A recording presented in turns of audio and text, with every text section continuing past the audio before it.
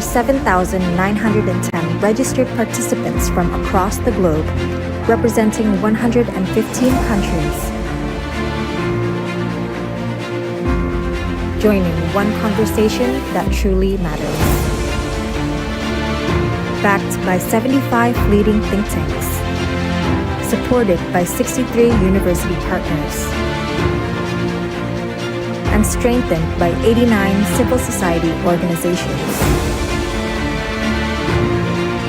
Global Town Hall 2025 became one of the largest independent diplomatic forums of the year.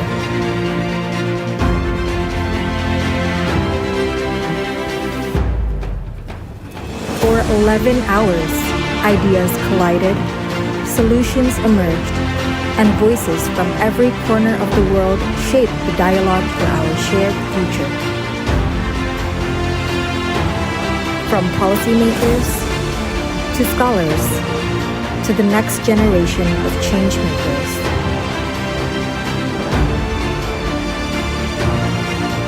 This is where global conversation becomes global action. Thank you for being part of this movement, Global Town Hall 2025.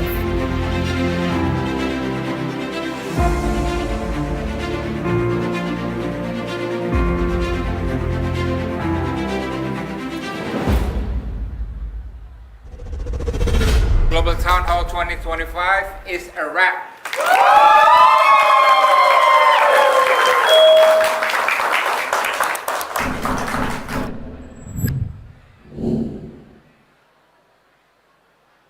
Since the dawn of the 21st century, Western primacy over the world order has been increasingly challenged.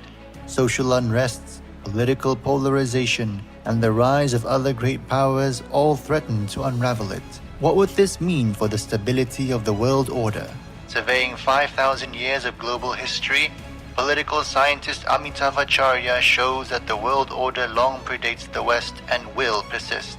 Moving across ancient civilizations and into the present, join us as Professor Amitav Acharya discusses his latest book showing humanitarian values, economic interdependence, and rules of interstate conduct have emerged across the globe throughout history.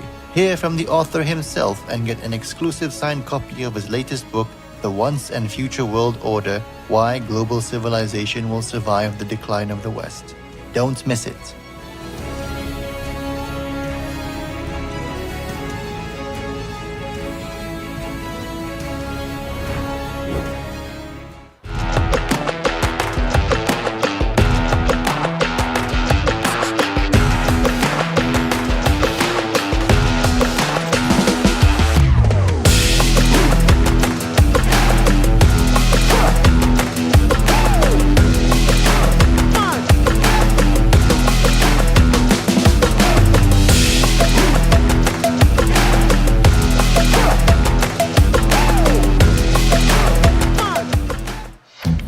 Rasa nyaman itu gampang loh. Bisa pulang on time sesuai plan buat hangout bareng bestie. Walaupun kadang ada yang bikin gak nyaman. Dengerin playlist kesayangan, semangat lagi biar plan tetap aman. Dapetin nyaman itu simple kok. Pas perut bunyi saat lapar, langsung aja pesen online. Ngonten lancar, makin cuan. Saat ada halangan dan mendadak stuck, rasa nyaman bisa jadi kesempatan untuk create something.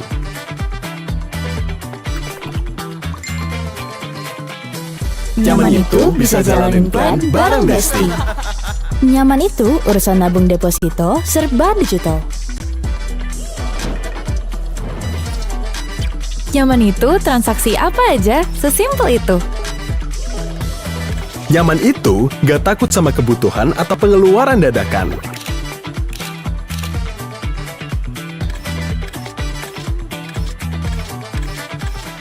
Ngebank senyaman mungkin di Line Bank. In a world that feels increasingly nasty and divided, kindness can feel rare. Yet every day, some public figures choose to use their influence to lift others up, advocating for education, empowering women, supporting youth, and fighting for our planet. Their impact goes beyond their platforms. It's in the hope they spark, the voices they amplify, and the communities they strengthen. That's why the Conference on Indonesian Foreign Policy 2025 presents Return of the Angels, Beautiful Hearts in an Ugly World, a special session celebrating inspiring women who turn influence into impact. We will explore how empathy can bridge divides, how collaboration can bring communities together, and how small acts of kindness can create real change. Join us this Saturday, 29 November 2025 at CIFP, and be reminded that in an imperfect world, beautiful hearts make all the difference.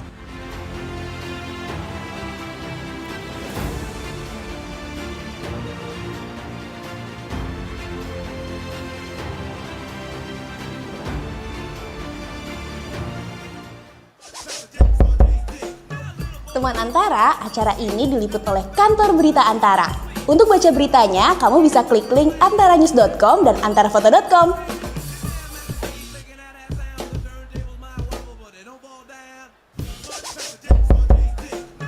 Teman Antara, acara ini diliput oleh kantor berita Antara. Untuk baca beritanya, kamu bisa klik link antaranews.com dan antarafoto.com.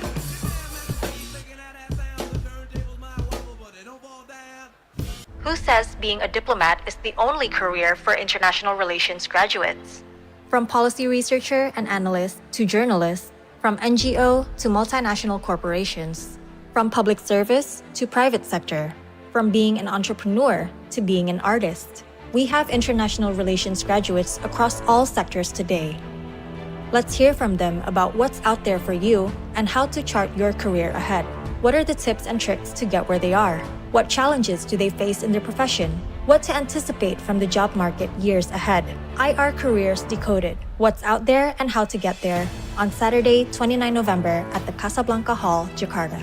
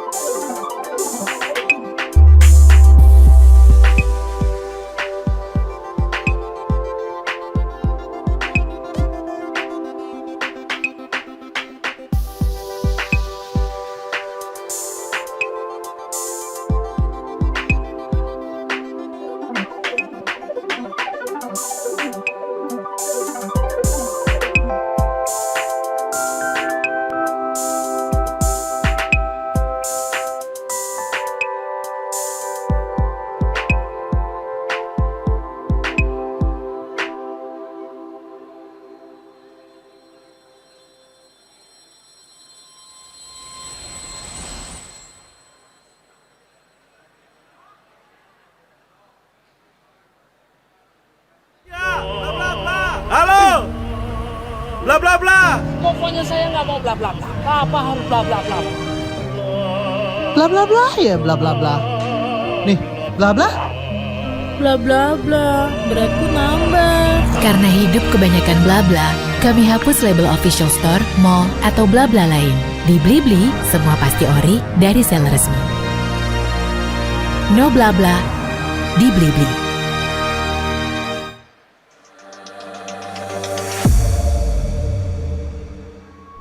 BTV memberikan warna baru dan sangat dinamis. Deretan program bergengsi hadir dalam satu semesta BTV. Jalan dakwah BTV.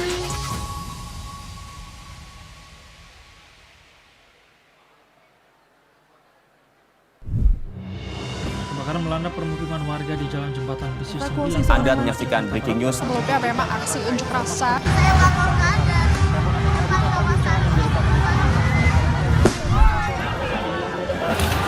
Bersama dengan saya Adisa Fauzia. Inilah berita satu utama selengkapnya hanya di Sahabat Indonesia berencana akan meluncurkan metode pembayaran KSK ditutup pada sesi 1 siang ini usai dibuka muat pagi tadi. Memulai hari dengan informasi serta berita terkini yang selalu menemani.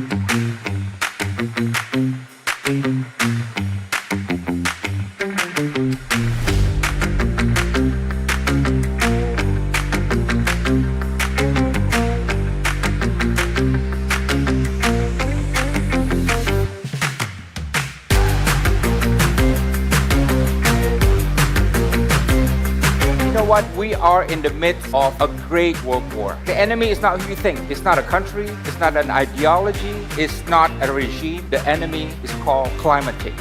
ICJ, International Court of Justice, just came out with a ruling saying that climate change is a human right, and every nation has a legal obligation to ensure that we will not head deeper into climate catastrophe. I do believe that we can still turn things around, despite all the losses and despite all the wins that climate Thanos has gained in recent times. President Prabowo's historic legacy at the end of his first or second term should be that as a net zero climate president.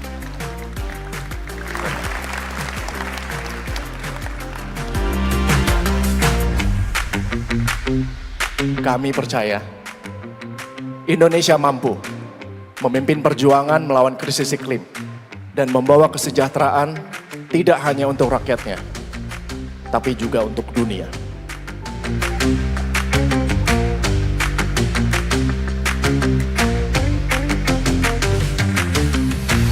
Indonesia's commitment to net zero and the President's bold call to go earlier sends a powerful message to the world.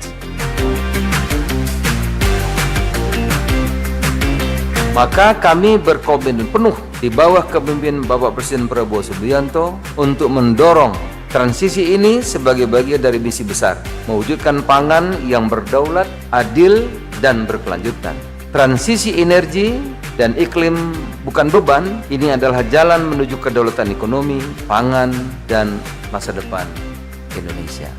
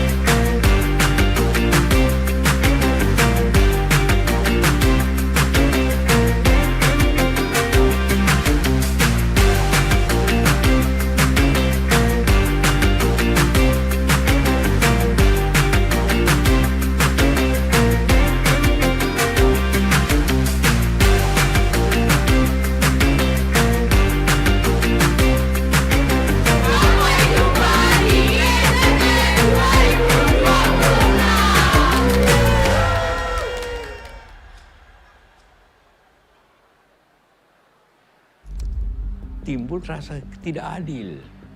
Kenapa Aceh yang kaya itu sumber daya alam, tapi tidak dinikmati oleh orang Aceh? Itu sebabnya orang Aceh marah. Timbul kelompok perlawanan, ingin merdeka. Ada semacam ajaran klasik, mungkin mitos, bahwa menghadapi separatisme hanya ada satu cara, menumpas separatisme itu dengan cara militer. Sasaran utamamu adalah kekuatan bersenjata separatis GAM.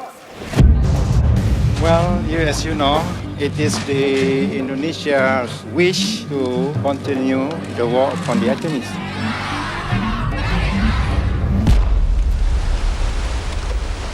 A mega tsunami hit the Indonesian province of Aceh, caused by a magnitude 9.1 earthquake. Saya bilang sama ini Anda harus selesai 6 bulan. 6 kali perundingan. Kenapa? Karena tidak mungkin rekonstruksi tanpa damai. Apakah ada kemungkinan kita selesaikan konflik di Aceh ini bukan melalui lanjutan kekerasan?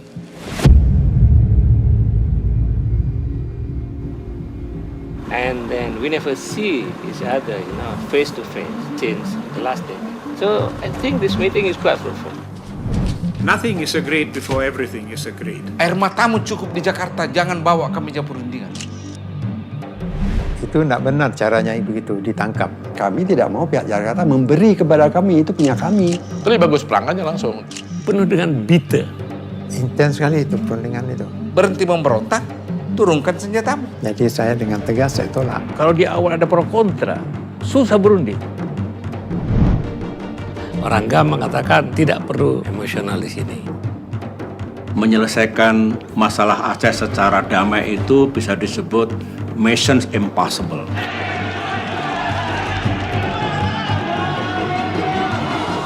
So, it is still painful for me to talk about it.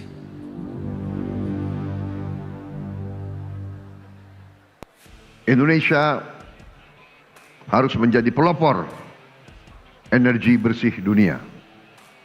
Kita harus capai 100% pembangkitan listrik dari energi baru dan terbarukan dalam waktu 10 tahun atau lebih cepat. Very optimistic that we can achieve net zero before 2050. President Prabowo has set some of the boldest climate and energy targets in Indonesia's history.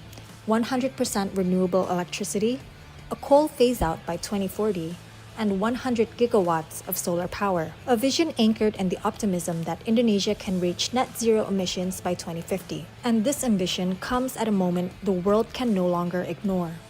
The planet has already breached 1.5 degrees temperature rise. We are heading toward 2 degrees as early as the 2030s. Extreme weather is fueling humanitarian crises, driving displacement, and threatening food and water security for millions. By the end of the century, up to 3/4 of humanity could face deadly heat. All this is unfolding as global rivalry grows, multilateralism weakens, and major powers pull back from collective action. The challenges are undeniable, but so is the opportunity.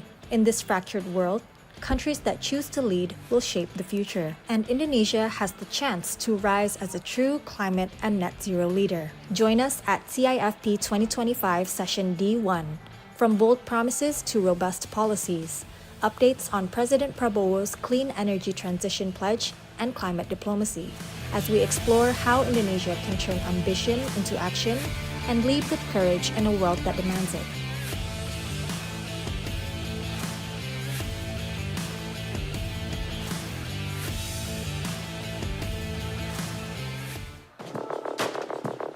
Temani waktu di sore hari.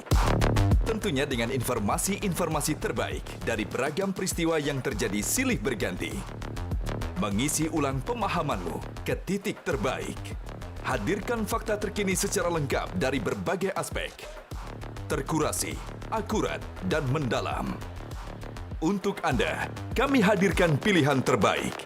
Metro hari ini, hanya di Metro TV.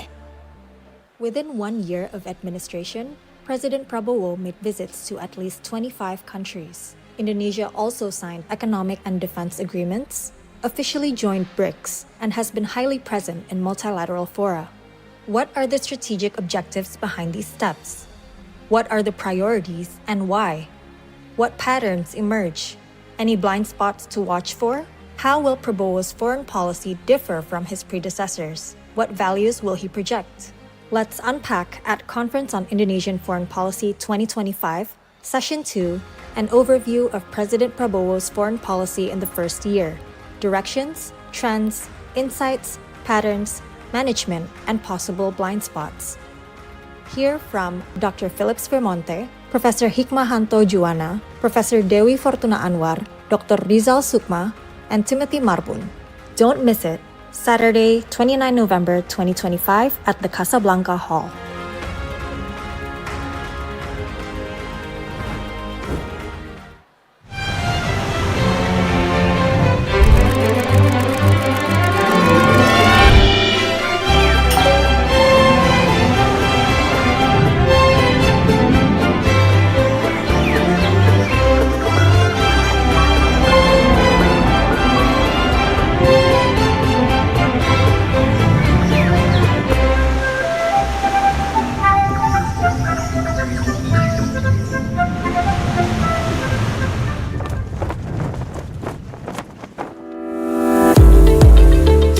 I'm feeling amazing. The energy is unbelievable. It's raw energy from the people, just the way we like it. ASEAN means my neighborhood, my home, my market, my future, my safe place, and my family.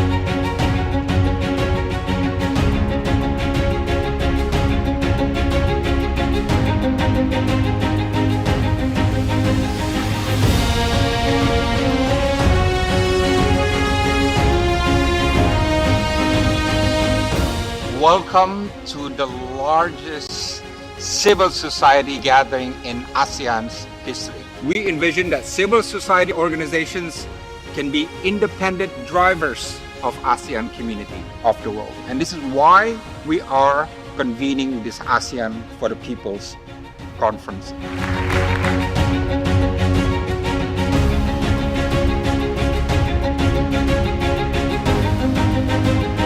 It is a privilege to be in the presence of leaders and representatives of civil society from across the region, because your voices, your ideas, your aspirations, your critiques make ASEAN real.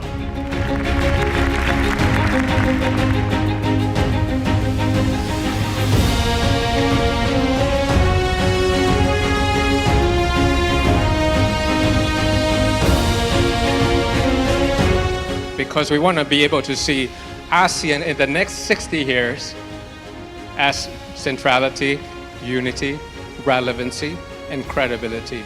And that's when ASEAN matters to the youth.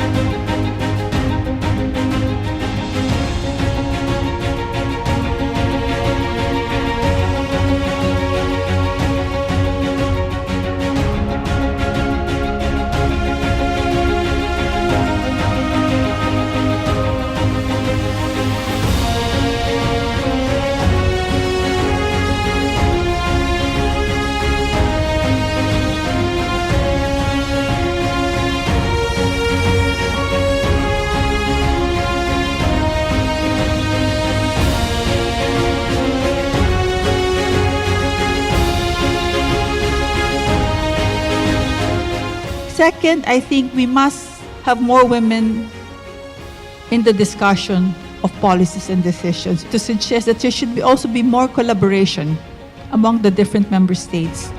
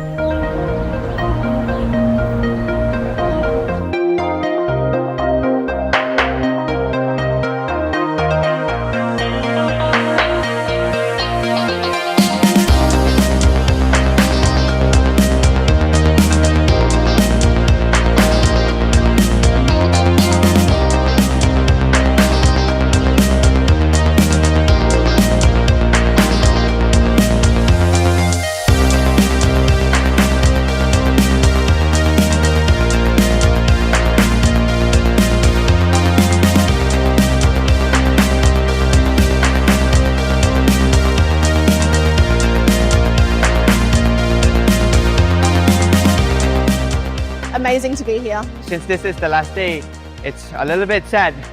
ASEAN to me is home. That's where we live, side by side in harmony. For me, ASEAN means collaboration. I believe that together we will be stronger. On the other hand, creativity, collaborations, and adaptability matter even more into ASEAN, and I hope that collaboration continue and strengthening the people of ASEAN collaboration.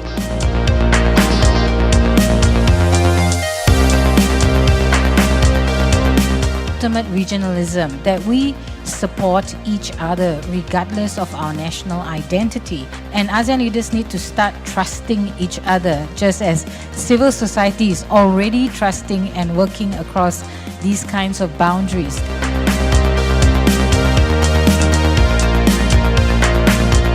But we must not only talk the talk, we must walk the walk as well, turning dialogue into concrete actions and vision into reality. If we can do this, ASEAN will become not only a community of nations, but a genuine community of peoples.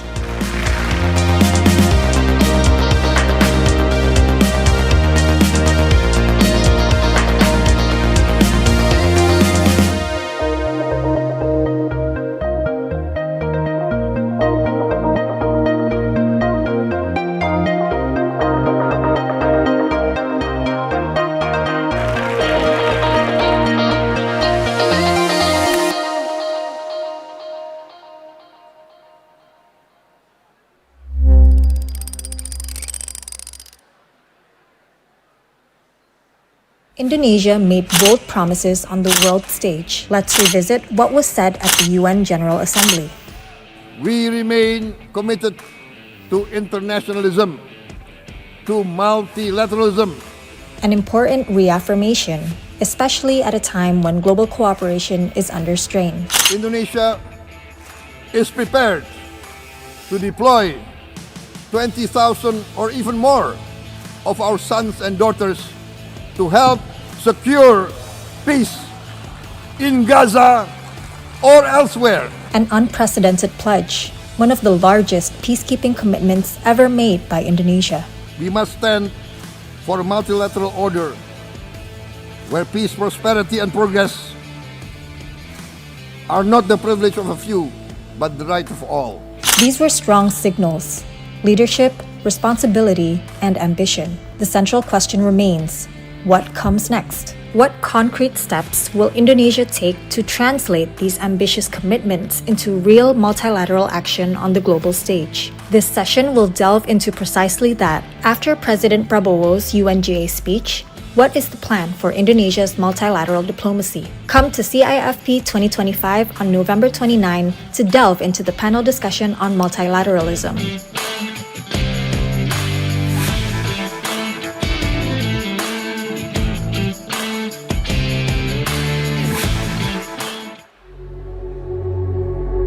In a world overflowing with information, everyone's chasing virality. But virality doesn't last. It fades as quickly as it comes. That's why Unexplained exists, to go against the mainstream, to question the official narrative, something that's becoming rare today. Unexplained, explaining the unexplained.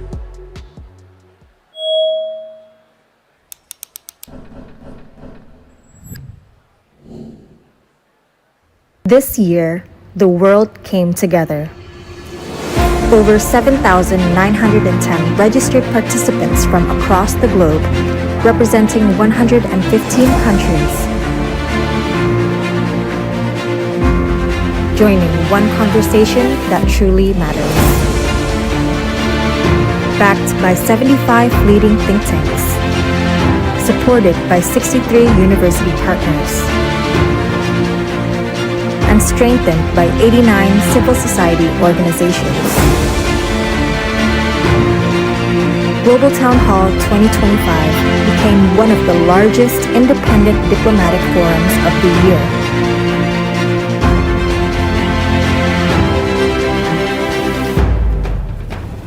For 11 hours, ideas collided, solutions emerged, and voices from every corner of the world shape the dialogue for our shared future.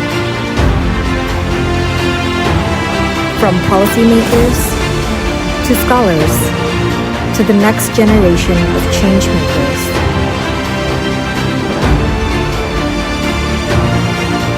This is where global conversation becomes global action. Thank you for being part of this movement, Global Town Hall 2025. Global Town Hall 2025 is a wrap.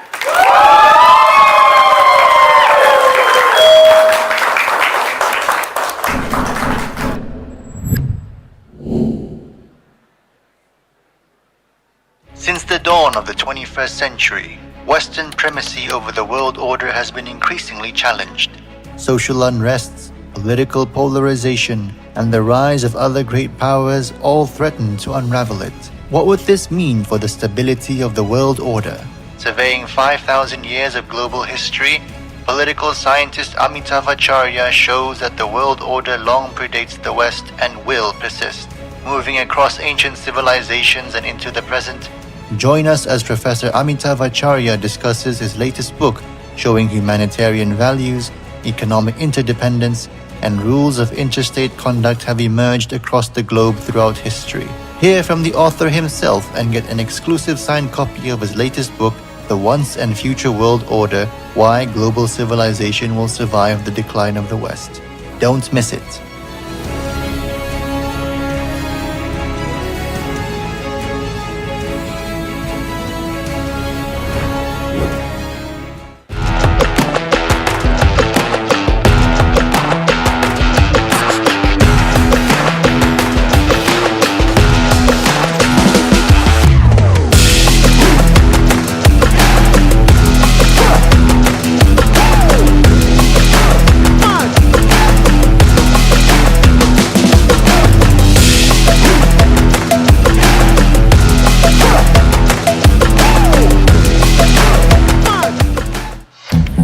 Rasa nyaman itu gampang loh. Bisa pulang on time sesuai plan buat hangout bareng bestie. Walaupun kadang ada yang bikin gak nyaman. Dengerin playlist kesayangan, semangat lagi biar plan tetap aman. Dapetin nyaman itu simple kok. Pas perut bunyi saat lapar, langsung aja pesan online. Ngonten lancar, makin cuan. Saat ada halangan dan mendadak stuck, rasa nyaman bisa jadi kesempatan untuk create something.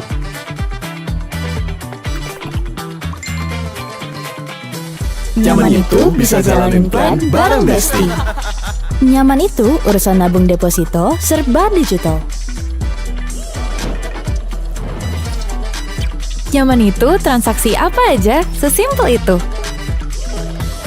Nyaman itu gak takut sama kebutuhan atau pengeluaran dadakan.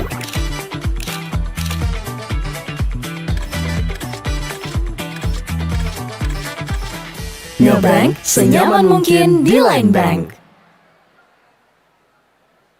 In a world that feels increasingly nasty and divided, kindness can feel rare. Yet every day, some public figures choose to use their influence to lift others up, advocating for education, empowering women, supporting youth, and fighting for our planet. Their impact goes beyond their platforms. It's in the hope they spark, the voices they amplify, and the communities they strengthen. That's why the Conference on Indonesian Foreign Policy 2025 presents Return of the Angels, Beautiful Hearts in an Ugly World, a special session celebrating inspiring women who turn influence into impact. We will explore how empathy can bridge divides, how collaboration can bring communities together, and how small acts of kindness can create real change. Join us this Saturday, 29 November 2025 at CIFP, and be reminded that in an imperfect world, beautiful hearts make all the difference.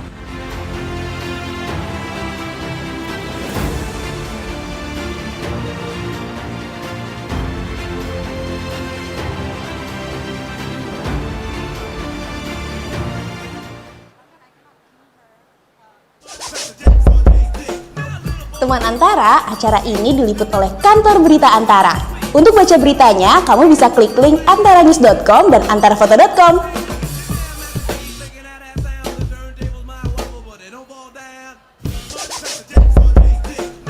Teman Antara, acara ini diliput oleh kantor berita Antara. Untuk baca beritanya, kamu bisa klik link antaranews.com dan antarafoto.com.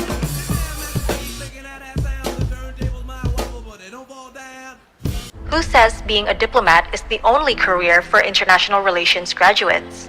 From policy researcher and analyst to journalist, from NGO to multinational corporation.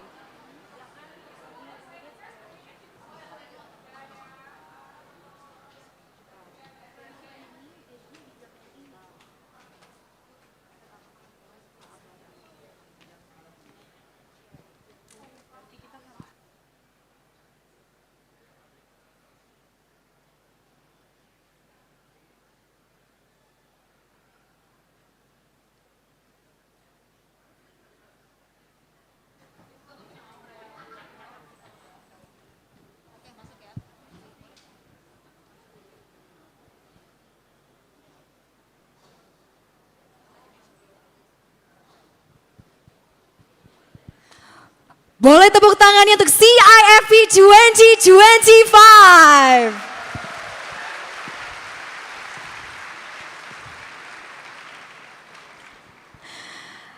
Hadirin selamat pagi dan selamat datang kami ucapkan di CIFP 2025. Perkenalkan, nama saya Sarah Wayne dan senang sekali pada pagi hari ini saya akan memandu acara yang luar biasa. Dan sebelum kita memulai agenda kita pada pagi hari ini, kami persilakan kepada seluruh hadirin, seluruh peserta yang masih berada di luar ruangan untuk dapat segera masuk ke dalam Citizen Diplomacy Hall karena sesaat lagi acara akan segera dimulai.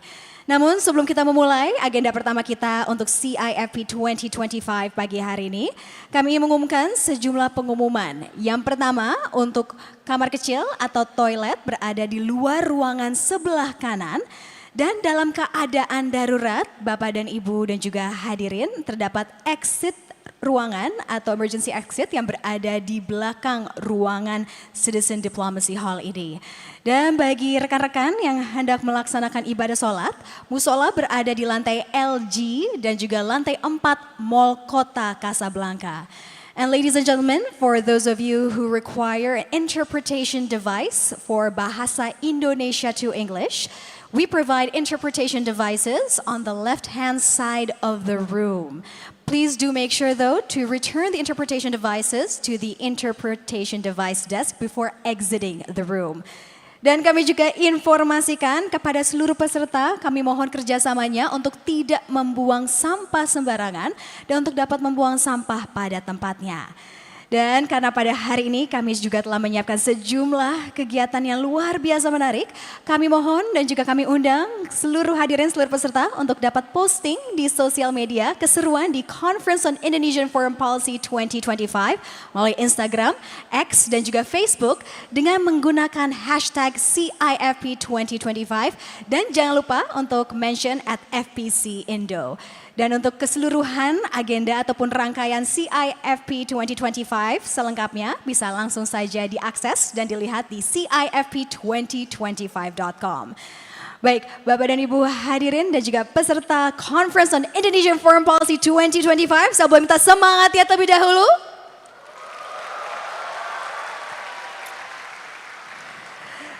Sekali lagi kami ucapkan terima kasih dan bagi Bapak dan Ibu yang baru saja hadir kami persilakan untuk dapat segera menempati tempat duduk.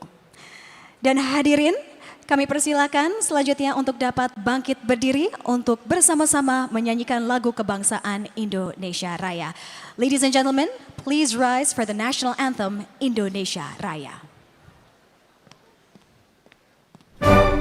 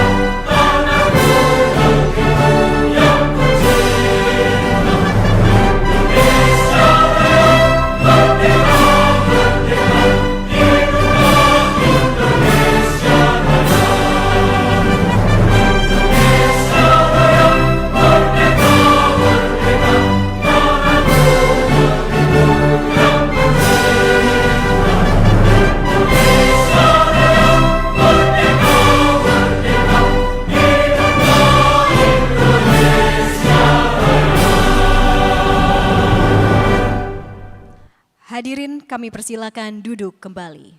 Ladies and gentlemen, you may now be seated.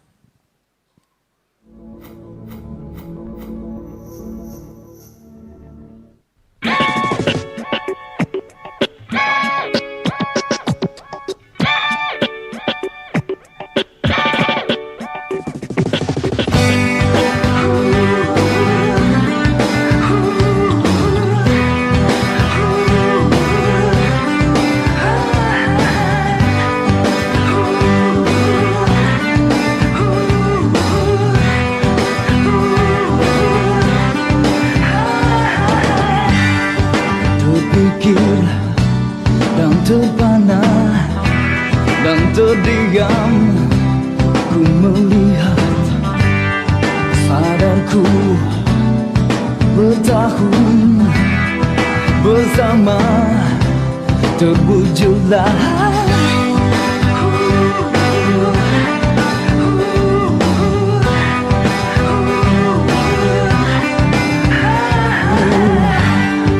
terbayang yang terindah, yang terhampar berlalulah sadarku semuanya perasaan rasa cinta kaulah yang diinginkan aku dari mimpiku coba terbangkan hayalku dari sadarku.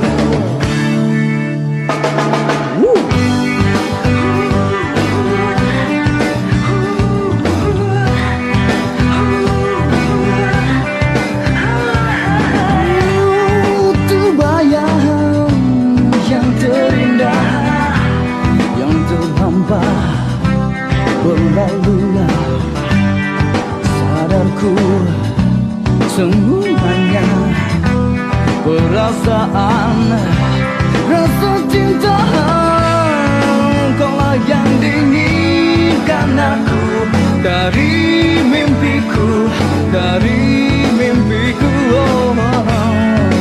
coba terbangkan hayalku dari sadarku.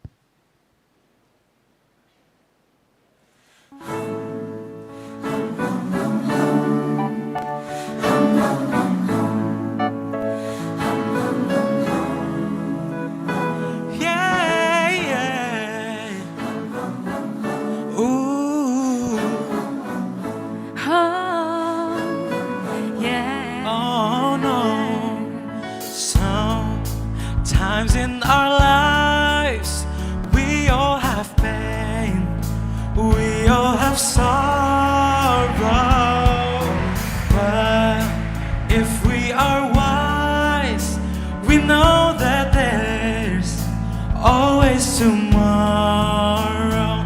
Lean on me when you're not strong, and I'll be your friend. I'll help you carry on, for it won't be long till I'm gone.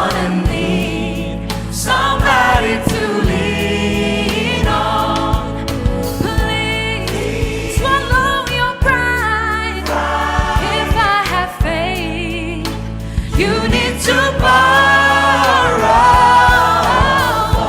For no one can feel those of your needs that you won't let show. Just lean on me. Hey, when you need a hand, you need a hand. Need somebody to lean on. Not as a problem that you'll understand. We all need somebody to lean on. Lean on me when you're not strong, and I'll be your friend.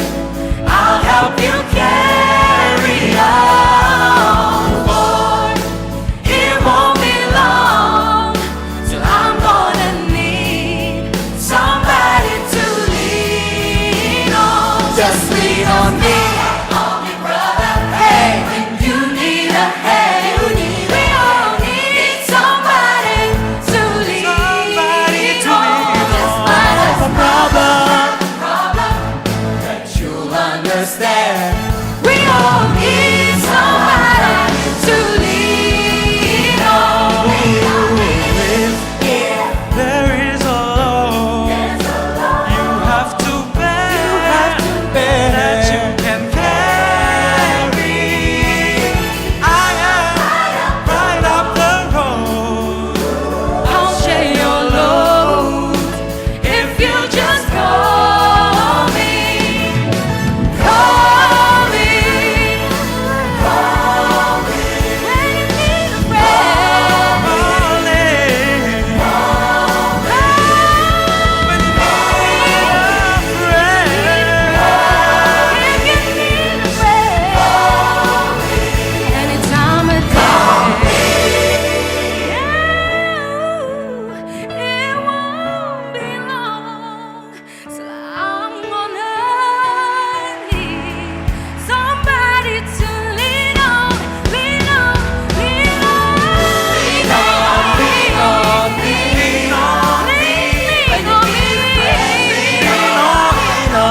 me. Lean on, lean on, I'm gonna need somebody to lean on. I'm gonna need somebody to lean on.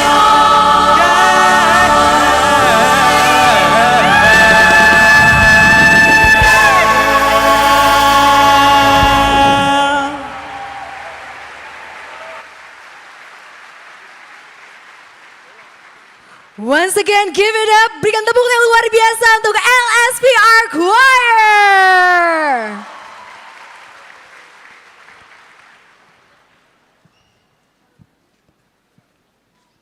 Terima kasih teman-teman LSPR Choir. Boleh dong tepuk tangannya sekali lagi semangatnya.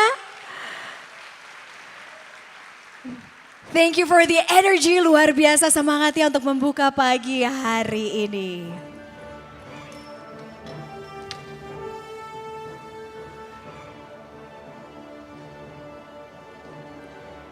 Baik Bapak dan Ibu hadirin, pada pagi hari ini Conference on Indonesian Foreign Policy 2025 sesaat lagi akan dimulai. Kami persilakan sekali lagi untuk bisa menempati tempat duduk bagi Bapak dan Ibu hadirin yang baru saja memasuki ruangan pada kesempatan pagi hari ini. Dan CIFP 2025 sekali lagi akan dimulai dengan berbagai sesi dan juga diskusi. There will be sessions and discussions. Dan untuk agenda seluruhnya sekali lagi bisa dilihat di CIFP2025.com. Dan untuk memulai kegiatan kita, izinkan saya untuk membuka. Assalamualaikum warahmatullahi wabarakatuh. Shalom, Om Swastiastu, Namo Buddhaya, salam kebajikan. Selamat pagi dan salam sejahtera untuk kita semua. Foreign Policy Community of Indonesia dengan bangga mempersembahkan Conference on Indonesian Foreign Policy 2025 dengan tema Preparing for the Next World Order Indonesia, the Global South and the West. Berikan tepuk tangan yang luar biasa on Conference on Indonesian Foreign Policy 2025. Baik Bapak dan Ibu hadirin dan juga peserta CIFP 2025, perkenalkan nama saya Sarah Wayne dan pada kesempatan kali ini senang sekali saya bisa memandu acara opening session di CIFP 2025. And of course, on this moment we'd like to extend our warmest welcome to all of the ambassadors, diplomatic corps and government representatives from 71 countries who have joined us this morning. Please give a round of applause. Welcome, Your Excellency. Dan tentunya pada pagi hari ini kami juga mengucapkan selamat datang dan selamat bergabung kepada seluruh peserta yang hadir. Buat berikan tepuk tangan luar biasa untuk seluruh peserta, untuk kita semua. Karena pada kesempatan kali ini di tengah CIFP 2025, hadirin sekalian, Conference on Indonesian Foreign Policy atau CIFP merupakan konferensi kebijakan luar negeri terbesar di dunia. Boleh dong tepuk tangannya. Dan pastinya kita harus dan sudah sepatutnya bangga karena faktanya konferensi kebijakan luar negeri terbesar di dunia bukanlah di Amerika, bukan di Tiongkok, bukan di India, bukan di Jepang, tapi di mana? Betul sekali, berikan tepuk tangannya untuk Indonesia. Dan bukan hanya itu, kita harus lebih bangga lagi. Kenapa? Karena Conference on Indonesian Foreign Policy ini sepenuhnya diorganisir oleh anak muda Indonesia. Beri tepuk tangan sekali lagi untuk seluruh generasi muda anak muda Indonesia. Dan pastinya hadirin Bapak dan Ibu dan juga peserta, kami juga ingin mengucapkan terima kasih sebesar-besarnya kepada seluruh sponsor yang telah membantu mensukseskan acara pada hari ini. Terima kasih kami ucapkan kepada Bakmi GM, Blibli, Deko Rumah, Foxes, Hydroplus, Kopi Tubruk Gajah, Polytron, Tiket.com, Bank UOB Indonesia, Embassy of the United States, Freeport Indonesia, 5P Global Movement, April Group, Embassy of Australia, Harum Energy, Indorama Corporation, PT Triputra Agro Persada, Indonesia Morowali Industrial Park, Hana Bank, Hiroto Group, KMK Group, Sido Muncul, Telkom Indonesia, Embassy of Germany, Embassy of Canada. Berikan tepuk tangannya untuk sponsor kita. Dan terima kasih juga kami ucapkan kepada seluruh media partner CIFP 2025, Berita 1, BTV, Investor Daily, jakartaglobe.id, Antara News, katadata.co.id, Rakyat Merdeka, Rakyat Merdeka Online, Metro TV, metrotvnews.com, Bisnis Indonesia, bisnis.com, dataindonesia.id, Unexplained, Kok Bisa, tribunnews.com, Kompas TV, Liputan 6, Merdeka.com, IDN Times, The Southeast Asia Desk, Text from IR, Total Politik, Migrant Times, dan si paling HI Media. Berikan tepuk tangan juga untuk media partners.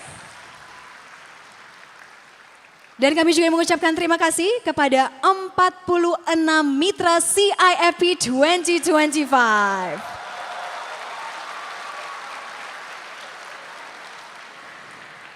Dan selain mitra, kami juga ingin mengucapkan terima kasih kepada 58 FPCI chapters yang telah hadir pada hari ini.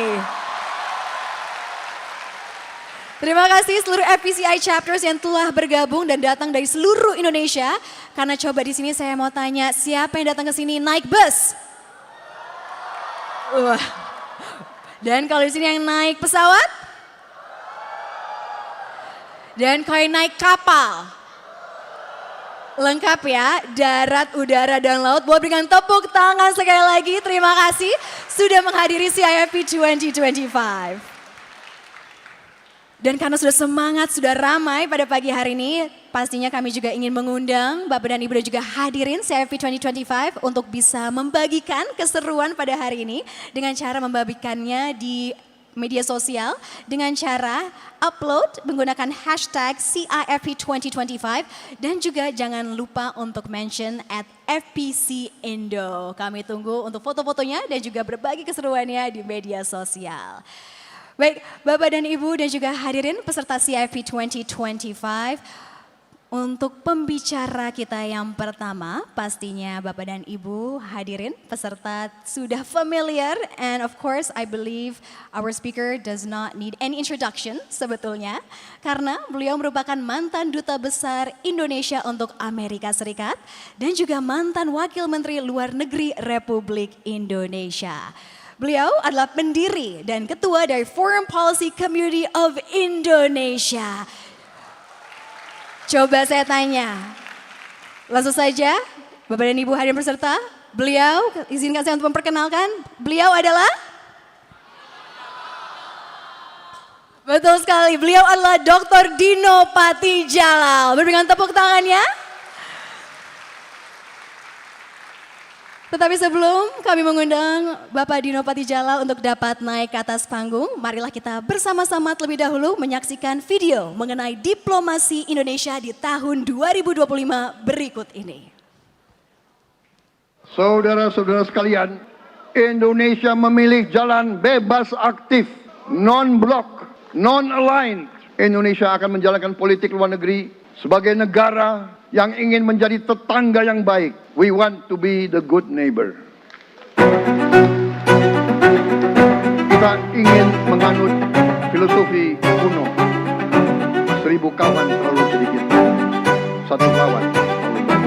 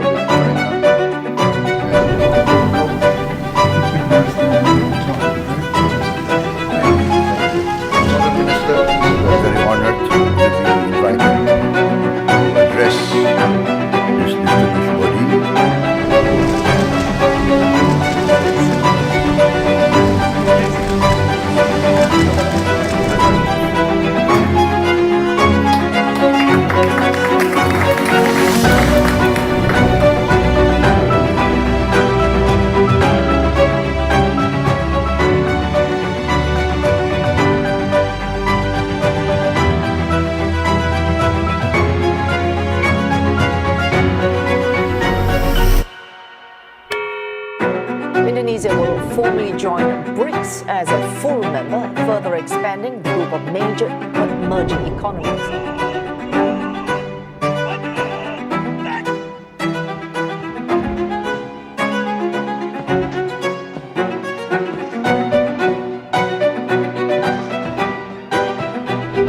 Presiden keluhan adalah dari segi pengabdian adalah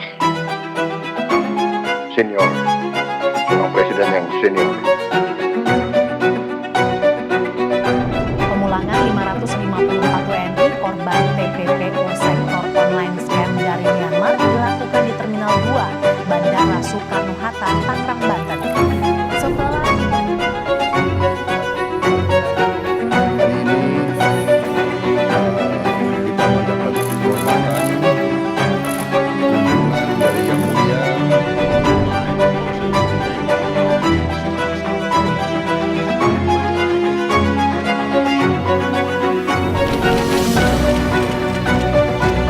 terima kasih banyak Turkiye menerima kami dengan hati yang penuh. Therefore, Myanmar will be able to keep the Commission of Informal Advisory Group for Presiden RI Prabowo Subianto dan Presiden Prancis Emmanuel Macron menandatangani nota kesepahaman awal kerjasama pertahanan di Jakarta pada Rabu 20.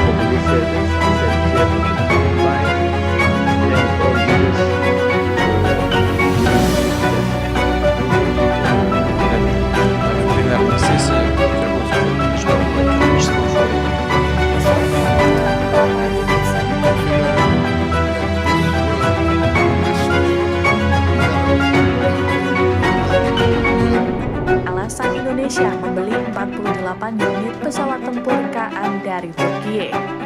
Ia menjelaskan juga menunjukkan komitmen untuk kita terus memperkuat kerjasama di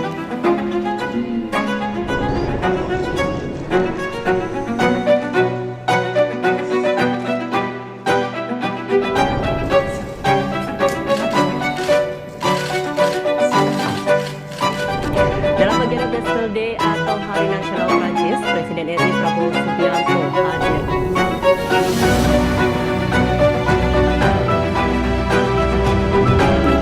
Importing $4.5 billion worth.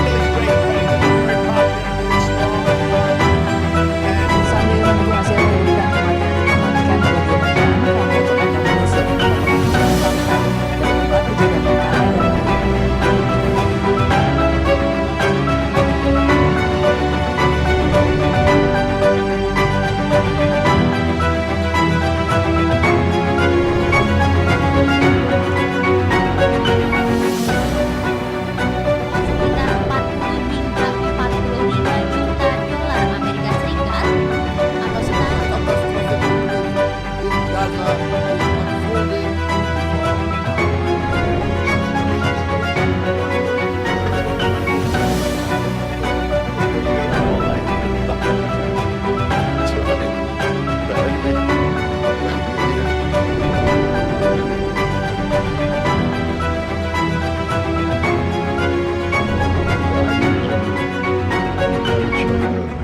struggle for all the South Africans meningkat terus-menerus. Kita merupakan dua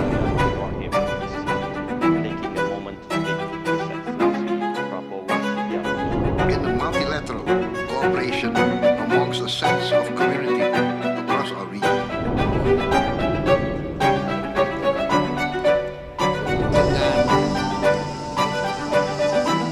Proses Because leadership in steering the G20 through a challenging year.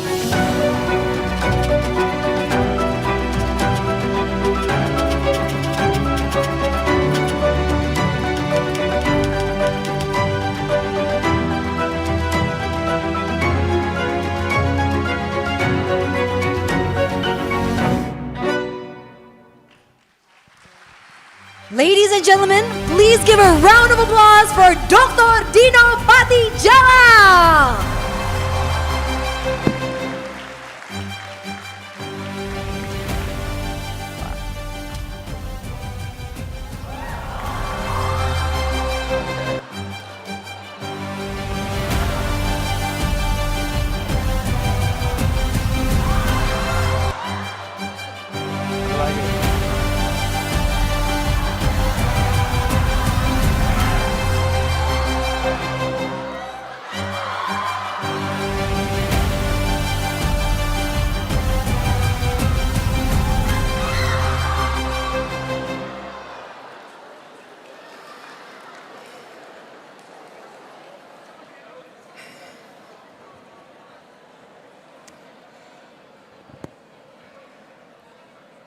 Assalamualaikum warahmatullahi wabarakatuh.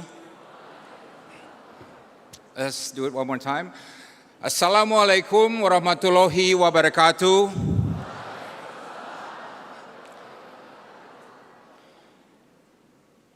Menteri Ekonomi Kreatif Teuku Rifki Harsha, Pak Haritanu Sudibyo dan Angela Tanu Sudibyo, Bapak Edi Suparno, Wakil Ketua MPR, Deputi Kementerian Ekraf, Kemenko Infrastruktur, Wilayah Pariwisata, Kantor Staf Presiden, Director Generals dari Kemlu, para Direktur dari Kemlu, Ambassadors who are here. I see my good friend Ambassador Abdullah from UAE, Mario from Chile, everybody. Thank you for being here.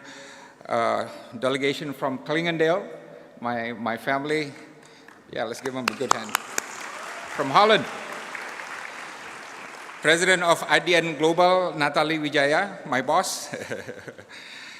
Speakers, journalists, I want us to begin with a moment of silence to remember and express sympathy for the victims of the Banjir Bandang, the big floods in North Sumatra, in West Sumatra, and Aceh. Ya. May I ask all of us to raise, to bangun untuk mengheningkan cipta. Ya.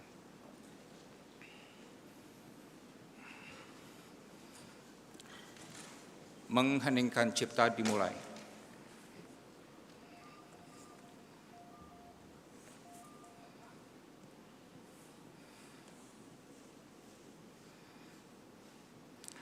Selesai. Silakan duduk. Kita cek audience dulu ya. Siapa yang peduli dengan dunia internasional? Raise your hand. Everybody. Klingendale, only Bob? Siapa yang datang dari jauh dari luar Jakarta? No other group in the world where people travel by bus and on boat for 3 nights. Naik kapal hanya untuk datang di CIFP. Thank you very much. And by the way, I have an empty house, my mom's house. 75 students are living in that house. Just for tonight. Siapa yang deg-degan dengan UAS hari Senin? Ya.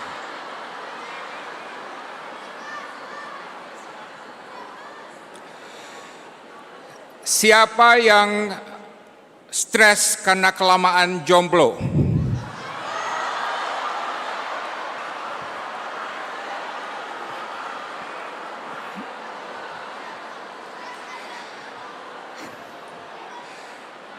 Siapa yang ngarep ketemu jodoh hari ini?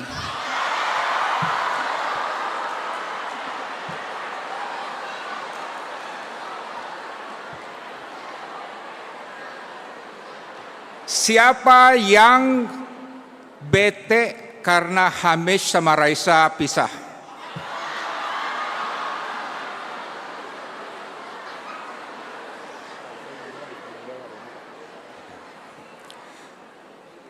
Siapa yang pede bisa mendapatkan hati Raisa?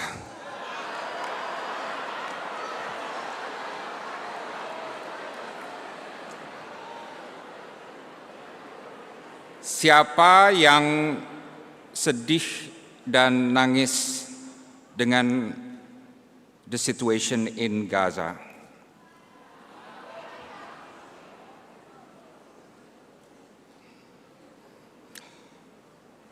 Who is convinced that Palestine will become independent and free?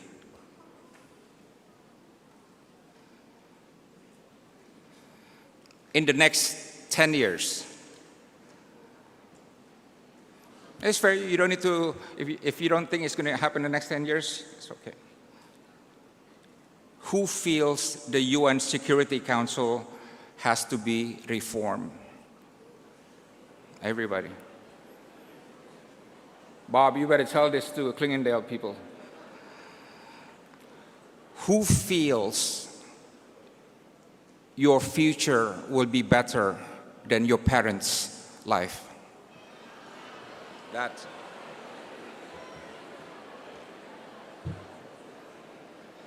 In Europe, would they say the same, you think? Who feels the future of the world will be better than the present one? That's interesting. 10%. 10%. So, I received notice that Foreign Minister Sugiono will not be able to attend and give a speech today. So, I ask for your permission to extend my speech for another 5-10 minutes. So please don't fall asleep. Yeah. And I will try to walk you through my thoughts. Let me begin with this point. The next world order is upon us. Let's take a moment to digest this picture. The next world order is coming our way. Our founding fathers felt this sensation. In the midst of 1945, they sensed that a new world was coming. They saw atom bombs being dropped in Hiroshima and Nagasaki. They saw Japan surrendering to the Allies. They saw the signing of the UN Charter at UN in San Francisco conference. And bang, the post-war liberal international order arrived. And Indonesia was born along with that new world. And Pancasila was also born with that new world. But unlike the 1945 world order, the next world order will come not with one big bang. The next world order will come in slow motion with new players, with different ideas, some with more resources, some with their own ambitions, and they will bring their own interpretation of the norms. They will build their own coalitions, and they will build their own architectures. Who cares about the next world order, you would say? You should care, because every milestone of our nation's history is dependent on the world order.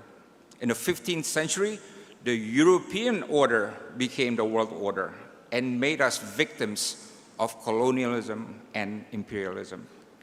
When the so-called third wave of democracy swept the world, Indonesia was among the last country to become a democracy at the end of the 20th century. And when there was a financial crisis in 2008, Indonesia repositioned ourselves to become a member of the G20, placing us at the center of global economic decision-making. So every time the world changed, we in Indonesia were always impacted and became part of that change. And that's why you should care, because you will be the recipient of that next world order. All of you will be living, working, marrying, making babies, breathing in that next world order. Now, I intentionally call this the next world order, not the new world order. Why? Because it will not be a total replacement of the old order. Many of the features that you see today will remain, and they must remain. The United Nations will remain, the UN Charter will remain, the Geneva Convention will remain, the UN Convention on the Law of the Sea will remain, ASEAN will remain, NKRI, Indonesia, will remain, and the number of countries around the world will remain about the same, around less than 200 countries. But while some things remain, others will inevitably change. You may ask, why is the world order changing? Kenapa harus berubah? Well, the new distribution of power in the world system alone will do this. Even if we change nothing, even if there is no change in the world institutions, the new distribution of power in the world system has, by default, changed world affairs. In 1945, there are only 51 countries who signed the UN Charter. And there were only 3 Asian countries, 3 out of those 51, who signed the Asian Charter, the UN Charter, which is, you know who? China, India, and the Philippines. Today, UN member states has grown almost 4 times, from 51 to 193 countries. And today, there are more middle-income countries and more middle-class population throughout the world. In 1945, most countries were poor. But today, there are 108 middle-income countries compared to almost none in 1945. In 1945, the only middle-class population you would see is probably in the United States and a very small number of countries. But today, there's about 4 billion middle-class population throughout the world. And today, BRICS has combined GDP in terms of PPP greater than the G7. In PPP terms, BRICS now account for 40% of global GDP, while G7 account for 28%. And this gap will only continue to grow due to the certain growth of BRICS membership. The second reason why the world order is changing is that the rules-based world order is crumbling. Mau hancur. Confidence in the rules-based system is at all-time low. And in all my years in diplomacy, I've never seen anything like in the past 2 years, since the Russia-Ukraine war and Gaza.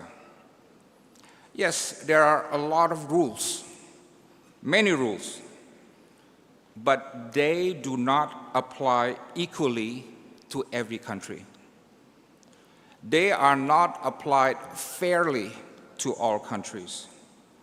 There's a lot of selectivity, tebang pilih. And some countries are exempted from these rules. And great powers tend to only apply the rules at their own convenience and would, in a heartbeat, drop these rules if they are incompatible with their national interests. International law has become less relevant, including international humanitarian law. Hypocrisy, double standard, and inconsistency has become the new normal, and it very much feels like a dangerous world where might makes right is progressing. President Prabowo is very right in saying that every day we witness suffering, genocide, and a blatant disregard for international law and human decency. The third reason for a changed world order is that multilateral institutions, many of them are simply not working. The UN Security Council has failed to respond to many security urgencies, and often because the P5 members just promote their own self-interest and abuse the veto right. WTO, the World Trade Organization, is somewhat dysfunctional. Non-proliferation nuclear treaty is ineffective. WHO, World Health Organization, IOM for migration, UNHCR for refugees, World Food Program, and many others. All these institutions are under duress due to lack of funding or geopolitical rivalries. The fourth reason why world affairs is problematic is this. We are really seeing a world that is going in the wrong direction. You think about that. You know, President of Kazakhstan is right when he says that the world around us has changed profoundly, but unfortunately not for the better. We are losing our moral compass. The line between right and wrong, something my parents, your parents taught us very clearly, is increasingly blurry. Bigotry and prejudice are rising in both the North and the Global South. Mistrust and national insecurity are spreading, and everything is being weaponized. Trade, finance, energy, technology, aid, migration, education, media, even culture are being weaponized, and that's not right. Identity politics and religion-based nationalism is growing.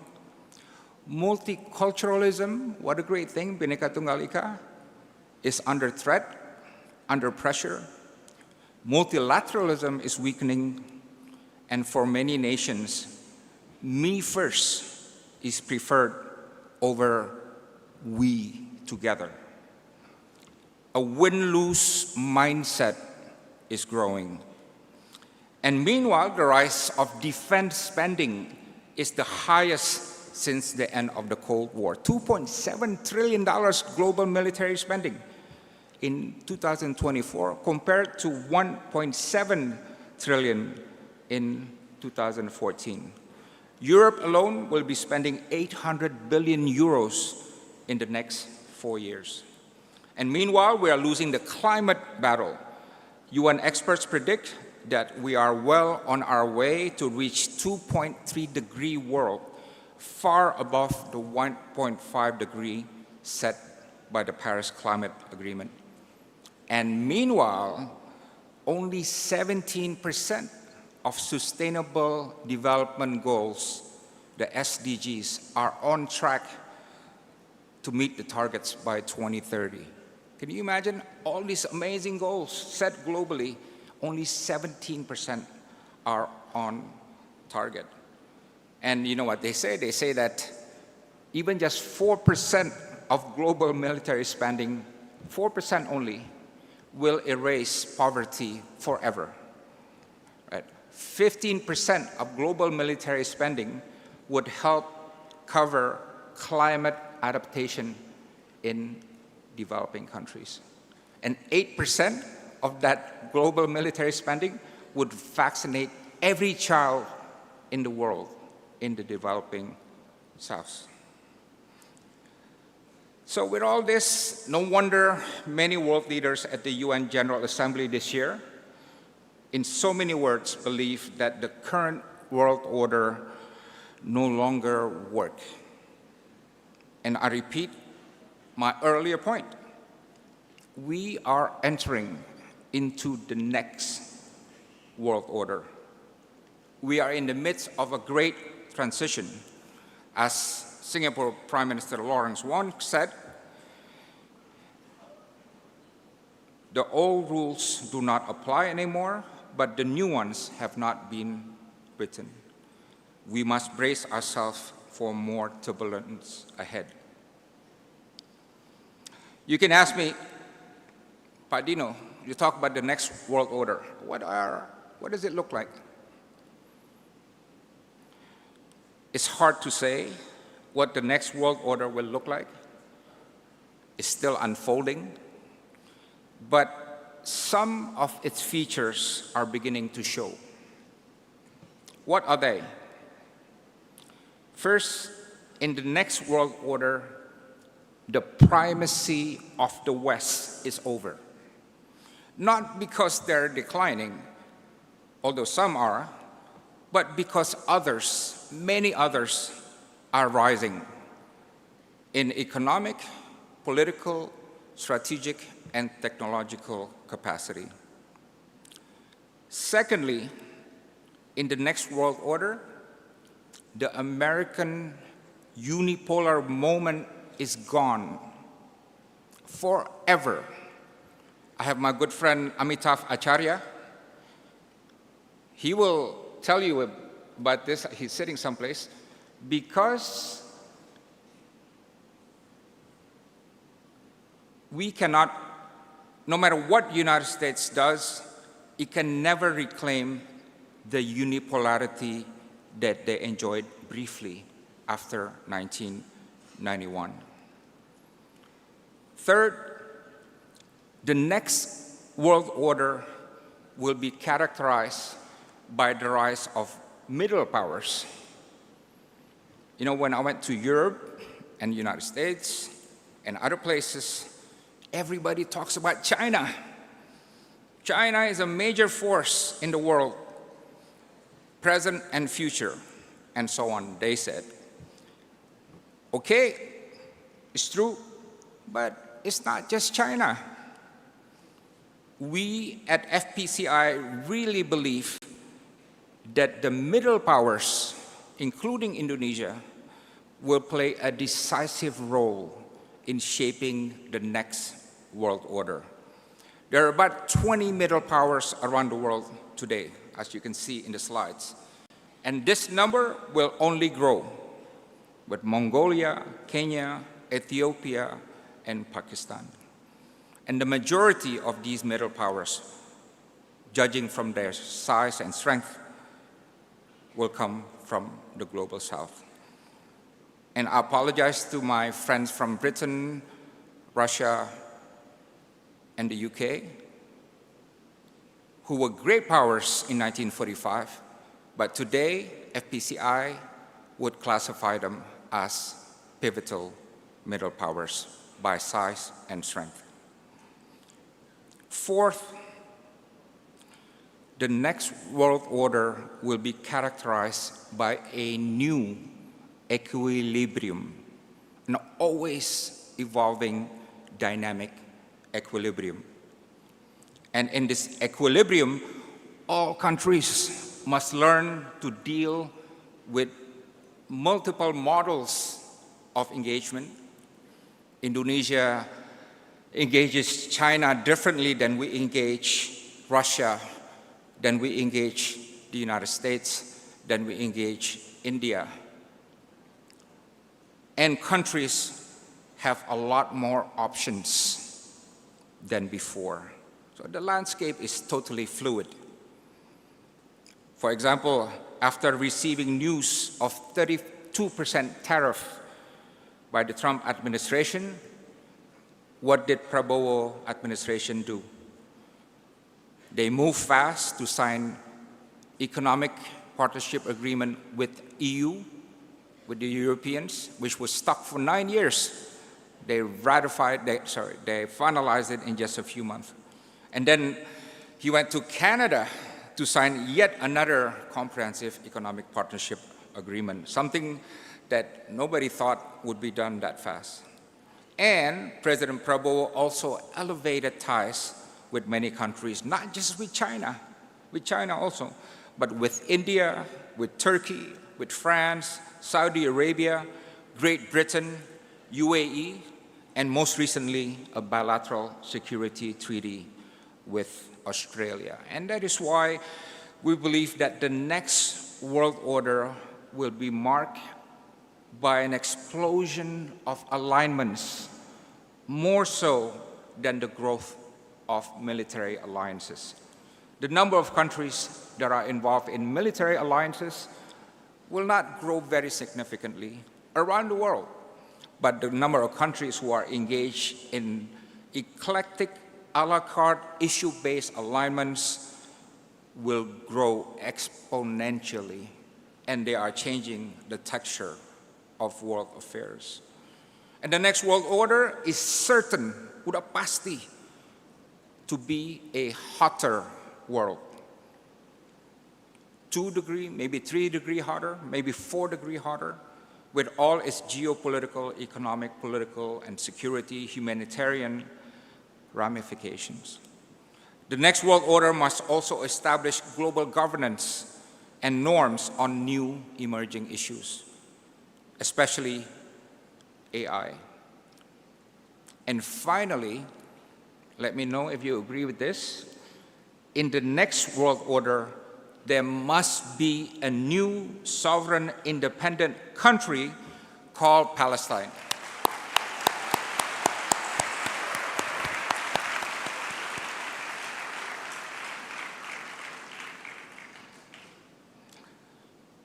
My final part is about the path forward. The next world order is coming. It's like tomorrow. You don't know if it's going to be rainy or sunny, but it's coming, like tomorrow. Where do we go from here? And in saying this, we must always beware that there is no guarantee that the next world order will be better than the present order. No guarantee. You don't know. I don't know. And you know what? The Global South is the best at complaining, but not very good at conceiving and constructive. And I can say that because I'm a member of the Global South, and I was a member of its diplomatic machinery. So how can the Global South shape the world order for the better?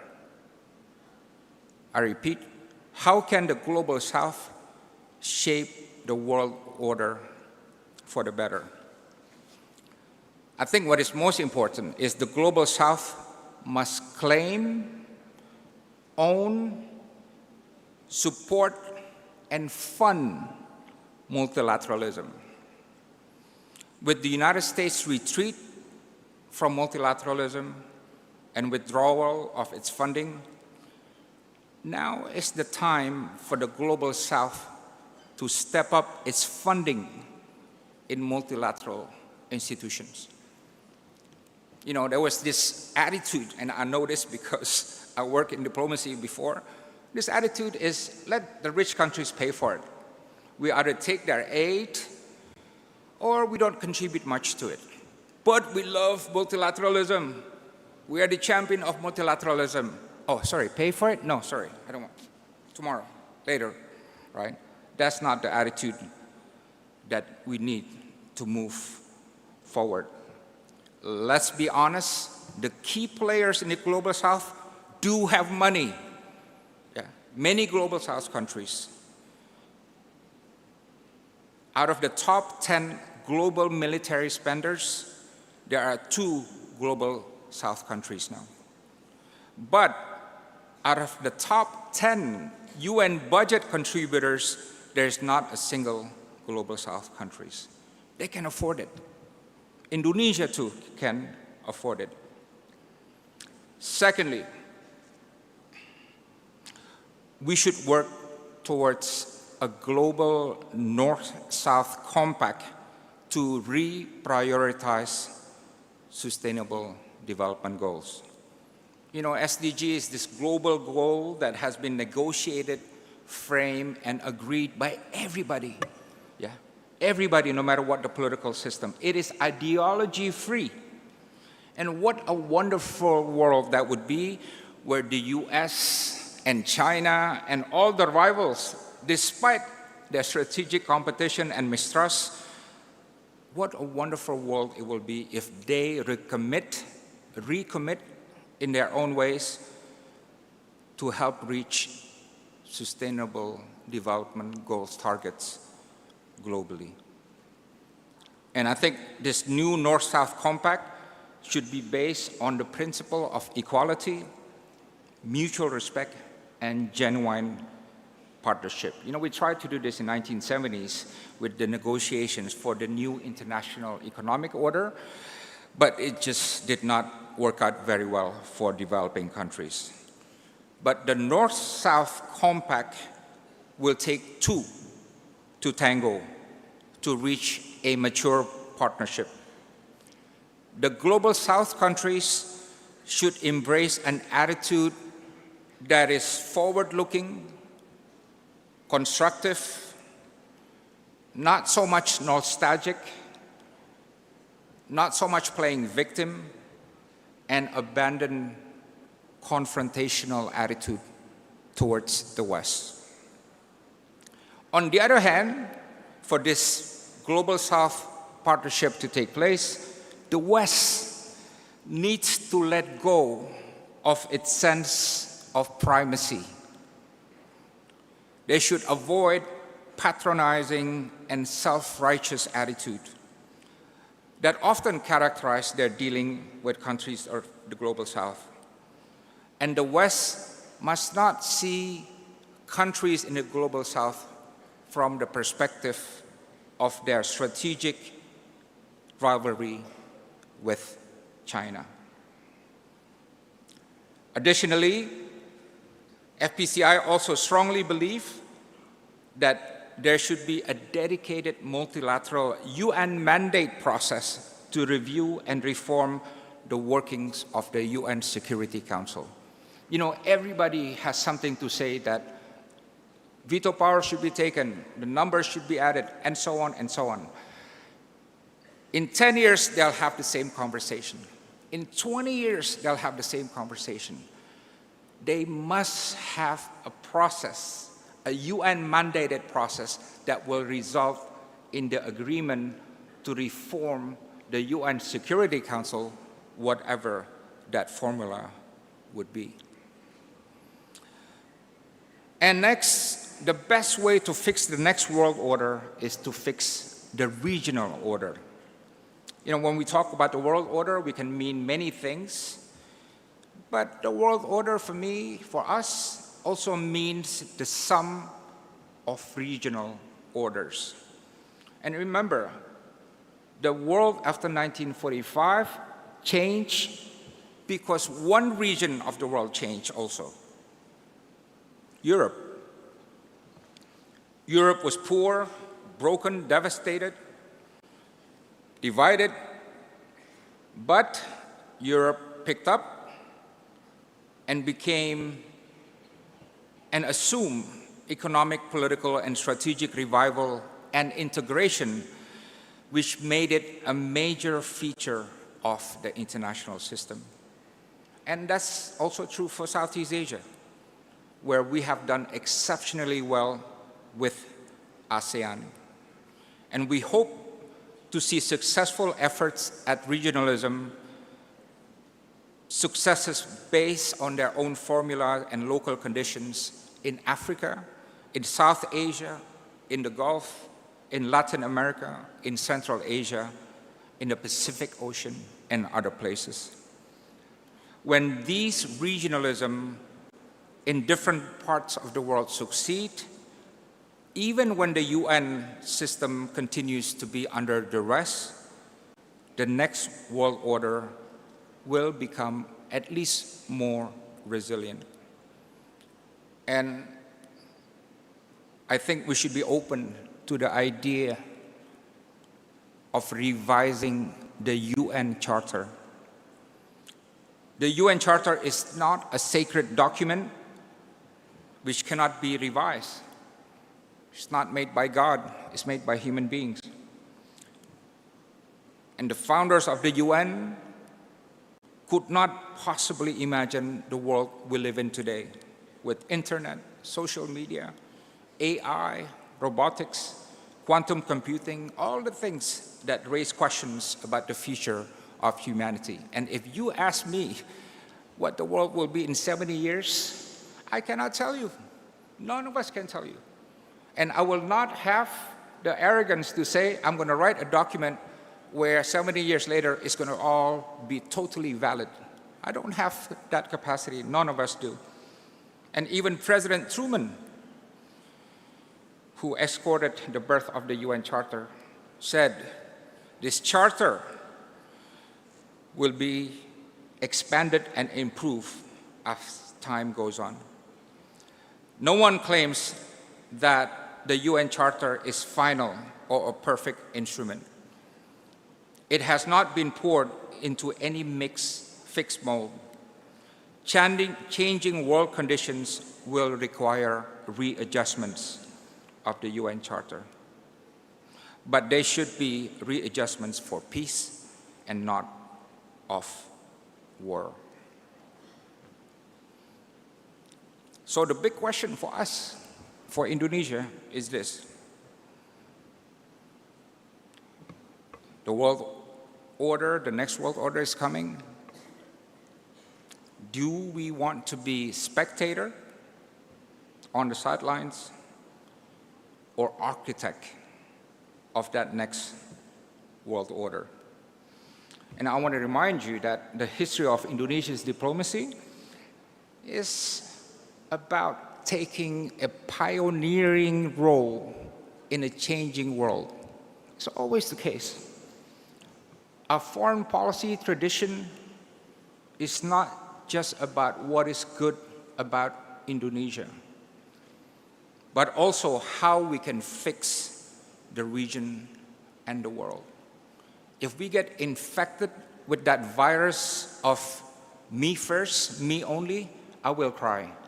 Ali Alatas will cry. Adam Malik will cry. Muhammad Hatta will cry, because that's not us. And this is why we convene Bandung Conference, which changed the world, changed the weight of the world, changed the dynamics of the world by raising the collective identity of countries outside the Eastern and Western Bloc. And this is why we created the non-aligned movement in 1961 that helped ease the clash between the East and Western blocs. And this is why we created ASEAN, which changed the region forever. And now ASEAN is masters of our own region. And this is why we also champion UN Convention of the Law of the Sea. Yeah.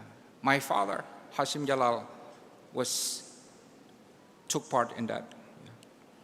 So this tradition must never be lost to our diplomats. Our diplomats must demonstrate that the power of our diplomacy rests on the power of our ideas and our ideals. Our foreign policy establishment must always be intellectually competitive. They must have the courage to take a stand, not being neutral on every case, and take risks for a better world. And the good news about Indonesian foreign policy today is that unlike the feeling in Europe, in the Middle East, in Northeast Asia, in South Asia, where one or two countries felt there are external threats to their security, for Indonesia, the external environment is conducive to us. No country poses any threat to Indonesia. And we consider no country to be our enemy. So to be honest, the challenge of our diplomacy is not external, but rather internal foreign policy management. And I hope we can discuss this in some of the sessions today. And remember, there are many former diplomats and active serving diplomats here. Remember what Foreign Minister Ali Alatas, our mentor, said: foreign policy begins at home. And another major factor for Indonesian foreign policy is that we have built up significant diplomatic and political capital with key players on all sides. As we can see in the past year, President Prabowo has developed closer relations beyond ASEAN leaders with President Macron, President Erdogan of Turkey, President Putin of Russia, President Xi Jinping of China, President Lula of Brazil, President Cyril Ramaphosa of South Africa, with King Abdullah of Jordan, with Crown Prince MBS, with MBZ, with Prime Minister Modi, with Chancellor Frederick Merz, and so many others. And these are all tremendous foreign policy assets and can be the basis of Indonesia's coalition building to shape the next world order. But first, the Prabowo administration should decide what is the niche in that next world order that he wants to champion, because he can't fix and create everything in that architecture. And he must decide what is the coalition building that he will assemble to achieve them. But without doubt, given our position as an ASEAN member, as the G20 economy, and a country with a strong record of multilateral innovations, this is the moment where Indonesia must be one of the key architects of the next world order. And for you, you can clap if you believe that too.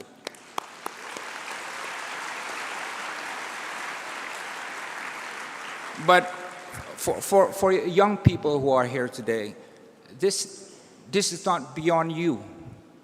You know, you see the world going in the wrong direction. You see bigotry, you see hatred, you see racism, you see oppression, you see corruption. You can do something. We just saw, just last week, Ira Puspadewi, a diaspora, being wrongfully charged. And what did the public do? They protested. They wrote on social media. Yeah, they pushed back. They criticized the decision. And in the end, Ira Puspadewi was rehabilitated and released. Yeah. So for the young people here, look, believe in the ideals. You are as good as the ideals that you believe in. Train your leadership skill. Practice volunteerism. And remember, we have this strange saying at FPCI on the wall. Kindness is power. Right? I know it sounds silly. It's not in the book of international relations. But kindness is power. You know, kindness to your neighbor, kindness to your friends at work, kindness to your community, kindness to other nations, kindness to those far away who are being oppressed and experiencing injustice. Kindness and caring is power. And finally, there is a wise saying by Peter Drucker. The best way to predict the future is to create it. So let us create that future, that next world order together. Thank you.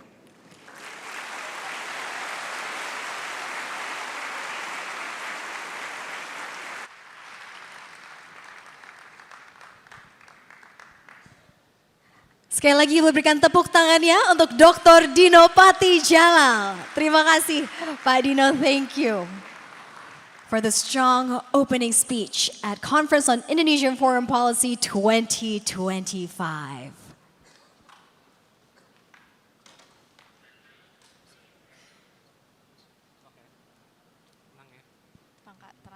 Dan Bapak dan Ibu hadirin dan juga pastinya peserta CIFP 2025, sebelum kita lanjutkan ke agenda selanjutnya, izinkan saya untuk menyapa tamu yang telah hadir di tengah kita semua pada pagi hari ini. Kami ucapkan selamat pagi dan selamat datang kepada yang kami hormati Ibu Desi Ruhati, Sekretaris Kementerian Ekonomi Kreatif Indonesia. Selamat datang, Ibu, berikan tepuk tangannya. Selamat datang kepada Ibu Natalia Wijaya, Presiden Indonesian Diaspora Network Global. Selamat datang. Bapak Haritanu Sudibyo.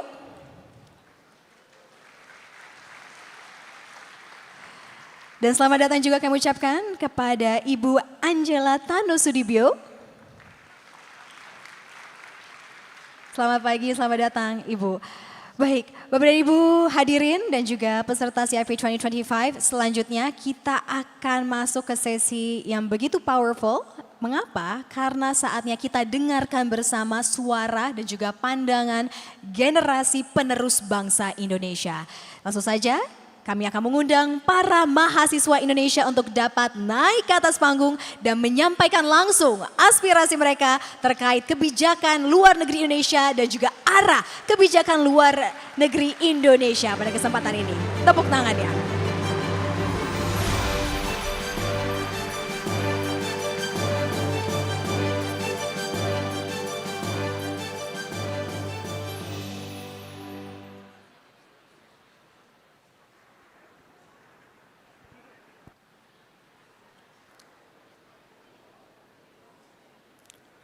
Kepada Bapak Presiden Republik Indonesia, Bapak Prabowo Subianto, kami anak muda Indonesia ingin memberi aspirasi kepada Bapak. Perkenalkan, saya Ridho Afandi Sinulinga, mahasiswa Hubungan Internasional dari BINUS University. Bapak Prabowo, saya sangat mengagumi semangat Bapak dalam membangun citra Indonesia yang kuat dan berdaulat di dunia internasional. Semangat itu menjadi inspirasi bagi kami, generasi muda. Namun, dari penelitian kecil yang saya lakukan tentang media internasional, saya menemukan masih banyak narasi yang kurang baik terhadap Indonesia, terutama soal ekonomi dan politik. Saya percaya, narasi yang baik di dunia internasional akan membawa banyak sekali manfaat bagi bangsa kita, baik dalam membuka peluang investasi, membangun hubungan diplomasi, maupun memberi kepercayaan diri bagi warga Indonesia yang berada di luar negeri. Karena itu, besar harapan kami Bapak dapat mendorong penguatan citra positif Indonesia di dunia internasional melalui kebijakan luar negeri yang strategis dan komunikatif. Kami, anak muda Indonesia, siap mendukung langkah Bapak agar Indonesia semakin disegani dengan citra positif di mata dunia. Terima kasih Bapak Presiden Republik Indonesia.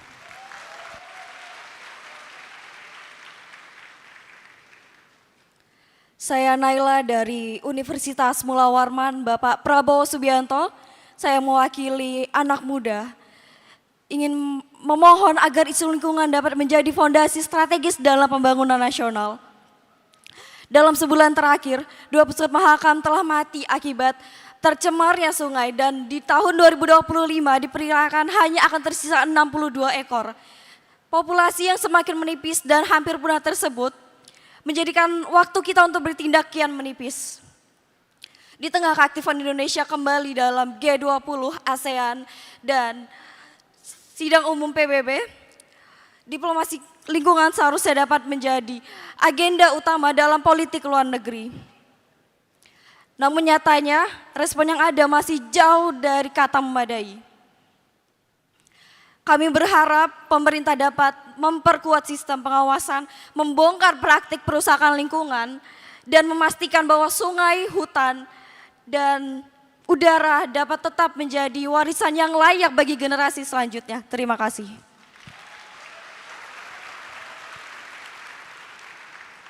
Yang terhormat para hadirin sekalian, perkenalkan nama saya Fajar Maliki, seorang mahasiswa dan anggota dari FCI Chapter UPN Veteran Jakarta. Saya menyoroti lemahnya kebijakan luar negeri Indonesia dalam melindungi lingkungan. Kasus pertambangan di Raja Ampat, eksploitasi alam secara berlebihan di Papua, dan juga bencana ekologis yang baru saja ini terjadi dan menimpa saudara dan saudari kita di Sumatera berdampak negatif bagi masyarakat itu sendiri dan lingkungan akibat investasi yang ekstraktif. Dunia sedang menuju ke green economy. Indonesia perlu memperkuat diplomasi lingkungan berbasis sustainability yang menggabungkan aspek ekonomi, sosial, dan lingkungan. Maka karena itu kami pemuda Indonesia berharap pemerintah untuk memperketat standar kerjasama internasional, menolak investasi yang merusak lingkungan, dan menjadikan Raja Ampat dan Papua sebagai prioritas perlindungan ekologis nasional demi pembangunan yang lebih adil, sejahtera, makmur, dan bersih. Karena negara maju adalah negara yang nyaman untuk ditempati oleh warganya. Sekian, terima kasih. Saya Alia Salma dari Universitas Jenderal Ahmadiyani Cimahi mewakili suara generasi muda Indonesia. Bapak Presiden, kami melihat diplomasi Indonesia di bawah kepemimpinan Bapak sangat tegas, dihormati, serta konsisten melindungi kepentingan nasional serta kemanusiaan. Namun, izinkan kami memberikan aspirasi untuk memperkuat langkah tersebut. Kami berharap diplomasi Indonesia semakin menempatkan human security sebagai pusat perlindungan rakyat dari ancaman iklim, disinformasi digital, serta risiko pandemi.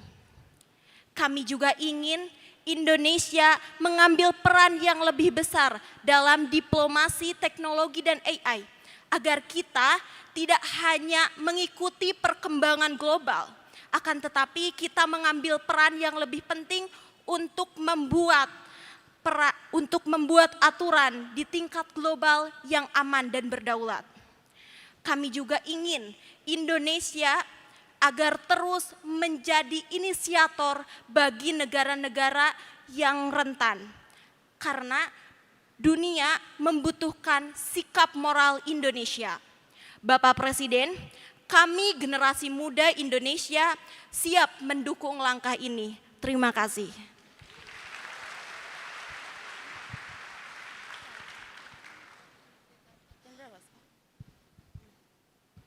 Saya Christine dari Universitas Cendrawasih Jayapura.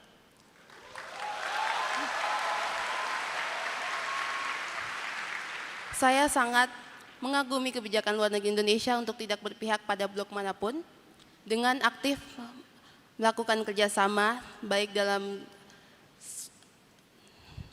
dalam regional maupun kancah internasional.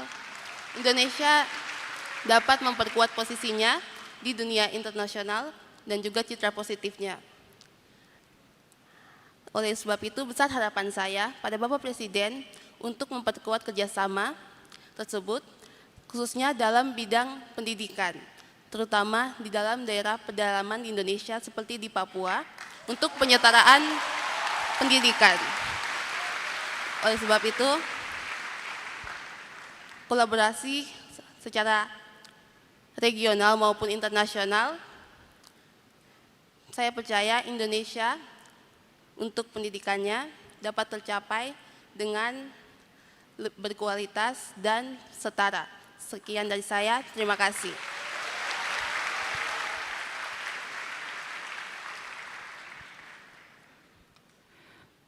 Saya Ridho Rizkita dari Universitas Mataram, Nusa Tenggara Barat. Bapak Presiden, optimalisasi ASEAN Economic Community terhambat secara struktural oleh dikarenakan lemahnya perdagangan intra-ASEAN dan juga pemahaman masyarakat luas terhadap ASEAN. Dalam dinamika Next World Order, prinsip ini bukan hanya tidak memadai, tetapi juga menjadi hambatan struktural bagi integrasi ekonomi ASEAN. Dan parahnya lagi, melemahkan posisi Indonesia sebagai agenda setter Global South.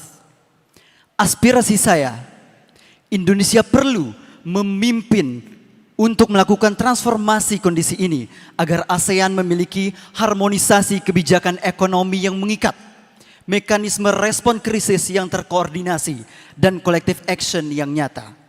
Karena tanpa langkah berani ini, ASEAN akan stagnan dan kehilangan relevansi strategis dalam kompetisi VUCA era. IC blueprint itu clear, Pak. Problemnya bukan pada PC. Problemnya adalah tentang delivery. Terima kasih.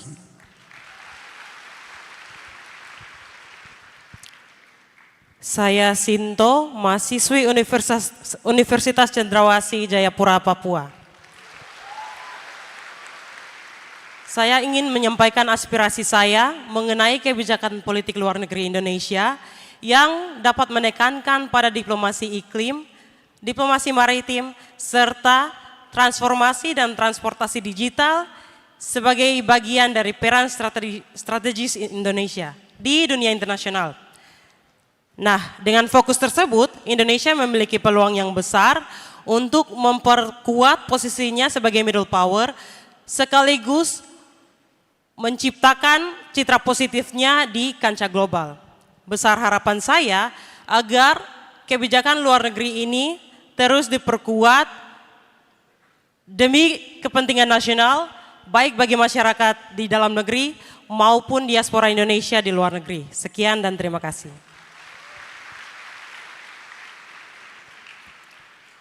Perkenalkan, nama saya Patricia Clarence, saya mewakili Foreign Policy Community of Indonesia, Chapter Hasanuddin University dan seluruh suara dari Sulawesi.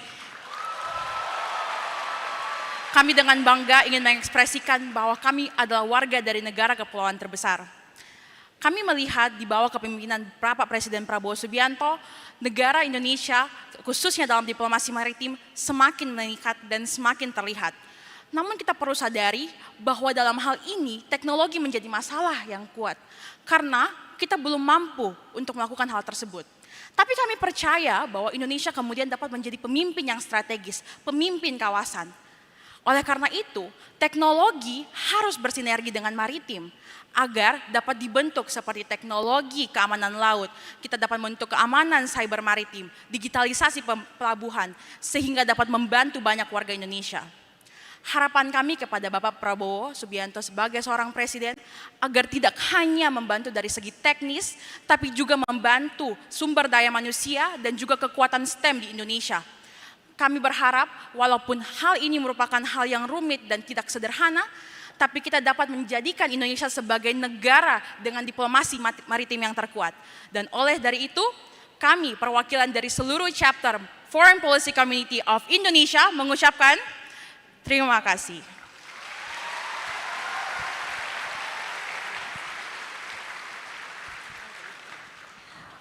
Berikan tepuk tangannya untuk seluruh RPCI chapters. Dan pastinya juga untuk seluruh mahasiswa dan generasi muda Indonesia. Dan Bapak dan Ibu hadirin dan juga peserta CIFP 2025 pada tahun 2024, diaspora global Indonesia sudah melampaui 8 juta orang. Dan banyak di antara mereka yang memainkan peran penting dalam ekonomi kreatif di bidang seni, desain, film, musik, arsitektur, media digital, dan juga kuliner. Dan untuk memanfaatkan dan juga mengangkat talenta global ini, Kementerian Ekonomi Kreatif Indonesia dan Indonesian Diaspora Network IDN Global telah meluncurkan inisiatif 1000 Diaspora Kreatif, yaitu sebuah upaya mengidentifikasi, menghubungkan, dan memberdayakan insan kreatif Indonesia di seluruh dunia. Berikan tepuk tangannya untuk inisiasi ini. Dan pastinya dengan adanya inisiasi ini kita harapkan dapat memperkuat diplomasi budaya dan juga citra internasional bangsa kita Indonesia. Dan untuk melihat seperti apa kreativitas diaspora Indonesia kita di luar negeri, marilah kita simak video berikut ini. Indonesian diaspora is living its mark, sharing ideas, building new experiences, and elevating global culture. Across the world, our community has become a source of innovation and creativity. And now we bring that energy home, placing the creative economy at the heart of Indonesia's future. Across the world, Indonesians create and inspire. Now we unite in a global movement, 1,000 Creative Indonesian Diaspora.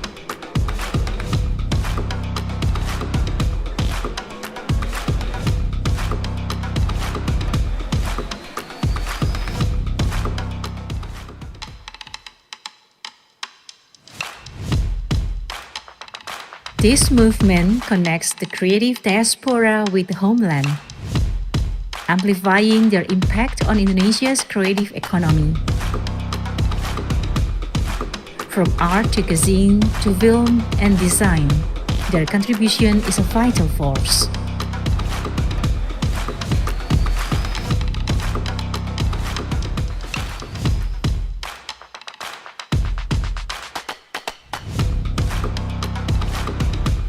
IDN Global and the Ministry of Creative Economy will sign a memorandum of understanding, laying the foundation for long-term collaboration to build an inclusive global Indonesian creative economy.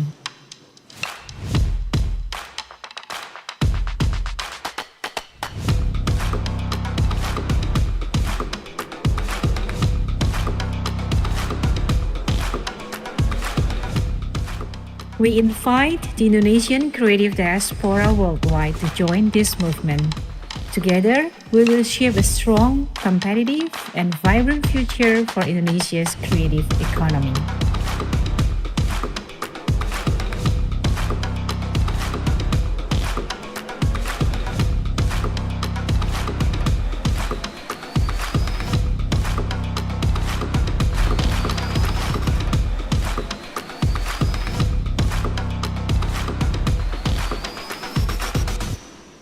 Memberikan tepuk tangannya untuk seluruh diaspora Indonesia dan pastinya diaspora kreatif Indonesia yang terus membanggakan dan juga mengharumkan nama Indonesia di luar. Baik Bapak dan Ibu hadirin, pada kesempatan kali ini juga akan ada penandatanganan MOU program 1000 diaspora kreatif, tetapi akan dilakukan pada sesi terpisah pada hari ini di CIFP 2025. Memberikan tepuk tangannya terlebih dahulu. Sehingga niat baik ini bisa memberikan keberkahan, kelancaran, dan juga pastinya manfaat yang terbaik untuk Indonesia.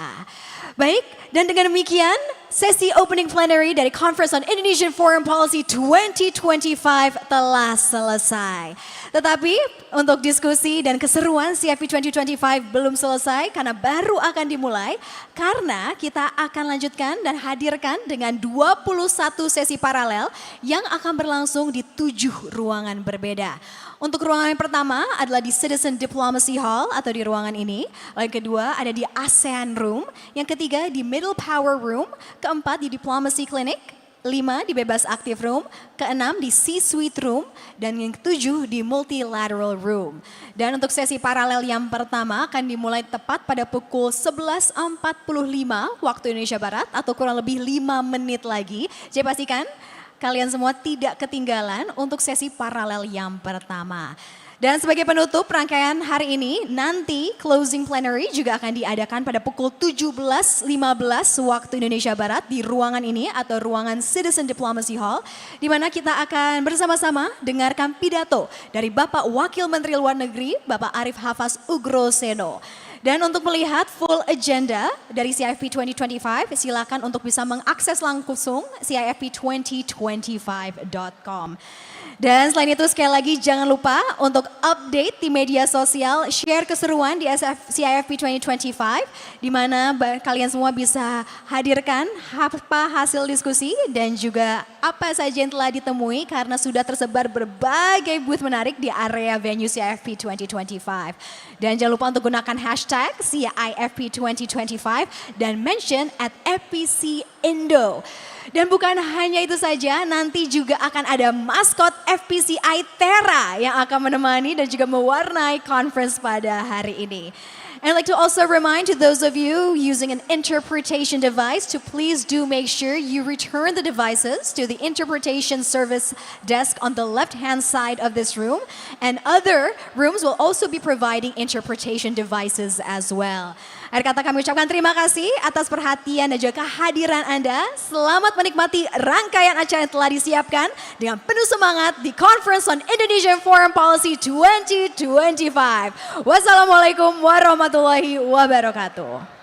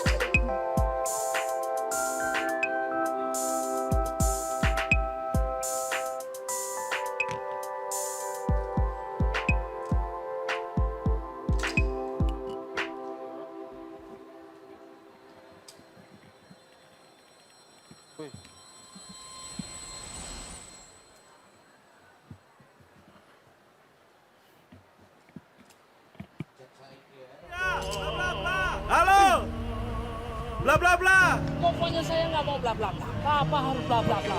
Kita coba di podium. Bla bla bla ya bla bla bla. Nih, bla bla. Bla bla bla, beratku nambah. Karena hidup kebanyakan bla bla, kami hapus label official store, mall, atau bla bla lain. Di Blibli, semua pasti ori dari seller resmi. No bla bla di Blibli.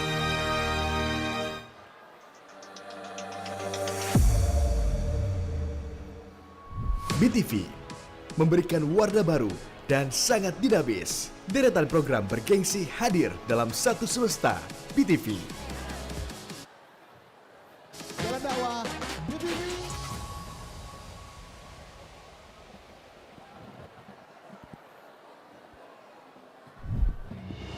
Kebakaran melanda permukiman warga di Jalan Jembatan Besi 9. Anda menyaksikan breaking news. Sebelumnya memang aksi unjuk rasa. Cek.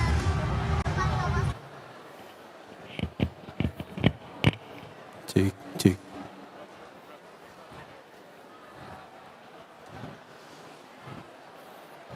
Cek. Cek. Cek.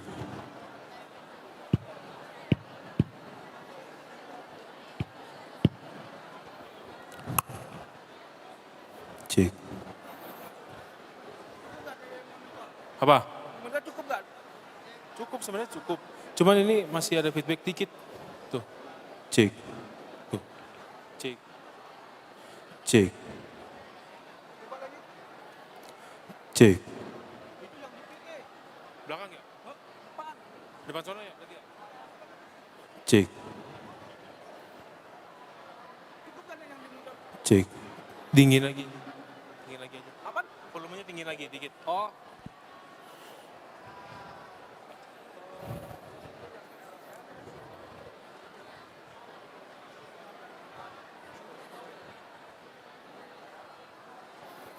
Cek.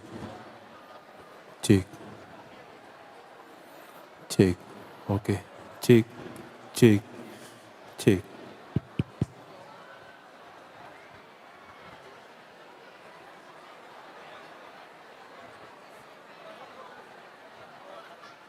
Cek.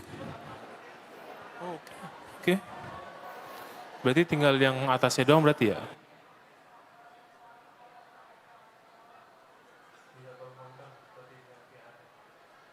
Mut mau ngomong.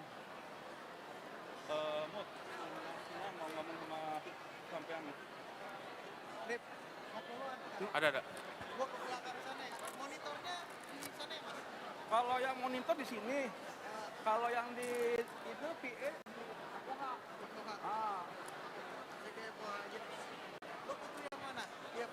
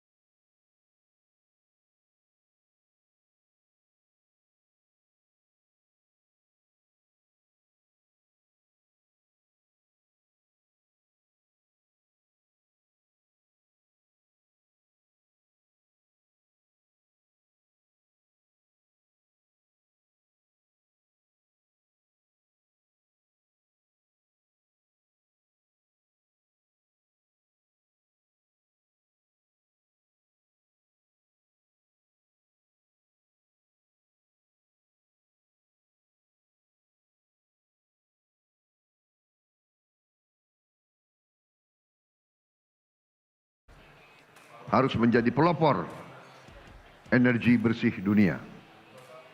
Kita harus capai 100% pembangkitan listrik baru dan terbarukan dalam waktu 10 tahun atau lebih cepat. Very optimistic that we can achieve net zero before 2050. President Prabowo has set some of the boldest climate and energy targets in Indonesia's history.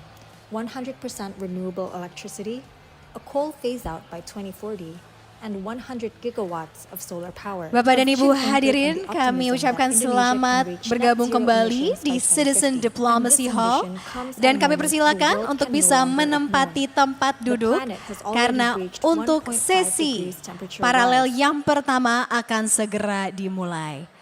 Ladies and gentlemen, once again, we'd like to welcome you to Citizen Diplomacy Hall at CIFP 2025. And we invite you to please take a seat, for we will begin this session in just a moment. Thank you.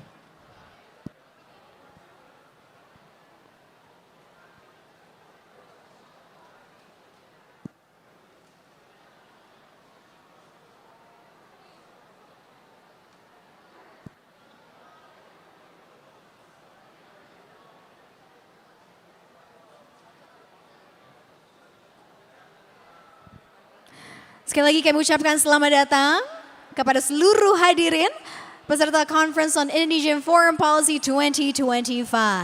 Dan kami persilakan untuk dapat segera memasuki ruangan Citizen Diplomacy Hall dan juga menempati tempat duduk karena sesi paralel yang pertama akan segera dimulai. Ladies and gentlemen, once again we welcome you to Citizen Diplomacy Hall at CIFP 2025. And for those of you who have not yet taken a seat, we invite you to please do take a seat, for we will begin this first session or the first parallel session in just a moment. Thank you.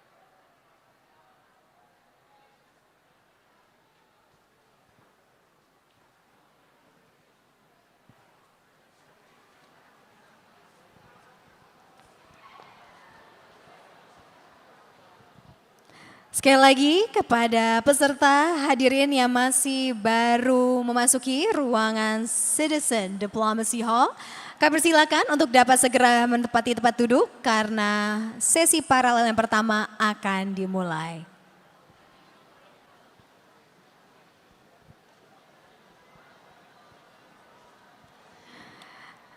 And now, ladies and gentlemen, Bapak dan Ibu hadirin peserta CIFP 2025, we would like to welcome you back to the Conference on Indonesian Foreign Policy 2025. And now we will begin our first session, our session A1, entitled Reimagining the Next World Order, What Should Be Maintained, What Should Be Changed, and Why. Therefore, to begin the session and also to lead the discussion, I would like to invite onto the stage the founding CEO of the Perth U.S. Asia Center, Professor Gordon Flake, to moderate the session. Please give a round of applause for Professor Gordon Flake.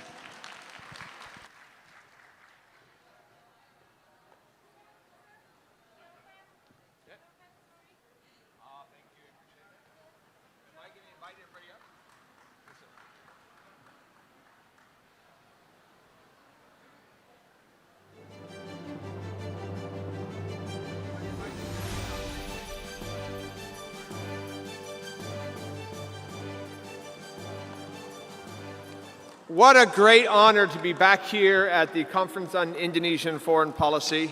I live in Perth, Western Australia, so that means that for us this is our northern neighbor. The closest you can get is to Jakarta. And for me, this conference, primarily because of you, the audience, is one of the highlights of the year. We have been tasked with a very broad topic this year, reimagining the next world order, what's worth keeping, what should be changed, and why. In many respects, Pak Dino already answered this question. He gave a remarkable speech. Fortunately, we're able to kind of look at the things he mentioned in his speech, the overall theme of this conference, in this plenary panel to have a chance to do that. So what I'm going to do first and foremost is introduce and then welcome up onto the stage the speakers who will be part of this panel. And so as I introduce you in turn, I would ask you all to please come up to the stage. Then I'll sit down and then kick off quite quickly the panel discussion. Our first panelist needs no introduction here in Jakarta. It is Professor Dewi Fortuna Anwar, who is the co-founder of FCPI, research professor at the Research Center for Politics and the National Research and Innovation Academy. Ibu Dewi, thank you. The second panelist has already had his groundbreaking new book and his research referred to several times in the opening sessions. Professor Amitav Acharya, author of The Once and Future World Order, Distinguished Professor of International Relations at the School of International Service at American University. He literally wrote the book on the panel of our topic here today. Third, we'll be joined by Professor John Packer, Associate Professor of Law and inaugural Nuremberger Jessine Professor of International Conflict Resolution at the University of Ottawa. Then we'll be joined by Dr. Henry Huiyao Wang, who's the founder and the president of the Center for China and Globalization and a former counselor of the State Council of China. And last, but certainly not least, Bob Dean, the head of the security unit of the Clicquendale Institute of the Netherlands. Bob, please welcome. Please join me again in welcoming this magnificent panel of discussants.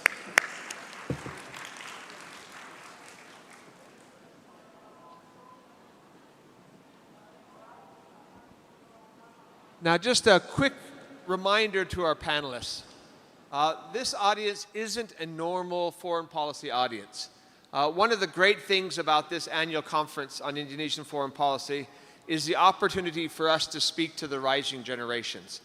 And so as we talk about the topic that we've been given today, reimagining the next world order, I'm going to reemphasize something that we said earlier. It's not a new world order. We're not building something out of scratch. We're building on what has happened over a long period of time. And on top of that, we want to look forward with a little bit of vision, because this audience, except for a few old people in the front row, and I was on the front row just a minute ago, right? is going to be the generation that has to do the things that we're talking about. So I would urge our panelists to give remarks in that context of speaking to those people who are going to be doing the things we're talking about, who are actually going to be building that next order. We're going to go a little bit out of order, at least in the initial two speeches. Rather than starting with Ibu Dewi, we're going to start with Professor Amitav, because I mentioned at the very beginning, Amitav, that you literally have just written a book on this topic. I know you've given a lot of thinking it. So I'd like you to address the broader topic of the next world order, how it changes in light of your book, but also welcome you to react to Pak Dino's opening remarks and the theme overall. Amitav. Thank you, Gordon. Thank you very much. Great to be here again. I wish I could shout like Pak Dino, but everybody, very happy to see you. Let me make 3 points. First is, before we go to the next, let's reflect for a moment what is ending. Then we can say what is coming. So what is ending is what is known as the unipolar moment, dominated by the US, but also what is called the liberal international order. You have heard this term many times, the LIO, liberal international order, which was put in place after World War II by the United States and its Western allies, although with a lot of participation from other global South countries too, but the credit goes mostly to the US and its Western allies. And that order, based on it had multilateral institutions, still has free trade, democracy, but most importantly, Western dominance. The Western countries dominated this. Now, that is ending. Now, I would like to make a distinction between order and power. I am not saying the United States is declining as a power. The jury is still out. In many ways, the United States is actually even stronger. In terms of technology, its share of the world's GDP is actually 27%, gone up by 2% in the last 5 years or so. So I am not making the claim that US is declining. Europe is declining overall, but the United States isn't. But the US-led world order is not only declining, but it's over. And make a distinction between power and order. Second, why is it declining?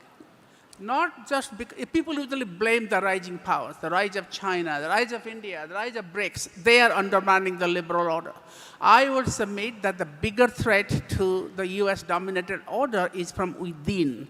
Populism, Trump is the consequence of the rising populism because a good number of American voters felt that they have been left behind by the American internationalism, the preoccupation of the American elite with international affairs and the promoting international order on their own terms, while leaving the American public behind. And the resistance to the liberal order is actually substantially from within and not from China, not from India, not from others. And the third point I like to make is what is coming now. Pak Dino talked about the next world order. Now, I would like to emphasize that I don't think it's multipolarity. A lot of people think the next world order is a multipolar world. Now, to me, multipolar is just about the distribution of power, military economic power. World order is a lot more than power or military economic power. World order is also about leadership, interaction capacity, ideas and norms. It's much broader. Multipolarity is a kind of 19th century, early 20th century term, and we kind of beholden to this old idea. So going back to what Pak Dino said just earlier, he talked a lot about middle powers. Now, in a multipolar world, middle powers have very little role. A multipolar world is a great power club. These are the concert of Europe, for example. They carve out the world, create spheres of influence.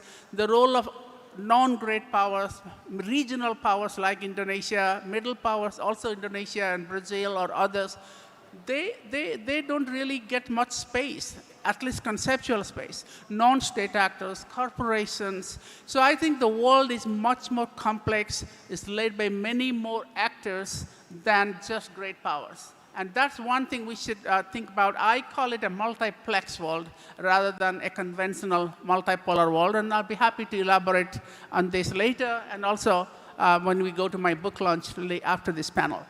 Thank you, God. Fantastic. And I think if you haven't already gotten it, you'll find that Amitabh's book has really been the subject of tremendous conversations globally in the last couple of months.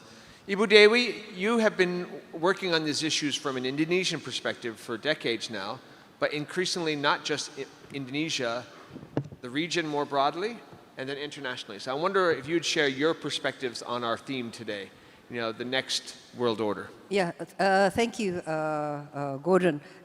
Dr. Dino has given, I think, a magnificent overview, a keynote speech that has already covered all the grounds about, you know, the situations of the world, about the ending of the primacy of the West, the end of U.S. unipolarity, the decline of international law, the dysfunction of multilateralism, and so on and so forth.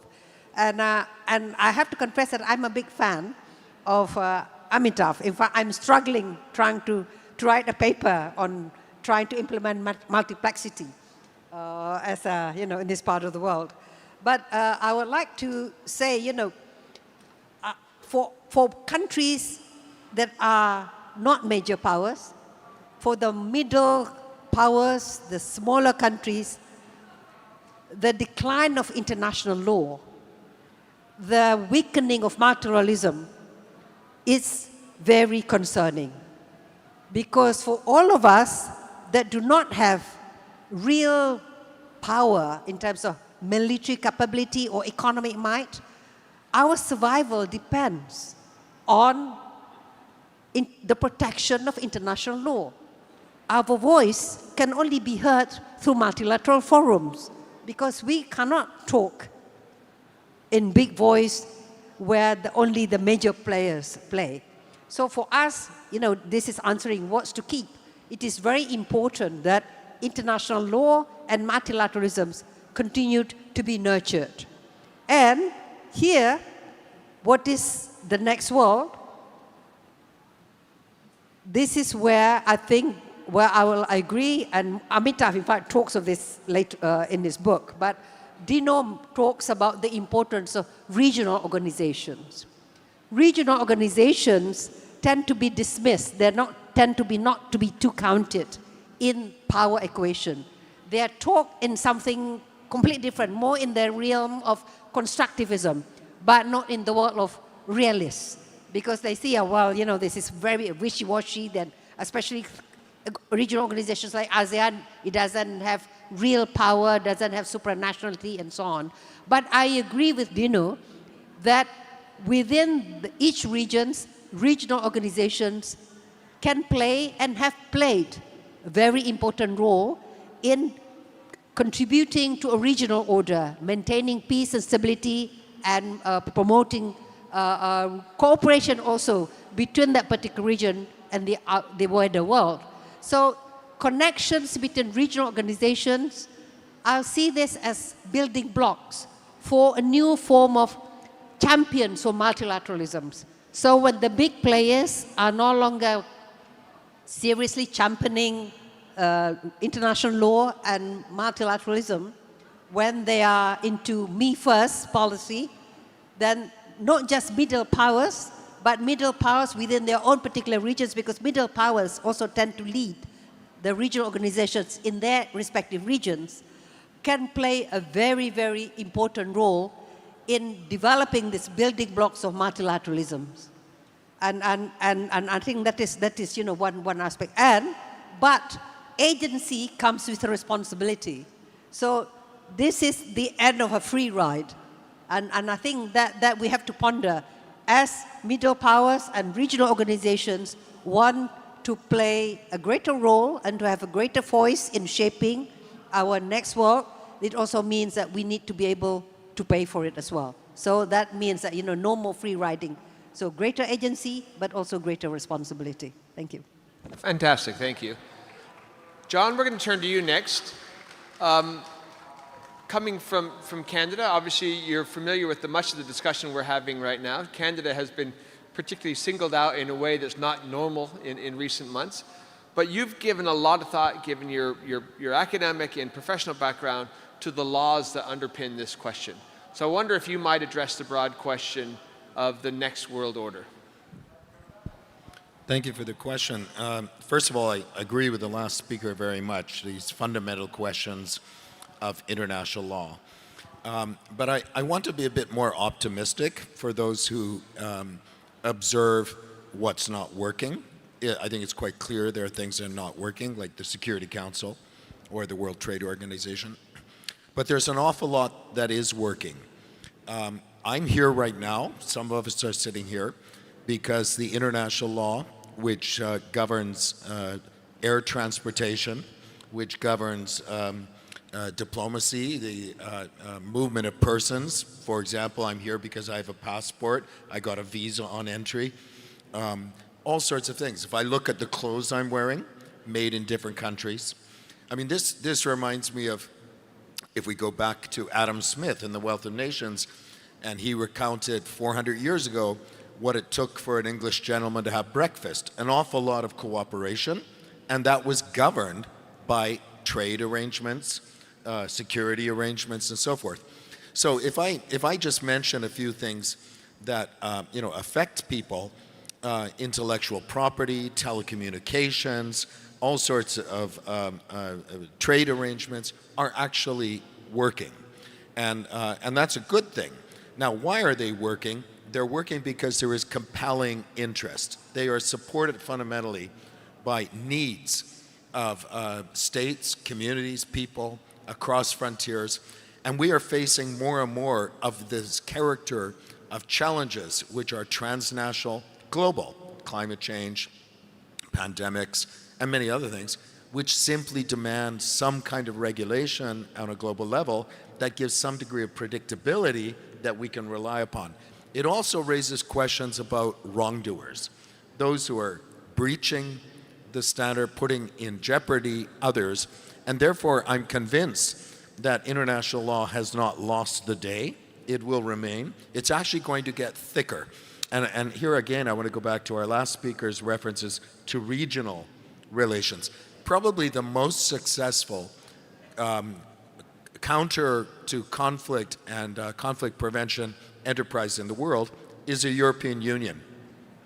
And you may not have ever been to Europe, but in basically 2 or 3 generations, Europe has just amazingly developed and overcome all sorts of differences through a very thick legal order of many institutions that allow for free movement, free business, all sorts of things. So I just want to say that we should not throw the baby out with the bathwater and say things aren't working, international law should not be respected. I'd like to make the other argument that some things are working, but we do need to fix those things at a macro level which are not working. Fantastic. My guess is even if there's law students in the audience, you might not have thought about thin law and thick law. So we're going to come back to that, I'm sure, very much. Henry, if I can go to you. You've had tremendous personal international experience in Canada, in the US, around the globe. But in your current role in China, leading one of the leading things there that look not just at China, but globalization, you've clearly given some thought to the next world order. Would you share your views, please? Thank you. Thank you, Gordon. Yeah, excellent question. And I was quite impressed with what Pardino was presented this morning. What's the next global order? Which is exactly, we're at a crossroad, 80 years after UN and after Second World War. I think we are actually have a big paradigm shift that Amitav mentioned, the multipolar world, and also multilateralism. We need to innovate and need to renovate. And so what I think basically what's going to lead the next global order is this economic globalization and economic development and economic prosperity. That is what is needed for the next phase of the globalization, and also global South. Majority of global South countries need that. So in that actual movement, the new movement of the global development and global sustainable development, I think China can play a very active role. First, I think the BRICS countries are really getting very active now, And also we see China launch the AIB, Asian Infrastructure Development Bank, and India is the largest recipient for these AIB loans. And of course we had a BRICS, a new development bank, and SCO going to have another new development bank as well. So you see those new institutions is going to really more and more come into play for the next phase of global economic order. Second, I think that I totally agree this regionalism. While the total UN system under a lot of stress, but then we have a new regionalism thriving. For example, ASEAN, which is a miracle that is happening. We have the European Union, but we have ASEAN. And now we have this RCEP, the largest free trade agreement in the world, which is ASEAN, like countries, is China's largest trading partner for the last few years since RCEP. And also, furthermore, I think China has launched this Belt and Road Initiative, which is, for over $1 trillion has been invested, and 3,000 projects around the world, developing countries. For example, we have this beautiful speed railway from Jakarta to Bandung, cutting the 4 hours distance to 40 minutes. And then China is, helping super connect ASEAN.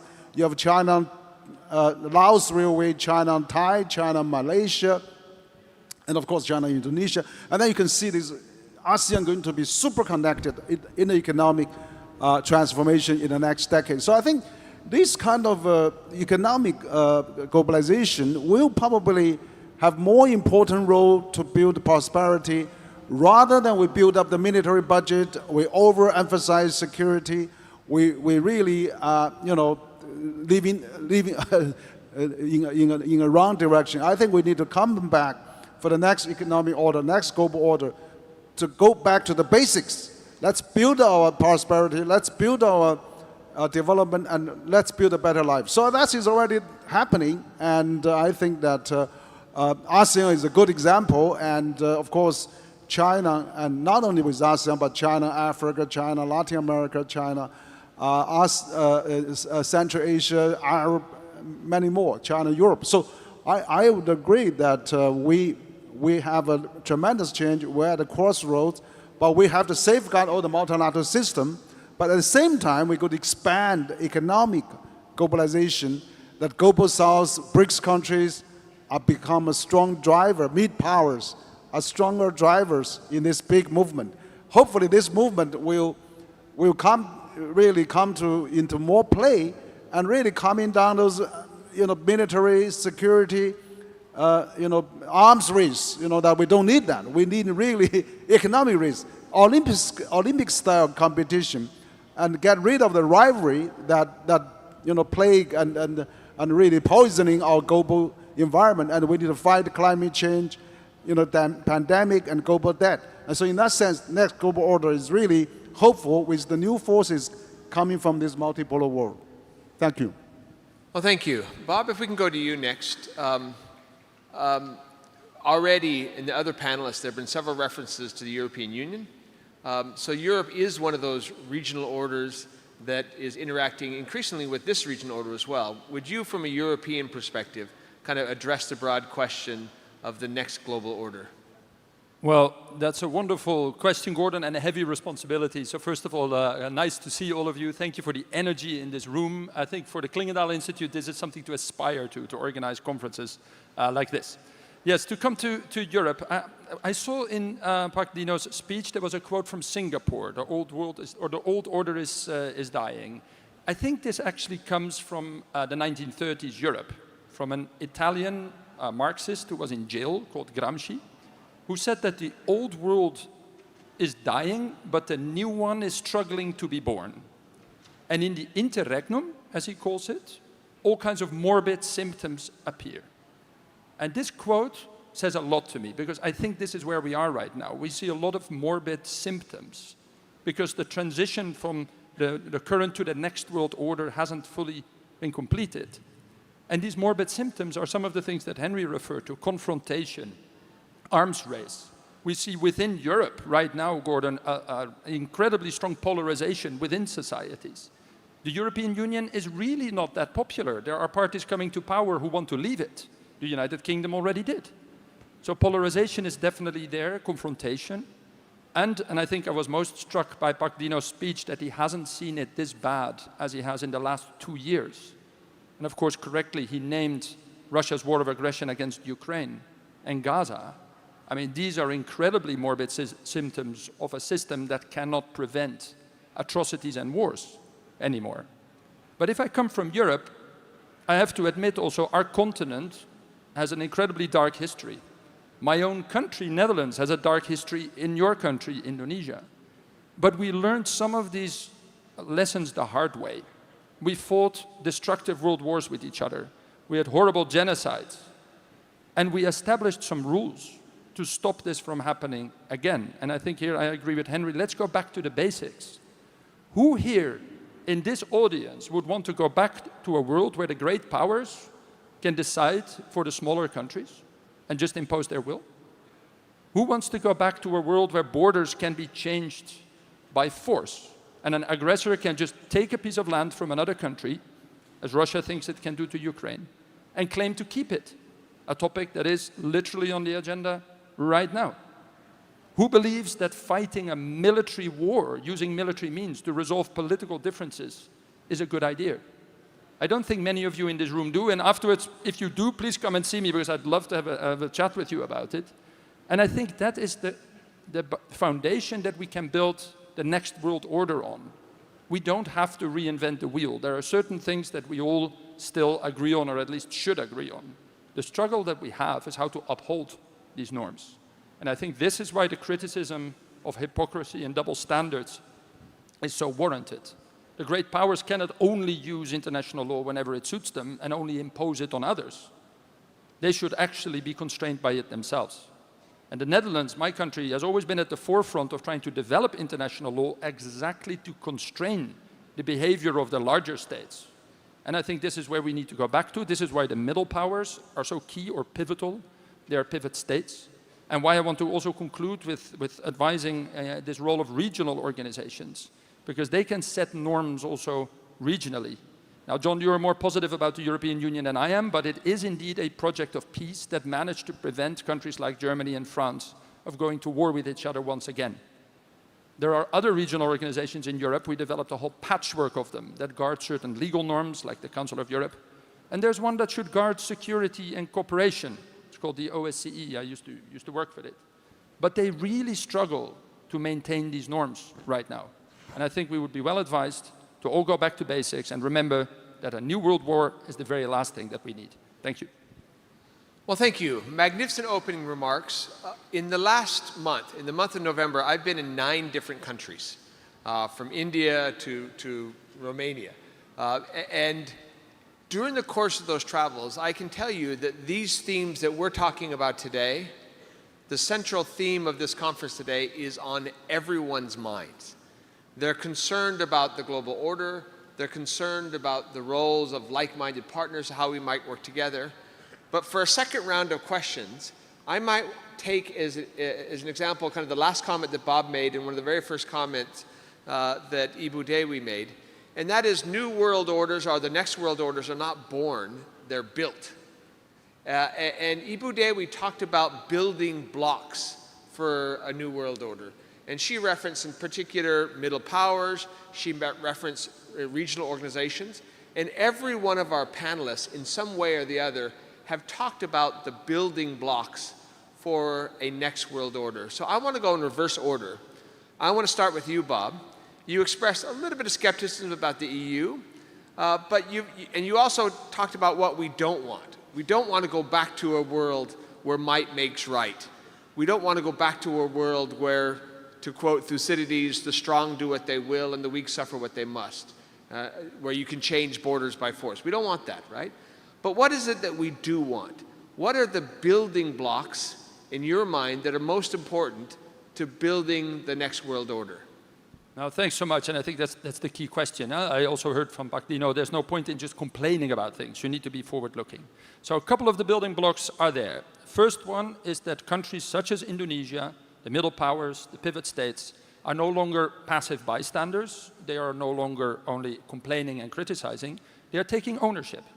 And this allows for new alliances and partnerships to be built. And some of the very amazing partnerships are popping up. If we see certain behavior by certain great powers, like the United States or like the Russian Federation doing things, you see new coalitions being built of countries that say, that's not the way we would like to do things. And they actually create with each other a global push to either preserve things that are important to them, like multilateral institutions, or to advance things that are important to them that hasn't worked very well, like preventing global warming and climate change. I mean, my country is also 2 meters below sea level. Jakarta is also not very fond of rising sea levels. So it's something that unites us and that we can work on together. So here I believe there is definitely a building block. And the second thing that gives me confidence is that great power politics is no longer something that is only done by a handful of men in very fancy meeting rooms.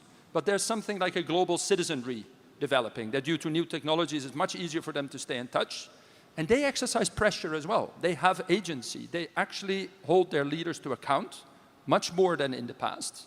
And they can actually push for things like arms control or cooperation on climate change, things that really matter to citizens.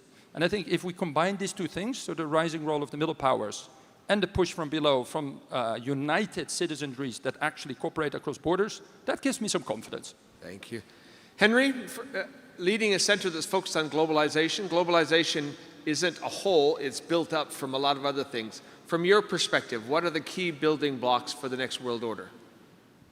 Well, I think that we have to strengthen the global system, particularly the UN that has been there for 80 years. So coupled with the regionalism, but I think the centralism of the United Nations should be strengthened as well, particularly the UN Security Council. But in the past 80 years, we've seen a number of abuse of the veto power at the UN Security Council. For example, we have seen the Russian has vetoed over 100 sometimes, US about 100 times, UK about 30 times, China probably 20 times, and France 18 times. So you see there's a superpower that really being over veto a lot of us, paralyze the UN. For example, issue of Gaza, issue of Ukraine, and many regional war. So I think we probably need to bring this new dynamic into the UN, like a G20, right? I mean, it's the 85% of the global GDP, and we can probably have the G20 play more active role into the UN system. And the second, I think that we need to strengthen the existing global system, like WTO, which has been, for the last number of years, GDP has gone up hundreds of times thanks to the global trade, thanks to the globalization that lifted the billions of people out of poverty. And we need to strengthen that. We should not marginalize WTO. I think I'm glad to see, even though with some country attacking WTO or minimize WTO, WTO still practiced by over 160 some countries, and 85% of global trade still conducted according to WTO rules. And thirdly, like a WHO, we know certain countries is not happy, and then they're pulling out of the WHO. And China at this time actually stand up. China just announced they're going to donate $500 million to WHO, so that we do not want to see the pandemic coming back again for the developing world, and also the whole world. And also, so furthermore, I think also we have UNESCO, culture, civilization, are so important. We need to really have more UN heritage sites and maintain and reserve all those culture heritage we have for the humankind. And that should be supported as well. And of course, at the same time, we see new organization coming up, as I mentioned, AIB and also RCEP and all those liberalization schemes. So the next global order is that we need to maintain the existing order and enhance, enlarge, and improve, but at the same time creating some new organizations to safeguard that. For example, like AI. We are in a danger of AI now, and also climate change. We are as our friend just mentioned, we have AI threatening our existence. So those things that we should have to work together and make good use of that. My center, we launched the Alliance of a Global Talent Organization. we have a capital flow, goods flow, and now we need a people talent flow. So I think talent, we need a global promoting the free flow of a talent to benefit the world. So many things can be done that we have to really work hard to sustain the future of the globalization. Thank you, John. You spent a lot of time talking about law, which in many respects is a foundational element, but it's also, maybe if it's thicker, a building block. Would you address the question of what you think the building blocks are for the next world order? Well, first of all, I want to say I agree, especially with the last remarks of Henry. Globalization is not going away. It's actually probably going to mount. And if we look at some of the contemporary challenges, for example, artificial intelligence, I think we have to think really in new paradigms. I'm thinking myself of a meeting I had this morning on this little device, which did not exist 30 years ago. But I spoke with people in 5 different countries about an issue in a 6th country. And my question is, where was the meeting? Was it on the machine? Was it in the 5 countries? No, it's in this cyberspace. But we don't really regulate these things. We don't regulate the social media. We don't have a convention on artificial intelligence. We don't have all sorts of ways that allow for predictability, which address those who are going to be abusive. So I don't know, do I have reliability in my communications with those 5 people in 5 different countries? Who's listening in? How is that controlled? So I think that we really need to think about this in terms of a changed world. And in that changed world, we also need to know that there are many things for which no state acting alone can actually control the matter. Climate change is such an example.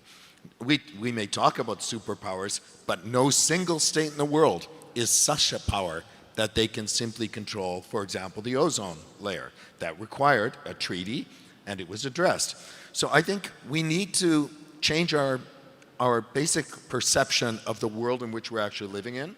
It is one of increasing globalization, actually, but it's also with many non-state actors, social communities, and some of them are, of course, abusive, and we need reliability. The last thing I want to say about this is we cannot afford exceptionalism. The idea that there are those who will arrogate to themselves some other authority and simply say we exempt ourselves from these rules, the ozone layer would not be addressed if major powers simply said we forget about it. Similarly, climate change will not be addressed if some countries simply say we're not following. In terms of structure, there is a hierarchy. There are fundamental questions, such as the use of force. If we do not rely upon the prohibition of the use of force for unilateral use of force for settlement of disputes or changing frontiers, all the rest unravels. So there is a kind of hierarchy. But I believe, I'm confident in this generation. I have watched my own children playing online games with people in multiple countries, simultaneously exchanging. That social dynamic is real, and it needs to have an expression that is foreseeable, reliable, and in common interest, and that will come through cooperation. Amitav, you've done a great job of describing what is changing, and you also made it very clear the difference between order and power. The old order, however, was built on a foundation of American power, right? And that's changing. And so in an environment where that foundational power is fading, as you described so well, what are the building blocks for the next order? Thank you. Let me start with a very broad comment. And I've just done this book that looks at 5,000 years of world order building. And I have a few insights. One of the insights is that most changes in order are evolutionary, not revolutionary. Now, if you look at the last 300 years, the big changes in order building has come from, say, the defeat of Napoleon in 1814 led to the concept of Europe, change of order. But that required a major war. World War I, League of Nations didn't work, but a major war. Then the post-war liberal order, World War II. So major changes in world order happens after major wars. But that does not mean that's the pattern in history. Most of the changes in order are evolutionary rather than revolutionary. So I've just written and published an article in World Today and Chatham House, which basically argues that the next world order will be actually in many ways very similar to what we have. Not all the institutions will go away, but there will be new elements. Unless there is a major war, okay? And one of these institutions will be multilateralism. I do agree that the UN is a big family of institutions, and some are more efficient than others. So maybe the Security Council is less effective, but the World Bank or IMF is not, and UNDP. And I think UNESCO does a great job of preserving heritage. I am a UNESCO chair. But more than that, also global governance and multilateralism is no longer state-centric. It involves non-state actors, corporations and foundations. The Gates Foundation pays a lot of money for health governance. And also, when it comes to actors in global order, people are increasingly important. We talked about social media.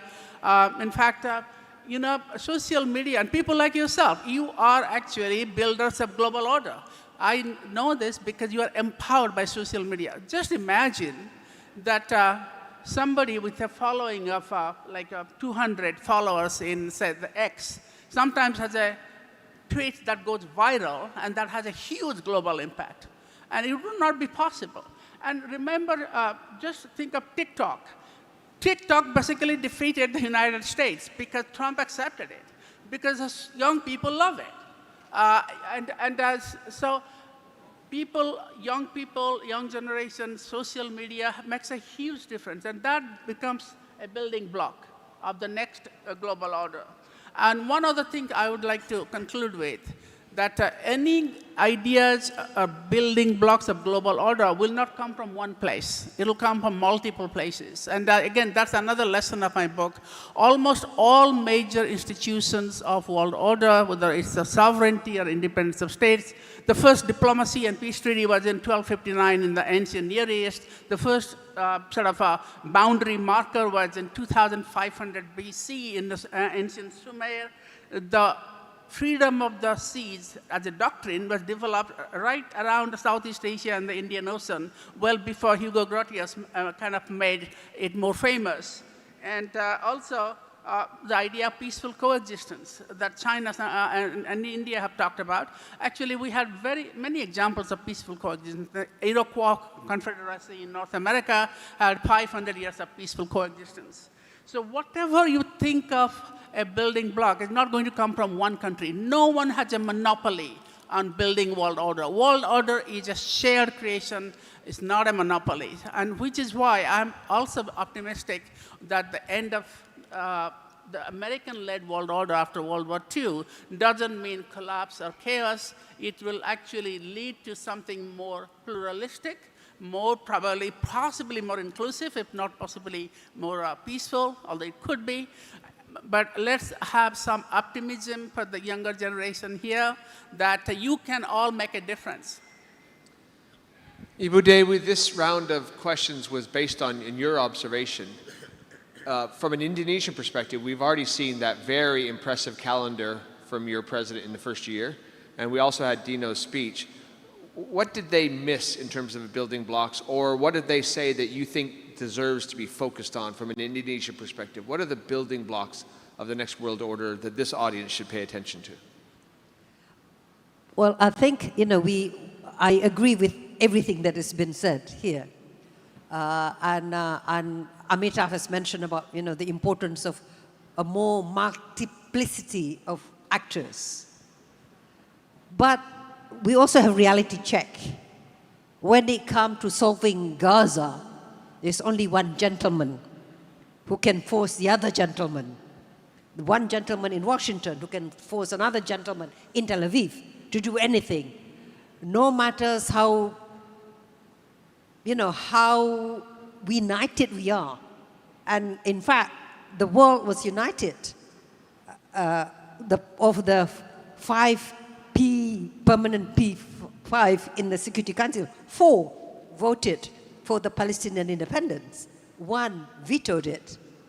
And, you know, all the traditional allies of Israel, except the US, have condemned what has happened in Gaza. But reality here, the reality check, you know, power does matter. So in this sense, when we are talking about building the next world order, we have to be much more aware of that, on the one hand, values and norms are extremely important, rules are very important, but at the same time, power is also there, and there's always this tension. Yeah? And sometimes, in order to enforce the rules, we need the power. So, to enforce the UN Security Council resolutions, we need real power. China is a very big power. It cannot do it. Yeah, why not? Russia is making trouble somewhere else. It doesn't do anything about you know, what's happening in Gaza. The UK are still, you know, Dino has demoted them to become middle powers, but they're still big powers. They're nuclear powers. They have P5, but they're not able to do it. Why can't the 4 P5s, you know, out of the 4 permanent security powers, do something about it? And this, you know, this is a reality check that the power still matters. But on the other hand, when it comes to making norms, John mentioned about no country should be exceptional. The US boycotted the COP30. Agreement still came about. You know, the people who attended still managed to make an agreement. The US boycotted the G20 in South Africa.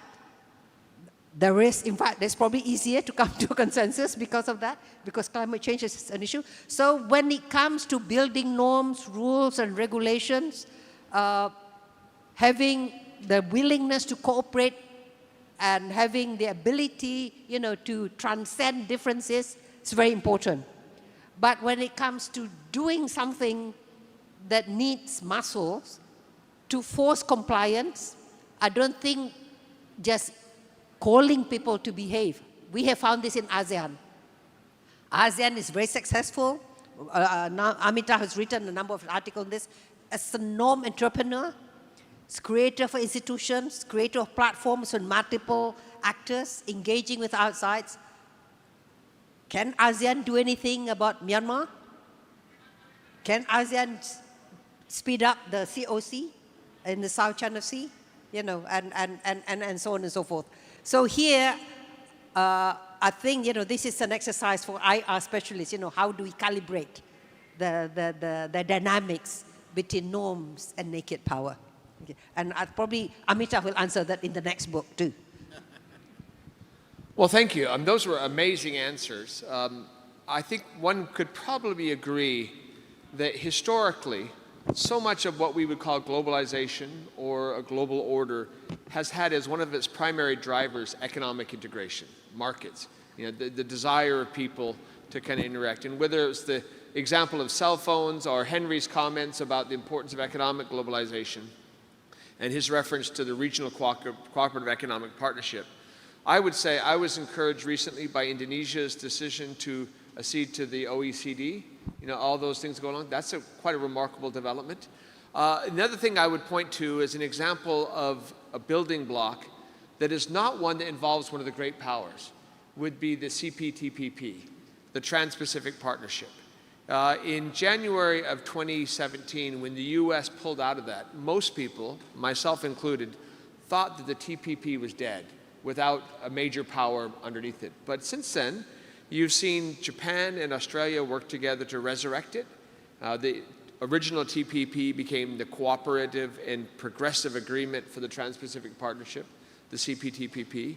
And as it has grown now with the UK joining it, and eventually, hopefully, Indonesia expressing some interest, Thailand expressing some interest, South Korea expressing some interest, China expressing interest, there's a chance that those building blocks of the economic integration that we talked about that drive so much aren't gone. So I do appreciate the fundamental optimism of everybody here. These desires on the part of individuals, especially the rising generation here, haven't gone away. I have a lot of other questions. I'm going to ask all of our panelists to keep in your mind one question, because I'm going to come back to it at the end of the question from the series is, if you can speak specifically to the generation here that is going to be in a senior role 20 years from now, what would your advice to them be? What advice would you give to the rising generation about the next world order? Because they're going to be looking back on these comments 20 years from now. Now, we're right at the end of our moderated conversation. We have a microphone here in the middle. I think there's another one elsewhere. We're going to open this up to question and answers from the audience. We've only got about 20 minutes, and so I'm going to ask for quick, punchy questions.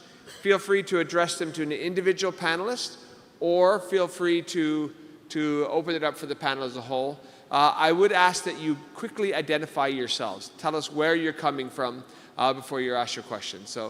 And the warning is, if you're not already tired of my voice, if you don't have questions, I have questions. And so please, I'll open up to the audience for questions. Anybody who's got a question? Here in the back, go ahead, come up to the microphone here, if you would. We got a microphone right here in the middle, if that's okay. Please. Terima kasih. And briefly introduce yourself and ask your question. Okay, thank you for the opportunity for the speaker. My name is Prita Arianti. I'm chemistry teacher, and then I want to ask him how to solve the problem for the world, similar like the war in the Gaza and Israel, and could you give it the simple step to solve that problem? Example for the Union Europe, how to solve it, and the contribution to that problem, because it's very long to solve it, and how to the America and Australia and another country in the world to solve that problem for the child and the human, and the solve of that is the solve for the Hamas, but that is that area or the regional, but there are some people want to make a problem to and want to to steal the region of the Palestine. Thank you. Thank you. So this is a really good question. How do you solve the problem of war? Right? Because there are bad actors. As she indicated, there are people that want to steal, people who don't want to do that. So maybe we might start with you, Ibude, because she asked for a simple answer, and we know there is no simple answer. But how do you solve the problem of war when there requires power to solve war? Right? That is very tough, and I think that this is engaging us in Indonesia, because as you know, Pak Prabowo has weighed in, made a commitment at the UN to send 20,000 Indonesian peacekeepers to Gaza to keep a peace when, there is no peace yet. And at the moment, Israel has definitely rejected any mention or any commitment to a two-state solution. And Hamas and a number of other groups have rejected the UN supported international stabilization force. So this is going to be very, very difficult. Now, I don't have a simple question, but Indonesia has a leverage. Indonesia for a long time has been a steadfast friend of the Palestinians of all sides. The Palestinian Authority as well as with Hamas. Indonesia has hosted meetings between Hamas and the Palestinian Authority here in Jakarta. And I remember Pak Yusuf Kala as vice president hosted it, and they said, you solve your problems first before you can, solve the problems with the outside, until and unless the intra-Palestinian fragmentations are also resolved between the Palestinians, then it will be very difficult for others really to weigh in. Now here, I think the Indonesia can play an honest broker. We don't have a fish to fry there. unlike the immediate neighboring countries who have histories and who may be regarded as having their own vested interests. So how do we solve it? I think the most important thing is how to build trust first. You know, what is our position? I don't think we regard the UN, the Trump-sponsored peace in board of peace, whatever, that's Russia and China abstained, but they didn't veto. But without this, there's no way forward either. And I think that instead of simply criticizing that this is not perfect, we can say that the enemy of progress is perfection. If we want anything, you know, we want to avoid having to demand perfect answers.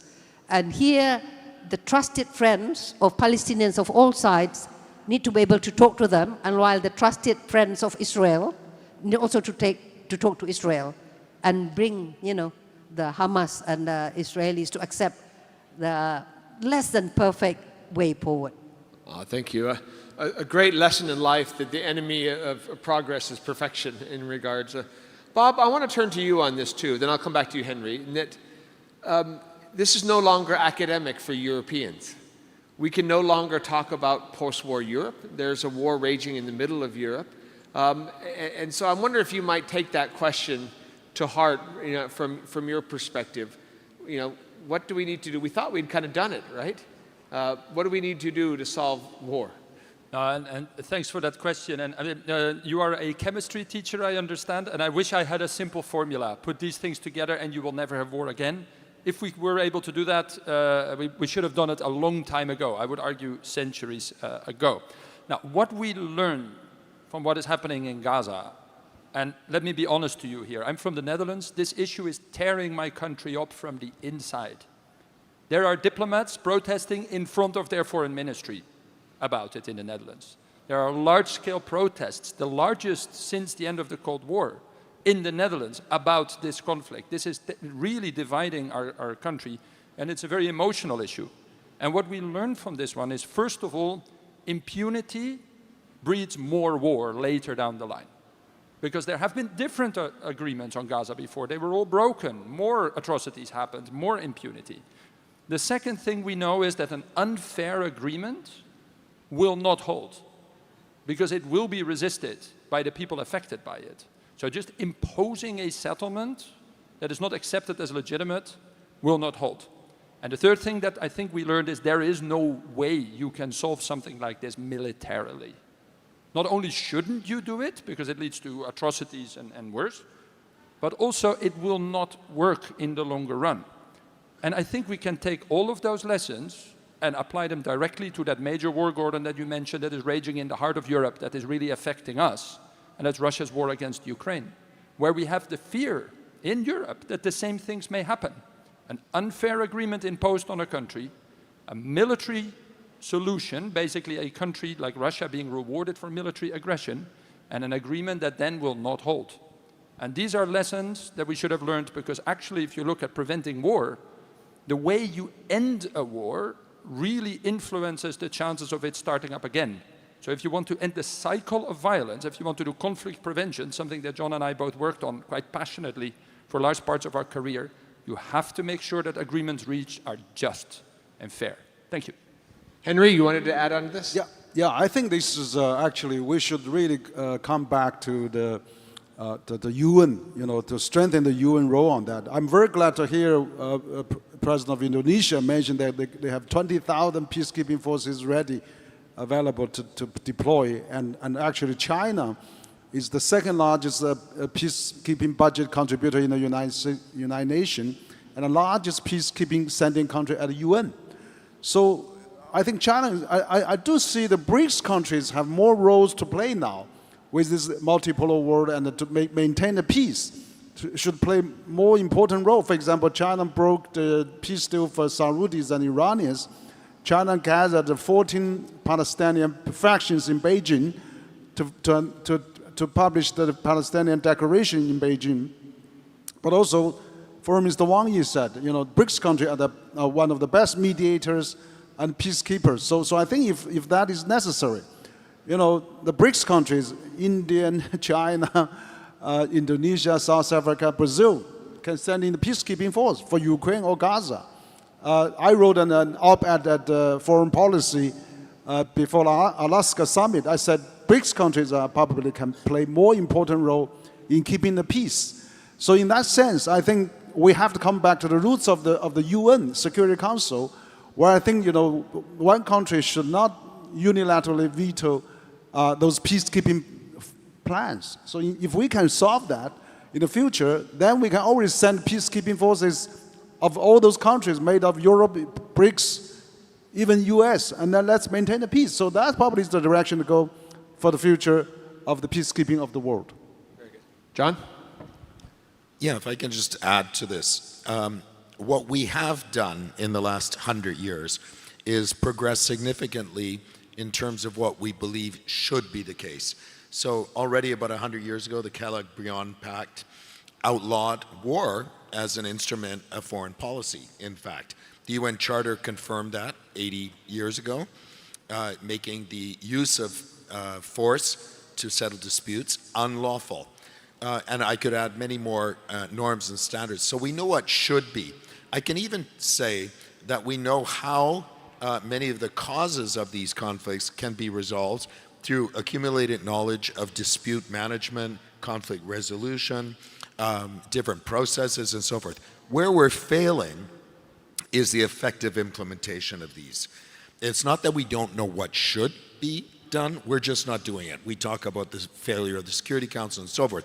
In this regard, I think there is an increasing role, not just for the BRICS, I would say for the world at large.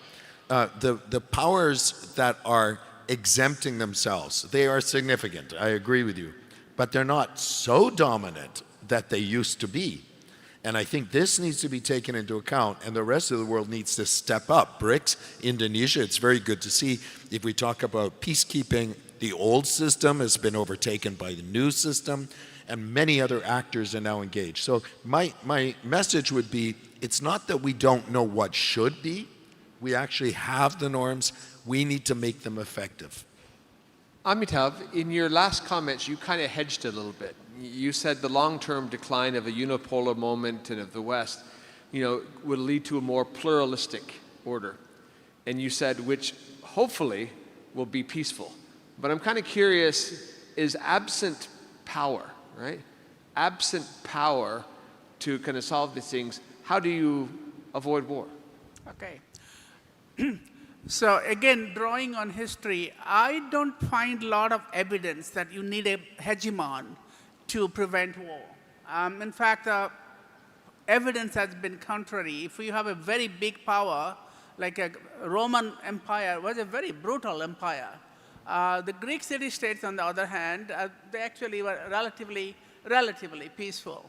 So my first lesson that I learned from my research and writing is that you don't need a hegemon to prevent war. Hegemons actually create wars. There is no such thing as a hegemonic stability. It's hegemonic instability. So this is why I said, just because the US is declining doesn't mean there'll be more war. There could be actually less war. You know how many wars the United States has started in the 21st century as a hegemon, since it became really the global superpower, even Britain for that matter. But I would approach this question in a different way. I don't think you can prevent war, okay? There is, throughout like a known history of 5,000 years of world order, war is kind of always there. But what you can do is to limit the consequences of war, limit the damage of war. And that's where humanitarian norms of warfare are very important. I'll give you the example of ancient India.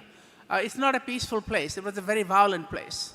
But the lawgivers of ancient India, including a guy called Manu, devised a number of rules that almost word by word mirror anticipated the Geneva Conventions.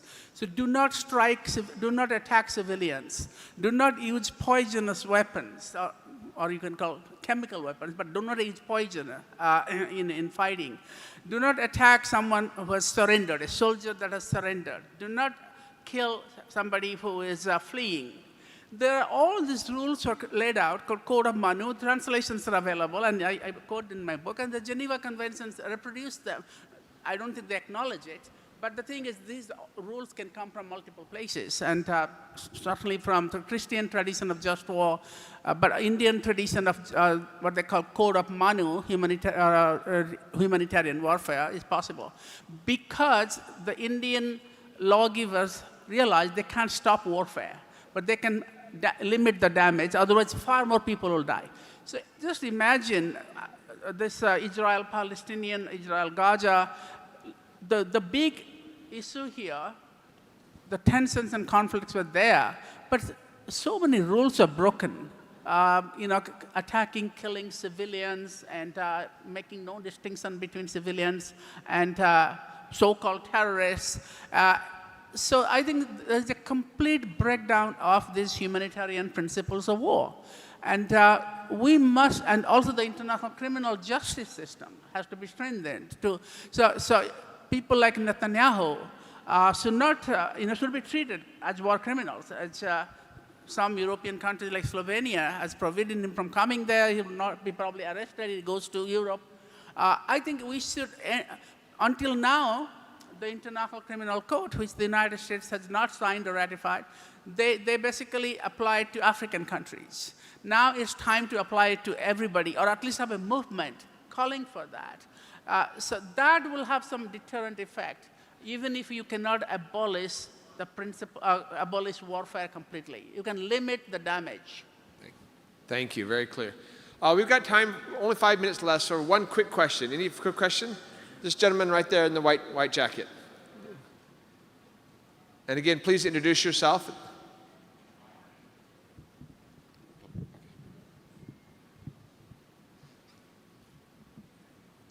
Well, thank you. My name is Andrei. I'm from Satyawacana Christian University from Salatiga. And actually, I have a lot of questions for our distinguished guest today.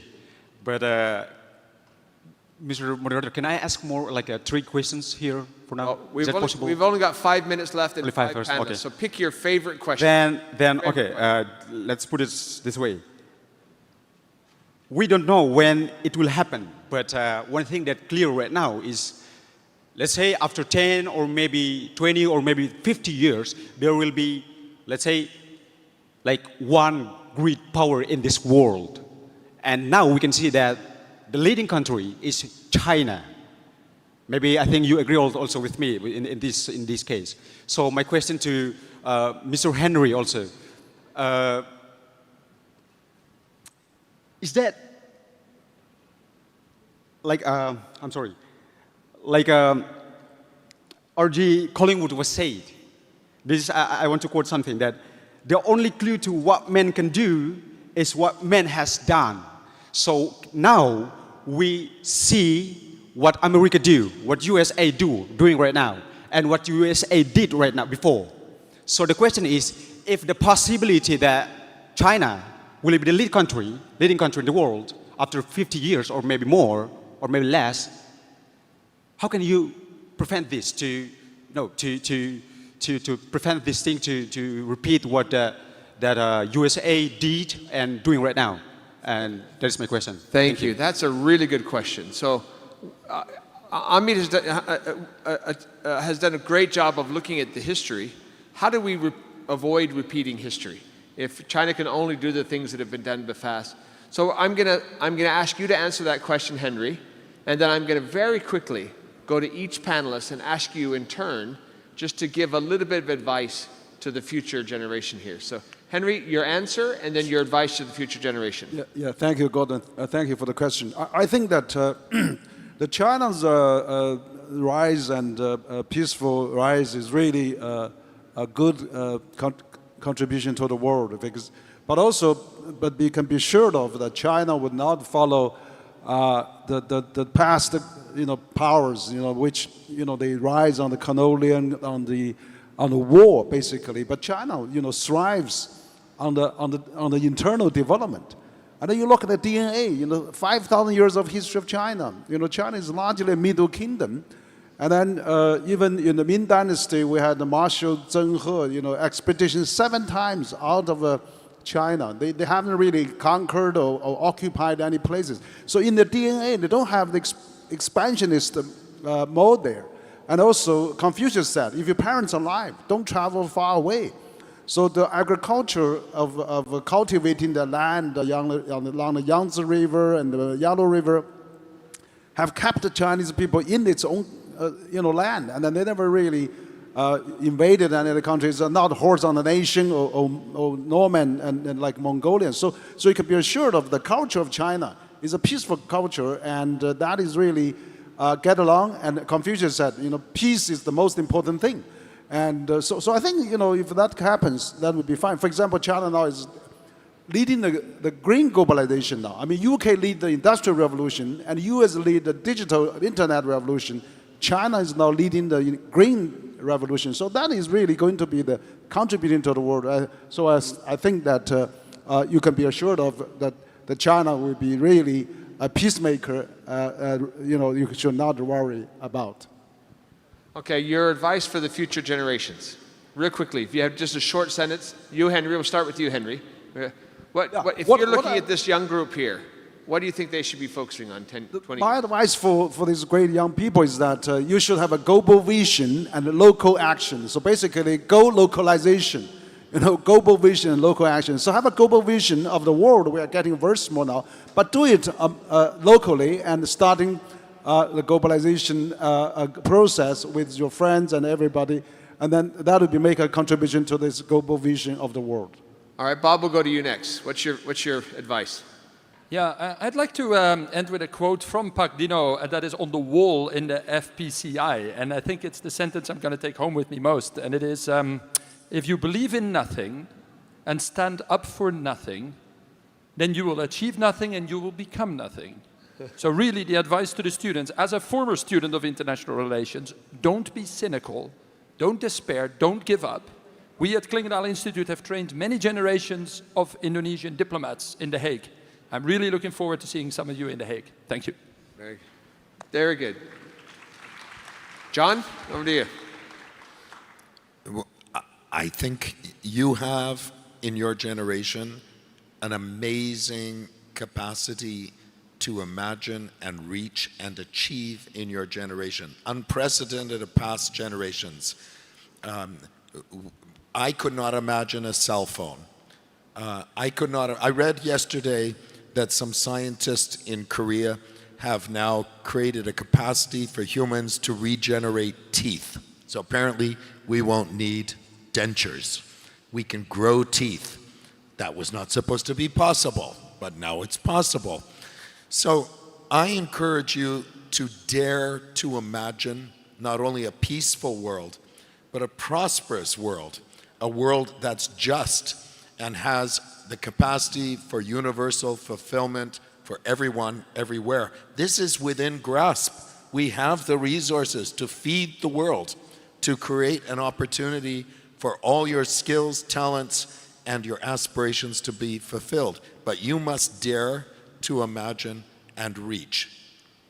Thank you. Amitav. Tough question, but I would say, as a professor, and we are all, many of you are students, so the most effective, relevant answer I can give you is what I tell my students, that we all have to educate ourselves. So we are in the business of education. Education is absolutely central. But while you are educating, or we are educating ourselves, try to be, well, you can be nationalistic, but be empathetic. Empathetic means try to put yourself in the shoes of the people that you are interacting with, say your competitors in the community to the competitor in the international community. Try to understand the problem that we are all facing from the perspective of the other person, not just from your perspective. And this is basically called empathy. Not sympathy, but empathy. Try to internalize the perspective, the concerns of the other side. And don't be parochial. every country is great, every country makes a contribution, but becoming too nationalistic and saying that my country, right or wrong, is also not the right way. And that is something comes from understanding international relations is a good way of doing this, or global history, and I encourage studying global history, trying to understand how other people live, how other people conduct their foreign affairs, and what is the good elements we can borrow from them. Very good. Ibu Dewi? All the things I've wanted to say have been said. So I'll come as an Indonesian and all of these Indonesian students here. I think we need to remember what President Sukarno said, that Indonesian nationalism lives in a garden of internationalism. Nationalism is important to strengthen our national identity, to unite the huge diversity in Indonesia, to help build confidence and independence, our free and active foreign policy. But Indonesian nationalism was never inward-looking. This is stated in the preamble to the Indonesian 1945 Constitution, that Indonesia must play an active role in promoting a truly perpetual peace and a just world order. So it is actually a mandated responsibility for every single Indonesian to care about what is happening outside. So rightly what Amita said, it should not be inward-looking. So this is in fact Indonesian DNA. So being nationalistic is important because from Sabang to Merauke, we are an imagined community. Our national identity is not a given. It has to be constructed and nurtured all the time. And that is where the role of nationalism here is not the nationalism like during the Nazi Germany, which is very negative and against others. Our nationalism is more internal in nature, but our nationalism is also done for a purpose, to create a peaceful and just world system. And I think that every one of you, the fact that they've come here, I think hears that clarion call very, very loudly. Thank you. What a magnificent panel. I think you, like me, have learned a lot during the course of today. It's pretty clear that one of the recommendations that we should make is more people internationally should come and participate in conferences like this. Because when we're forced to think not just about what we're doing today, but we're thinking about the future generation, that inherently makes us look forward, and I appreciate that very much. As I mentioned at the outset, in the last month alone, I've been in 8 different countries, and I've been enheartened that in every single country I've visited, there is this hunger to address this question. Whether you use the term rules-based order, whether you use the term the next world order, when you talk about like-minded countries, we're all trying to hold together to vestiges of the things that we value and to build something new. And I think these panelists have done a magnificent job about talking about building blocks for the future. So please join me once again in thanking this tremendous panel discussion on the next world order. And I will say that even though we had an hour and a half, we didn't cover half the amount of territory that Pak Dino did in his speech. So Pak Dino, we're working on it. Thanks. Okay, I think we're going to give back to the MC, and then we have group pictures. There we go. Thank you very much. Please give a round of applause for our moderator, of course, our panelists. And now we invite to all panelists, of course, our moderator, to please take a position on the center stage. For next, we will hand over a token of appreciation for our first session, our A1 in the Citizen Diplomacy Hall. Please give a round of applause as we hand a token of appreciation for our moderator, Professor Gordon Flake, and all of our panelists, Professor Dewi Fortuna Anwar, Professor Amitav Acharya, Professor John Backer, Dr. Henry Wang, and Mr. Bob Dean. Please give a round of applause once again for session A1, Reimagining the Next World Order. What should be maintained, what should be changed, and why? And please take a position center stage, for we'll take a group photo to the documentation team. Tim dokumentasi, kami persilakan untuk dapat bersiap. And yes, you may place the token of appreciation first on the seats. And ready? Sudah siap, tim dokumentasi? 3, 2, 1. Once again, 3, 2, 1. All right, please give a round of applause once again. Thank you, Professor Gordon Flake, and of course, thank you, panelists, for an insightful, of course, and engaging first session, our session A1 in the Citizen Diplomacy Hall. Dan kepada peserta, kita akan masih ada sesi-sesi selanjutnya, oleh karena itu jangan kemana-mana, tetaplah nantikan untuk sesi A2.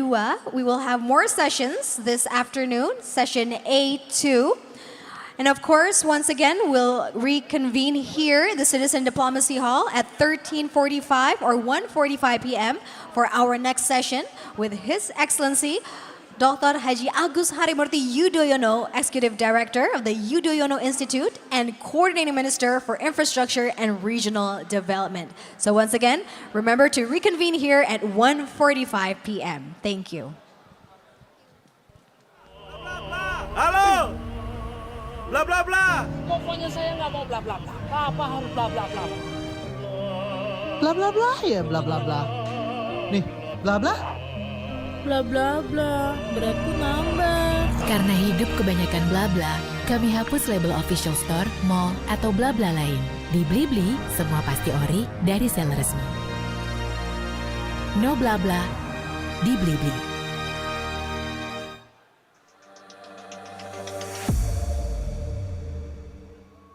BTV memberikan warna baru dan sangat dinamis. Deretan program bergengsi hadir dalam satu semesta, BTV. Jalan dakwah, BTV.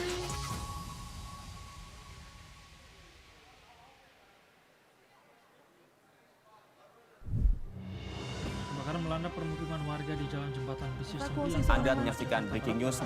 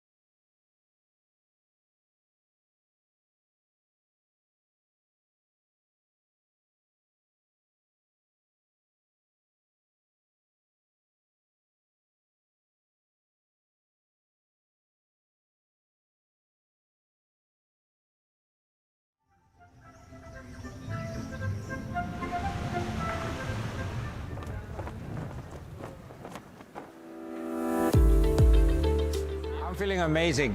The energy is unbelievable. It's raw energy from the people, just the way we like it. ASEAN means my neighborhood, my home, my market, my future, my safe place, and my family.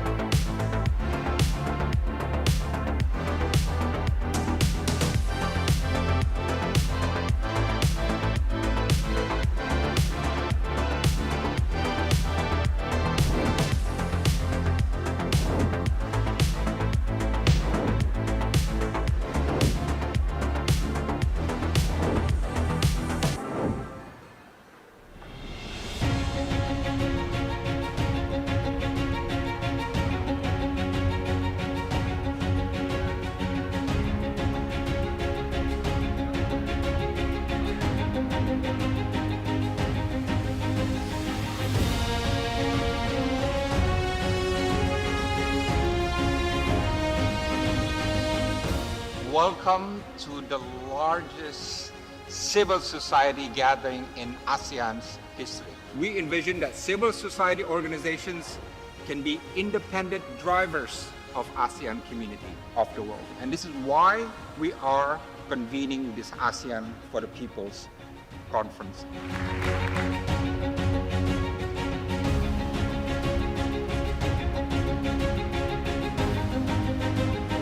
It is a privilege to be in the presence of leaders and representatives of civil society from across the region, because your voices, your ideas, your aspirations, your critiques make ASEAN real.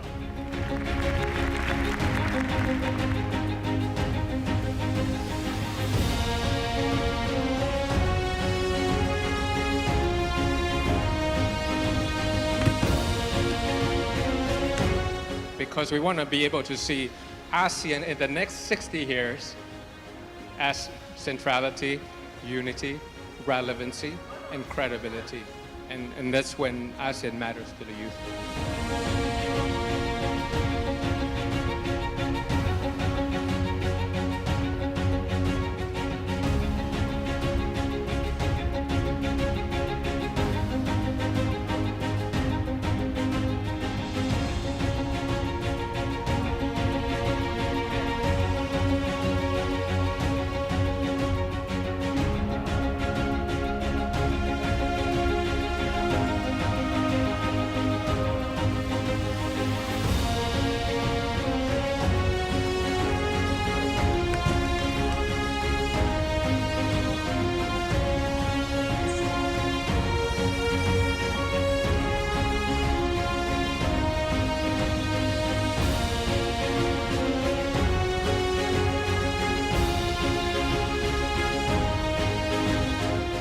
Second, I think we must have more women in the discussion of policies and decisions to suggest that there should also be more collaboration among the different member states.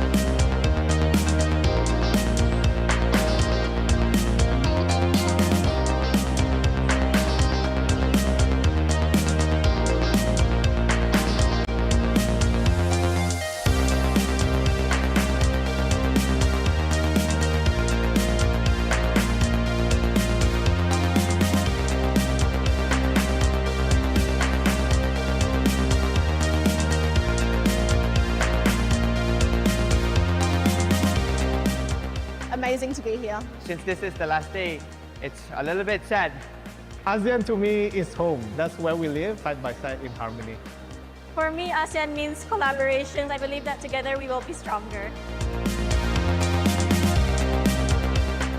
On the other hand, creativity, collaborations, and adaptability matter even more into ASEAN, and I hope that collaboration continue and strengthening the people of ASEAN collaboration.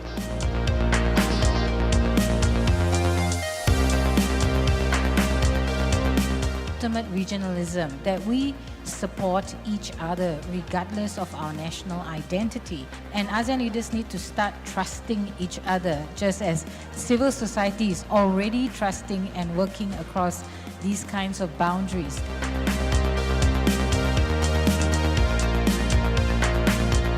But we must not only talk the talk, we must walk the walk as well, turning dialogue into concrete actions and vision into reality. If we can do this, ASEAN will become not only a community of nations, but a genuine community of peoples.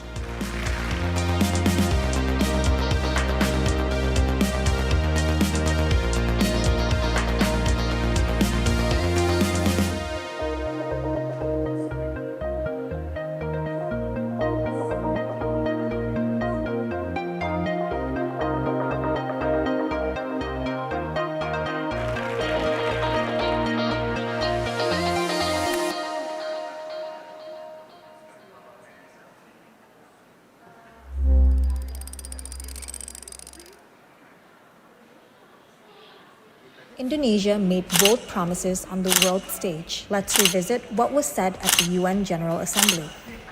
We remain committed to internationalism, to multilateralism. An important reaffirmation, especially at a time when global cooperation is under strain. Indonesia is prepared to deploy 20,000 or even more of our sons and daughters to help secure peace in Gaza or elsewhere. An unprecedented pledge, one of the largest peacekeeping commitments ever made by Indonesia. We must stand for a multilateral order where peace, prosperity, and progress are not the privilege of a few, but the right of all. These were strong signals: leadership, responsibility, and ambition. The central question remains: what comes next? What concrete steps will Indonesia take to translate these ambitious commitments into real multilateral action on the global stage? This session will delve into precisely that. After President Prabowo's UNGA speech, what is the plan for Indonesia's multilateral diplomacy? Come to CIFP 2025 on November 29 to delve into the panel discussion on multilateralism.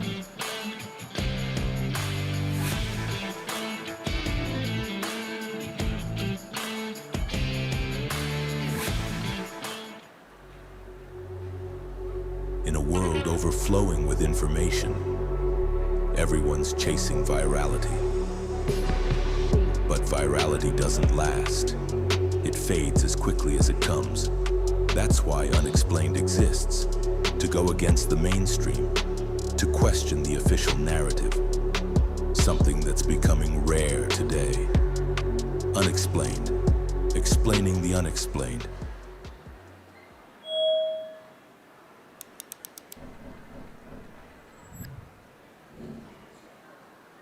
This year, the world came together. Over 7,910 registered participants from across the globe, representing 115 countries, joining one conversation that truly matters. Backed by 75 leading think tanks, supported by 63 university partners, and strengthened by 89 civil society organizations. Global Town Hall 2025 became one of the largest independent diplomatic forums of the year.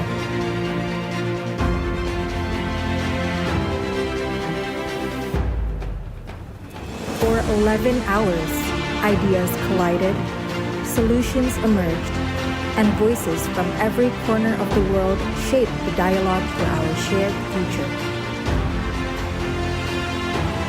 From policymakers to scholars to the next generation of changemakers.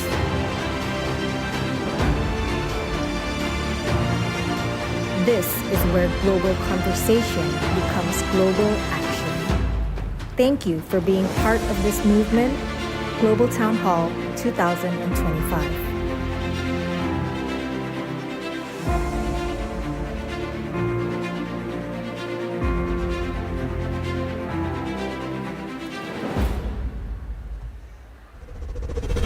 Global Town Hall 2025 is a wrap.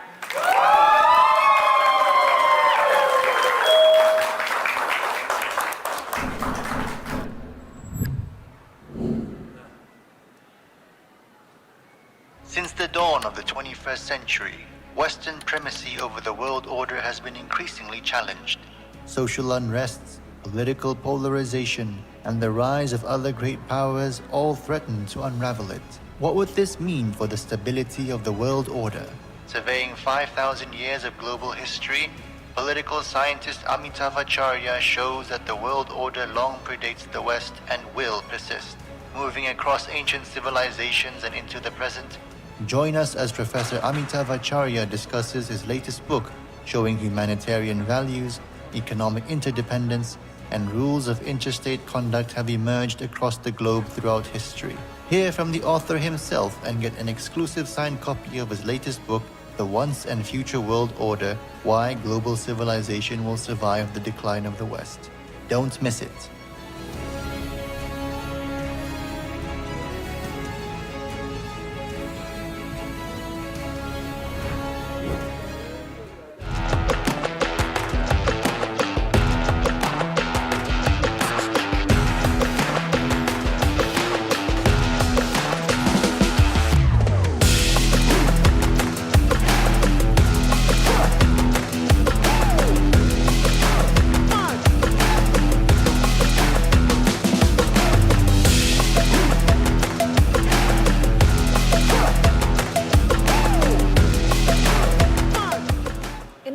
That feels increasingly nasty and divided, kindness can feel rare. Yet every day, some public figures choose to use their influence to lift others up, advocating for education, empowering women, supporting youth, and fighting for our planet. Their impact goes beyond their platforms. It's in the hope they spark, the voices they amplify, and the communities they strengthen. That's why the Conference on Indonesian Foreign Policy 2025 presents Return of the Angels, Beautiful Hearts in an Ugly World, a special session celebrating inspiring women who turn influence into impact. We will explore how empathy can bridge divides, how collaboration can bring communities together, and how small acts of kindness can create real change. Join us this Saturday, 29 November 2025 at CIFP, and be reminded that in an imperfect world, beautiful hearts make all the difference.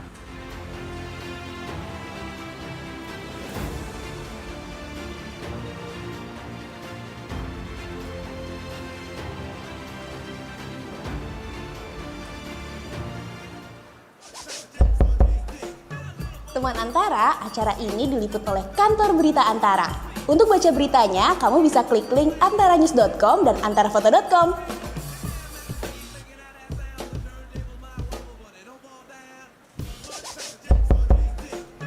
Teman Antara, acara ini diliput oleh kantor berita Antara.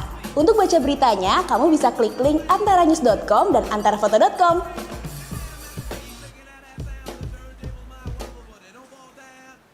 Who says being a diplomat is the only career for international relations graduates?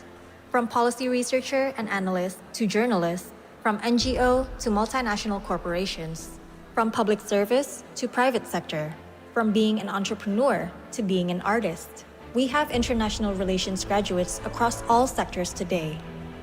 Let's hear from them about what's out there for you and how to chart your career ahead. What are the tips and tricks to get where they are? What challenges do they face in their profession? What to anticipate from the job market years ahead? IR Careers Decoded. What's out there and how to get there on Saturday, 29 November at the Casablanca Hall, Jakarta.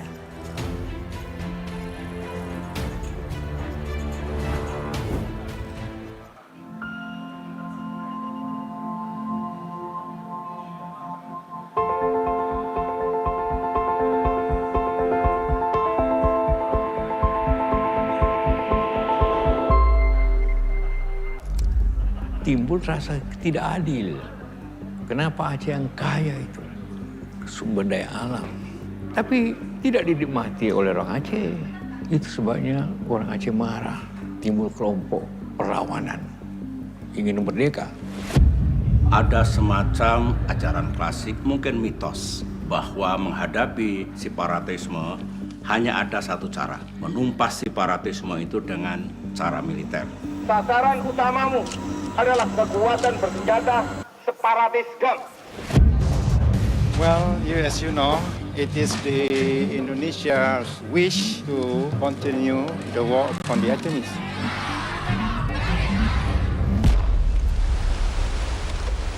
A mega tsunami hit the Indonesian province of Aceh, caused by a magnitude 9.1 earthquake.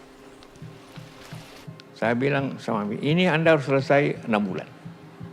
6 kali perundingan. Kenapa? Karena tidak mungkin rekonstruksi tanpa damai. Apakah ada kemungkinan kita selesaikan konflik di Aceh ini bukan melalui lanjutan kekerasan?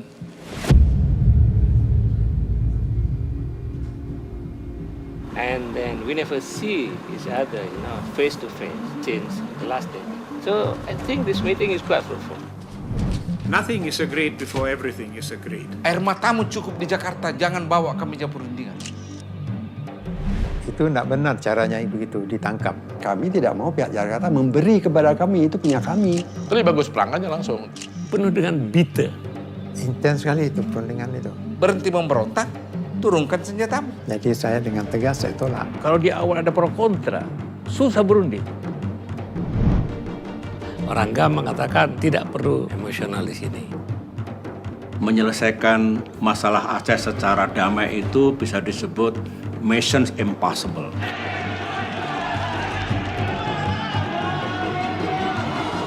So, it is still painful for me to talk about it.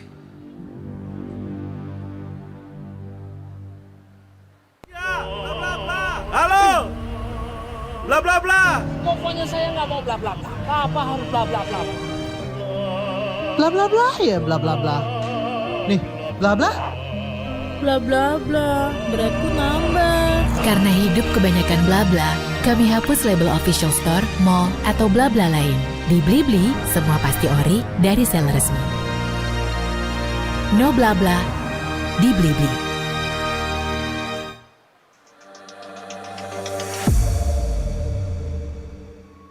BTV memberikan warna baru dan sangat dinamis. Deretan program bergengsi hadir dalam satu semesta, BTV. Jalan dakwah, BTV.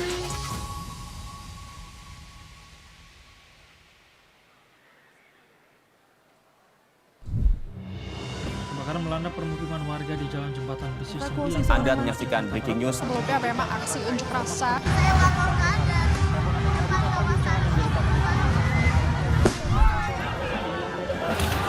Bersama dengan saya Adis Santosya. Inilah berita satu utama selengkapnya. Pemirsa Bank Indonesia berencana akan meluncurkan metode pembayaran payment ISG ditutup pada sesi 1 siang ini usai dibuka mingguan pagi tadi. Memulai hari dengan informasi serta berita terkini yang selalu menemani.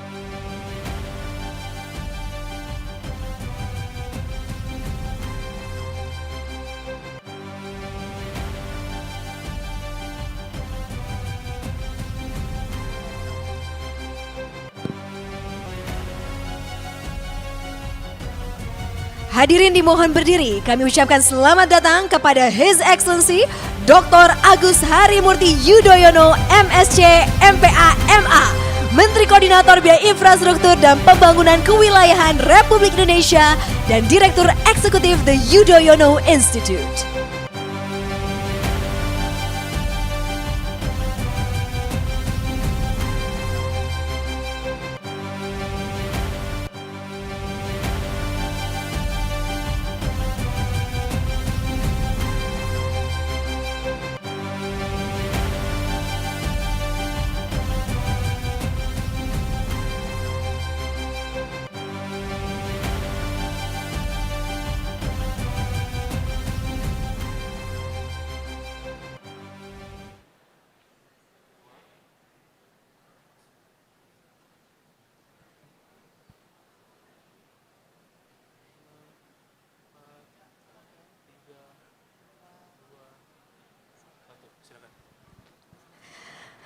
Bapak dan Ibu, hari ini berikan tepuk tangan sekali lagi di CIFP 2025. Dan selamat bergabung kembali kami ucapkan di Citizen Diplomacy Hall. Dan kali ini kita akan bersiap-siap bersama karena akan ada sesi yang luar biasa, pastinya penuh dengan insight dan istimewa, di mana kita akan bersama-sama dengarkan keynote speech. Nah, coba saya tanya, keynote speech dari siapakah? Hadirin sekalian? Siapa? Betul sekali, jadi langsung saja without further ado dengan hormat kami mengundang untuk dapat naik ke atas panggung His Excellency Dr. Agus Harimurti Yudhoyono MSc MPA MA, Menteri Koordinator Bidang Infrastruktur dan Pembangunan Kewilayahan Republik Indonesia dan Direktur Eksekutif The Yudhoyono Institute. Kepada Bapak Menko dengan hormat kami persilakan memberikan tepuk tangan sekali lagi.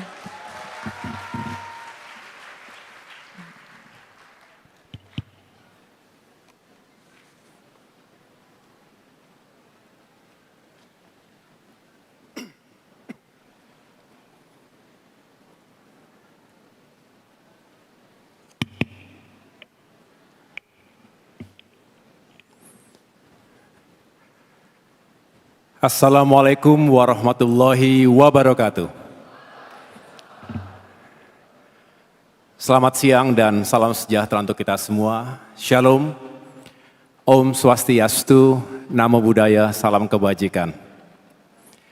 May peace and blessings be upon us all.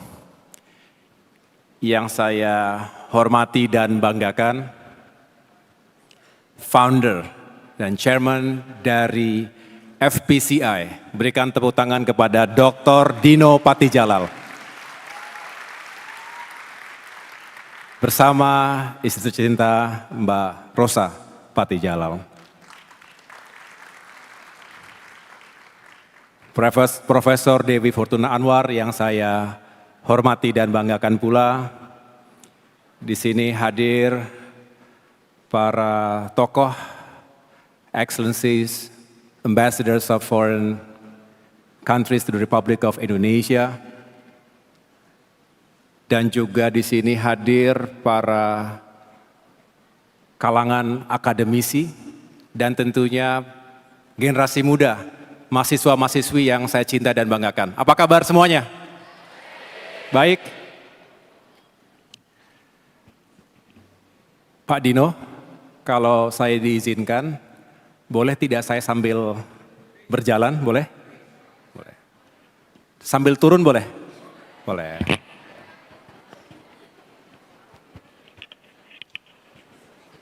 Ini dari mana saja ya?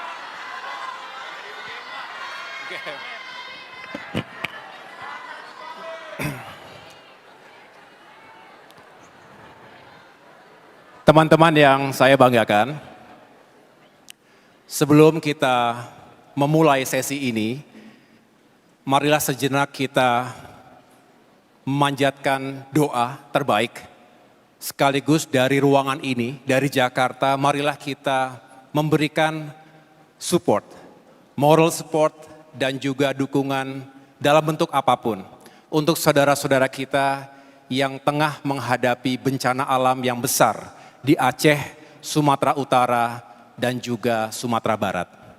Semoga saudara-saudara kita diberikan kekuatan dan proses evakuasi tanggap darurat bencana juga bisa dilancarkan.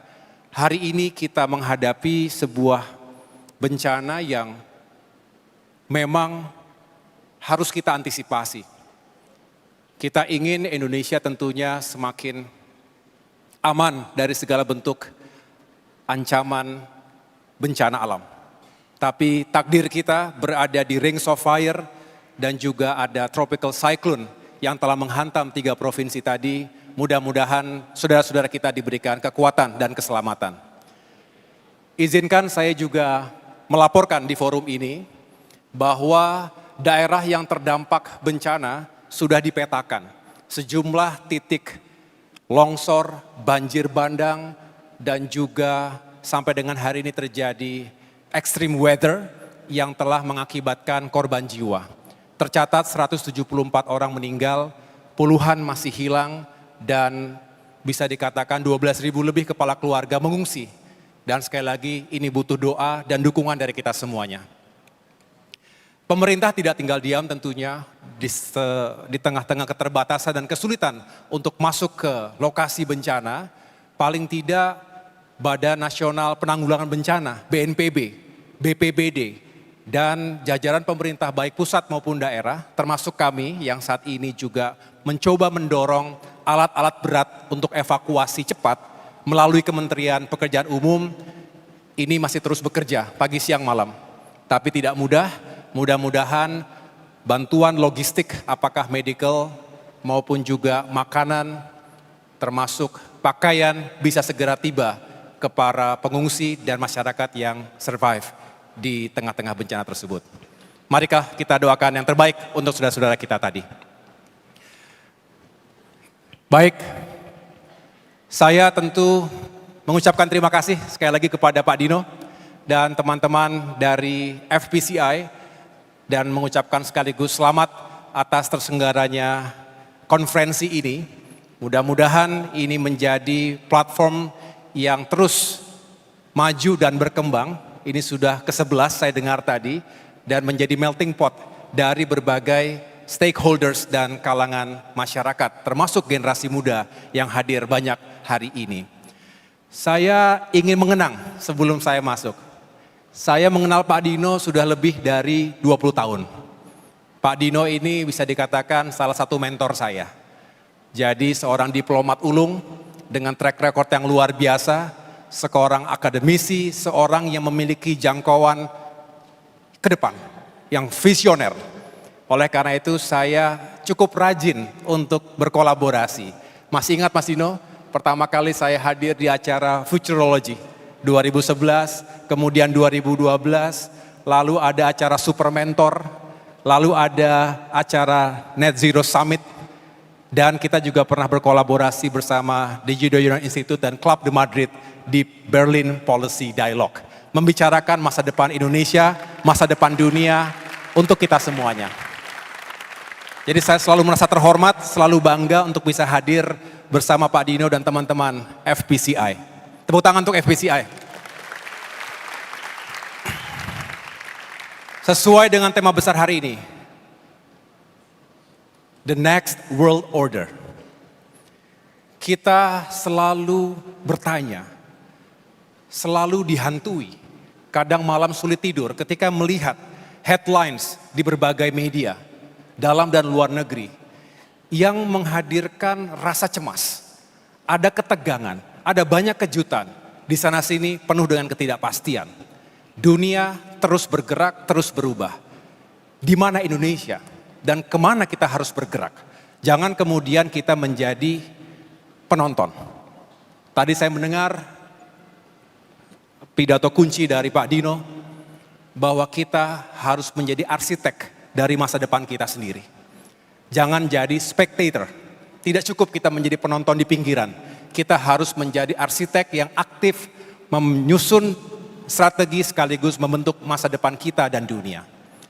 Oleh karena itu, apa yang menjadi tema untuk kita bahas bersama hari ini, yaitu tentang the new geopolitical landscape, termasuk apa yang harus kita persiapkan untuk mempersiapkan Indonesia agar menjadi leader di kawasan kita sendiri.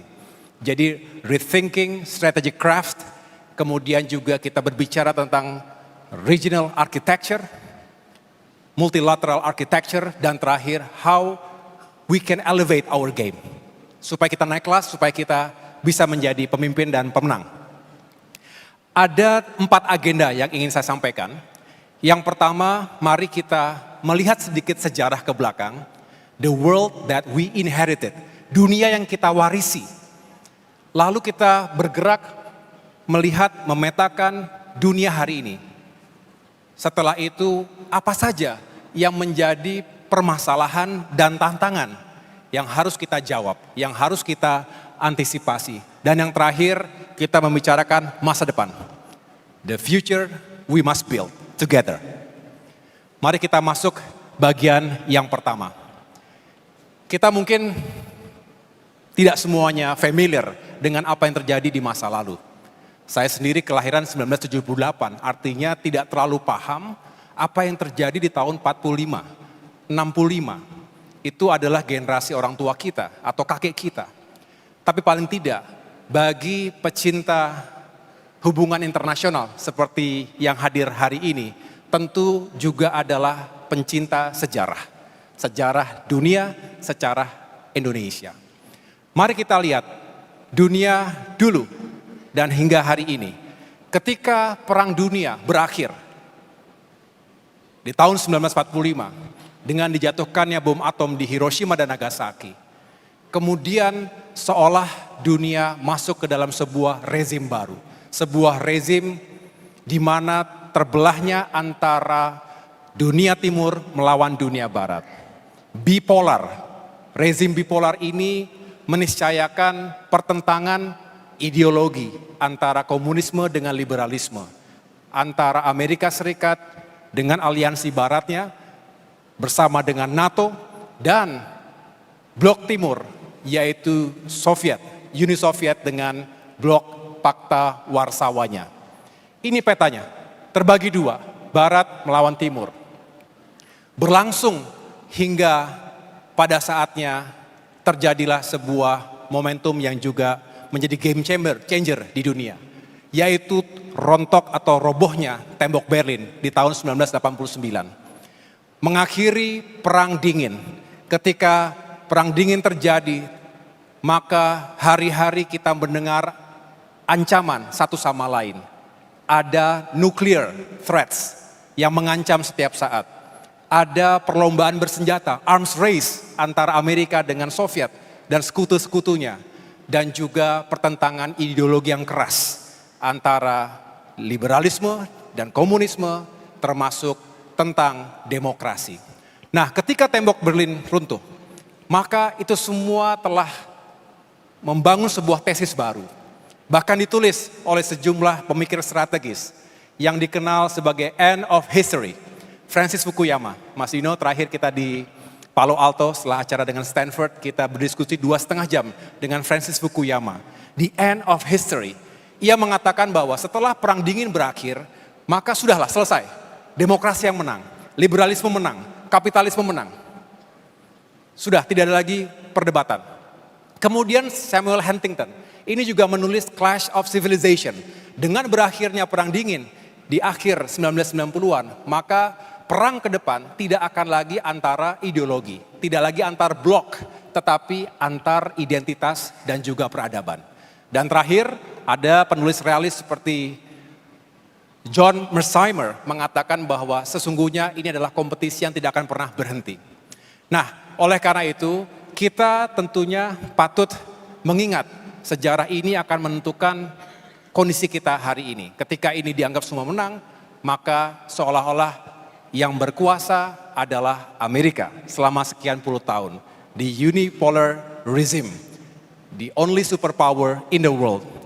Nah, inilah yang kemudian berlaku hingga masuk ke abad 21. Amerika seperti polisi dunia, menguasai semua sektor, politik, ekonomi, militer, dan pengaruhnya ke seluruh dunia seperti tanpa batas, termasuk ke Indonesia. Nah, tapi apa yang terjadi? Kita lihat, mari kita potret sekarang dari mulai pergantian milenium, awal 2000-an sampai dengan hari ini. Di abad ke-21, ternyata bayangan dan harapan dunia yang semakin damai, tidak ada konflik, tidak ada peperangan, ternyata hanya 10 tahun kurang lebih itu dianulir ketika terjadi serangan 9/11. Masih ingat? Sudah lahir? Tapi itu mengubah sejarah selamanya. Dilancarkan global war on terror. Di mana-mana, di Timur Tengah, termasuk di Indonesia sendiri, terjadi sejumlah ancaman dan tragedi kemanusiaan yang disebabkan oleh teroris.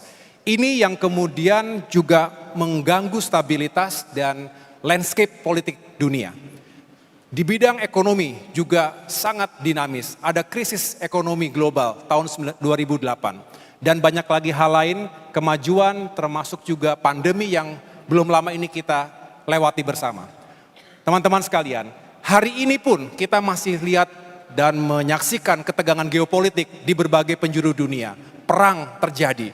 Ukraina dengan Rusia belum tuntas. Di Timur Tengah juga terus terjadi gejolak, apalagi di Palestina dan Gaza. Hari ini kita harus benar-benar sadar bahwa kawasan kita pun, Indo-Pasifik, Asia-Pasifik, tidak imun terhadap gejala atau gejolak ketegangan militer, ketegangan antar negara. Oleh karena itu kita harus siap. Ada yang tahu ini? Doomsday Clock? Sudah tahu semua?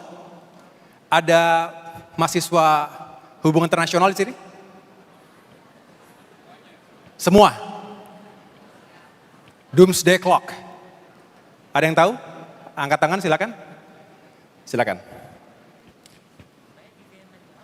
Pakai ini, pakai. Baik, izin menjawab, nama saya Iqbal dari Universitas Jember. Doomsday Clock itu adalah jam yang menunjukkan seberapa dekat peradaban dunia kepada ke chaos atau ketidakteraturan global berdasarkan indikator yang telah ditetapkan oleh panelis dan ilmuwan-ilmuwan di Atomic Society, seperti itu. Terima kasih Bapak. Luar biasa. Siapa namanya? Iqbal. Dari mana kampusnya? Universitas Jember. Wah, tepuk tangan sekali lagi. Ini ada kaos buat lari sore nanti. Car Free Day. Di Jember ada Car Free Day kan? Oke, kapan-kapan ya. Doomsday Clock. Ada yang sudah tahu, mungkin ada juga yang belum tahu. Jadi tahun 1947, sekelompok ilmuwan, scientist, yang juga merupakan bagian dari Manhattan Project. Tahu? Yang apa? Nuklir, betul? Itu menentukan sebuah ukuran yang dinamakan sebuah jam menuju kiamat, Doomsday Clock. Nih, midnight di sini itu adalah kiamat. Nah, dihitunglah dengan berbagai parameter. Ini orang-orang jenius berkumpul. Kira-kira dunia saat ini berapa lama lagi menuju kiamat, menuju midnight? Pak Rektor ITB, mungkin bisa dihitung oleh teman-teman ITB. Contoh bahwa dengan menghitung berbagai elemen, termasuk bahaya nuklir, perang di mana-mana, krisis iklim, bencana dan lain sebagainya, hari ini pertama kali dalam sejarah paling dekat dengan midnight, dengan kiamat. 89 seconds. Kalau ada yang suka baca sejarah, pada saat terjadi krisis misil di Kuba, tahun berapa? 1962. Siapa presiden Amerika ketika itu? John F. Kennedy. Siapa presiden Rusia ketika itu? Nikita Khrushchev. Itu saja dianggap 7 minutes to midnight. 7 menit ke kiamat. Padahal sudah sangat mendebarkan begitu. Karena mutually assured destruction. MAD, pasti hancur. Bukan hanya Amerika dan Rusia, tapi dunia juga hancur kalau kena nuklir. Nah, sekarang tinggal 89 detik lagi. Ini karena nuclear threats, international conflicts, climate change, and other global risk. Jadi kita harus waspada. Nah, kemudian bergeserlah dari dunia yang tadi unipolar, di mana Amerika menjadi satu-satunya superpower, kemudian bergeser menjadi ada penantangnya, makanya disebut sebagai multipolar regime. Ada Tiongkok, Rusia bangkit lagi, ada EU, Uni Eropa, dan negara-negara middle power yang juga punya sebuah sentimen, ingin membuktikan, gue juga bisa, kenapa hanya Amerika? Nggak fair, kita harus menunjukkan gigi kita, termasuk Indonesia. Nah, kemudian pertanyaannya adalah, are we really going G0? Are we really heading to the G0 world? Apa tuh G0? Ada yang katakan? Apa G0? G0 itu adalah sebuah istilah yang dianggap bahwa sepertinya negara-negara di dunia atau dunia hari ini itu tidak ada pemimpin yang pasti. Jadi semua untuk dirinya sendiri. Everyone for himself. Every country for itself. Maka tidak heran ketika muncul semangat ultra nationalism. Cinta diri, cinta negara berlebih-lebihan. Dan sekarang hadir 3 strong leaders. Tidak perlu diperkenalkan? Sudah kenal semua? Ada nomor teleponnya? Mungkin hanya Presiden Prabowo dan Presiden SBY yang punya nomor telepon mereka. Nah, Pak SBY mengatakan, masih kenal Pak SBY? Ya, kebetulan saya agak kenal. Beliau menyampaikan 3 strong leaders yang harus diikuti pergerakannya, polisinya, statementnya. Yang pertama siapa? Donald Trump, Vladimir Putin, dan Xi Jinping. Mengapa? Karena 3 negara ini yang sangat menentukan geopolitical landscape di abad 21.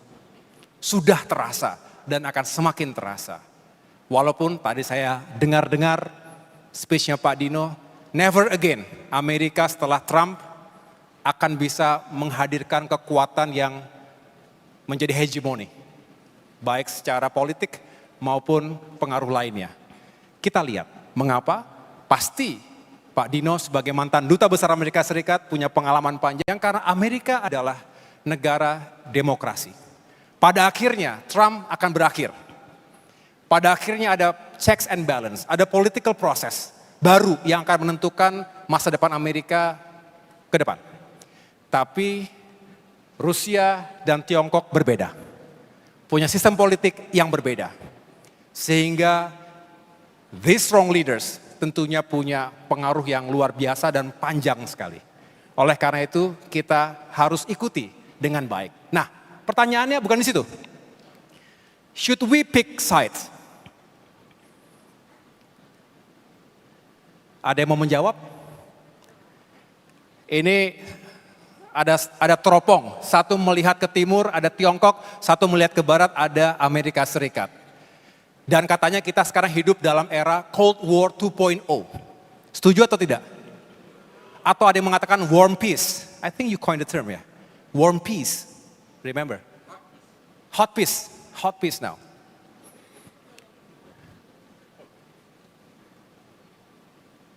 Ada yang mau menjawab? Silakan. Boleh, Mbak? Dari sini.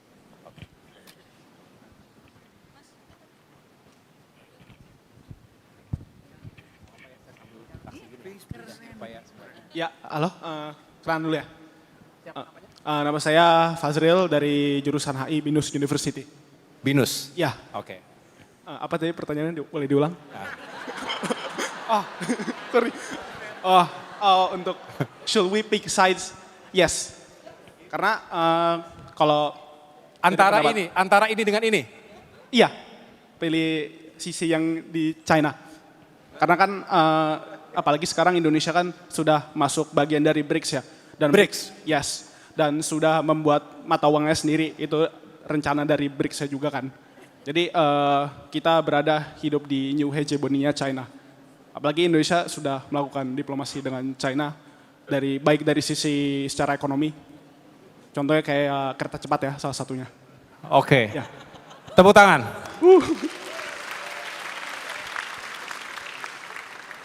Ada yang mau jawab berbeda? Wah, langsung banyak nih. Ini kalau dalam teori harus nunggu orang pertama dulu.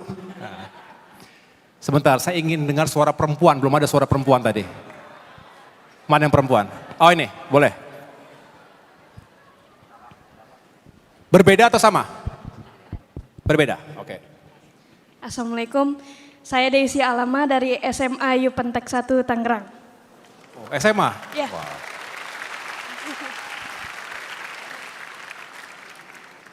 Silakan. Menurut pandangan saya, kita tentu harus melihat dari sejarah dulu. Ketika dulu zaman Pak Soekarno, kita mengalami masa di mana blok timur dan blok barat sedang berseteru. Tetapi kita mengambil langkah bebas aktif di Bandung Konferensi Asia Afrika, di mana tujuan kita untuk perdamaian dunia. Kita merangkul semua negara dan kita bersatu untuk kedamaian dunia.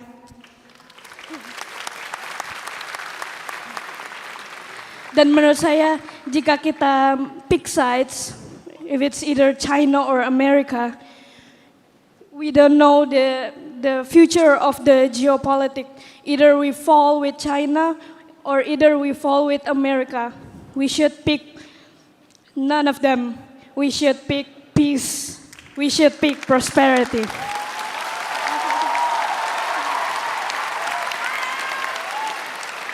Thank you, that's all. Terima kasih, tepuk tangan sekali lagi.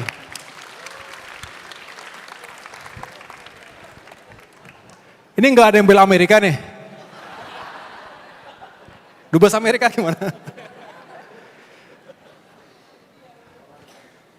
Tidak ada jawaban yang salah. Ya, ini adalah kebebasan akademik, kebebasan intelektual yang jelas memang tidak mudah, bukan hanya buat Indonesia, buat negara-negara manapun untuk memilih antara ngeblok ke Amerika atau ngeblok ke Tiongkok. Secara strategis, termasuk di bidang pertahanan, keamanan, banyak negara yang juga sangat bersandar pada Amerika. Tapi dari sisi ekonomi, investasi, capital, banyak yang bersandar ke Tiongkok hari ini.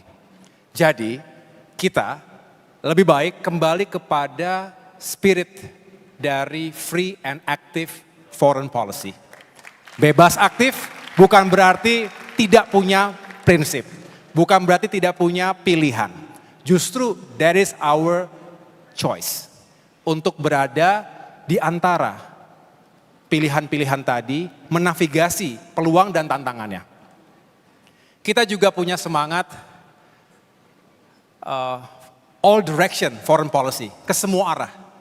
Ingat, Pak Presiden Prabowo Subianto mengingatkan, 1,000 enemies, 1,000 friends, too few. One enemy, too many. Jadi kita lebih baik punya kedekatan dan persahabatan dengan banyak negara, tapi kita juga tahu mana batasnya. Kedaulatan dan integritas negara di atas segala-galanya.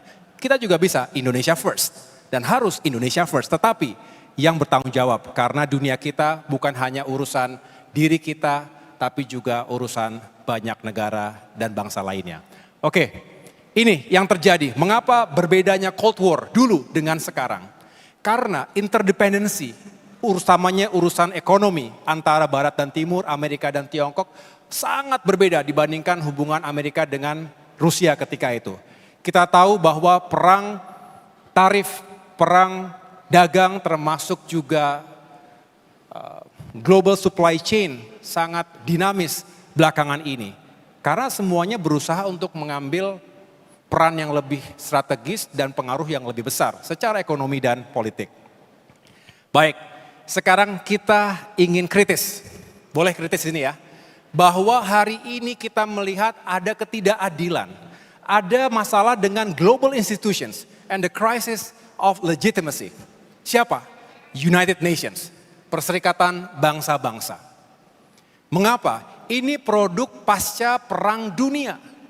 Ada 5 pemegang veto power, betul? 5 anggota tetap Dewan Keamanan PBB. Siapa saja? Amerika Serikat? Rusia? Tiongkok? Siapa lagi? Perancis dan Inggris. Nah sebetulnya di charter, UN Charter jelas ini, sovereign equality, territorial integrity, human dignity, non-interference, prinsipnya mulia, agung dan harus kita jaga. Unfortunately, double standard. Double standard, setuju? Begitu kepentingannya dipakai ini semua. Begitu bukan kepentingannya dilepas itu semua, seolah-olah tidak ada. Jadi bukan prinsipalnya tetapi implementasinya yang double standard. Tidak fair, tidak adil.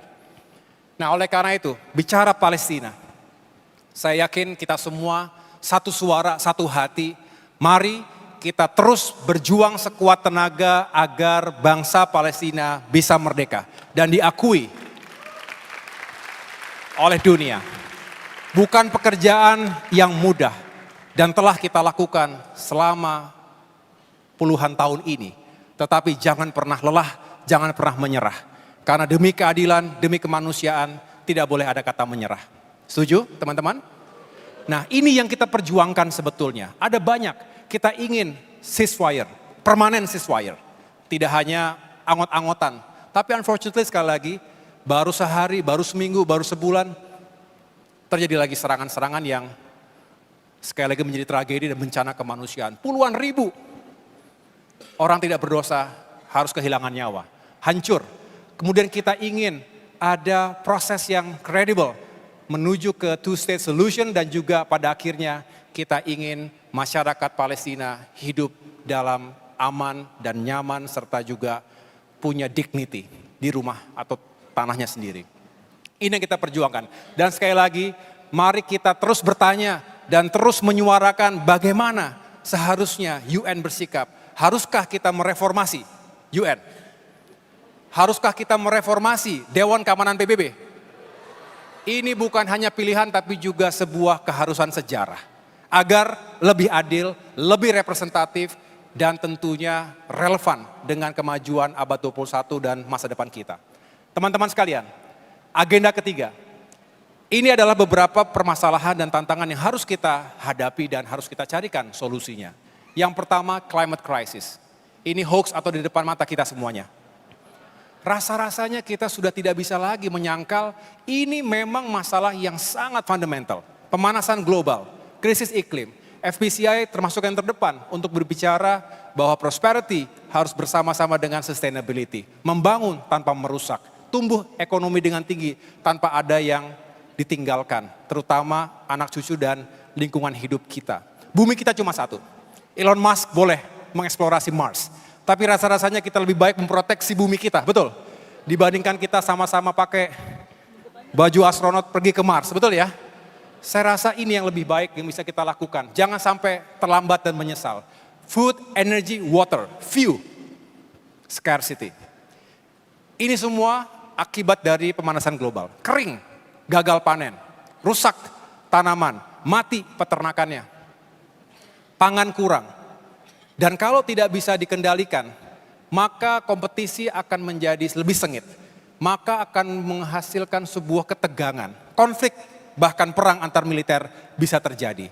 Ini semua di depan mata kita. Jangan anggap ini tidak terjadi. Never take anything for granted. Saya 2 minggu lalu baru ke Pulau Rote, Mas Dino, ke Atambua, perbatasan. Itu pulau paling selatan. Biasanya kalau politisi sering menggunakan dalam pidato. Sabang Merauke, Miangas, Pulau Rote. Nah, saya kemarin bisa menginjakan kaki ke sana 2 minggu yang lalu dan bisa melihat dengan kepala sendiri bahwa memang tantangan saudara-saudara kita di sana berat sekali. Kering. Kemarau 8 bulan, 9 bulan. Selebihnya hujan cuma sebentar. Ya. Jadi ini terjadi apalagi kalau ada pemanasan global. Teman-teman sekalian, selain itu masalah kesehatan, human security ini juga penting. Saya rasa dalam ilmu international relations ini juga sekarang mengemuka bahwa bukan lagi bicara ancaman militer tapi juga ancaman terhadap human security, health dan juga kehidupan yang harusnya lebih baik. Kita berharap teknologi termasuk dalam biotechnology ini bisa semakin maju dan ingat kita harus menghadirkan konektivitas dan interoperability antara sistem kesehatan kita. Dengan demikian kita bisa lebih selamat dan menjaga agar masyarakat kita tetap sehat dan punya daya tahan. Yang ketiga, technological revolution. Saya rasa kita semua sudah memahami artificial intelligence mengubah banyak hal. Betul? Ini peluang atau tantangan? Peluang. Ada masalah nggak dengan AI? Apa masalahnya? Ada yang pernah jadi korban AI? Digital sovereignty, kita ingin data juga semakin terjaga. Sekarang data seperti oil, seperti gold, menjadi currency. Dan ini harus benar-benar menjadi aset yang strategis.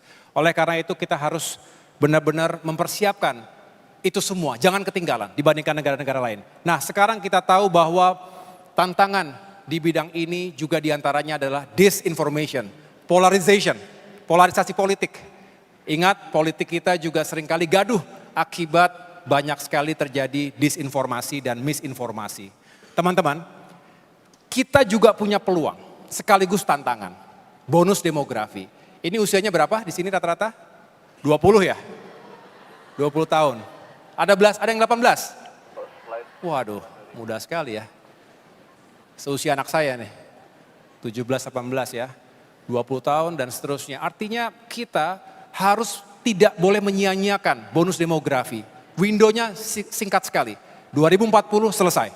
70% usia muda produktif tetapi ini akan menjadi masalah jika kita tidak siap dan tidak memiliki keterampilan yang mumpuni. Teman-teman, yang terakhir adalah agenda bagaimana kita mempersiapkan masa depan kita. Sudah siap? Masa depan kita. Indonesia, kita syukuri adalah sebuah negara yang dikaruniai Tuhan yang Maha Kuasa dengan banyak kemuliaan. Kita berada di 2 benua, di 2 samudra, betul? Kita punya geografi yang sangat strategis, menentukan jalur perdagangan dari barat ke timur. Dari Asia Timur menuju Asia Selatan, Timur Tengah hingga Eropa bahkan Afrika. Dan Selat Malaka, Laut Tiongkok Selatan, ini merupakan daerah yang sangat strategis sekaligus menjadi hotspot, flashpoint ketika ada perebutan teritorial maupun sumber daya yang ada di dalamnya. Oleh karena itu kita harus waspada. Nah kita bersyukur Indonesia negara kepulauan terbesar, 17.000 pulau dan dikaruniai dengan abundant natural resources. Banyak sekali. Kita produsen nikel nomor berapa di dunia? Nomor 1.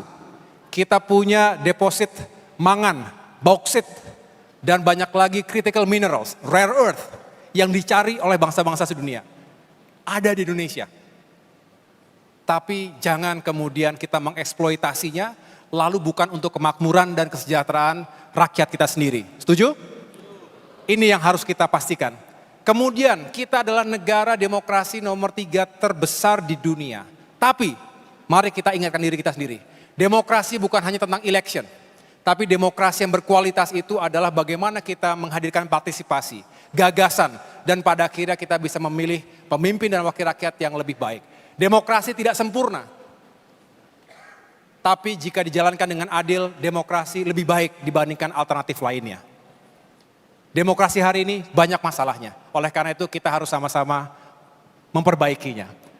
Yang terakhir tentunya ekonomi kita nomor 1 di ASEAN, besar penduduk kita, kontribusi terhadap GDP ASEAN 30% sendiri. Pasar ASEAN besar, tapi kitalah yang paling menentukan dinamika termasuk di bidang digital economy. Nah, untuk itu semua, Presiden Prabowo Subianto dengan asta-citanya menghadirkan optimisme tapi juga melecut kita semua untuk bekerja keras luar biasa. Untuk mencapai pertumbuhan tinggi tidak mungkin business as usual. Kita ingin mencapai ketahanan dan swasembada pangan, food security. Karena tanpa pangan Indonesia akan kelaparan, kita akan tergantung pada dunia. Ketika perang Ukraine, gandum sulit kita mendapatkan suplai gandum misalnya dari Ukraine. Kita tergantung, kita harus punya diversifikasi pangan yang lain-lain. Termasuk dengan mekanisasi, dengan penguatan saluran irigasi, kita ingin pertanaman petani kita naik dan semakin produktif. Water security, kita kurang air. Kita ingin juga masyarakat itu bisa mendapatkan air bersih. Kalau tidak, maka sulit kita bisa punya kehidupan yang berkualitas. Oleh karena itu, bendungan dan suplai air bersih ini harus menjadi fokus pembangunan infrastruktur di seluruh Indonesia. Di bidang energi, kita juga mendorong transisi energi baru dan terbarukan. Dalam rencana pembangunan 10 tahun ke depan, kita ingin menambah 69,5 gigawatt dan 70% dari itu adalah berasal dari energi baru dan terbarukan.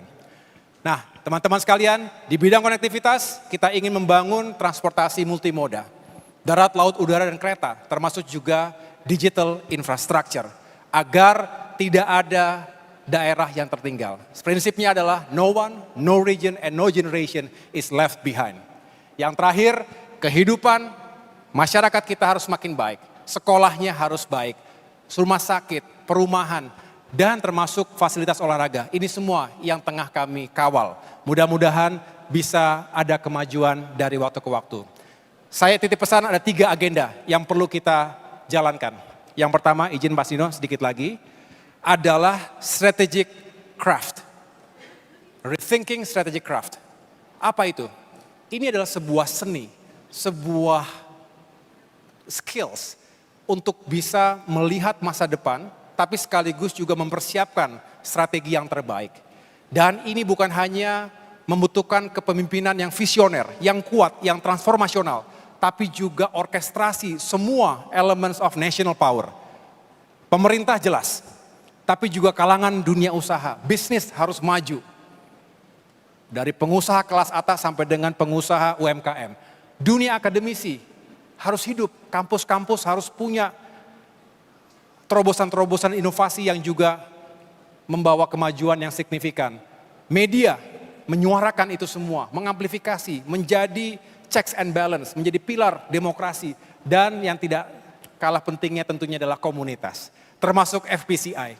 Komunitas ini luar biasa, register terbesar untuk urusan foreign policy. Dan menjadi anchor dari diaspora di seluruh dunia. Ini penting dan akan memberikan dampak yang positif untuk Indonesia.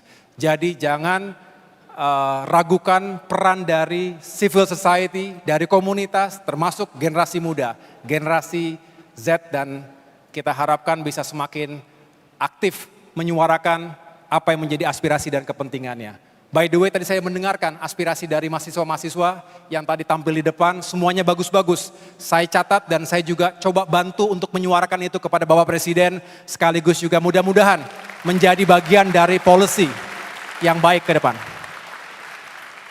Sekarang arsitektur. Apa itu? Architecture. Dunia saat ini tadi terfragmentasi dan kita butuh format-format yang juga saling menguntungkan. Dan semua merasa dihormati, dihargai. Kita ingin sekali lagi mereformasi UN, sudah saya jelaskan tadi. Yang kedua, mari kita perkuat ASEAN. Mas Dino, Pak Dino ini adalah orang yang paling terdepan untuk mari kita membangun ASEAN. Jangan tinggalkan ASEAN. Must be on the driving seat. Saya selalu ingat kata-kata Pak Dino. Dynamic equilibrium yang dihadirkan di kawasan kita. Jangan mau ada kekuatan lain yang masuk kemudian kita diam saja, menonton, ikut aja. Kita punya dignity. Nah yang terakhir, building middle power coalitions dan juga dengan Global South. Saya rasa ini semangat pertemuan kita hari ini. Global South harus punya suara karena secara legitimasi kita bisa menyampaikan kepada dunia bahwa Global South ini punya kekuatan, baik size maupun influence-nya. Nah, terakhir tentang bagaimana kita bisa mengelevate our game. Gimana kita bisa naik kelas. Prinsipnya adalah sebelum kita bisa memimpin di kawasan, sebelum bisa tampil dengan kokoh di dunia, di panggung internasional, mari kita bangun confidence kita di dalam negeri.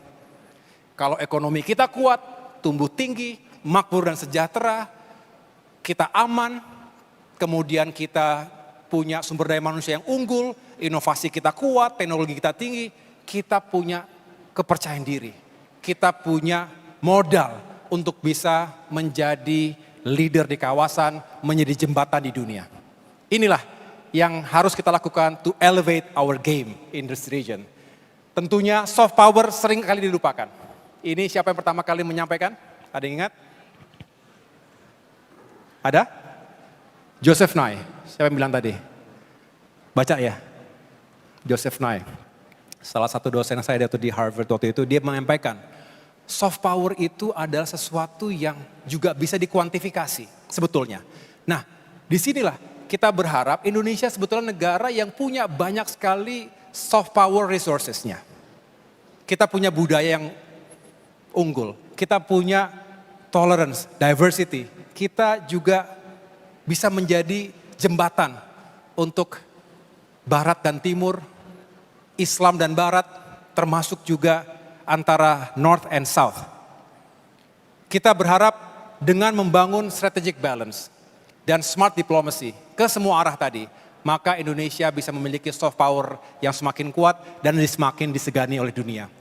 Akhirnya, mari kita simpulkan, we have all it takes. We have all it takes to move forward, to lead and to inspire. Indonesia bisa mengambil peran ini. Dan itu waktunya sekarang. 20 tahun lagi menuju 2045. Kalau tidak sekarang, kapan lagi? Di bawah kepemimpinan Bapak Presiden Prabowo Subianto, mudah-mudahan kita semua tergerak untuk mengambil peran apapun itu. Karena kita harus bersama-sama dalam semangat kolaborasi, lintas generasi. Semua menunggu kita, sejarah memanggil kita. Mari kita siapkan diri sekarang, mudah-mudahan dari ruangan ini hadir gagasan besar. Dan sekali lagi saya mengucapkan terima kasih kepada FPCI, kepada Pak Dino Patijalal dan teman-teman semua. Semoga sukses dalam semua yang dikerjakan. Terima kasih. Wassalamualaikum warahmatullahi wabarakatuh. Waalaikumsalam warahmatullahi wabarakatuh. Berikan tepuk tangan sekali lagi untuk His Excellency Dr. Agus Harimurti Yudhoyono MSc MPA MA. Dan kami mohon kesediaannya Bapak Menko dengan hormat untuk dapat naik ke atas panggung bersama dengan Dr. Dino Patijalal, Founder and Chairman FPCI untuk penyerahan cenderamata. Dan kami juga turut mengundang Co-Founder FPCI Profesor Dewi Fortuna Anwar dan juga Senior Fellows FPCI Bapak Dubes Sumadi Brotodiningrat dan juga Dubes Benyamin Karnadi untuk turut mendampingi penyerahan token of appreciation kepada His Excellency Dr. Agus Harimurti Yudhoyono MSc MPA MA, Menteri Koordinator Bidang Infrastruktur dan Pembangunan Kewilayahan Republik Indonesia dan Direktur Eksekutif The Yudhoyono Institute. Berikan tepuk tangan sekali lagi. Terima kasih Bapak Menko dan terima kasih Bapak Dino dan Prof. Dewi dan juga Bapak Dubes Sumadi dan Bapak Dubes Benyamin Karnadi. Dan selanjutnya mari kita berikan tepuk tangan luar biasa kepada His Excellency Dr. Agus Harimurti Yudhoyono MSc MPA MA. Dan terima kasih Bapak Menko atas kesediaannya dan juga waktunya sudah hadir di Conference on Indonesian Foreign Policy 2025. Dan kami persilakan Bapak Menko untuk dapat melanjutkan agenda. Berikan tepuk tangan sekali lagi untuk Bapak Agus Harimurti Yudhoyono.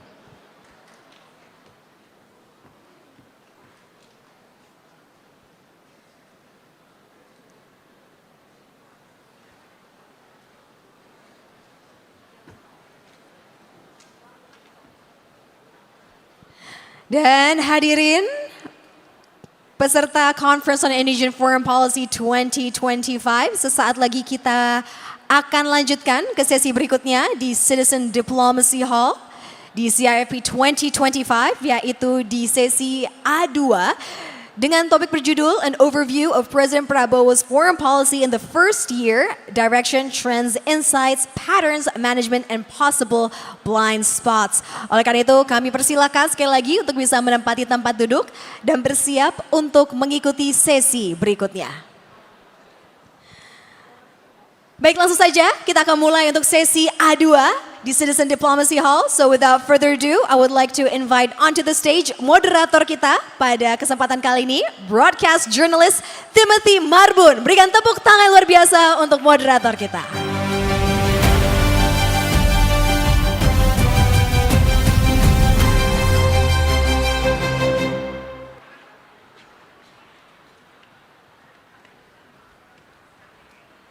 Thank you, Sarah. Assalamualaikum warahmatullahi wabarakatuh. Saya tahu mungkin speech-nya ini tidak akan semenarik speech-nya Pak AHY, tapi Anda duduk di sini bukan untuk saya, tapi para pembicara. We have great speakers yang akan maju ke depan kita ini. Ada keempat pembicara yang menjadi mungkin pemikir-pemikir terbesar untuk foreign policy di Indonesia. Teman-teman, saya mulai dengan 3 angka. Kita bermain sedikit sebelum kita mulai. Saya punya 3 angka, 10, 12, 25. 10, 12, 25. Ring a bell nggak? Tentu tidak, saya yakin pasti. Saya mau mengungkap angka pertama, 10 itu adalah jumlah negara yang dikunjungi oleh Coldplay selama tour Music of Spheres mereka. Dari Oktober 2024 sampai akhirnya yang terakhir itu kalau tidak salah itu September 2025. 10 negara dikunjungi oleh Coldplay. 12, ada yang bisa nebak nggak? 12 kira-kira siapa?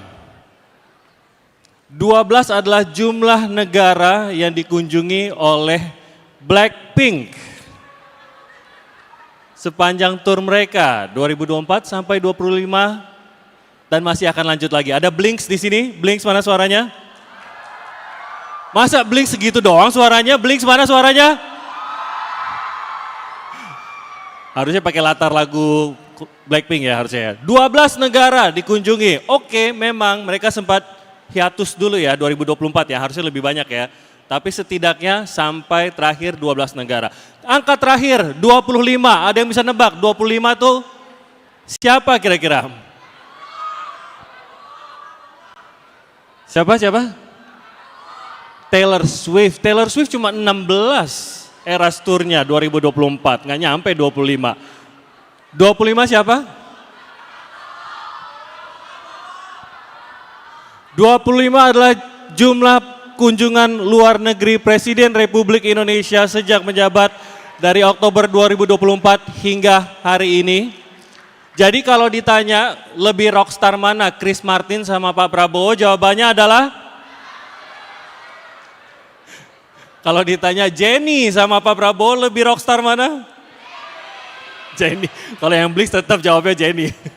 Yang pasti lebih banyak perjalanan Pak Prabowo karena selama Oktober sampai sekarang 25 negara. Indonesia teman-teman punya ambisi yang besar. Tadi kita sudah mendengarkan 25 negara di kunjungan. Pasti ada tujuan-tujuannya. Ini baru jumlah negara. Belum pidato-pidato yang diberikan baik itu di sidang umum PBB, D8, KTT ASEAN, APEC. Hingga mungkin salah satu kemarin yang juga menarik pada saat kunjungan ke Kairo untuk Peace Summit. Nah, dari kunjungan-kunjungan ini terlihat memang ambisi Indonesia cukup besar. Indonesia tidak lagi mau menjadi negara yang terbawa oleh arus geopolitik. Kenapa? Karena terlalu penting. Momennya ini terlalu penting. Di tengah transisi sosioekonomi yang tadi digambarkan Pak AHY, di tengah implementasi AI yang saya yakin teman-teman di sini mungkin AI sudah dipergunakan setiap hari. Siapa yang pakai AI setiap hari? Setiap hari. Ya kan, mulai dari belajar sampai besok makan apa, cara masak isi kulkas saya gimana, semua sudah pakai AI. Tapi jangan salah teman-teman, bahkan para pemimpin-pemimpin di perusahaan dan organisasi juga sudah mulai memakai AI untuk menentukan pilihan mereka. Kemarin malah salah satu inisiatornya Twitter, Jack, sudah menggunakan full AI untuk menentukan siapa karyawan yang akan diangkat posisinya. Mengkhawatirkan nggak? Mengkhawatirkan nggak kalau Anda sudah dekat-dekat, udah ikut diajak atasan makan-makan, ujung-ujungnya nggak kepilih karena kedekatan tidak lagi menjadi patokan, itu malah bagus ya sebenarnya ya.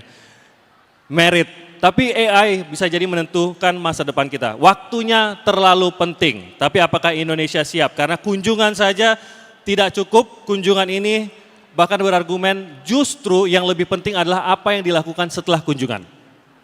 Kerja-kerja detail tersebut. Nah, kita akan mencoba mengawal hal tersebut dan inilah yang akan dikawal oleh para diplomat dan semua stakeholder. Catatannya adalah ambition will show you where you want to go, but only good governance will take you there. Setuju nggak? Kita nggak boleh berhenti di ambisi. Karena itu kita akan bahas an overview of President Prabowo's foreign policy in the first year, direction, trends, insights, patterns, management, and possible blind spots. Kita akan undang para pakar dalam bidang ini. Yang pertama adalah seorang pakar geopolitik, salah satu pakar geopolitik dan kebijakan luar negeri paling berpengaruh di Indonesia dengan pengalaman panjang sebagai akademisi dan penasehat pemerintah. Dan saat ini beliau merupakan salah satu co-founder juga dari FPCI dan senior fellow di FPCI. Kita sambut Profesor Dewi Fortuna Anwar.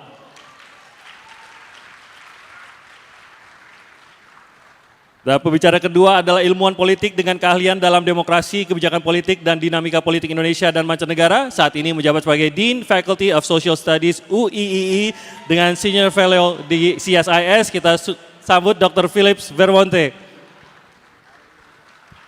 Selamat datang Prof, silakan. Ini sudah sesuai nama. Dan pembicara ketiga adalah pemikir strategis, seorang diplomat senior yang telah lama membentuk arah pemikiran pertahanan dan diplomasi Indonesia. Beliau juga pernah menjadi duta besar Indonesia untuk Inggris, Irlandia, dan IMO. Dan saat ini adalah senior fellow di CSIS Indonesia. Kita sambut Dr. Rizal Sukma.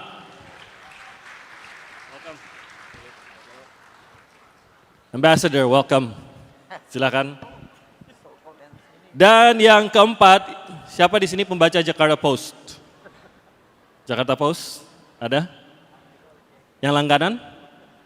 Kok lebih dikit tangannya? Oke, you're an avid reader, I see. Yang keempat ini buat pembaca Jakarta Post pasti sudah tidak asing dengan tulisan-tulisannya dan mungkin juga mengetahui bahwa cukup vokal untuk menyuarakan secara objektif. Beliau adalah seorang jurnalis dan kolumnis yang pengamatannya di Jakarta Post dan omong-omong media banyak mempengaruhi pemahaman publik soal politik dan kebijakan luar negeri.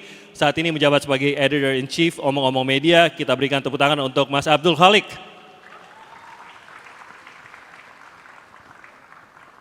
Tadi kita mau pakai musik The Rock sih pas masuk, tapi kayaknya lagi habis audionya. Silakan Mas Abdul Khalik. Let's give a round of applause untuk seluruh pembicara kita, teman-teman. Jadi saya sedikit pun saya tidak meragukan keahlian para pembicara kita. So Bapak Ibu, anytime you want to jump in, please do that. Kapanpun mau menyambung, mungkin membantah perkataan dari pembicara lainnya ataupun mau menambahi, silakan. Kalau nggak enak motong, nanti angkat tangan sedikit, saya yang akan memberikan waktunya. Bukan memotong juga sih, tapi saya akan memberikan waktunya. Oke, saya mulai dari sini. Pertama-tama, 25 kunjungan, sekian banyak pidato. Saya mau tahu dulu dari setiap pembicara, bagi Anda dengan latar belakang Anda masing-masing. Dari manakah kunjungan ataupun pidato yang paling mungkin ya, mengusik sesuatu bagi Anda?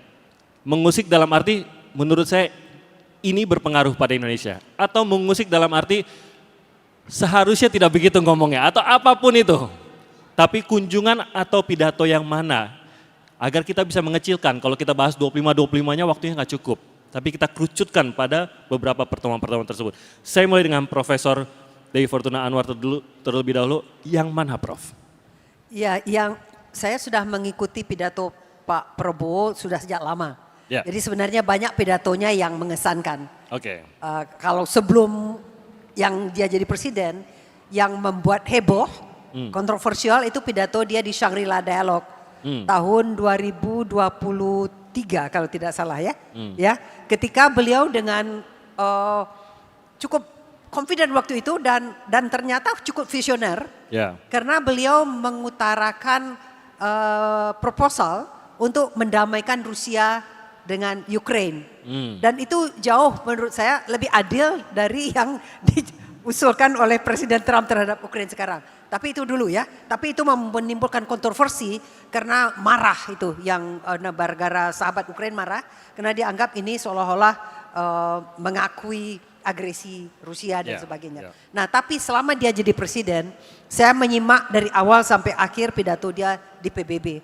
Dan ini pertama saya senang sekali bahwa Presiden Indonesia akhirnya hadir lagi di sidang umum PBB setelah absen sebegitu lama. Setiap tahun Pak Jokowi tidak pergi ke PBB, saya marah. Dan saya ungkapkan kemarahan itu sering ya, karena paling kurang sekali lah ya dalam 10 tahun pergi. Tapi tidak datang dan Pak Prabowo saya senang pergi. Dan dia dapat kesempatan pidato nomor 2 setelah Presiden Trump yang aneh bin ajaib pidatonya. Karena Trump berpidato di PBB, tetapi betul-betul ingin menghancurkan PBB, ingin menghancurkan hukum internasional, ingin menghancurkan sistem multilateralisme yang dulu justru sangat didorong dan ditopang oleh Amerika Serikat. Jadi dia betul-betul undermining all the system ya. Di rumah mereka sendiri. Ya, gitu ya. dan termasuk mengatakan bahwa climate change itu seorang kebohongan ya. Jadi saya senang sekali karena pidato Presiden Prabowo menjadi tepat sasaran, jadi bukan jadi normatif karena seolah menjawab poin per poin dari pidato dari Pak Trump tersebut ya. Terutama dia bilang when they say climate change, I come from Indonesia, climate change is real katanya ya. Dan kemudian berbicara tentang pentingnya kerjasama, pentingnya multilateralism dan sebagainya. Jadi saya tidak selalu memuji Pak Prabowo. Tetapi untuk pidato yang di PBB, untuk temanya oke. Walaupun it could be done more coherently, structurally, mungkin perlu ada copy editor yang lebih baik, tetapi esensi dari pidatonya itu baik. Oke, itu yang paling jadi catatan untuk Anda ya. Saya beralih ke Dr. Vermonte. Yang mana?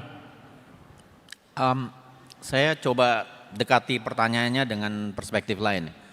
Sebetulnya banyaknya perjalanan itu saya lihat tugas saya sekarang sebagai akademisi. Ya, sekarang akademisi nih, kita jelaskan dulu ya sebagai akademisi kalau sini. Mencari pattern kan? Ya.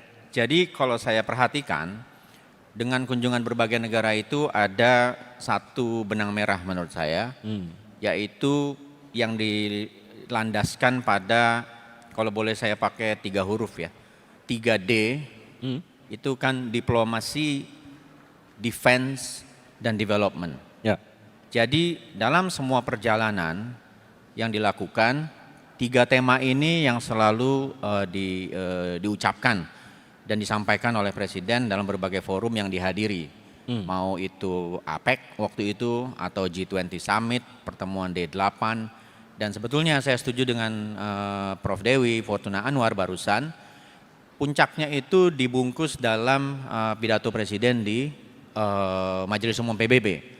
Karena di sana dibicarakan mengenai pembangunan, mengenai sistem multilateral yang diperlukan, dan juga issue of the day waktu itu adalah bagaimana mencapai perdamaian. Dan itu semua harus dilakukan lewat lembaga-lembaga multilateral yang oleh banyak negara, terutama negara superpower hari ini, itu diabaikan forum-forum multilateral ini. Perang dagang Amerika Serikat dengan Cina misalnya, itu secara total mengabaikan WTO misalnya. Itu kan forum yang sebetulnya disepakati oleh seluruh negara untuk menyelesaikan dispute mengenai trade, tapi itu tidak digunakan. Kemudian juga dalam konteks PBB dan lain-lain, hukum internasional itu tidak terlalu dihormati. Sementara buat negara seperti Indonesia, hukum internasional itu mungkin adalah the last defense kira-kira gitu. Sebagai negara yang mungkin di diskusi FPCI kali ini kan tema middle power mengemuka, itu adalah last defense dari negara-negara semacam Indonesia dengan middle power atau negara-negara global south tadi yang disampaikan oleh Pak AHY. Sehingga 3D ini dikunci oleh Presiden waktu itu dalam pidato di PBB. Jadi setiap forum itu saya perhatikan sebetulnya tidak ada yang kalau kita bilang mungkin di G20 lebih bagus atau di APEC lebih kena. Tetapi menurut saya karena ada 3 benang merah huruf 3D itu tadi, diplomacy, defense, dan development, rangkaiannya itu menurut saya yang lebih penting untuk kita gali, kita kritisi, kita berikan pemikiran-pemikiran gitu. Kalau memang menurut saya benang merah yang ingin dilakukan oleh Indonesia di masa pemerintahan Presiden Prabowo ini. Oke, jadi masih pidato di sidang umum ya, masih ya Majelis. Berarti dari 25 perjalanan paling penting perjalanan yang itu. Kalau yang ditanya pidato iya, tapi itu puncak dari 3 benang merah huruf tadi. Oke, alright. Saya ke Ambassador Rizal, buat Anda sendiri yang mana Ambassador? Sebenarnya banyak ya, ada beberapa speeches yang tentu penting ya untuk buat kita untuk bisa dapat apa sebenarnya yang menjadi arah strategis dari luar negeri Indonesia. Tapi saya ingin sepakat dengan Philips karena sama-sama dari CSIS bahwa memang pidato di UN itu menjadi salah satu faktor yang semakin mempertegas 2 tren besar yang kelihatan selama setahun ini. Yang pertama, ekspresi keinginan untuk berpartisipasi pada level global. Yang kedua, fokus pada upaya untuk membangun reputasi Indonesia sebagai a member of the international community, itu kelihatan. Dan speech di UN itu memang bisa contribute kepada 2 tren besar itu tadi. Karena dia paling tidak mengandung ada 3 hal penting yang tadi juga sempat disebut oleh Pak Menko yang menjadi agenda politik luar negeri Indonesia. Nah, namun saya ingin highlight 3 hal dari pidato di PBB itu. Yang pertama, fokus kepada peace building dan keinginan Indonesia untuk memainkan peran besar di dalam membangun the global peace itu tadi, global stability. Yang kedua, Presiden juga menekankan pentingnya multilateralisme ya sebagai platform di mana yang disepakati oleh banyak orang kecuali oleh Amerika Serikat barangkali ya, itu adalah sebagai satu-satunya cara di mana negara itu bisa bekerja sama untuk benar-benar membangun sebuah tatanan dunia yang baik. Yang ketiga, Presiden juga menyinggung soal institutional reforms. Dan ini berbicara mengenai berbagai perubahan yang dibutuhkan memang karena dunia itu sudah berubah dan sebagainya. Nah, tapi tantangannya sekarang adalah tadi disebutkan juga bagaimana mengisi kontennya, isinya itu apa. Kita bicara multilateralisme penting, kita harus pertahankan. Apa sih yang kita siapkan untuk bisa meng-follow up itu. Dan institutional reform seperti apa? Apa kita punya gagasan enggak untuk misalnya mereform UN Security Council atau mereform badan-badan PBB yang lain? Gagasannya apa? Nah, ini yang sekarang saya kira dialog-dialog seperti ini penting untuk diperbanyak sehingga muncul gagasan-gagasan yang bisa menjadi ataupun mengisi framework yang telah diberikan oleh pemerintah gitu. Kita sepertinya nanti akan membahas lebih jauh sana karena seperti tadi ya bahwa ambisi itu tidak cukup, mungkin sudah ada beberapa pernyataan-pernyataan besar yang keluar, tapi what next, bagaimana turunannya ini menjadi sesuatu yang sangat-sangat penting, kalau enggak ya enggak kejadian juga gitu. Saya lanjut ke Mas Kholik, Mas Abdul, jawabannya nggak boleh saya setuju dengan 3 pembicara lain tentunya karena latar belakangnya sudah berbeda gitu. Anda sendiri, apa yang menarik perhatian Anda dari 1 tahun perjalanan maupun pidato Pak Prabowo yang sudah disampaikan? Iya, susah juga nih ngomong paling akhir udah diambil semua ya. Tapi gini, saya standby sama tulisan saya ya, Jakarta Post yang ketika membahas pidato Pak Prabowo di General Assembly itu menurut saya kelihatan sekali pidato itu kurang masukan, kurang input dari berbagai elemen-elemen atau stakeholder di foreign policy ya, yang harusnya bisa memperkuat pidato tersebut.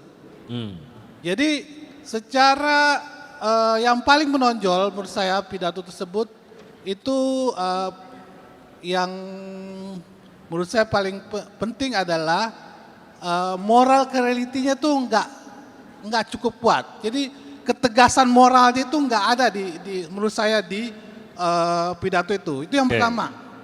Ya kan? Yang kedua, pidato tersebut karena mungkin yang memberi masukan itu tidak mengerti, itu tuh tidak historis gitu, ahistoris. Jadi seolah-olah kejahatan-kejahatan yang dilakukan Israel itu yang dulu-dulu itu tidak tergambarkan dalam pidato tersebut. Harusnya ada paling enggak harus ada condemnation dulu, apa tuh namanya, dia harus mengkondem dulu lah, ya kan, Israel itu. Apapun tindakannya itu, karena itu dan di pidato itu tidak ada sama sekali. Yang kedua, secara logik pidato tersebut itu memang menurut saya, dan ini saya udah tulis itu untuk level presiden itu sangat amatir kalau menurut saya. Jadi sorry to say, lebih banyak orang lagi harus terlibat. Ini kan puncak dari pidato presiden. Langsung ada petirnya loh ini masalahnya tadi dalam satu tahun ini itu puncaknya. Jadi semua siapapun itu yang memang punya keahlian harusnya memberi sumbangan dan harus diterima oleh presiden untuk mewakili Indonesia di forum dunia. Tapi Anda yakin kapasitasnya sebenarnya kita punya? Kalau mau seperti tadi Anda bilang, seharusnya tidak boleh ahistoris, seharusnya kita lebih berbobot menyampaikannya, we have the capacity, ada kapasitasnya seharusnya gitu. Menurut Anda, Mas Abdul? Iya, kita punya Kementerian Luar Negeri yang sangat-sangat hebat ya menurut saya.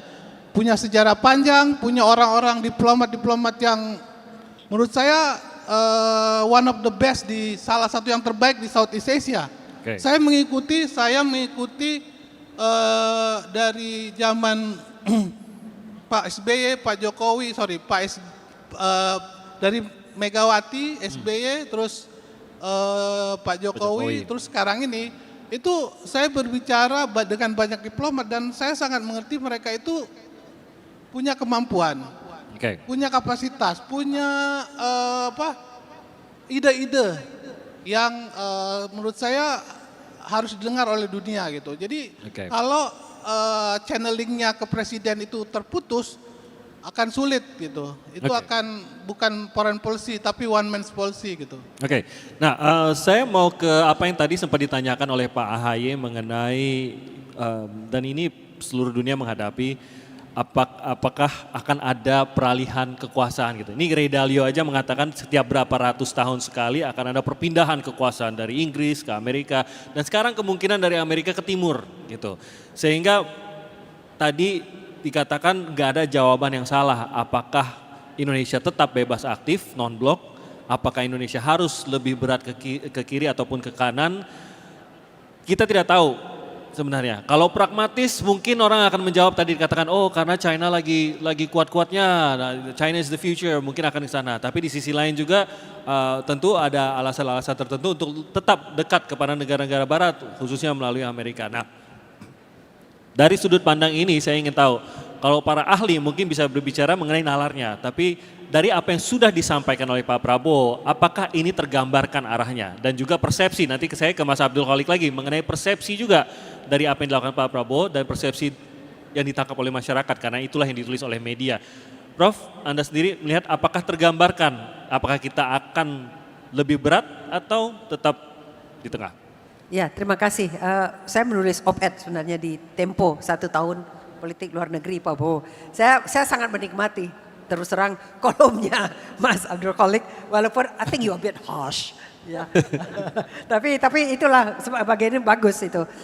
Tapi ini saya kira kalau kita hanya bandwagoning yang kuat, itu ini kan gonta-ganti. Amerika kuat, kita condong ke Amerika Serikat. Rusia kuat, kita condong ke Rusia. Kemudian sekarang Cina kuat, kita condong ke Cina. Itunya ya saya kira itu politik luar negeri, apa itu, bukan bambu ya, yang di lereng gitu, yang kemana angin bertiup kita ke situ. Katanya bukan bebas aktif tapi tergiring reaktif. Ya, ya tergiring dan reaktif namanya. Tapi saya kira founding fathers kita, Pak Muhammad Hatta sudah mengatakan kenapa kita harus bebas aktif. Ya. Bebas dan aktif itu bukan netral, bukan tidak memilih ya, kita tetap memilih. Barangkali pemilihannya kadang-kadang fungsional. Ya, dalam bidang keamanan kita lebih dekat ke Amerika sampai sekarang masih begitu, dan negara-negara barat. Karena selama ini memang teknologinya lebih bagus. Ya. Tapi begitu Cina punya teknologi bagus ya kita beli juga ya. Tetapi ekonomi misalnya Bali banyak ke Cina. Tapi untuk mengurangi dependensi, resiko, vulnerabilitas kita juga harus diversifikasi. Jadi saya senang sekali dengan jawaban hebat sekali dari anak SMA tadi. Tadi ya. Ya, bahwa kita tetap harus bebas aktif dan harus punya prinsip dan mengedepankan kerjasama gitu. Kalau saya melihat kebijakan Presiden Prabowo ini, dia ingin iterasi dari politik bebas aktif yang lebih aktif lagi, hiperaktif kadang-kadang. He likes to travel ya, jadi dia senang sekali collecting mileage gitu ya, banyak sekali kunjungan ke negara dan berulang-ulang ya. Apakah itu efektif apa tidak, itu lain perkara. Yang jelas memang kelihatan hadir, kelihatan visible. Tapi saya mengkritik, kalau ini Mas Timothy belum bertanya ya, tetapi di dalam politik luar negeri, dalam hubungan diplomasi, kunjungan pertama itu menaruh nilai signifikansi yang tinggi. Negara mana yang kita pertama kunjungi dikunjungi awal ya. Selama ini konvensinya di ASEAN adalah begitu ada pemimpin ASEAN baru terpilih, negara pertama yang dikunjunginya adalah negara tetangganya di dalam ASEAN. Apakah itu salah satu ya, mana yang kita anggap penting, tapi yang utamakan adalah our neighborhood. Australia, apakah dia partai liberal Perdana Menterinya atau partai buruh Perdana Menterinya, tetangga terdekat yang dikunjunginya selalu yaitu Indonesia. Jadi ini adalah kalau good neighbor policy, neighbor itu adalah tetangga yang terdekat dulu, bukan tetangga jauh. Ya, karena kan ada juga tetangga. Ya. Kalau when you say neighbor, you mean itu adalah tetangga, ya bukan yang tinggal 3.000 mil yang jauh. Jadi saya terus terang mengkritik. Begitu Pak Prabowo ini berubah 180 derajat posisinya. Ketika beliau di oposisi kan mengecam habis-habisan kebijakan Pak Jokowi yang terlalu dekat dengan RRT. 2014, 2019, 2024 pun mengecam itu ya. Ini digadaikan, kita ini sudah tidak merdeka lagi. Negara kita dikuasai asing, ini macam-macam ya. RRT begini, bukan main itu, tinggal diputarin aja videonya. Tapi begitu dia dinyatakan menang oleh KPU, belum dilantik, negara yang pertama dikunjungin RRT. Oke, begitu selesai dilantik, negara yang pertama dikunjungan RRT. I say, what is going on? Apa yang terjadi? Di dalam apa yang terjadi begitu ya? Flip and flop begitu ya. Iya, kita omnidirectional. Kita mengunjungi, tetapi saya tetap I stand by my criticism. It should not have happened. Ya. Dalam continue-nya, apakah ini menurut Profesor sudah agak dinetralisirkah dengan kunjungan-kunjungan lainnya? Ada. Jadi memang setelah itu berkunjung kemana-mana ya. Tapi kunjungan ke region masih belakangan. Jadi good neighbor policy-nya ke benua mana dulu ya. Justru bukan yang sekitar ke benua-benua yang lain dulu dikunjungin, baru Asia Tenggara ya. Jadi tapi akhirnya itulah salah satu blind spotnya menurut saya, ada persepsi bahwa Pak Prabowo lebih mementingkan menjadi pemain pada panggung global dan kurang memerhatikan panggung regional. Jadi begitu. Ya, dan persepsi ini mungkin juga dimiliki oleh negara-negara yang menyaksikan gitu. Nah, saya mau mungkin mewakili dari luar yang menyaksikan, Mas Abdul Kholik, pada saat itu juga apakah membacanya demikian gitu, bahwa sudah ada arah-arah yang ditunjukkan oleh Pak Prabowo yang manakah, apakah akan lebih memihakkah atau tetap ditunjukkan secara netral? Anda sendiri menangkapnya apa, Mas Abdul Halik? Ya, kalau saya gini, Prabowo itu panggungnya dunia global ini itu panggungnya Pak Prabowo sebenarnya. Panggung di mana this is eranya strongman gitu. Ya. Jadi panggungnya itu dia tuh temen-temennya sama gitu. Ya kan?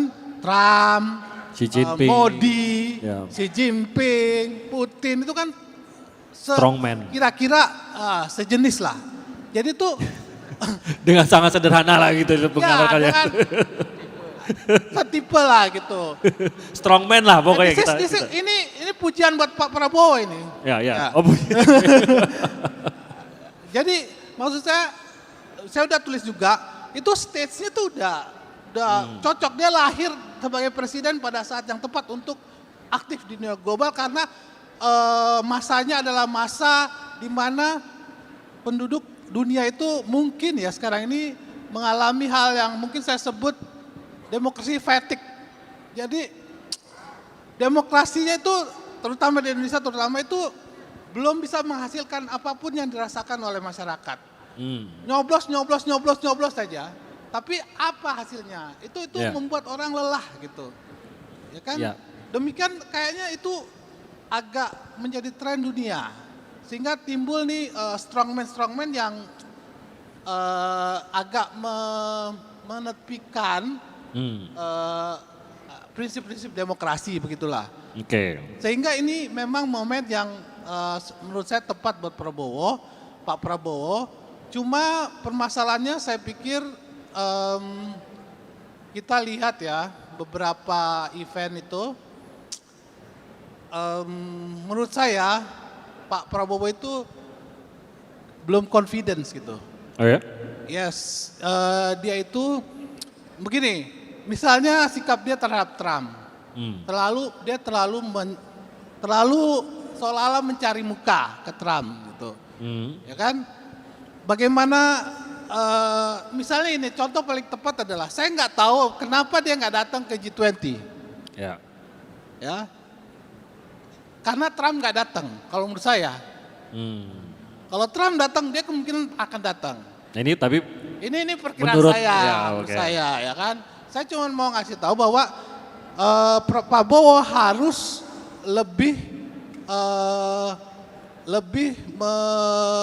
menghilangkan perasaan insekuritasnya dan lebih confidence sehingga dia itu tidak perlu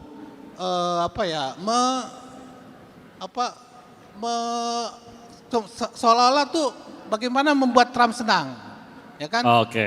Seperti itu. Seperti ini satu contoh yang paling agak akhirnya itu kelihatan akibatnya itu malah merugikan Indonesia adalah ketika Trump itu trade war-nya ini. Kan itu cepet-cepet dia nelpon Trump seolah-olah itu adalah suatu keuntungan buat Indonesia. Akhirnya kelihatan di ujung itu Indonesia yang paling jelek akhirnya dapat tarifnya. Banyak sekali hal-hal yang harus dibayar Indonesia untuk dapat 19%. Sedangkan negara lain ternyata dapat segitu 19% itu tanpa attachment gitu. Jadi ini menurut saya persoalan tadi mungkin yang lain bisa share tapi kira-kira gitu inian saya. Iya. Tadi kayaknya kalau di belakang bicaranya lebih ini lagi sebenarnya. Jadi saya agak hati-hati juga nih ngasih ke Mas Atul kalau lagi nih. Kita baca di tulisannya juga nih. Saya mau mencoba untuk melihat karena saya bilang tadi ya waktunya ini terlalu penting untuk kita untuk terbawa gitu. Karena di saat dunia ini sedang mencoba ini ya the next world order, kita lagi melihat ekonomi akan membawa ini kemana, geopolitik akan membawa hubungan antar negara kemana. keputusan para strongman ini akan mempengaruhi badan-badan unilateral ini dengan cara apa dan lain-lain. Kita lagi mencoba melihat itu di tengah juga transformasi digital yang masuk ke dalam ekonomi juga gitu dan bahkan pemerintahan. So ini akan menjadi momentum yang sangat-sangat krusial untuk menentukan posisi Indonesia itu sedang berada di mana gitu dan bagaimana kita terlibat dalam membentuknya. Nah, seperti tadi dibilang bahwa ini nggak bisa kalau hanya melalui kunjungan, nggak bisa hanya melalui disepakati saja. Ada banyak kerja-kerja yang harus dilakukan setelah itu. Ada banyak koordinasi, ini mungkin untuk Ambassador Rizal yang bisa menjawab juga. Ada banyak koordinasi yang harus dilakukan setelah pertemuan-pertemuan high level tadi. Setelah ada tanda tangan antara pertemuan high level kita dengan high level negara tersebut gitu. Nah, saya ingin tahu apakah ada perubahan di tengah kondisi seperti ini, apakah koordinasi itu menjadi lebih penting bahkan dibandingkan juga dengan mungkin 20 tahun lalu, 15 tahun lalu. Dan seperti apa sebenarnya bentuknya? Kalau ada sebuah kunjungan yang dilakukan oleh kepala negara kita ke negara lain, lalu ada kesepakatan yang terjadi di situ, what happens next actually? Mungkin Ambassador bisa menjelaskan dan siapa saja yang terlibat sebenarnya?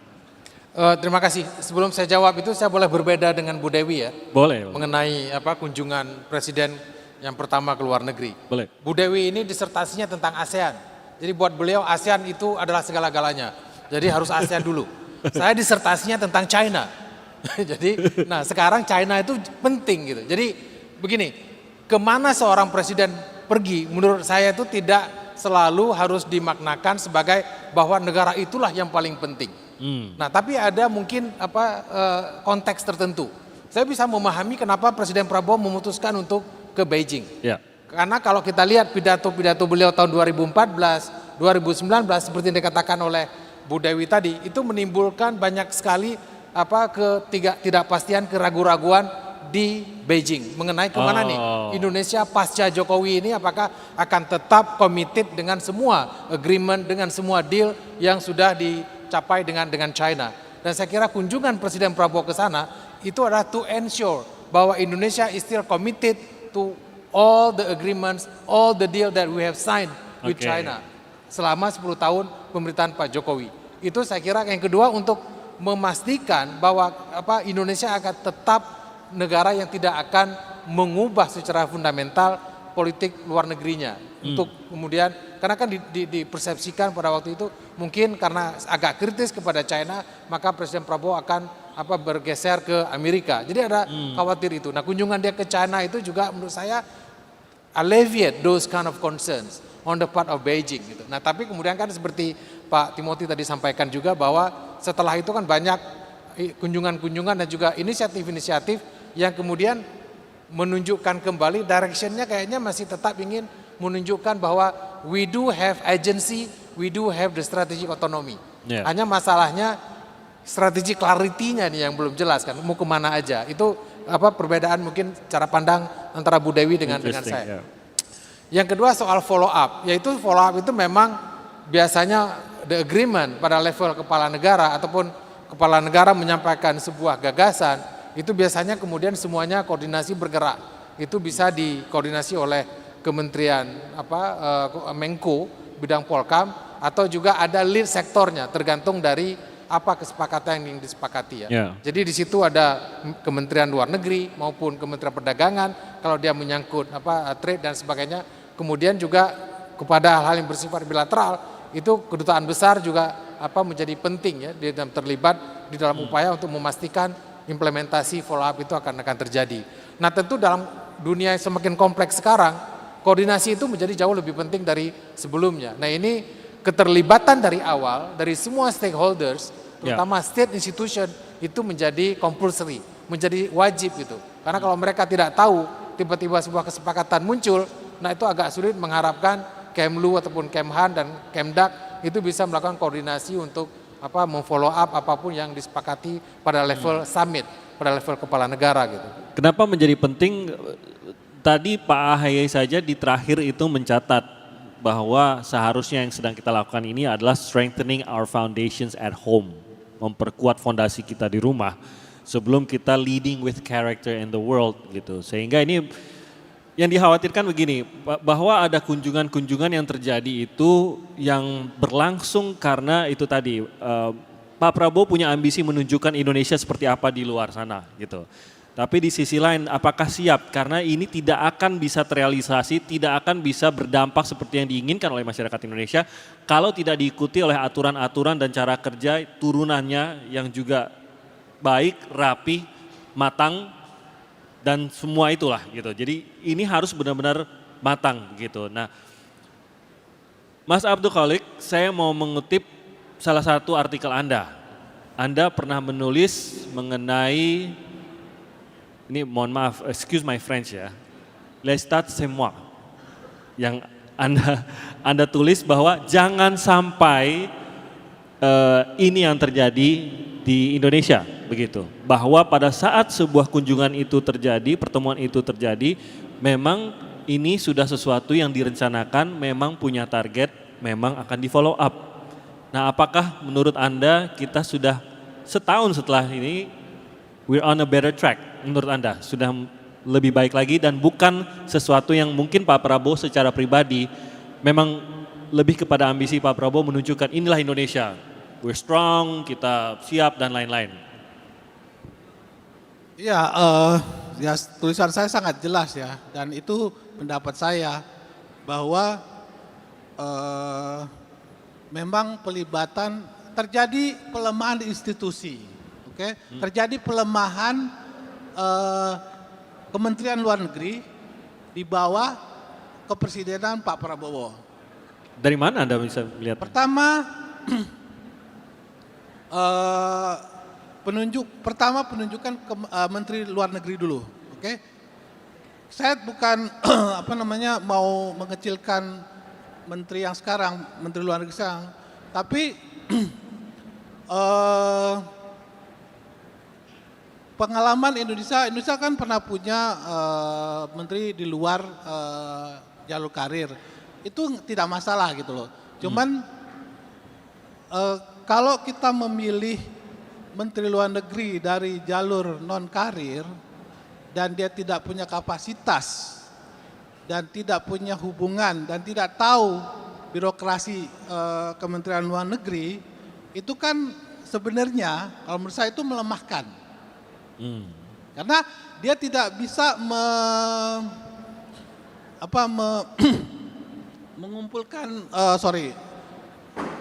mengumpulkan daya dari sumber dari Kementerian Negeri untuk menjadi satu suara yang bisa memberi masukan yang baik buat presiden. Oke. Ya kan? Ini sudah banyak, terus terang saya berbicara dengan beberapa orang di Kementerian Luar Negeri ya, dan banyak komplain gitu. Bahwa memang untuk banyak hal itu tidak diikutkan gitu loh, Kementerian Luar Negeri itu. Mungkin terlalu cepat geraknya, mungkin gitu, atau apa? Menurut saya bergerak cepat itu penting. Begini, jadi personalization of foreign policy itu ada bagusnya. Oke. Keputusannya cepat, ya kan? Bisa pendekatan personal itu bisa langsung ke leader to leader, lebih impactful gitu loh, bisa lebih cepat. Oke. Tapi itu akan sangat tergantung kemampuan pemimpin, pengetahuan pemimpin, apa yang diperlukan oleh masyarakat, segala macam gitu. Oke. Dan itu harus ada paling enggak proses bottom up.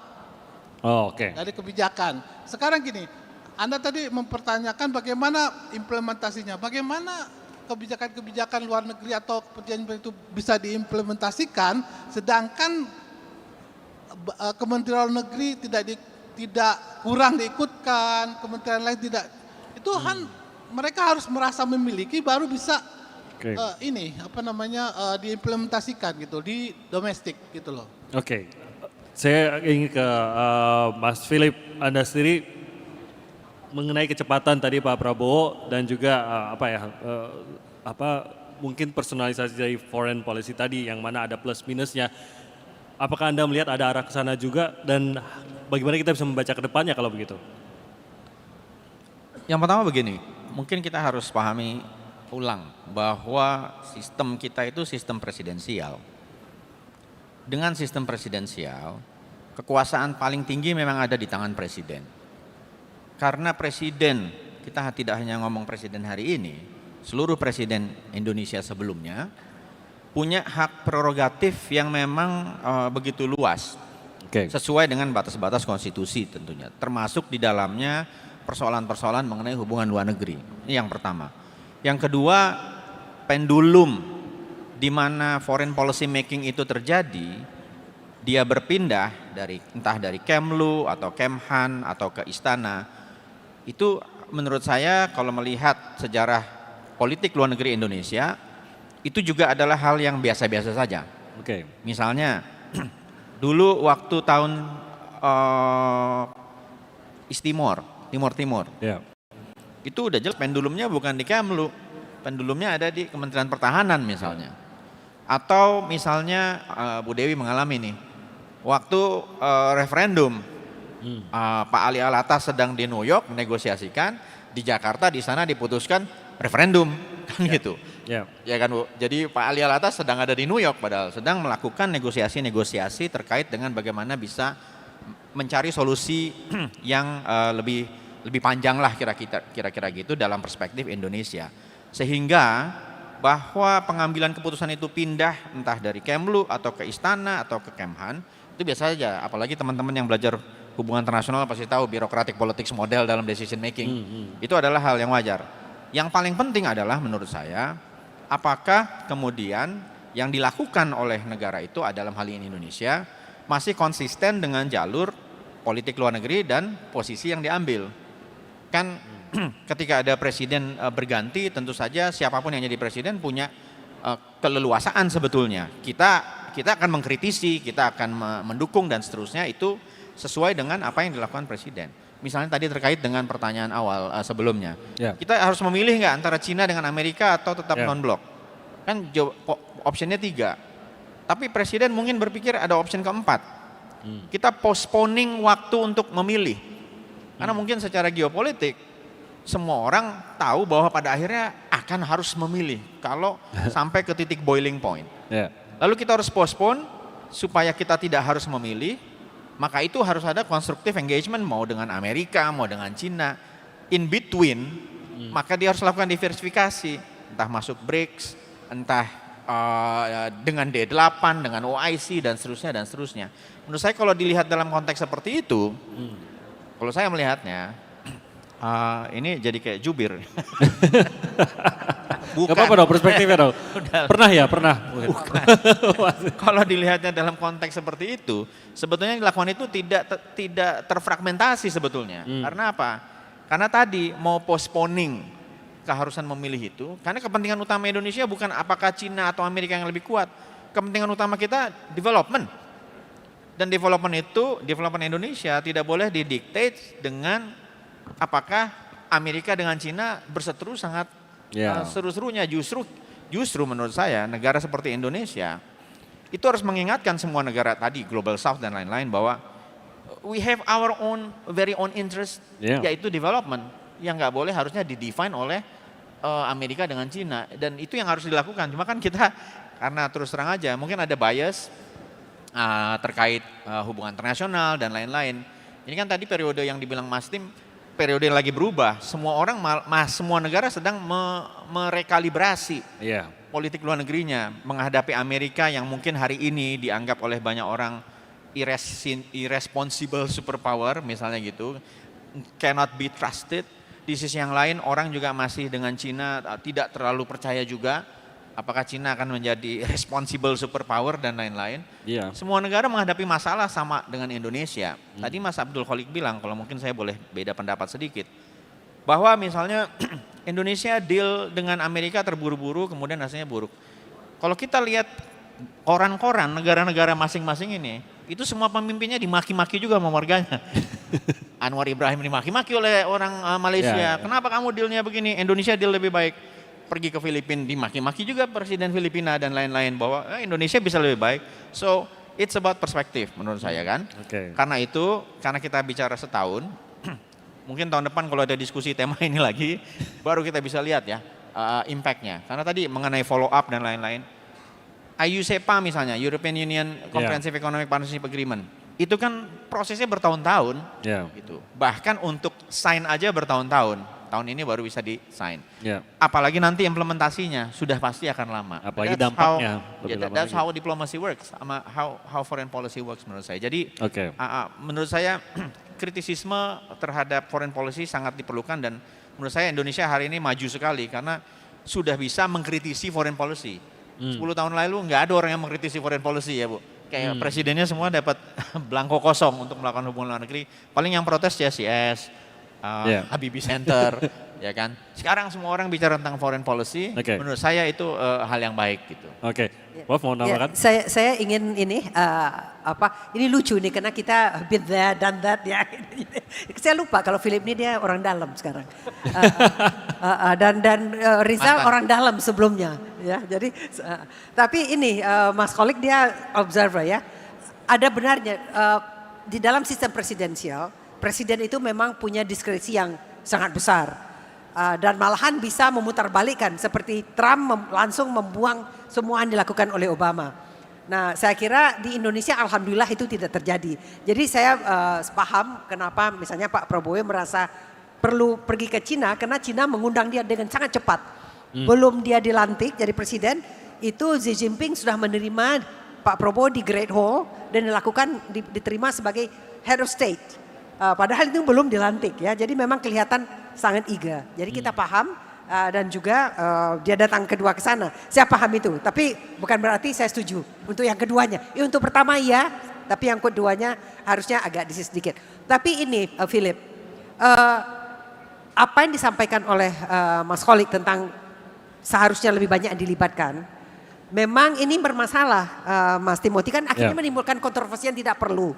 Ketika ada MOU tentang kerjasama di wilayah maritim yang di overlapping maritime claim in the South China Sea.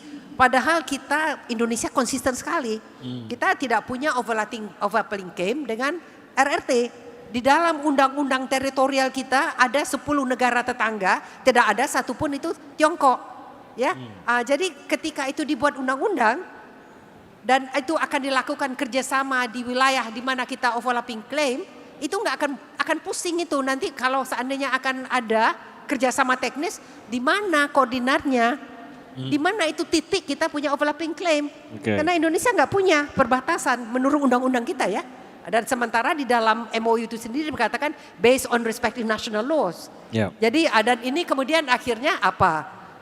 Pak Menlu, dan Pak Presiden kan dimaki-maki oleh Hikmahanto, oleh semua para senior marah sama Hafaz. Anda yang ahli hukum laut ngapain? Kenapa tidak melindungi itu? Jadi dalam hal ini memang tetap diperlukan kehati-hatian. Jadi ketika itu kita terlalu presidential led dan benar bahwa staf khusus dan orang-orang dekat itu adalah dipercayakan untuk men-shape ya. Tetapi tetap kita at the end of the day kalau itu ada aspek-aspek yang teknis itu tetap harus dilibatkan orang dalam. Tetap butuh safeguards lah. Iya, banyak mata dan ahli hukum barangkali juga. Mas Abdul Kholik mau menambahkan? Ya, saya harus membandingkan ya, karena ini kan kita ngomongin presidential system ya. Saya harus membandingkan dengan ketika Pak SBY jadi presiden ya kan, nggak bisa gini. Pak SBY juga sangat aktif, ya kan, sangat kelihatan intensinya untuk going global gitu ya kan. Tapi apa yang dilakukan oleh Pak SBY itu berbeda dengan apa yang dilakukan oleh Pak Prabowo. Pada satu saat ya itu ada ketegangan antara istana dengan Pejambon, ya kan. Di mana Pak Dino ya kan sangat perannya sangat besar dalam men-shape kebijakan luar negeri Indonesia karena dia sangat dekat dengan Presiden SBY. Kalau nggak salah rencana membuat Indonesian version of West Wing ya kan? Bagaimana menjadi penasehat presiden di bidang luar negeri. Dan kita waktu itu punya 2 jubir. Satu jubir dalam negeri dan satu jubir luar negeri. Ya kan? Tapi sedemikian istana itu mau mengambil alih, dia tidak meninggalkan Kementerian Luar Negeri. Gitu. Pak Hasan Wirayuda itu tetap sangat kuat profilnya di mata presiden.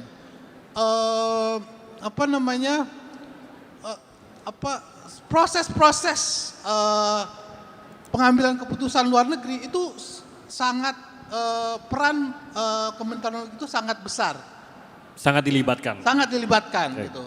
Saya ikut summit, saya ikut kemana-mana gitu meliput dengan presiden karena saya memegang 2 bid waktu itu Kementerian Luar Negeri dan Istana, jadi saya bisa membandingkan tuh bolak-balik gitu. Inikah blind spot yang kalau menurut Anda terjadi pada saat ini? Belum sampai ke sana. Ini memang cuma membandingkan bahwa ada pilihan gitu loh. Bukan misalnya istana sentris gitu. Presiden yang menguasai, enggak.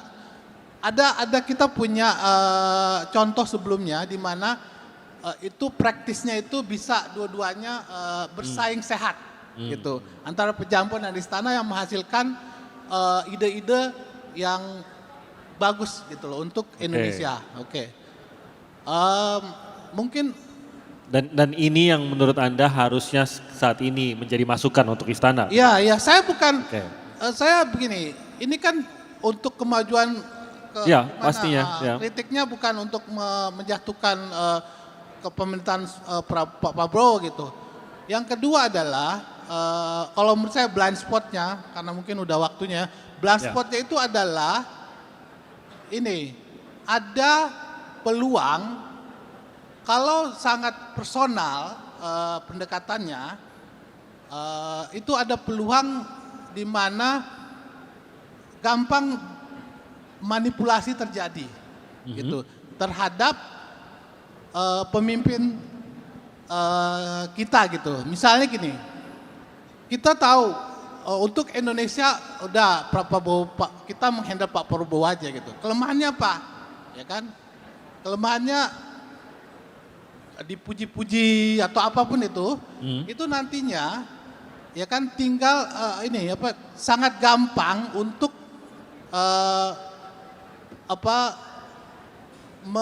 menggiring Indonesia untuk suatu tujuan tertentu dari negara-negara, terutama negara-negara besar ya gitu. Ini dari dalam apa dari luar maksudnya? Dari luar, dari luar. Jadi itu sangat diberi peluang. Jadi maksud saya kalau satu orang yang menentukan itu lebih gampang Indonesia dihandle oleh negara-negara besar gitu. Daripada banyak yang bisa ada yang mencek gitu loh. Lagi-lagi ada yang safeguard yang menjaga. Betul. Gitu ya. Itu catatannya ya. Sebenarnya sudah saya tutup, saya ingin singkat saja blind spot yang harus diingatkan kalau ke entah itu Kementerian Luar Negeri ataupun Istana, singkat-singkat, Ambassador. Saya punya 2 usul ya, singkat saja. Jadi untuk menghindari problem-problem yang tadi disampaikan oleh Mas Abdul Kholik, itu saya kira apa yang sudah dicita-citakan sejak zaman Pak Hasan Wirayuda, yang sampai sekarang belum terjadi, itu buku putih tentang politik luar negeri. Jadi daripada kita ribut nih menebak-nebak, ini pemerintah mau kemana sih? Jadi buku putih politik luar negeri itu wajib untuk segera disusun oleh Kemlu. Yang kedua, hidupkan kembalilah Foreign Policy Breakfast yang juga dimulai oleh Pak Hasan Wirayuda, di mana Menlu bisa berdialog dengan stakeholders mengenai berbagai isu yang berkait dengan politik luar negeri. Nah ini 2 inisiatif kelihatannya kecil, tapi menurut saya cukup penting gitu. Straightforward, thank you Ambassador. Mas Philip? Blind spotnya menurut saya ada 2. Yang pertama kalau kita secara geopolitik tadi ya mengarah ke negara A, negara B atau blok A atau blok B. Blind spotnya adalah kalau ada regime change di negara yang bersangkutan. Dan itu menurut saya tetap harus diantisipasi bahwa we cannot put our eggs in one basket. Itu satu prinsip pertama. Yang kedua blind spotnya adalah major disruption. Satu mungkin climate udah jelas, bencana hari ini yang kita bicarakan itu udah clear. Dua, pandemi yang kemarin terjadi masih mungkin terjadi lagi dan itu akan disrupt everything. Sehingga domestic frontnya harus kuat. Kalau kita sibuk dengan urusan luar negeri tetapi domestic frontnya tidak kuat, maka itu akan menjadi blind spot yang mungkin akan menghambat apa yang ingin dicapai melalui perjuangan melalui politik luar negeri Indonesia. Thank you. Prof. Dewi? Ya, kalau saya kembali karena Rizal mengatakan saya memang sangat peduli dengan kawasan ini. ASEAN ini bagaimanapun ada region kita yang terdekat. Dan memang ada rotasi keketuaan ASEAN, tetapi tidak ada rotasi kepemimpinan di dalam ASEAN. Indonesia dianggap sebagai natural leader ya di dalam ASEAN. Dan ini missing.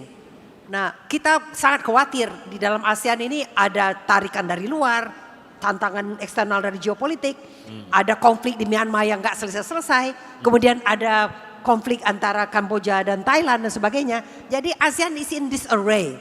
Jadi bagaimana kita menghadapi tantangan luar kalau kita sendiri tidak kohesif di kawasan ini. Kalau nanti masing-masing bisa ditarik oleh magnet-magnet yang lebih kuat. Nah, orang semuanya melihat ke Jakarta atau nanti barangkali ke Nusantara ya. Orang melihat ke Indonesia yang memainkan natural leadership ini. Indonesia kaya biasanya dengan ide, dengan kemampuan untuk merangkum semuanya.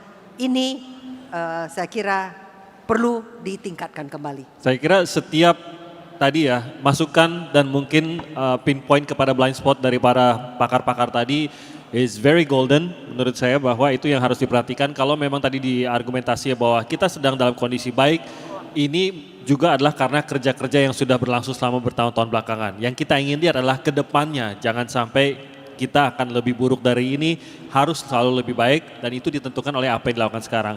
Dan catatan dari para pembicara kita adalah bahwa jangan pernah lupa bahwa apa yang dilakukan di dalam negeri, apa yang dilakukan oleh stakeholders di dalam negeri juga menjadi sesuatu yang sangat-sangat penting kalau kita memang punya target-target besar di luar negeri. Dan momentum ini sangat-sangat menentukan karena yaitu kekuatan-kekuatan besar di luar negeri ini sedang mencoba untuk saling menggantikan dan jangan sampai kita terjebak di saat gajah-gajah berkelahi, janganlah kita menjadi rumputnya gitu. Setidaknya itu yang akan kita inginkan menjadi target untuk Foreign Policy Indonesia masa depan. Terima kasih banyak, boleh kita berikan tepuk tangan kepada seluruh pembicara kita. Terima kasih Prof. Sudip, Ambassador dan juga Mas Abdul Halik, terima kasih banyak atas insight-nya. Saya kembalikan ke Sarah, silakan Sarah. Baik, terima kasih. Berikan tepuk tangan sekali lagi untuk Timothy Marbun sebagai moderator dan juga terima kasih kepada seluruh panelis kita. Dan kami mohon berkenan kepada seluruh panelis dan juga moderator untuk tetap berada di atas panggung dan juga bersiap untuk menerima token of appreciation dan juga berfoto bersama sebagai tanda terima kasih dari Foreign Policy Community of Indonesia. Yang pertama, token of appreciation akan diserahkan kepada Profesor Dewi Fortuna Anwar. Terima kasih Prof. Dan berikutnya juga akan diserahkan kepada Dr. Philips Vermonte. Dan selanjutnya kepada panelis kita Dr. Rizal Sukma dan kepada Bapak Abdul Halik. Dan pastinya terima kasih juga kepada moderator kita, Timothy Marbun. Berikan tepuk tangan sekali lagi. Dan kami mohon untuk bisa berfoto bersama terlebih dahulu kepada moderator dan juga panelis untuk dapat bersiap dan juga mengarahi tim dokumentasi. Kami mohon arahannya untuk dapat mengabadikan momen ini. Saya akan bantu. 3, 2, 1. Sekali lagi. 3, 2, 1. Baik, terima kasih. Sekali lagi berikan tepuk tangan luar biasa. Karena kita baru saja merampungkan sesi A2, an overview of President Prabowo's foreign policy in the first year, direction, trends, insights, patterns, management, and possible blind spots. Dan kita masih akan ada sesi selanjutnya, Bapak dan Ibu dan juga hadirin di sini di hall atau Citizen Diplomacy Hall. Oleh karena itu kami mohon untuk jangan kemana-mana, tetaplah berada di sini karena we will be taking a short break. Kita akan rehat sejenak saja untuk bersiap memasuki sesi berikutnya. Di mana di sesi berikutnya kita akan bersama-sama ikuti the largest defense procurement in Indonesian history. Where are we going with this and what is the strategy behind this? Jadi sekali lagi kami mohon untuk tetap berada di sini karena kita akan sekali lagi lanjutkan dengan sesi berikutnya.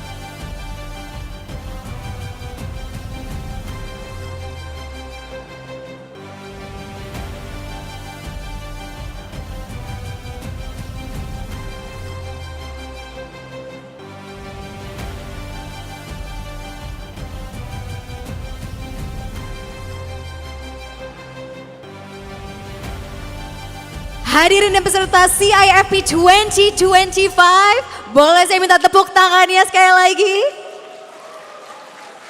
Kita akan segera memulai sesi berikutnya, oleh karena itu kami mohon untuk bisa segera menempati tempat duduk karena kita akan masuk ke sesi berikut yaitu the largest defense procurement in Indonesian history. Where are we going with this and what is the strategy behind it? Dan langsung saja untuk mengawali sesi ini, kami undang dengan hormat untuk dapat memberikan keynote speech Mayor Jenderal TNI Purnawirawan Sudrajat, Staf Khusus Menteri Pertahanan Departemen Bidang Diplomasi Pertahanan. Berikan tepuk tangan yang luar biasa. Kami persilakan dengan hormat.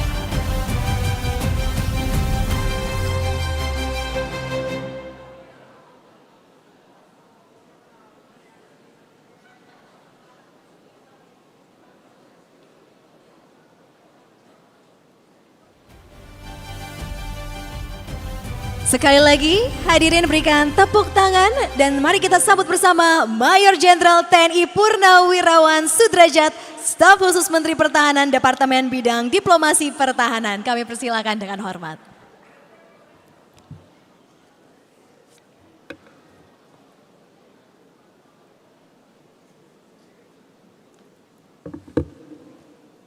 What should I do?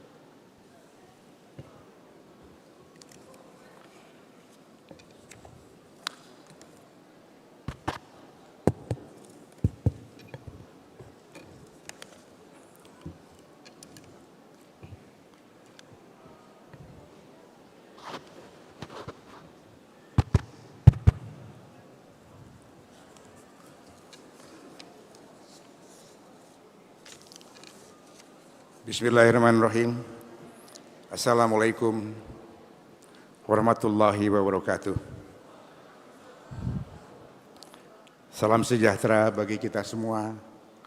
Om Swastiastu, Namo Buddhaya, salam kebajikan. Dan salam bela negara. Saudara-saudara hadirin sekalian, ibu-ibu, bapak-bapak, dan undangan yang sangat saya hormati. Siang ini saya mendapat tugas untuk mewakili Bapak Menteri Pertahanan untuk menyampaikan keynote speaker beliau yang mudah-mudahan bisa mengantar sesi pada siang hari ini. Hadirin sekalian, visi Indonesia yang dikenal sebagai Indonesia Emas 2045 bertujuan untuk mentransformasi negeri ini menjadi negara yang lebih makmur, adil dan maju pada peringatan 100 tahun kemerdekaan di tahun 2045 yang akan datang. Pada masa pemerintahan Presiden Prabowo ini, visi ini dibangun di atas 8 pilar strategis yang dikenal sebagai Asta Cita, yang meliputi 1. Memperkuat ideologi Pancasila, demokrasi dan hak asasi manusia. 2. Memperkuat pertahanan dan keamanan nasional. 3. Transformasi ekonomi, mendiversifikasi ekonomi, mendorong sektor manufaktur dan meningkatkan ekspor. 4. Pembangunan sumber daya manusia. 5. Hilirisasi dan industrialisasi. 6. Pembangunan desa dan pengentasan kemiskinan. Tata kelola yang baik dan reformasi kelembagaan. Dan yang 8 adalah pelestarian lingkungan dan pembangunan berkelanjutan.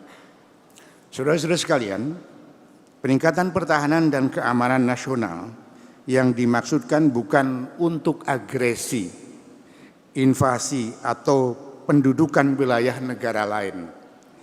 Tapi tujuan utama adalah penguatan pertahanan Indonesia untuk menjaga kedaulatan dan keutuhan wilayah. Indonesia berhak melindungi wilayah dan sumber daya alamnya dari ancaman eksternal maupun internal. Mewujudkan lingkungan yang aman dan stabil. Pertahanan yang kuat menciptakan lingkungan yang kondusif bagi investasi dan pertumbuhan ekonomi. mendukung kepentingan nasional, pertahanan yang kuat melindungi hak nelayan, menjamin keamanan maritim, dan memperkuat kerjasama internasional. Indonesia berkomitmen menjalankan politik luar negeri yang bebas aktif, tidak beraliansi, serta menjunjung hukum internasional. Indonesia telah menandatangani berbagai perjanjian internasional, termasuk perjanjian persahabatan, kerjasama, perdamaian dengan negara-negara tetangga, serta mengikuti Konvensi PBB tentang Hukum Laut, UNCLOS. Oleh karena itu, penguatan pertahanan bertujuan melindungi kedaulatan, menciptakan lingkungan yang aman, dan mendukung kepentingan nasional, bukan untuk agresi. Saudara-saudara sekalian, saat ini kita berada pada transisi menuju tatanan dunia baru. Tatanan dunia berikutnya yang ditandai oleh rivalitas geopolitik, disrupsi teknologi, dan bangkitnya Global South yang menandai babak baru dalam hubungan internasional. Dalam situasi ini, strategi pertahanan Indonesia harus ditempatkan dalam kerangka kebijakan luar negeri yang bebas dan aktif, berakar pada kepentingan nasional, namun berorientasi pada perdamaian dunia. Sesuai dengan amanat pembukaan Undang-Undang Dasar 1945, peran Indonesia adalah melindungi segenap bangsa dan seluruh tumpah darah Indonesia, serta ikut melaksanakan ketertiban dunia yang berdasarkan kemerdekaan, perdamaian abadi, dan keadilan sosial. Inilah nilai-nilai utama yang menjadi inspirasi arah kebijakan strategis pertahanan kita. Kebijakan luar negeri yang bebas aktif menjadi pedoman utama diplomasi pertahanan Indonesia. Bebas berarti tidak berpihak kepada kekuatan militer manapun. Dan aktif berarti berperan dalam menciptakan stabilitas serta perdamaian global. Dalam konteks ini, Indonesia membangun kerjasama pertahanan tanpa fakta, memperkuat kepercayaan internasional, meningkatkan kapasitas pertahanan nasional, dan melindungi industri pertahanan dalam negeri. Pendekatan ini memungkinkan Indonesia untuk bertindak sebagai jembatan antara Global South dan Barat, sekaligus sebagai kekuatan penyeimbang di kawasan Indo-Pasifik. Kebijakan pengembangan kerjasama pertahanan diarahkan untuk memperkuat kerjasama pertahanan guna mendukung Indonesia sebagai poros maritim dunia dan memperkuat integritas wilayah NKRI. Meningkatkan kerjasama di industri pertahanan untuk mewujudkan kemandirian teknologi dan daya saing global. Memperkuat peran aktif Indonesia dalam misi perdamaian dunia di bawah PBB. Meningkatkan kerjasama pendidikan dan pelatihan pertahanan untuk membangun SDM yang unggul dan profesional. Memperkuat kepemimpinan Indonesia di ASEAN dan Indo-Pasifik dalam menjaga stabilitas kawasan. Memperluas kerjasama dengan mitra luar negeri berdasarkan kepentingan strategis nasional, mengembangkan pertukaran intelijen, informasi keamanan kawasan untuk deteksi dini terhadap ancaman global. Saudara-saudara sekalian, diplomasi pertahanan bukan sekadar simbolis, melainkan bagian dari strategi soft power Indonesia untuk memperkuat daya tangkal dan posisi tawar di panggung internasional. Indonesia menekankan pengembangan teknologi dan industri pertahanan sebagai instrumen utama kemandirian bangsa terhadap kekuatan pertahanan. Kebijakan tersebut meliputi mengembangkan kapasitas industri nasional yang mendukung ekosistem industri pertahanan, program hilirisasi dan industrialisasi berbasis sumber daya alam strategis untuk memperkuat kemandirian teknologi, memperkuat industri bahan baku, sinergi riset dan pengembangan antara industri pertahanan, pemerintah, TNI, universitas, dan lembaga penelitian. Memprioritaskan penggunaan alutsista produksi dalam negeri oleh kementerian lembaga sebagai bentuk komitmen terhadap industri nasional. Hadirin sekalian, kebijakan ini bukan sekedar membeli, namun membangun dan menguasai teknologi pertahanan agar Indonesia tidak jatuh dalam ketergantungan strategis pada negara lain. Dalam tatanan dunia baru, kekuatan suatu negara tidak hanya diukur dari jumlah alutsistanya, melainkan dari kemampuannya mengintegrasikan diplomasi, pertahanan, dan ekonomi. Indonesia menerapkan strategi Smart Power Defense yang menggabungkan hard power militer, software, diplomasi, dan kerjasama, dan innovation power menguasai teknologi pertahanan. Hadirin sekalian dan undangan yang saya hormati, dengan strategi ini Indonesia mampu menjaga, pertama, kedaulatan dan keutuhan wilayah. Dua, kemandirian pertahanan nasional.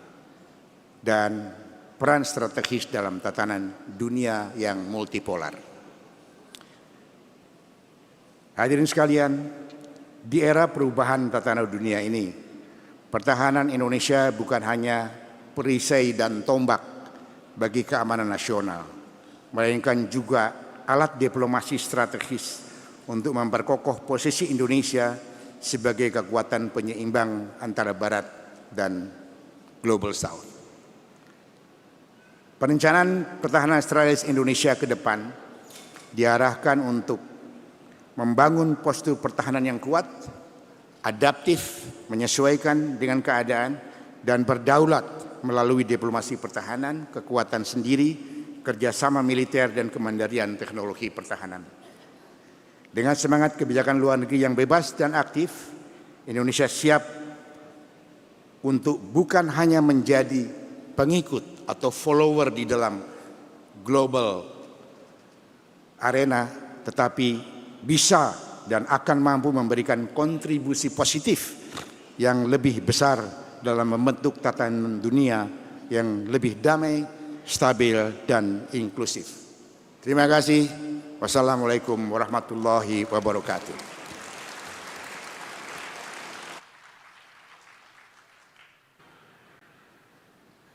Salam warahmatullahi wabarakatuh. Terima kasih Bapak. Dan kami mohon Bapak tetap berkenan di atas panggung dan juga menempati tempat duduk. Karena selanjutnya kita akan masuk ke sesi berikutnya, yaitu sesi panel discussion. Dan untuk memulai sesi ini, izinkan saya untuk mengundang untuk menjadi moderator di atas panggung, Ibu Kyuri Maharani Safitri, Direktur Eksekutif Indo-Pacific Strategic Intelligence Indonesia. Berikan tepuk tangannya untuk moderator kita.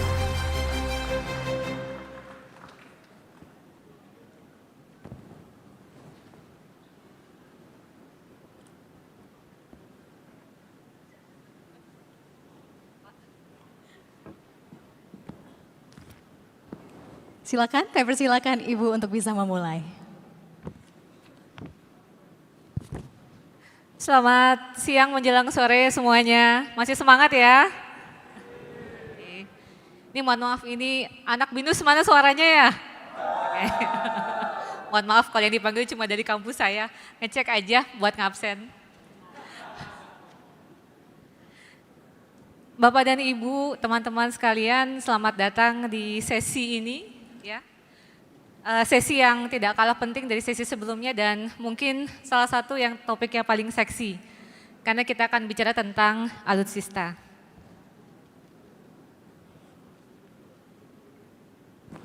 Topik ini berjudul The Largest Defense Procurement in Indonesian History, Where Are We Going With, and What is the Strategy Behind It. Sebagai pengantar, sebelum saya memanggil semua narasumber kita yang terhormat sore hari ini, Bapak dan Ibu, pertanyaan yang harus kita bisa jawab setelah sesi ini berakhir nanti adalah how much is enough for our defense? Berapa sih yang kita butuhkan untuk pertahanan kita? Dan pertanyaan ini sangat penting karena saat ini situasi geopolitik tidak ramah. Ada perang di Ukraina, ketegangan di Timur Tengah, dan juga di Indo-Pasifik yang mengubah pola belanja militer banyak negara.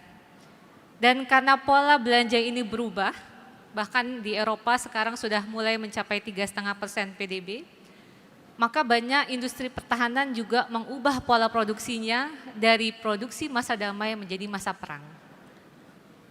Akibatnya apa Bapak dan Ibu? Yang pertama adalah pasar senjata berubah. Dari pasar berkarakter pembeli, di mana pembeli bisa mendapatkan leverage untuk bargaining, menjadi pasar penjual. Karena demand atau permintaan sekarang lebih banyak daripada yang bisa diproduksi. Harga propelan dulu adalah $19 per kilo sebelum perang Ukraina. Saat ini adalah di atas $120 Amerika per kilo, lebih dari 5 kali lipat. Karena itu negara yang ingin melakukan modernisasi pertahanan harus berpikir betul mengenai sustainability dari rencana modernisasi tersebut.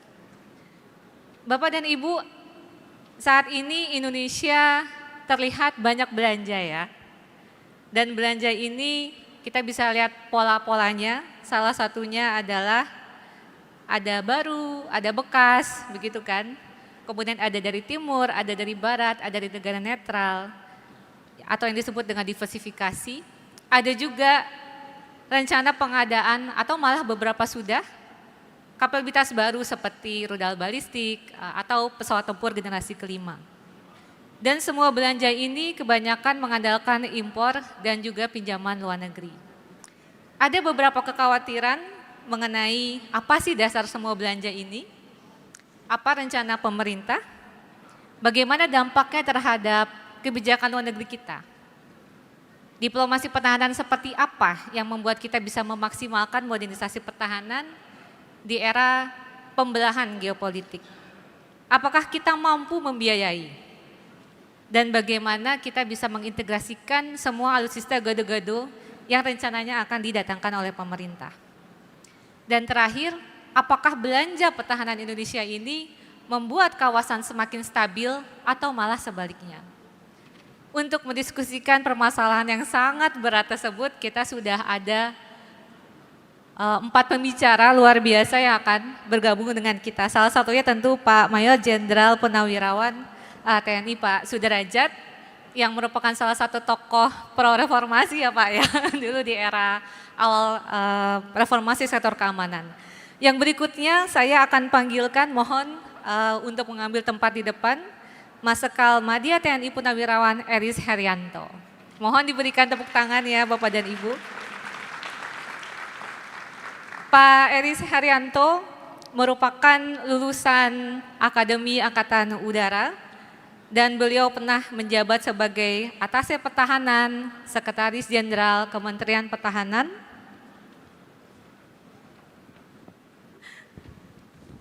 dan juga beliau menjadi salah satu yang pertama ya Pak, pilot pesawat tempur F-16 ya Pak ya. Saat ini beliau menjabat sebagai Ketua Forum Komunikasi Industri Pertahanan. Dulu pernah juga jadi Wakati Melak KKIP ya Pak ya, Komite Kebijakan Industri Pertahanan. Pak Eris adalah salah satu proponen atau pembela utama dari industri pertahanan dalam negeri kita. Selanjutnya saya panggil Pak Andi Wijayanto, silakan Bapak. Mungkin banyak yang sudah tahu Pak Andi Wijayanto, beliau adalah guru banyak dari analis pertahanan saat ini. Beliau memulai karir sebagai pengajar pada Departemen HI di Universitas Indonesia, pernah menjadi sekretaris kabinet, dulu yang termuda ya Mas Andi ya, sebelum tergantikan sama yang sekarang ya. Dan kemudian juga pernah menjadi gubernur di Lemhanas, dan saat ini beliau menjadi penasihat utama di Laboratorium 45. Yang terakhir, tapi bukan yang sisanya, karena ini adalah profesor di bidang diplomasi pertahanan, saya ingin memanggil Profesor Ana Agung Banyu Perwita ke atas panggung. Mas Banyu dikenal sebagai dengan nama tersebut ya, beliau adalah Profesor HI pada Universitas Pertahanan ya, dan beliau mendapatkan master's degree dari Lancaster University dan PhD dari Flinders University. Beliau menjadi fellow di banyak universitas, diantaranya adalah University of South Carolina, dan juga pernah jadi visiting professor baru-baru ini di Guangxi University. Bapak dan Ibu, mari kita mulai saja tanpa berpanjang-panjang ya.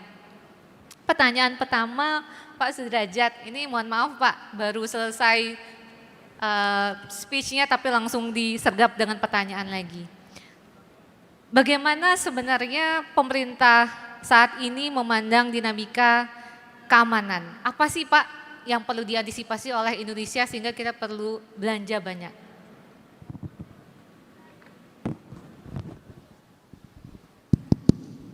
Baik, Fitri. Tadi di keynote saya katakan bahwa Indonesia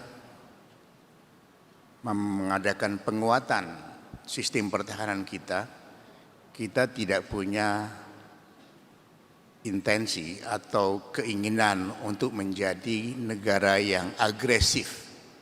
Biasanya negara-negara itu kalau dia memperkuat sistem persenjataannya, orang lain atau tetangga terutama melihat ini mau nyerang kemana. Sebetulnya judul hari ini yang kita lihat bahwa kita ini saat ini judulnya sesi siang ini, The Largest Defense Procurement in Indonesian History, which is not correct. The largest procurement dalam sejarah Indonesia adalah terjadi bukan hari ini, tapi terjadi pada tahun 1963 dan 1966.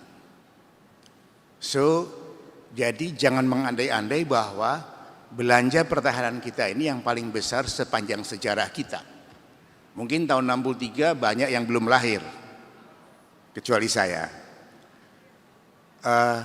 Di situ kita punya kekuatan angkatan bersenjata yang paling kuat di Asia Tenggara. Kita mendapatkan banyak pengadaan dan bantuan dari Uni Soviet pada waktu itu dalam rangka kita merebut Irian Barat, Papua dari pendudukan Belanda. Pada waktu itu kita juga menghadapi konfrontasi dengan Malaysia, di mana Bung Karno pada waktu itu, kita adalah anti kolonialisme, anti imperialisme. Dan kita di saat-saat habis perang kemerdekaan, kita betul-betul punya mood anti kolonialisme. Dan kita menduga Inggris dengan kedudukannya di Malaysia akan menjadi ancaman kita. Yang kedua, kita merebut Papua dari tangan Belanda. Karena pada waktu kita tahun 1945, Papua belum masuk wilayah NKRI. Pada waktu itu kita perang betul-betul besar pada tahun 63 merebut Papua yang selanjutnya dilanjutkan dengan konfrontasi dengan Malaysia. Di situ kekuatan TNI luar biasa. Kita dapat MiG-17, MiG-21, pembom, banyak pesawat-pesawat, bahkan kita punya kapal yang terbesar pada waktu itu adalah kapal disebutnya kapal perang Irian. Besar sekali. Sekarang udah decommission, sudah jadi besi tua orang-orang Madura.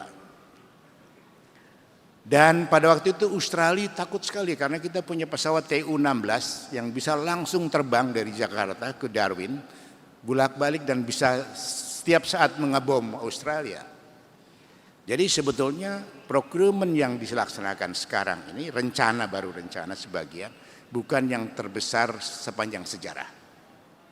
Tadi ditanyakan, untuk apa? Ibu dan Bapak sekalian, tadi seperti saya katakan di dalam astacitanya Presiden Prabowo bahwa kita akan membangun kekuatan angkatan bersenjata, akan memodernisasi. Ibu dan Bapak sekalian harus tahu bahwa alat-alat perang kita itu sudah udah generasi keempat rata-rata pesawat terbang kita, bahkan lebih tua. Nah, tetangga kita, teman-teman kita di ASEAN sudah banyak yang pakai pesawat generasi 4,5 dan 5 bahkan. Nah kita, TNI kita harus updating terhadap teknologi baru. Bukan kita menyusun kekuatan, tetapi TNI kita harus siap dengan teknologi baru. Di samping itu juga pembangunan teknologi kita masih belum sebagus itu. Nah untuk itu, maka kita akan istilahnya window shopping sebagian sambil kita juga shopping. Jadi kalau kita masuk mall, kita lihat ini, mau beli ini, pengen ini. Semuanya masih di dalam kalkulasi. Tapi sebagian sudah ada yang dalam komitmen.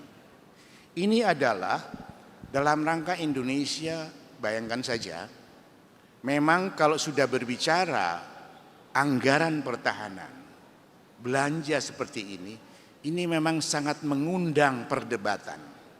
Baik itu di dalam negeri maupun di luar negeri. Karena loh Pak Prabowo gimana katanya ekonomi, tapi kok ini pertahanan harus. Nah, pemerintah melihat bahwa pertahanan dan ekonomi itu seperti koin bermata dua. You cannot only ekonomi tapi pertahanan tidak disiapkan. Bapak Ibu sekalian, kita ke depan melihat Indonesia yang begini besar. 17.000 pulau, tidak ada negara yang punya pulau sebanyak kita. Panjang wilayah kita dari timur, dari Sabang sampai Merauke, itu kalau diukur sama dengan dari London ke Iran, ke Teheran, itu 5.200 km. Lebarnya dari Miangas ke Pulau Rote, itu kira-kira 3.200 km. It's very wide and big. Kita bisa tidak hanya cukup dengan hanya pesawat 50 untuk bisa menguasai dan mengontrol setiap sudut daripada teritorial kita. Dan teritorial kita adalah paling rawan. Bayangkan kita ada choke point di atas kita. Satu di sebelah kiri di Natuna, di tengah di Selat Lombok, di timur kita di daerah Papua. Itu checkpoint yang sangat strategis dalam konteks pertahanan.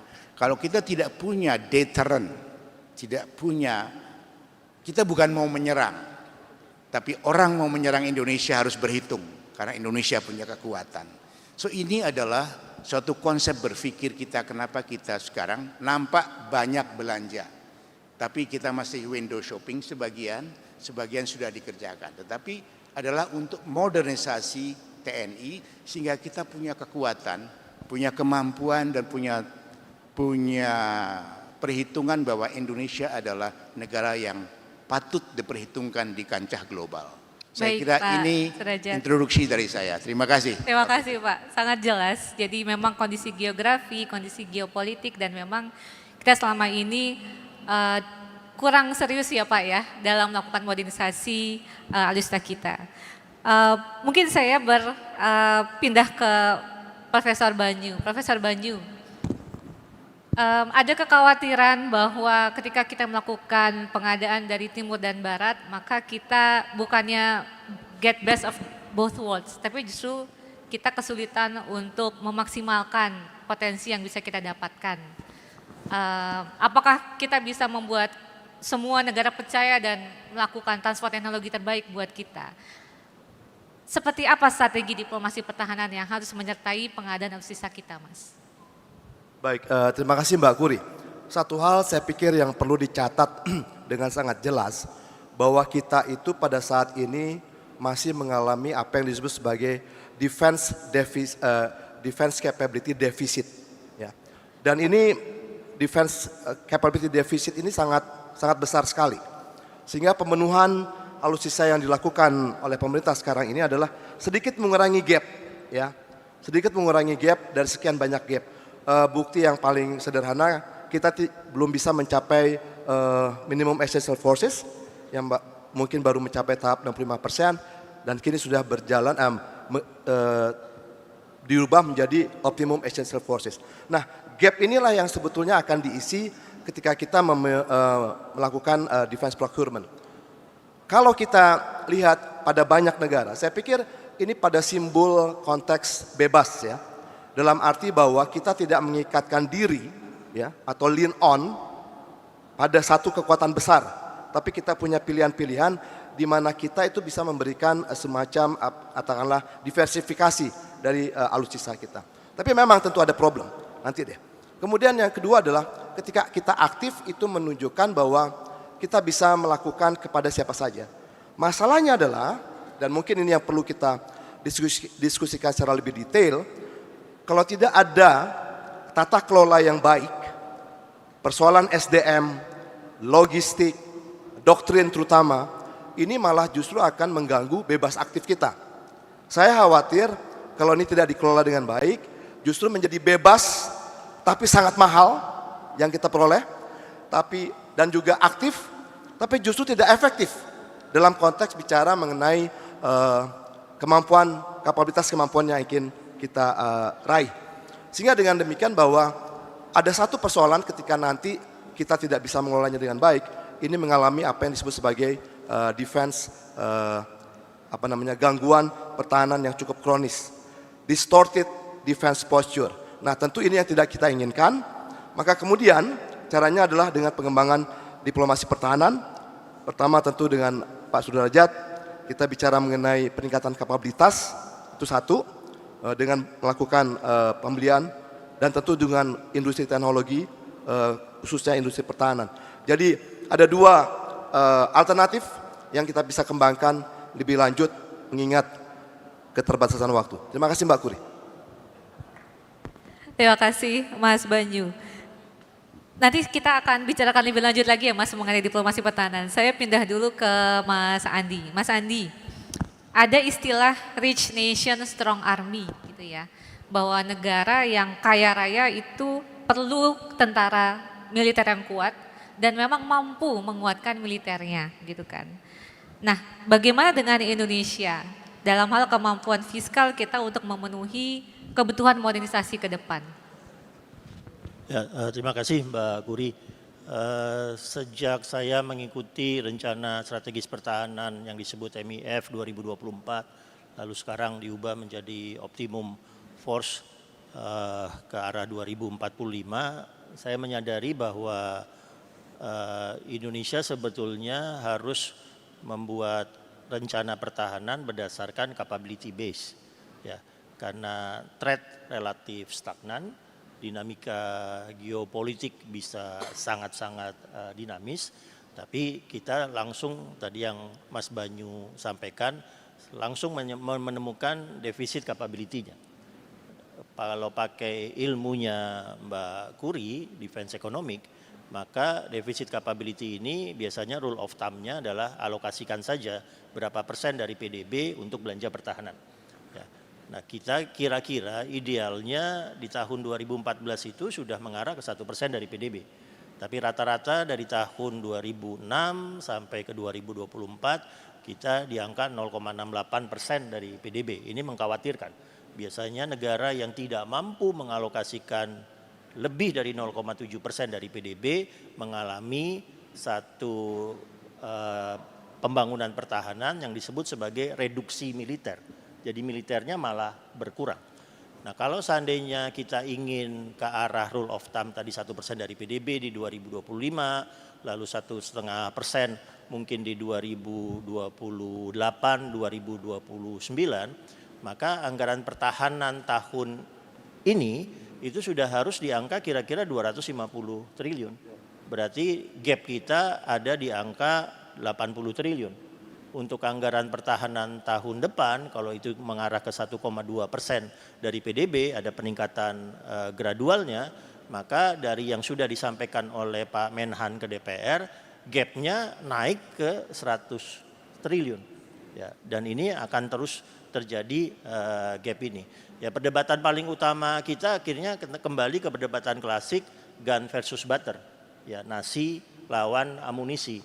Ya, dengan mudah saya akan menyampaikan misalnya di depan teman-teman mahasiswa ini dengan melihat bahwa pemerintah punya program populis seperti MBG, pemerintah mempunyai program populis seperti Koperasi Merah Putih atau Rumah 3 Juta, pada saat yang sama selama 10 hari ini kita ngelihat ada bencana di seluruh Sumatera, lalu topan siklon masih berlangsung 2 minggu ke depan, fokus nasi dulu deh. Ya, fokus butter dulu karena situasi kontemporer hari ini tidak memungkinkan kita kemudian merealokasikan lebih banyak ke sektor pertahanan karena tidak ada kepentingan segera untuk menggunakan militernya. Nah, hal ini yang terus-menerus terjadi. Ya, jadi bapak-bapak di Kementerian Pertahanan di Mabes Selangkap pasti sangat-sangat ngerti kalau tiba-tiba Pak Presiden atau Pak Safri ya minggu depan bicara untuk tahun depan terpaksa berkurang lagi deh karena topan siklonnya melanda Indonesia sebegitu dahsyatnya. Nah, bapak-bapak di Kemhan atau Mabes Selangkap pasti legowo ya tentang itu. Nah, itu selalu tarik ulur dari perdebatan ekonomi pertahanan gun versus butter. Mumpung kita sedang tidak punya ancaman, mumpung tidak ada negara yang punya keinginan nyata untuk menyerang Indonesia, menyaplok salah satu pulau Indonesia, kita masih bisa fleksibel untuk kemudian selalu mengkompromikan perdebatan nasi lawan amunisi itu. Terima kasih Mas Andi. Kalau boleh menindaklanjuti tadi Mas bilang sebenarnya kan dari sisi ancaman mungkin belum ada satu ancaman yang sangat mendesak untuk kita kemudian melakukan pengadaan alutsista besar-besar. Tapi saya mau tanya sebenarnya seberapa buruk atau seberapa bagus kondisi alutsista kita saat ini gitu ya. Misalnya untuk kita kan nggak perlu bicara tentang ancaman dari luar, tapi misalnya untuk upaya-upaya penanggulangan bencana begitu ya. Seberapa siap kita sebenarnya, Mas? Ya, tadi kita bisa memakai patokan berapa persen pencapaian MIF 2024, lalu bagaimana dengan target untuk membangun optimum force menuju 2045. Ya, tergantung memakai dokumennya siapa. Ya, saya dengan Mbak Kuri pernah menghitungnya sendiri. Kira-kira ambil saja kesepakatan bahwa pencapaian MIF 2024 itu 70%. Ya, tidak sampai ke 100%. Dan itu bisa sangat dimengerti. Karena ketika dulu Pak Derajat sebagai Dirjen Strathan membentuk MIF 2024, ada asumsi-asumsi dasar ekonomi makro yang kemudian tidak terpenuhi. Misalnya, saat itu pertumbuhan ekonominya diasumsikan 7% setahun. Ketika lewat masa SBY ke masa Pak Jokowi, tidak pernah pertumbuhan ekonomi 7% setahun. Lalu misalnya rupiah dianggap akan stabil di angka 7.000, 8.000. Ya, rupiahnya naik ke 12.000, sekarang naik mendekati 17.000 misalnya. Dari semua angka ekonomi makro yang diasumsikan di masa Pak Derajat, yang terpenuhi di masa Pak Jokowi itu cuma inflasi. Lainnya tidak terpenuhi. Ya, karena itu saya akan sangat memahami kalau kemudian target MIF itu tidak terpenuhi. Karena memang fondasi dasar ekonominya tidak memenuhi untuk itu. Apalagi alokasi PDB ke pertahanannya tidak pernah ke angka ideal. Kita menginginkan di 2006 mulai dari 0,7, lalu nanti di 2009 dia sudah ke arah 0,8, di 2014 sudah 1%, di 2024 ini mestinya kita sudah nyaman bergerak antara 1,5-2%, naik turun 1,5-2%, tergantung situasi dari tadi Mbak Kuri pasar senjata. Kondisi itu tidak pernah ada di pertahanan Indonesia, sehingga pukul rata 0,68% alokasi belanja pertahanan ke PDB, 0,68% rule of thumb ekonomi pertahanan. Kita ini reduksi militer, kita ini mestinya ngurangin senjata, bukan nambah senjata. Jadi beban dari Pak Prabowo, beban dari Pak Derajat sebagai staf sus Menteri Pertahanan adalah bagaimana ngejar 30% MIF yang tertinggal plus 100% dari optimum force yang ingin dicapai. Jadi target dari Pak Derajat sampai 2029 mendampingi Pak Safri itu targetnya ngejar 130%. Bukan lagi sekedar optimum force karena ada 30% dari MIF yang masih lobang.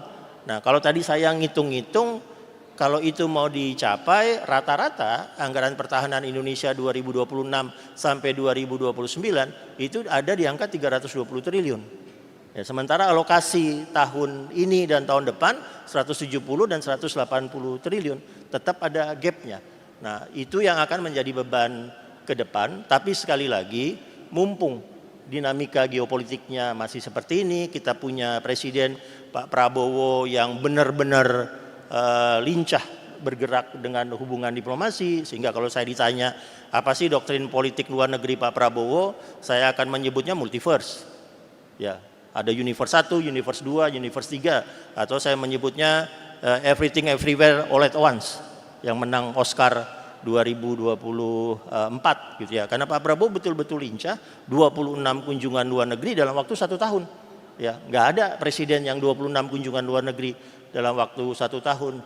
Nah, jejaring diplomasi yang banyak, yang beragam, multiversis seperti ini itu membantu untuk mengurangi tekanan-tekanan geopolitik kepada analisis ancaman di Indonesia. Baik Mas Andi, saya bergerak kepada Pak Eris. Pak Eris tadi sudah disinggung oleh Mas Banyu mengenai kebutuhan diplomasi pertahanan untuk pengadaan alutsista kita dan tantangan diversifikasi tentunya. Dari pengalaman Bapak dulu ya Pak ya, dan juga sekarang analisis Bapak, sebenarnya seberapa efektif diversifikasi kita kalau kita melihat dari sisi operasionalnya Pak? Ya. Apakah memang ada diversifikasi yang baik dan ada diversifikasi yang kurang baik begitu Pak? Dan yang baik itu seperti apa dan caranya kita mencapai itu bagaimana Pak? Terima kasih Bu Kori untuk bisa menjawab. Saya akan kembali kepada 5 dekade sebelumnya. Awal tahun 80-an sama 90, saat itu Indonesia ada oil boom, kita mengadakan alutsista yang cukup besar, yang bisa saya sebut pengadaan F-5E Tiger, kemudian A-4 Skyhawk, F-16 dan juga Hawk 100-200. Kebetulan alutsista yang dibeli saat itu bermacam-macam, tetapi berasal dari negara-negara barat. Nah, pada tahun 90-an, tahun 95, Indonesia mengalami embargo dari Amerika sampai dengan 2005, jadi 10 tahun kita diembargo. Nah, kebetulan tahun 2004 kita kena tsunami, sehingga pemerintah akan mengerahkan pesawat untuk membantu masyarakat kita yang di Aceh. Waktu itu kesiapan pesawat Hercules kita sangat-sangat rendah. Ini karena adanya embargo dari Amerika.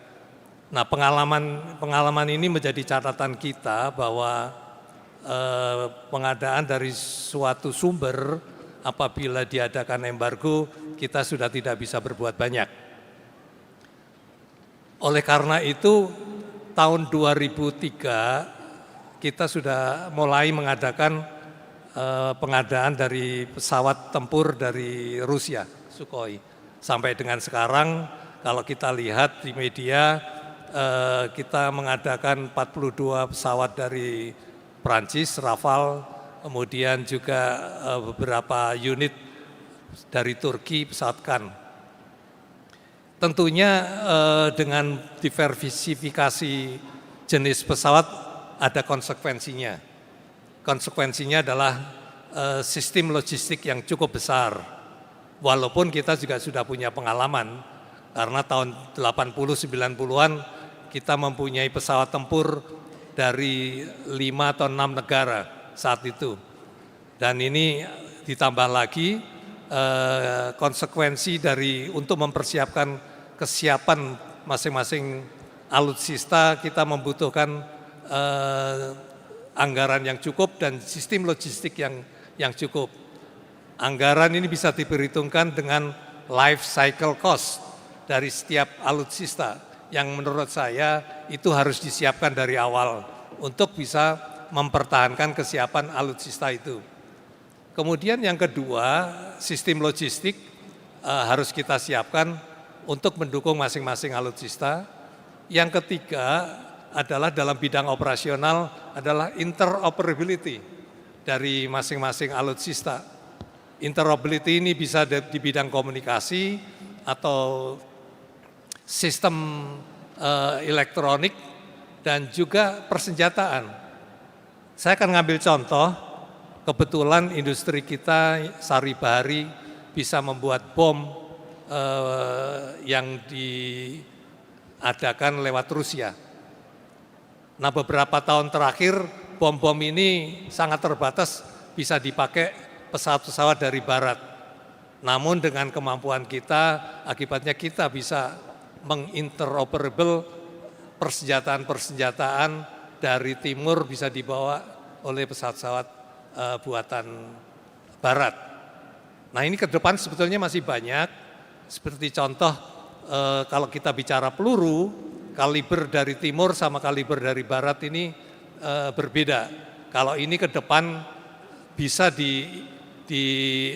interoperability kan, maka menjadi efektif dan efisien. Itulah konsekuensi apabila kita mengadakan dengan berbagai macam persenjataan dari negara. Sementara itu yang bisa saya sampaikan, Mbak. Terima kasih Pak Eris. Jadi sebenarnya ada diversifikasi yang positif gitu ya Pak ya, selain untuk mengurangi dependensi terhadap satu negara tertentu yang kemungkinan bisa mengembargo kita di masa depan, tapi tidak memberatkan operasional dan interoperabilitas dari kemampuan militer kita. Gitu ya. Mungkin karena kita tidak punya banyak waktu, tinggal 5 menit begitu ya. Saya kembali dulu ke Pak Mejen Sudrajat. Pak, salah satu harapan dari diversifikasi kan sebenarnya ini tidak membuat industri kita kemudian kehilangan kemampuan dan pekerjaan. Tapi bagaimana diversifikasi itu juga bisa memperkuat kemampuan kapasitas industri pertahanan dalam negeri kita. Bagaimana pemerintah bisa memastikan semua belanja dari luar negeri itu juga bisa sekaligus untuk memperkuat industri pertahanan dalam negeri kita, Pak? Memang kita, misalnya pengadaan barang-barang alutsista kita beberapa jenis dari beberapa negara.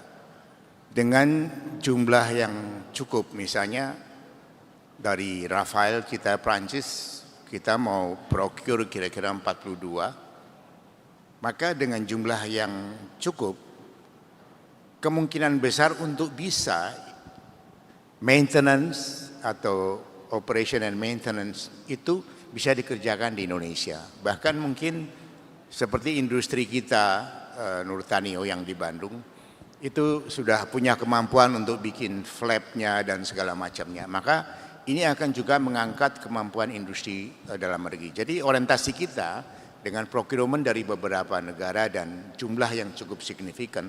Karena dengan jumlah yang cukup signifikan, kita bisa mengadop bahwa maintenance, tanda petik, mungkin bisa sedikit-sedikit produksi elemen-elemen tertentu bisa di Indonesia. Maka ini akan membantu juga meningkatkan kemampuan produksi dalam negeri kita. Saya kira ini benchmark kita dalam pengadaan. Terima kasih. Mungkin saya kembali ke Pak Eri sedikit ya Pak. Bagaimana Pak solusinya berdasarkan pengalaman dulu Bapak di KKIP ya Pak? Tantangannya apa dan solusinya bagaimana kira-kira? Oke, terima kasih Bu Kori.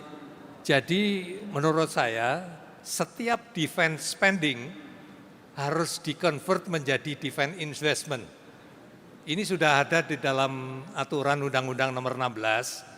Setiap kita pembelian alutsista, 85%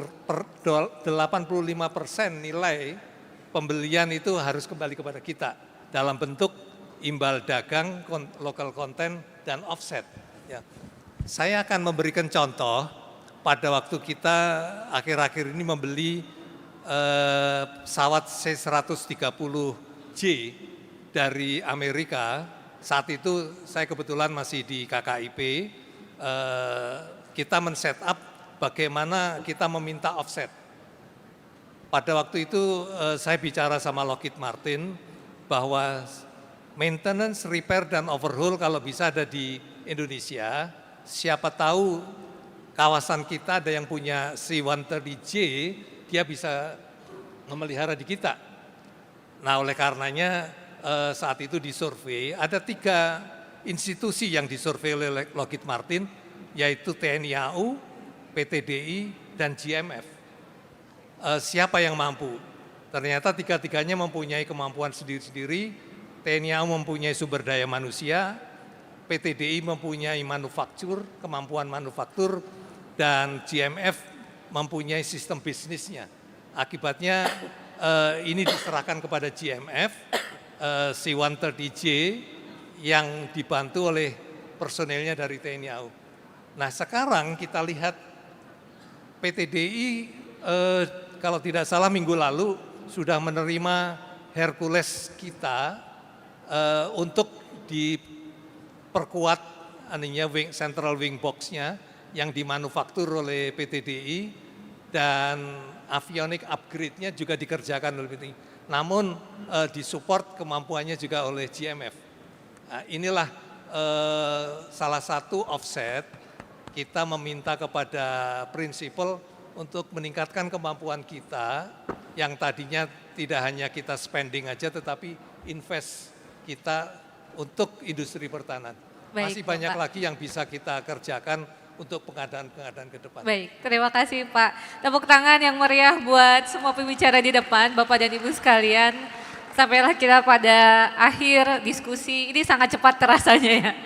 Bapak dan Ibu, kawan-kawan semua, mahasiswa, komunitas epistemik, isu pertahanan, dan terlebih lagi isu pengadaan alutsista ini terlalu penting kalau diserahkan hanya untuk ke Kementerian Pertahanan dan teman-teman TNI saja. Sebagai bagian dari komunitas epistemik kita wajib mengawal ya bahwa semua pengadaan yang dilakukan itu memang mendatangkan kemampuan militer yang kuat, pertahanan yang kuat dan juga kemandirian serta investasi kepada industri pertahanan dalam negeri kita. Dengan demikian saya ingin menutup, terima kasih semuanya, saya Kuri Maharani dari BINUS University dan Indo-Pacific Strategic Intelligence, terima kasih atas kehadiran Bapak dan Ibu dan teman-teman sekalian. Saya serahkan kembali kepada MC, silakan. Baik, terima kasih, berikan tepuk tangan sekali lagi untuk moderator kita, Ibu Kuri Maharani.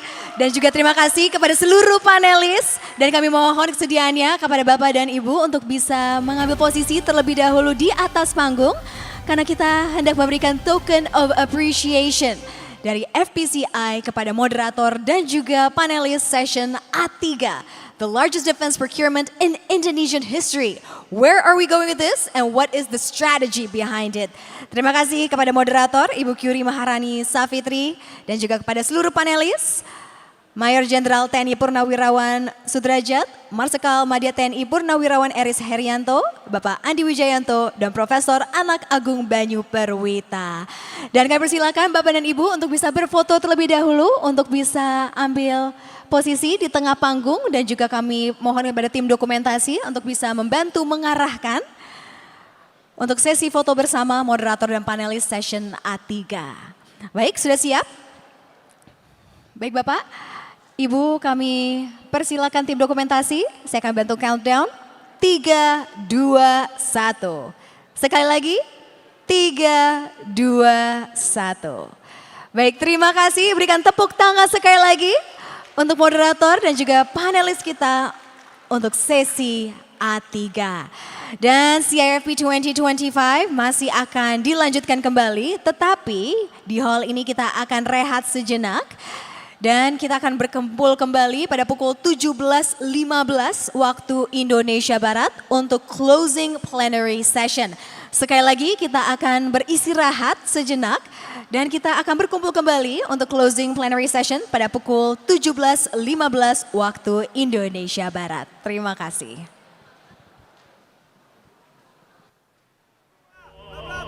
Halo, bla bla bla.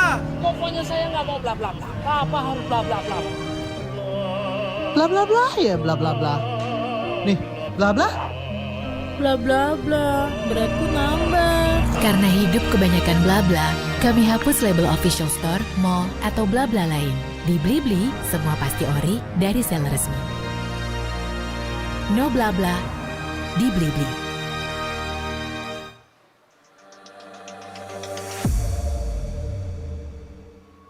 BTV memberikan warna baru dan sangat dinamis. Deretan program bergengsi hadir dalam satu semesta. BTV. Jalan dakwah, BTV.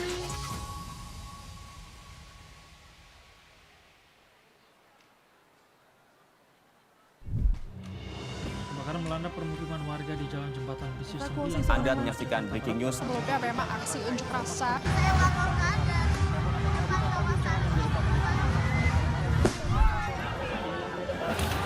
Bersama dengan saya Adisa Bosya. Inilah berita satu utama selengkapnya. Hanya di Sahabat Indonesia berencana akan meluncurkan metode pembayaran payment ISG ditutup pada sesi 1 siang ini usai dibuka mingguan pagi tadi.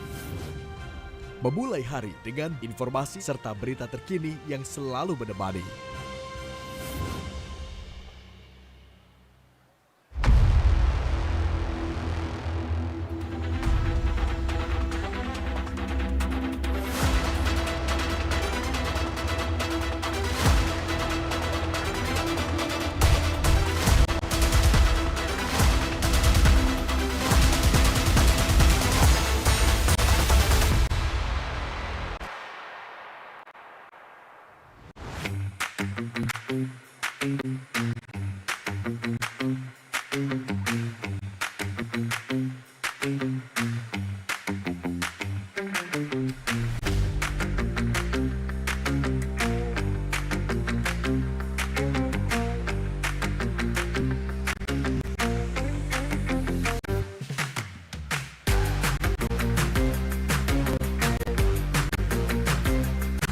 What? We are in the midst of a great world war. The enemy is not who you think. It's not a country. It's not an ideology. It's not a regime. The enemy is called climate change. ICJ, International Court of Justice, just came out with a ruling saying that climate change is a human right. And every nation has a legal obligation to ensure that we will not head deeper into climate catastrophe. I do believe that we can still turn things around. Despite all the losses and despite all the wins that Climate Thanos has gained in recent times, President Prabowo's historic legacy at the end of his first or second term should be that as a net zero climate president.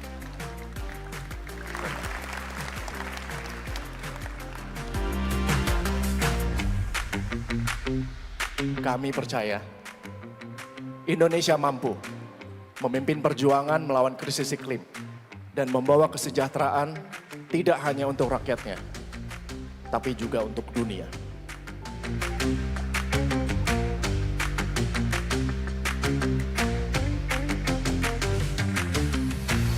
Indonesia's commitment to net zero and the President's bold call to go earlier sends a powerful message to the world.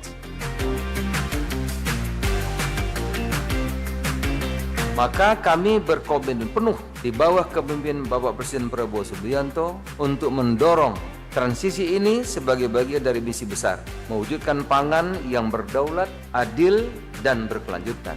Transisi energi dan iklim bukan beban, ini adalah jalan menuju kedaulatan ekonomi, pangan, dan masa depan Indonesia.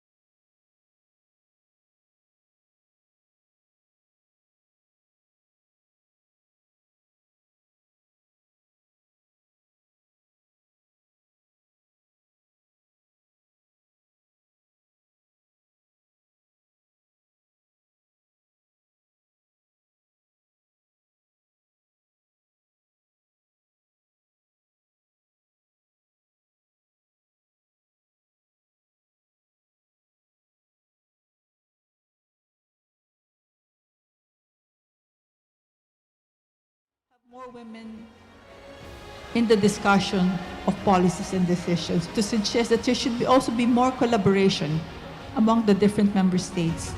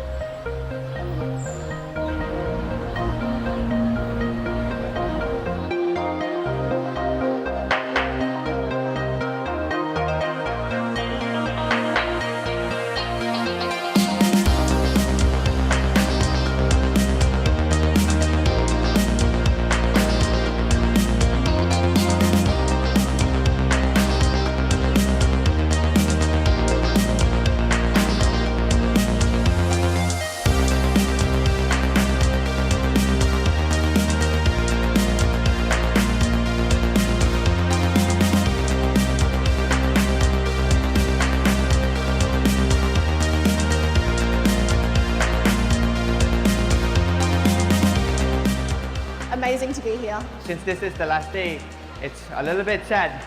ASEAN to me is home. That's where we live, side by side in harmony. For me, ASEAN means collaboration. I believe that together we will be stronger. On the other hand, creativity, collaborations, and adaptability matter even more into ASEAN. And I hope that collaboration continue and strengthening the people of ASEAN collaboration.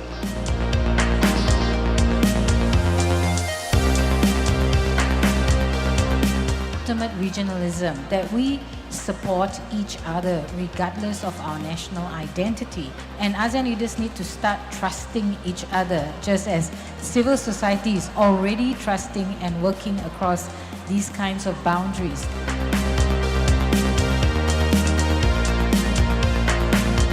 But we must not only talk the talk, we must walk the walk as well, turning dialogue into concrete actions and vision into reality.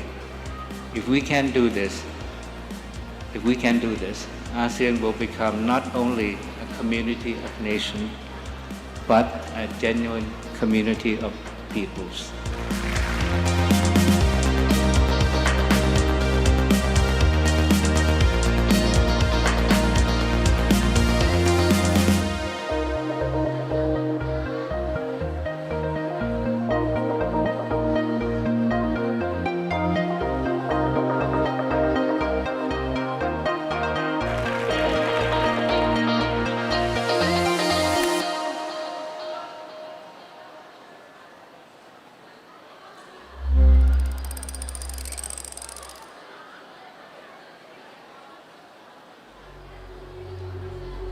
In a world overflowing with information, everyone's chasing virality. But virality doesn't last. It fades as quickly as it comes. That's why Unexplained exists, to go against the mainstream, to question the official narrative, something that's becoming rare today. Unexplained, explaining the unexplained.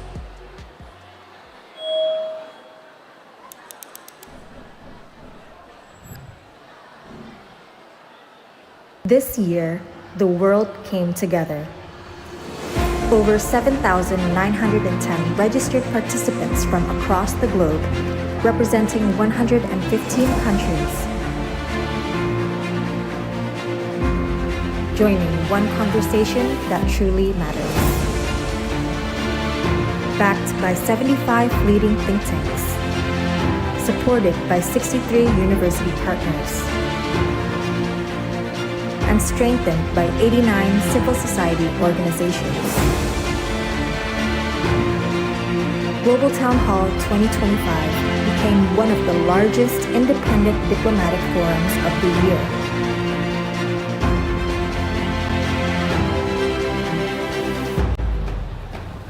For 11 hours, ideas collided, solutions emerged, and voices from every corner of the world shaped the dialogue for our shared future. From policymakers to scholars, to the next generation of change makers.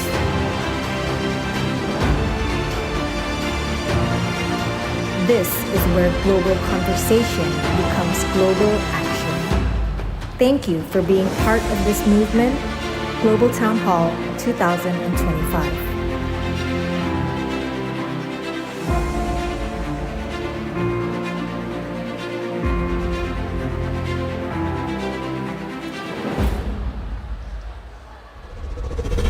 Global Town Hall 2025 is a wrap.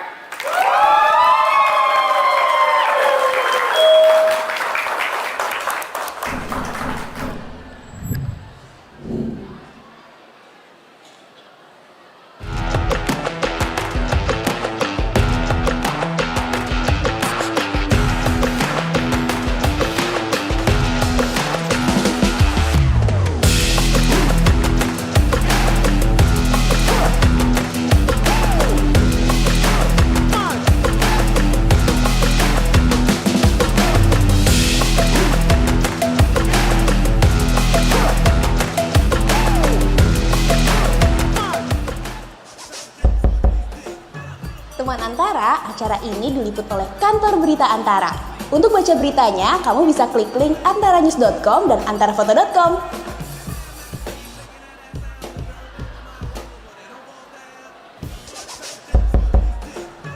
Teman Antara, acara ini diliput oleh kantor berita Antara. Untuk baca beritanya, kamu bisa klik link antaranews.com dan antarafoto.com.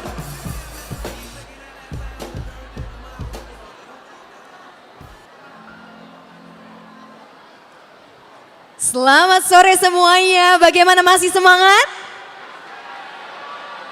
Oke, berikan tepuk tangan untuk semuanya di CIFP 2025. Dan selamat sore dan selamat bergabung kembali di Conference on Indonesian Foreign Policy 2025, Preparing for the Next World Order, Indonesia, the Global South and the West, dipersembahkan oleh Foreign Policy Community of Indonesia. Dan sebelum kita lanjutkan agenda kita yaitu closing plenary, kami persilakan kepada hadirin yang baru saja memasuki ruangan untuk bisa menempati tempat duduk. Dan sebelum kita lanjutkan, kami juga mengumumkan sejumlah informasi, di antaranya untuk kamar kecil berada di luar ruangan yang berada di sebelah kanan. Dan bagi yang hendak melaksanakan ibadah sholat, musola berada di lantai LG dan lantai 4 Mall Kota Kasablanka. And once again, before we begin our closing plenary session, for those of you who require an interpretation device, we invite you to use it for Bahasa Indonesia to English, and we provide the interpretation devices at the left-hand side of the room. But please do make sure to return the devices when you exit the room. Dan kami juga informasikan kepada seluruh peserta untuk tidak membuang sampah sembarangan dan juga bisa membuang sampah pada tempatnya. Dan tadi bagaimana? Di sini sudah seru-seruan, sudah banyak diskusi dan informasi belajar bersama di CIFP 2025. Sudah dibagikan di media sosial? Oke, boleh saya minta raise of hands yang sudah dibagikan di media sosial, siapa saja? Waduh, terima kasih. Pasti nanti kita nggak sabar untuk buka dan jangan lupa untuk menggunakan hashtag CIFP 2025 dan juga mention at FPC Indo. Dan langsung saja sekali lagi jika belum atau masih ada yang masih di draft, silakan di-upload baik itu di Instagram, X, TikTok ataupun Facebook. Dan jangan lupa untuk menggunakan hashtag CIFP 2025 dan juga mention at FPC Indo. Sekali lagi kami ucapkan selamat datang di ruangan ini dan kami persilakan untuk menempati tempat duduk dan closing plenary session CIFP 2025 akan dimulai sesaat lagi. Terima kasih.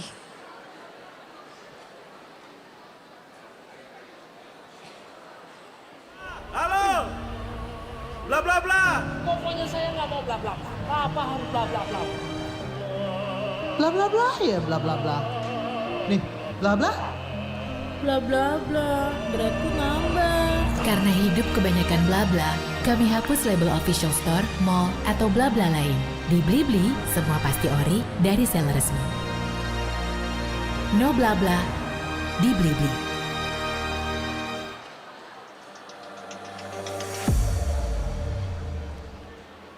BTV memberikan warna baru dan sangat dinamis. Deretan program bergengsi hadir dalam satu semesta, BTV.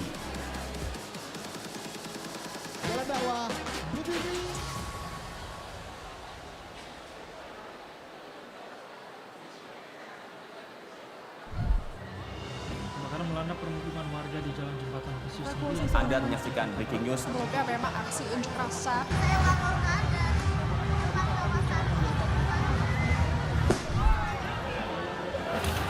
Bersama dengan saya Adisa Fauzi. Inilah berita satu utama selengkapnya. Pemirsa Bank Indonesia berencana akan meluncurkan metode pembayaran Oke, kini ditutup pada sesi 1 siang ini usai dibuka muat pagi tadi. Memulai hari dengan informasi serta berita terkini yang selalu menemani.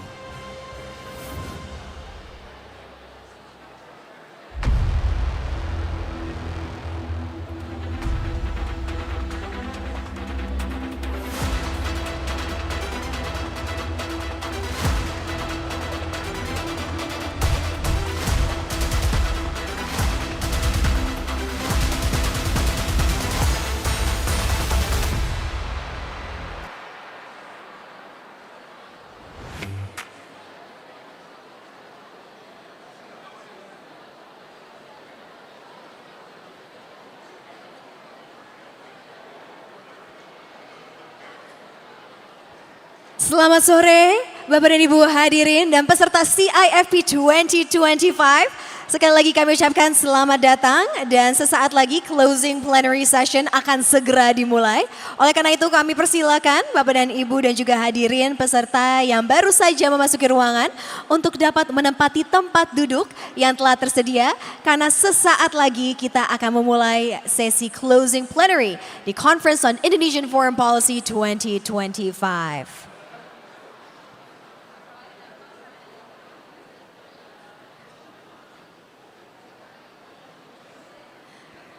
Sekali lagi kami persilakan Bapak dan Ibu hadirin untuk bisa menempati tempat duduk yang telah tersedia dan kami juga informasikan for those of you who need an interpretation device from Bahasa Indonesia to English, we provide interpretation devices which you can use and you may collect them on the left hand side of the room, but once again please do make sure you return them once you exit the room. Sekali lagi kami mohon kepada peserta, kepada hadirin yang baru saja memasuki ruangan Citizen Diplomacy Hall untuk dapat segera menempati tempat duduk karena kita akan memulai closing plenary session CIFP 2025 di mana kita akan ikuti bersama keynote speech yang akan disampaikan Wakil Menteri Luar Negeri Republik Indonesia.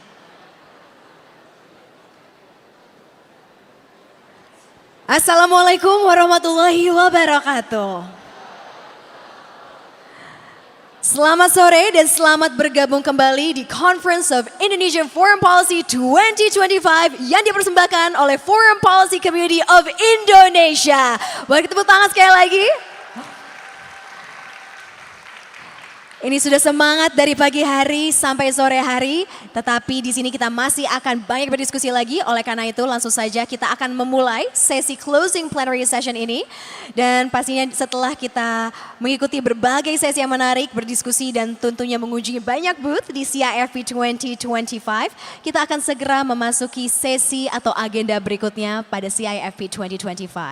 Langsung saja izinkan saya untuk dengan hormat mengundang untuk memberikan keynote speech yang akan disampaikan oleh Wakil Menteri Luar Negeri Republik Indonesia, His Excellency Bapak Arif Hafaz Ugroseno. Mari kita sambut bersama Bapak Wakil Menteri Luar Negeri Republik Indonesia. Dengan hormat kami persilakan.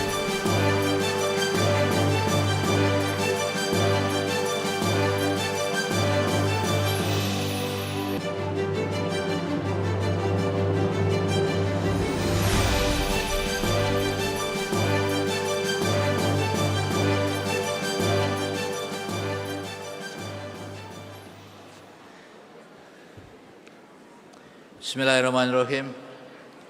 Assalamualaikum warahmatullahi wabarakatuh. A very good evening to all of you. Pak Menlu, Pak Sugiono was supposed to be here, but he had to do some, engagement that he has to go to North Sumatra. So I was in Jogja, so he asked me to come over to Jakarta and take his place to give a closing remarks.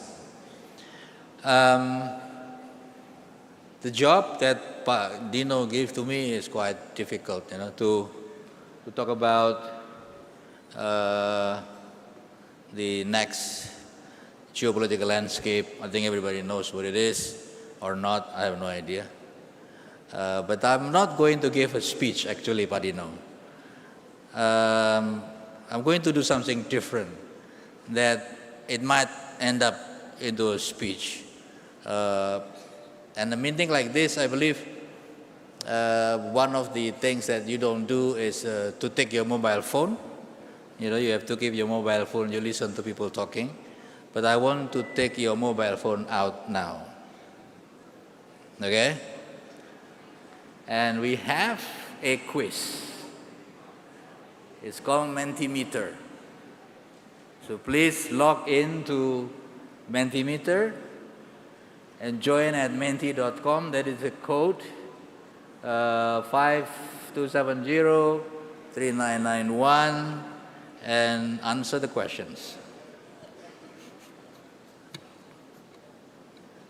Still so many old people confused here. But guys,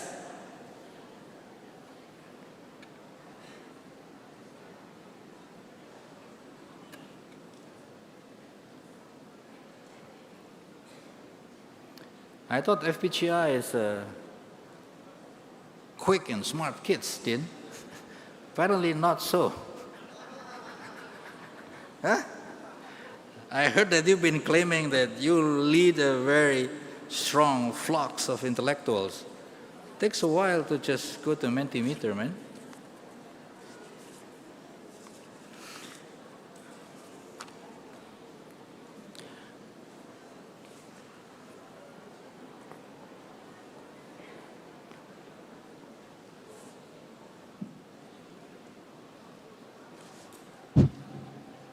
Okay.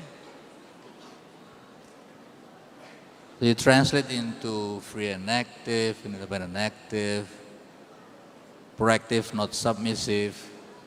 Very interesting. Non-block, not Indonesia. What the hell that means, man? Huh? Neutrality, Bapak Mulyono. Who the hell is that guy? Huh? Okay.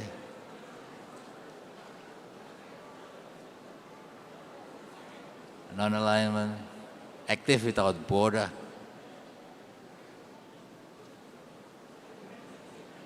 Okay.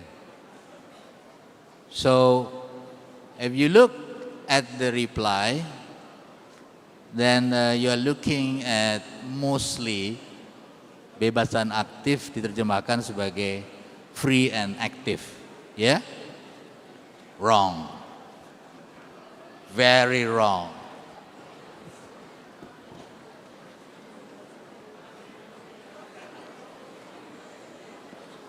Super wrong. Bebasan aktif is translated in English as independent and active. So I have homework for FPCI, but read the articles of Bapak Muhammad Hatta in Foreign Affairs magazine, 1953, 1956, and he said that bebas aktif is independent and active, not neutral. I've seen some people who are saying neutral. Neutrality is a legal concept. Neutrality is like Switzerland. Neutrality is a principle in international law. When there are conflicts, war between nations, then you declare neutrality. So you are not combatant. Okay? We are not neutral. We are not Swiss.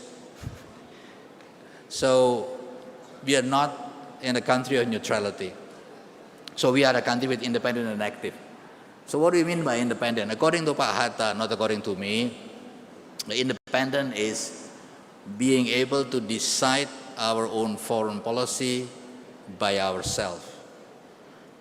Ability to have what they call today in a very nice, sexy terminology, strategic autonomy. So we have strategic autonomy since 1945. So we have been independent in making our own foreign policy since 1945. And it means we can decide where we go, where we create agreements, MOUs, the fact that we just signed the security agreement with Australia, it's not necessarily we are a military alliance with Australia, because I was negotiating the Lombok Treaty, and it's not so much different actually. So it's a part of the being independent in terms of Indonesian foreign policy, okay? So check that paper again, the article again. Active means activism. We are not passive. We are not innocent bystander, staying on the sideline, doing nothing. And I'll give you an example. In 1952, we just got ourselves independence, not even 10 years, but Indonesia sent peacekeeping forces in Congo in 1952. I mean, we are poor, we have no clear foreign policy, we are still in economic hardship, we're still fighting the Dutch, we're still having negotiation with the Dutch, but we send UN peacekeeping force in Africa. We are active, activism. So we are active in, for instance, creating the ASEAN. We are active, for instance, in terms of Charter ASEAN, we put the idea of ASEAN Charter. We are active in many organizations, we are active in many activities, bilateral, regional, and international as well. So this is the bedrock of Indonesian foreign policy, which is continued from 1945 until today. So if someone criticizes that our foreign policy is not clear, I think the guy just doesn't understand what it means by Indonesian independent and active foreign policy. This is the basic of our Indonesian foreign policy. I think we will continue to conduct our foreign policy as it is today, but the basis has to be national interest, kepentingan nasional.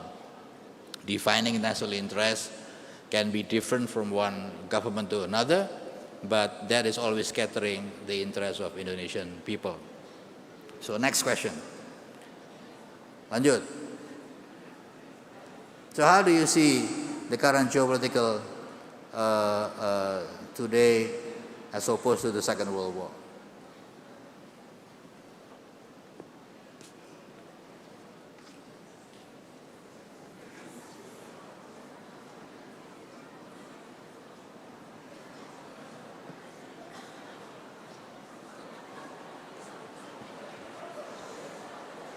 Yeah, we have multipolarism, we have ada tadi ya, gak jelas, kacau, which is true, right?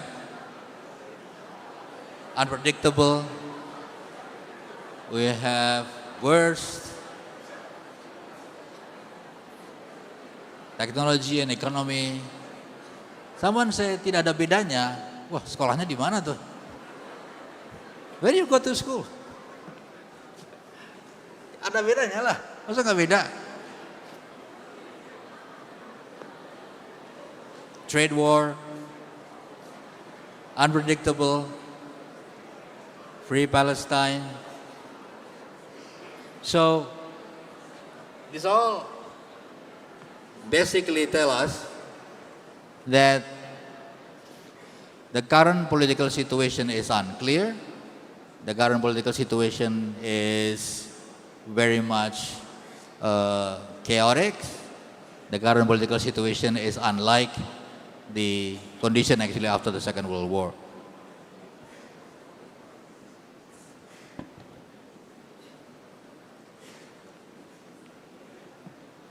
If you remember, after the Second World War, the Cold War, we only see the competition between liberal order, the West, and Soviet Union.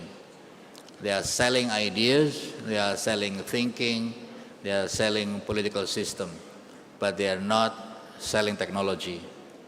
They are not selling economy. All are completely separated.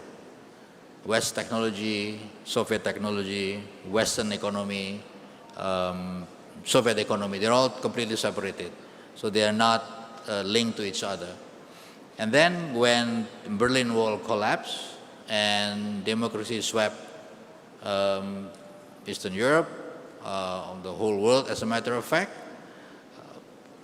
people are now looking at the world at that time as very much intertwined. If you remember globalization, it was really hip at that time.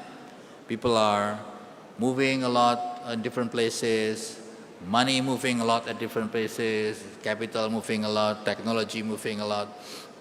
And China then become member of WTO upon United States push. And what happened is that China became very strong in the in WTO, in the world as well, and now become a very powerful economy. And today, the global competition is completely different. Now you see trade as weapon, someone mentioned here. Now you see technology as weapon, someone mentioned it here.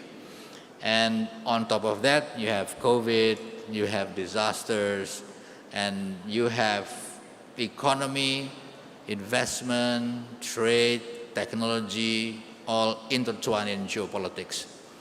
A very interesting discussion that I had with a number of CEOs in Europe, in Asia, and in the US.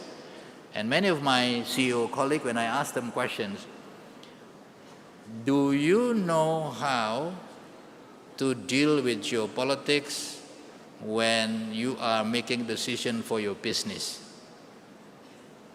Apakah kalian CEO itu tahu bagaimana mengkaitkan geopolitik dengan bisnis sekarang ini? Jawabannya nggak tahu. None of them that I know understand how to do it. So business today cannot simply just do business as normal. I'll give you an example. Iran decided at that time to close Hormuz Strait.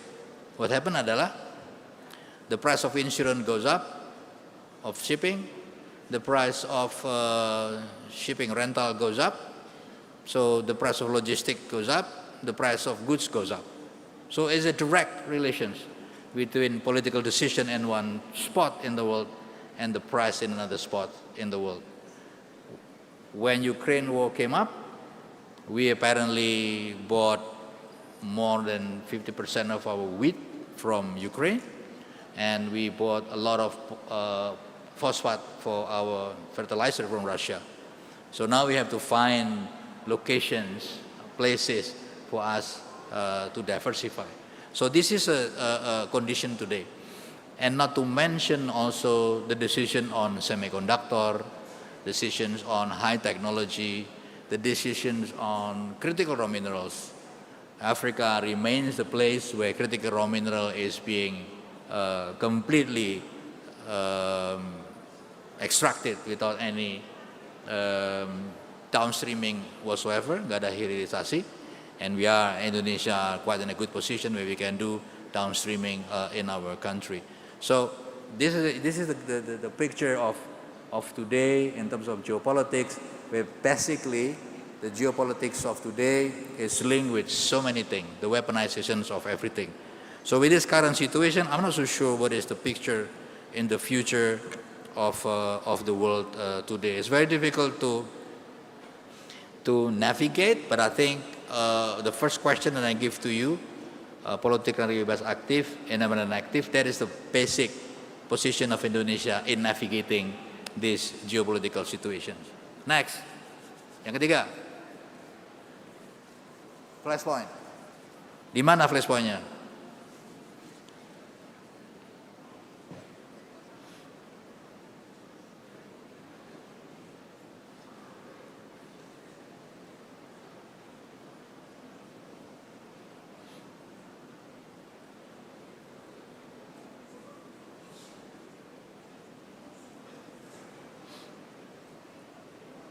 Yeah.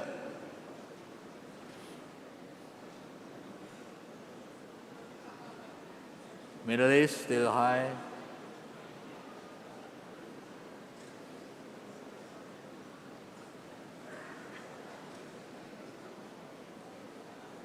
And it's very interesting, the perception of conflict in terms of the media exposures and in terms of the locations.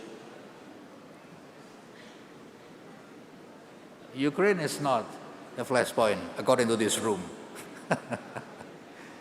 What's happened, but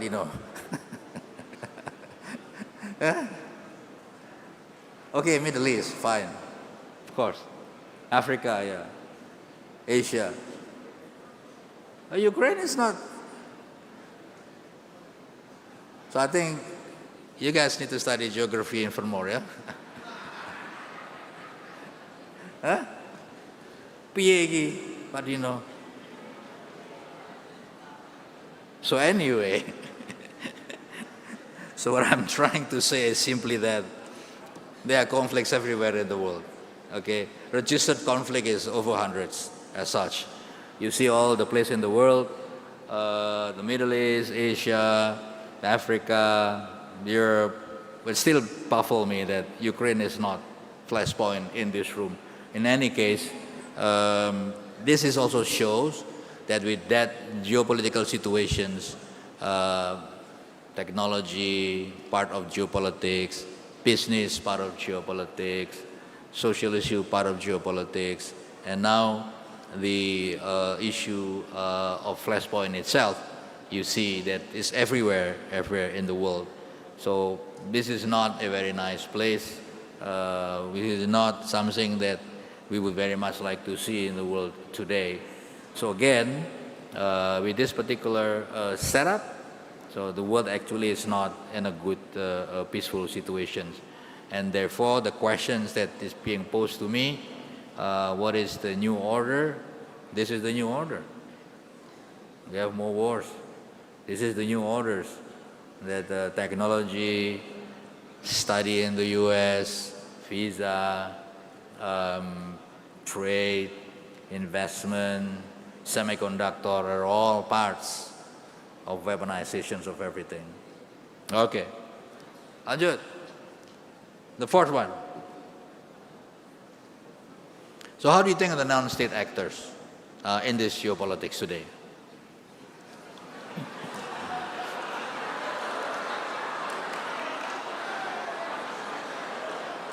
While it is funny, non-state actor is,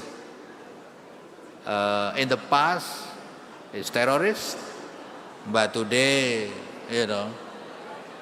it's all kind of elements.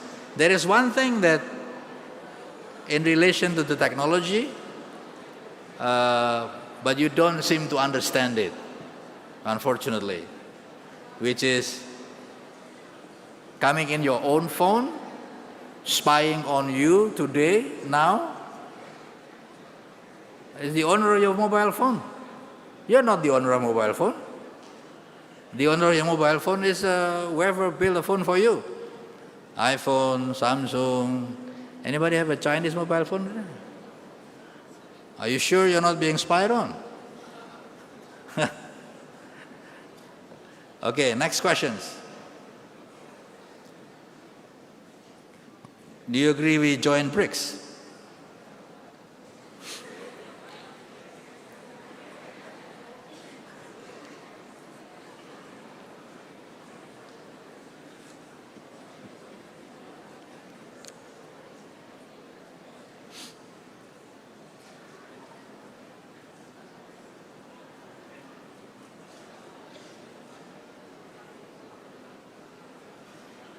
Well, yes and no, and it seems some of you don't understand, or just being, cynical or joking.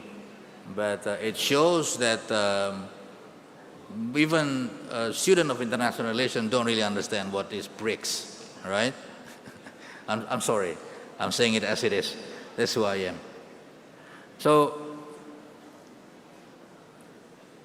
this is one of the feature of the current geopolitical situations today.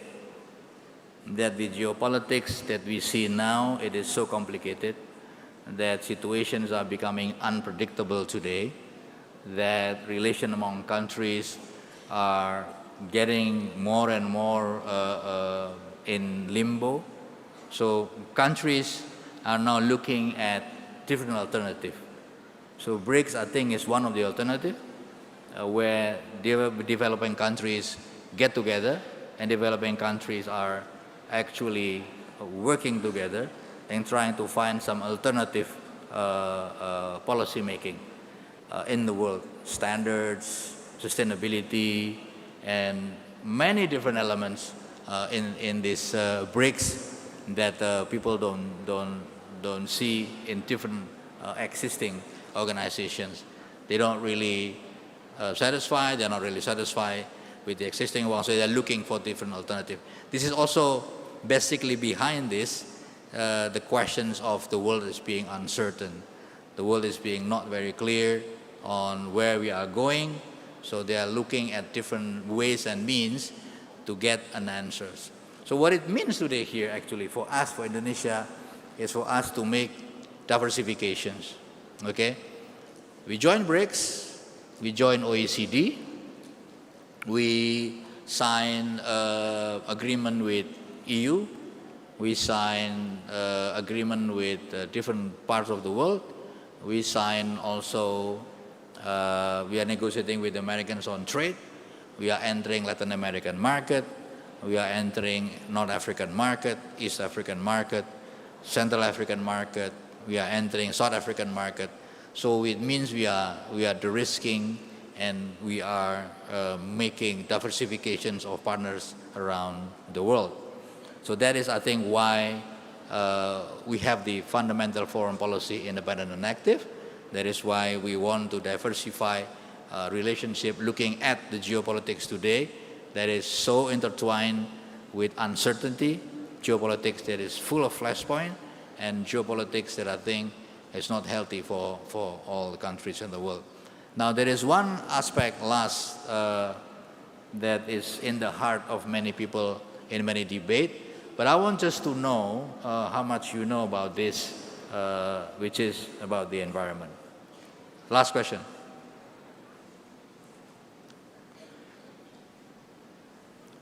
Diplomasi lingkungan hidup.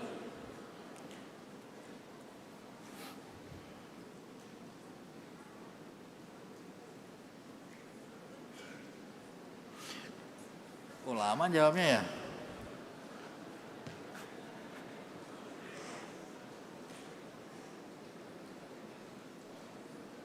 Cuman jempol doang, Din.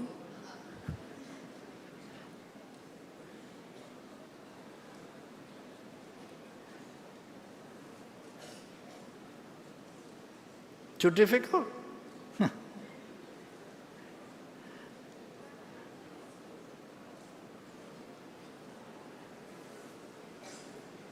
It's too tough apparently, Din.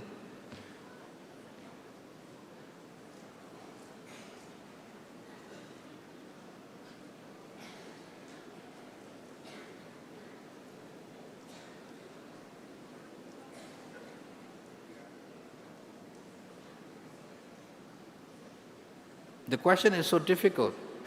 The system hang.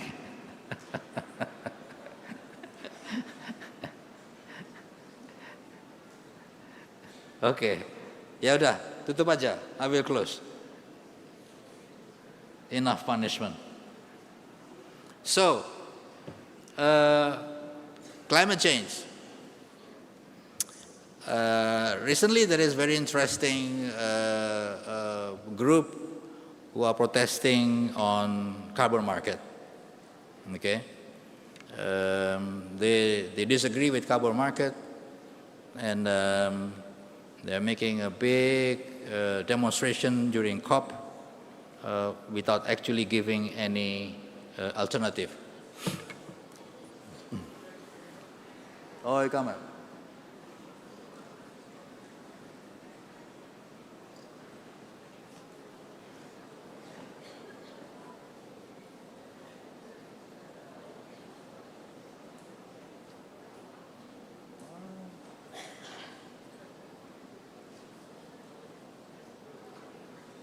The answer mostly are emotional. Sorry. It's all okay, but you miss the whole point of climate change.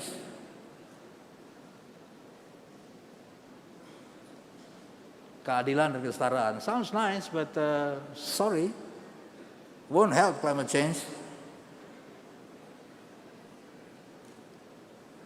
Ya udah, tutup aja. So I want to ask you questions. Do you believe in climate change? Yes or not? Yes. Do you believe the climate is already in a bad shape? Yes or not?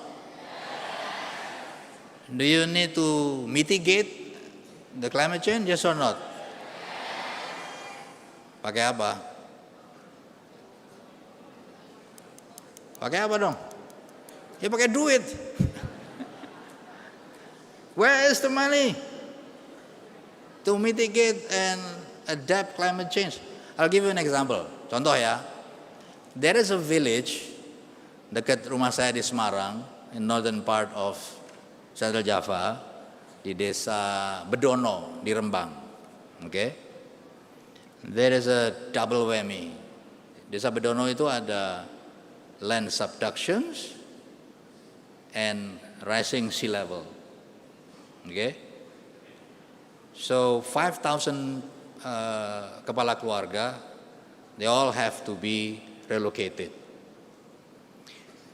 Relokasinya kemana? Ya ke area lain kan.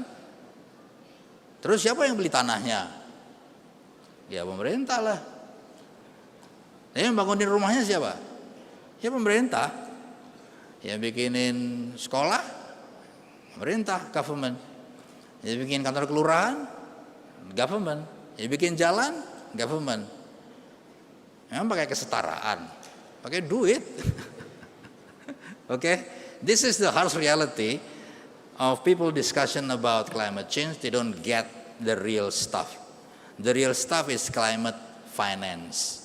Jadi pada saat terjadi situasi seperti di Bedono, so who is financing all of them to be relocated? Themselves or the local government? Jadi pemerintah Indonesia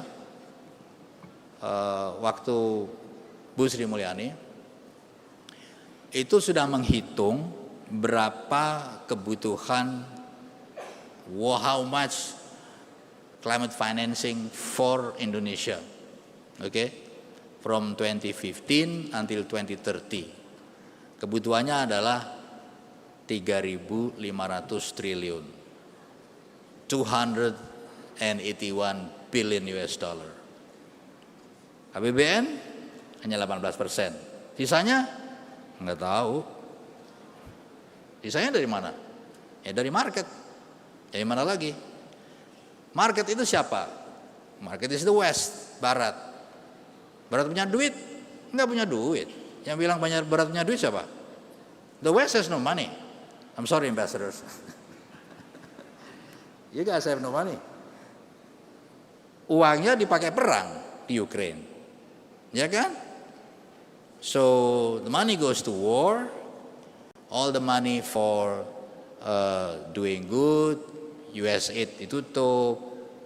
Kita Indonesia adalah negara upper middle income. Kita nggak terima grant lagi. Jadi kalau ada negara mau ke Indonesia, ya loan, utang. Climate change-nya sudah terjadi, climate-nya sudah rusak. Kita harus mitigasi, adaptasi. We need financing.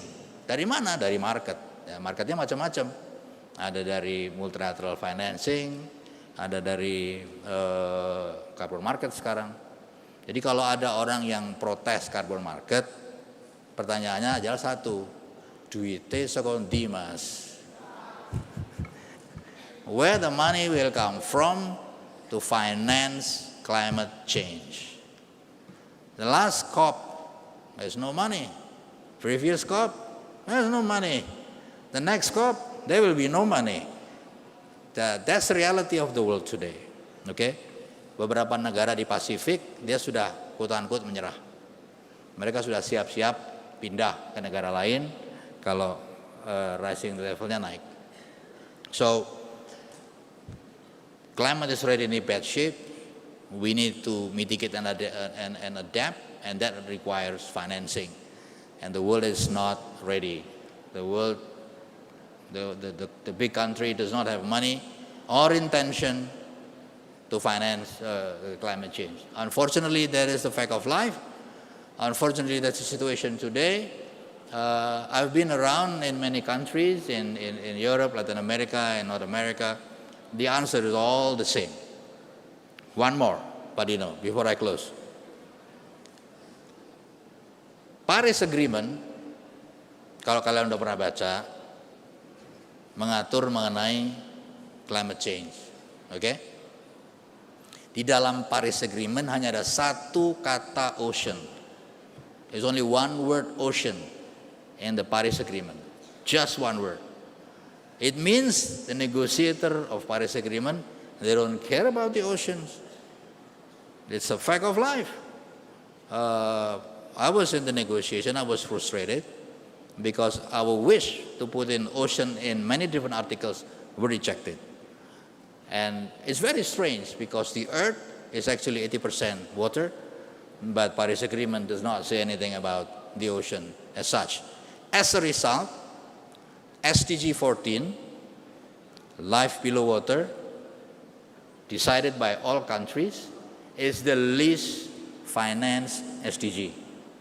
SDG 14s require $175 billion every year, and there is only $25 billion annually.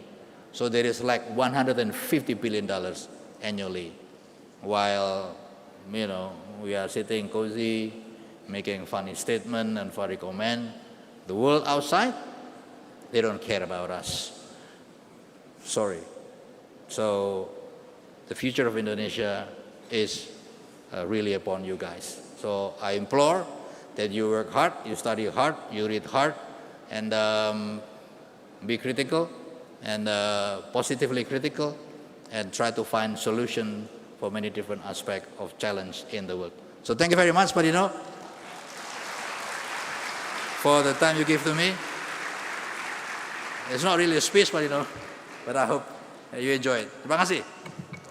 Baik, terima kasih Bapak Wamenlu, dan kami mohon untuk bisa tetap berada di atas panggung, karena selanjutnya Bapak sebagai ucapan terima kasih kami akan memberikan token of appreciation dari FPCI. Oleh karena itu kami undang kepada Dr. Dino Patijalal, founder and chairman of FPCI, dan juga bersama Bapak Dino kami juga mengundang co-founder FPCI, Profesor Dewi Fortuna Anwar, dan senior fellows FPCI, Bapak Dubes Sumadi Brotodiningrat dan Dubes Benyamin Karnadi, untuk dapat turut naik atas panggung untuk menyerahkan token of appreciation kepada Bapak Wakil Menteri Luar Negeri Republik Indonesia, Bapak Arif Hafaz Ugroseno.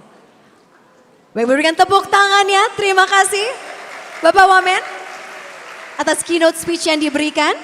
Dan untuk sesi foto bersama ini kami sekali lagi mengundang kepada senior fellows Bapak Dubes Sumadi Brotodiningrat dan Dubes Benyamin Karnadi untuk dapat turut bergabung di atas panggung untuk foto bersama.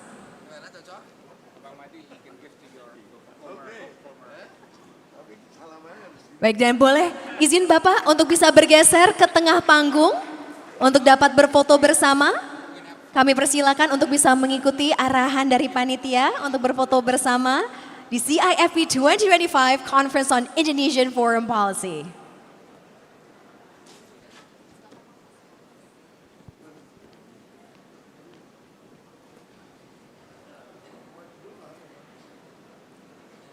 Baik, sekali lagi hadirin, ladies and gentlemen, please give a round of applause. Terima kasih. Kesempatan kali ini kita akan mengundang sekali lagi berfoto bersama tim dokumentasi. Saya akan bantu countdown. 3, 2, 1. Sekali lagi. 3, 2, 1. Baik, terima kasih Bapak. Dan kami persilakan untuk bisa kembali ke tempat duduk. Dan pada kesempatan kali ini kami juga mengucapkan terima kasih yang luar biasa kepada Bapak Wakil Menteri Luar Negeri Republik Indonesia yang telah berkenan hadir di CIFP 2025.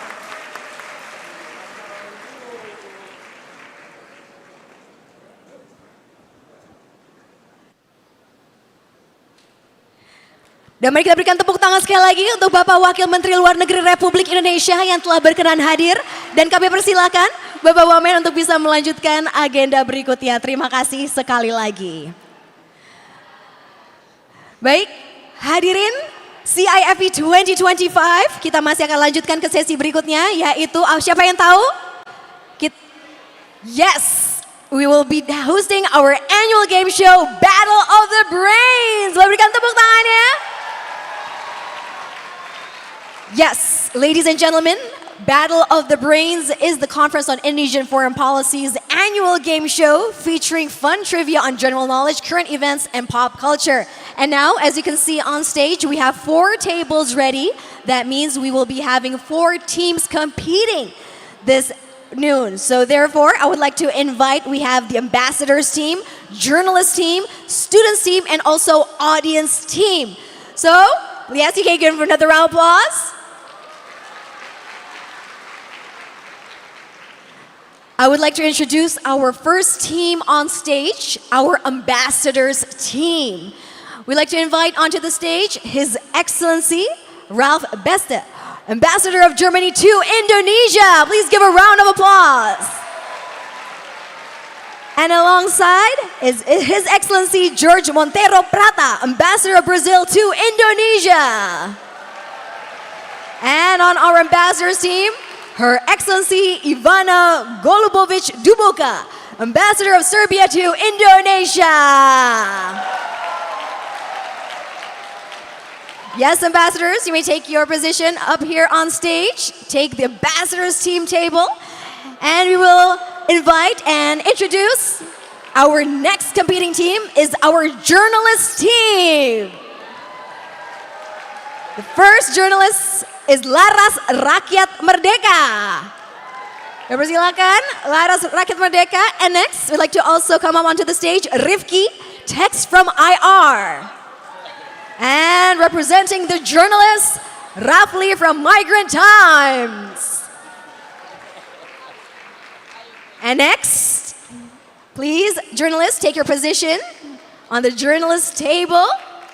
And for our next team is the students team. Student? All right, representing the students team is M. Rido Reskita, Universitas Mataram. And next, Christine Rosella Trapen, Universitas Cendrawasih Papua. And representing students, Sinto Ngelban Witi, Universitas Cendrawasih Papua. Please come up on stage, students. And for the 4th team is the audience team. Di sini, who would like to compete? Please raise of hands. Committee, panitia, please choose. And now, yes, the game master is here. Cindy, you may choose. Okay. We have our game master, Cindy. The one in the pink hijab. Yeah. Pink hijab. One more. Yellow jacket. Ya, yellow jacket. Oke, wait, tunggu sini. Kenalin dulu. Dengan siapa namanya? Fajril dari Binus University. Muhammad Naufal Fariski dari Presiden University. Luar biasa. Oke, silakan menempati meja audience. Dan silakan, boleh kenalan dulu. Putri Rizkia from President University. Oke, nah. Sepertinya we have our game master Cindy. She will be calling out siapa yang akan menjadi pesertanya.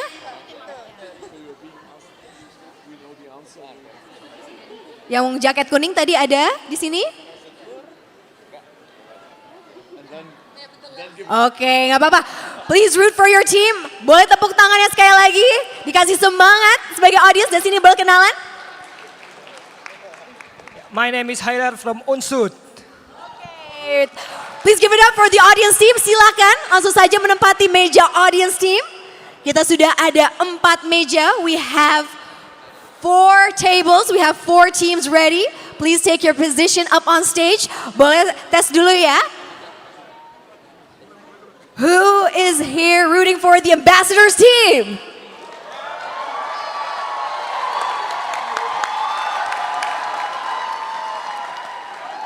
Journalists? Students? Audience? All right, before we begin, I would like to also introduce and invite onto the stage once again, Cindy, our game master. Please give a round of applause for Cindy. And yes, you may take your throne, Cindy, right here with the buzzer. And before we begin, the Battle of the Brains, and those who win will be crowned at CIFP 2025, allow us to explain the rules of the game. First of all, there will be a question on the screen, which we can see together, along with 4 possible answers. After, and only after, we finish reading the entirety of the question and answers and count down from 3, 2, 1, teams are to hit the buzzer on your table as fast as you can. But we have to complete the question first, Ambassador. And next, the fastest team to hit the buzzer will be given the chance to answer. If they will answer correctly, they will be given 10 points. If the first team answers incorrectly, one of the 3 other teams can steal and hit the buzzer after we count down once again to 1.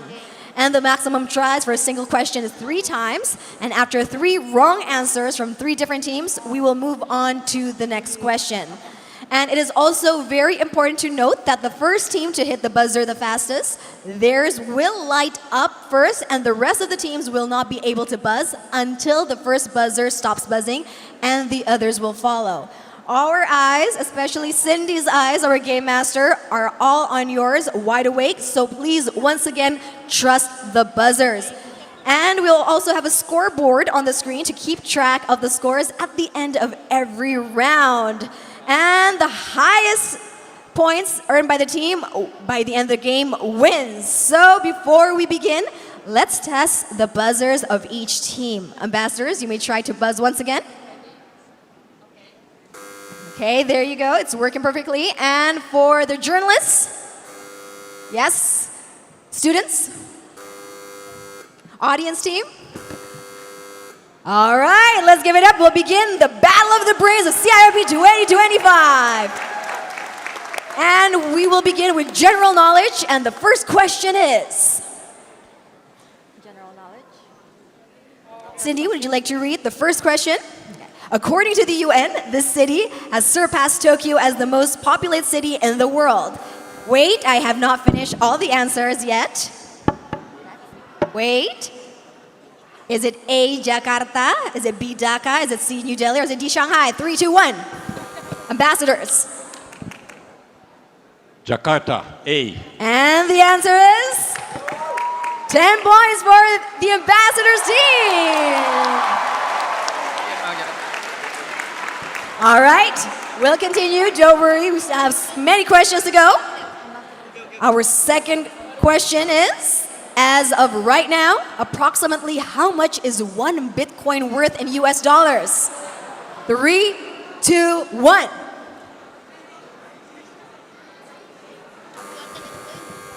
D. And the answer is... That's wrong. Okay, incorrect. So we move on to our next question. Question number 3, because 1 Bitcoin is worth $90,000. All right, for question number 3, we will continue.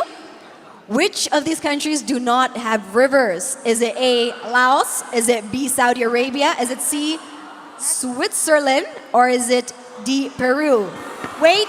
3, 2, 1. Audience. Peru. Wait, that's incorrect. Wait. Reset for the other 3. Wait. I have to count down first, ambassadors. Ready? 3. Wait. No.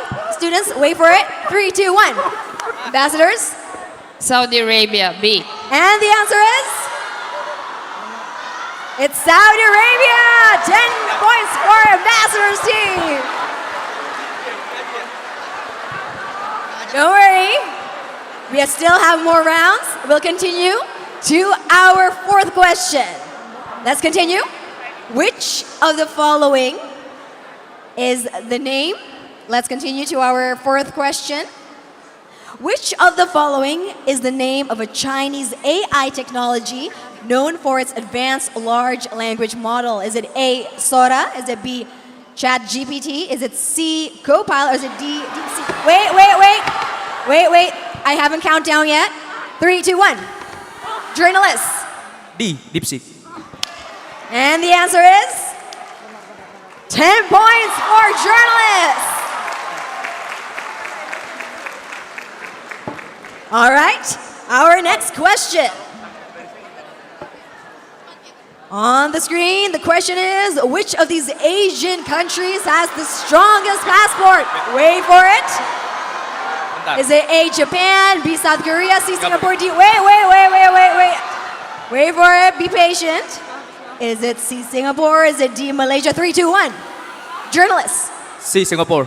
And the answer is? Yes. 10 points for journalist team. And next, come on, my ladies. This will be a very interesting, and of course you have to wing this. In the context of diamonds, what does 4 C's refer to? Is it A, cost, carat, condition, craft? Is it B, cut, color, clarity, carat? Is it D, clarity, carbon, cut, certification? Or is it D, carat, craftsmanship, color, clear, still? 3, 2, 1. Ambassadors? It's B. And the answer is? Let's take a look. Yes, it's B. Another 10 points for the ambassadors team. All right. Wait, don't worry. We still have more questions. We still have more rounds. And now we'll move on to our next question. From the following list, which is the most recent addition to the Miss Universe pageant? Is it A, Miss UAE? Is it B, Miss Mexico? Is it C, Miss Timor-Leste? Or is it D, Miss Palestine? Wait. 3, 2, 1. Students. Okay. Students. It's Miss Palestine. And the answer is? Let's take a look on the board. Yes, it's Miss Palestine. 10 points for students. And now let's take a look at the current scoreboard. Let's have the scoreboard on the screen. As we can see, ambassadors are leading by 30, followed by journalists, students, and audience team. Don't worry, we will continue. We still have the chance because we will now continue to our next round, which is current events. Get ready. For current events, the first question is, at the UN General Assembly, President Prabowo pledged blank troops for UN peacekeeping missions. Is it A, 5,000? Is it B, 10,000? Is it C, 20,000? Or is it D, 30,000? Wait for the countdown. 3, 2, 1. Journalists? C. 20,000. Okay, and the answer is? Yes, 20,000. Additional 10 points for journalists. And we'll continue to the next question. At the 47th ASEAN Summit, Prime Minister of Timor-Leste, Sanana Gusmao, handed out blank to journalists. Is it A, signatures? Is it B, candy? Is it C, tourism? Is it D, mini Timor-Leste flags? Wait, countdown. Cindy, you may count down. 3, 2.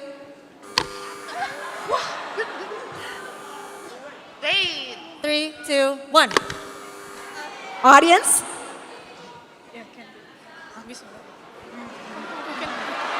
Come on. B, it's B, candy. And the answer is? Yes, it's candy. 10 points for audience. All right. We'll continue to our next question. U.S. President Trump and Zohra Mamdani recently met in the Oval Office. What do the two politicians have in common? Is it A, both began their political career as community organizers? Or is it B, both have authored books on housing policy? Or is it C, both were born outside of the United States? Or is it D, both are from Queens, New York? 3, 2, 1. Audience team? It's C, both were born outside of the United States. It's incorrect. Wait. Now hand over to the game master to once again lead the countdown. 3, 2, 1. Ambassadors? D. Both are from Queens, New York. And the answer is, let's take a look. Yes, it's D. Another 10 points for the Ambassadors team. All right, and next, Cindy, you may read the next question. All right. Next question. Pope Francis passed away earlier this year, marking the beginning of a new papal conclave to elect his successor. What was Pope Francis's birth name? Is it A, B, C, or D? In 3, 2, 1. Ambassadors? Jorge Mario Bergoglio. And the answer is, yes, another 10 points for the Ambassadors team. Don't worry, more questions coming up, so we still have the chance to get those points, audience team. All right, we'll continue to our next question. What did Indonesian Vice President Gibran Rakabuming Raka announce at the sidelines of the G20 summit in Johannesburg? Is it A, B, C, or D? Wait, I'll wait for the countdown. 3, 2, 1. Students team? It's Bismillah. Okay. It's A. Visa-free policy. All right, and the answer is? Yes! Alhamdulillah. With Bismillah and Alhamdulillah, another 10 points for the students team. And we'll move on to the next question. The G20 summit recently concluded in Johannesburg, South Africa. Where will the 2026 G20 take place? Is it A, Miami, B, Washington, D.C., C, New York City, or is it D, Los Angeles? 3, 2, 1. 3, 2, 1. Ambassadors? A. Miami, Florida. Yes, and the answer is, let's take a look once again. It's in Miami, Florida. 10 points for Ambassadors team. All right, we still have more questions. Next, this year marks the 70th anniversary of the Bandung Conference, the foundation of the non-aligned movement. What key document was produced at the conference? Is it A, Asia-Africa Declaration, B, Bandung Principles, C, Dasa Sila Bandung, or is it D, non-aligned charter? 3, 2, 1. Students? Is it A, B, C, or D? Students? Okay. Okay, 1, 3, 2, 1. The answer is? A. Okay, wait for the countdown. 3, 2, 1. Ambassadors? D, non-aligned charter. Wait for the countdown. That was incorrect, Ambassadors. We'll have another shot for the other two teams. Wait. 3, 2, 1. Audience? It's B, Bandung Principles. It's C. That's Sila Bandung. Correct. No, and we have no. There is no athlete audience in this session. No, but yeah. Okay, the correct answer is C. Dasa Sila Bandung.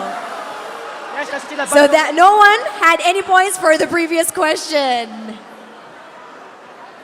All right.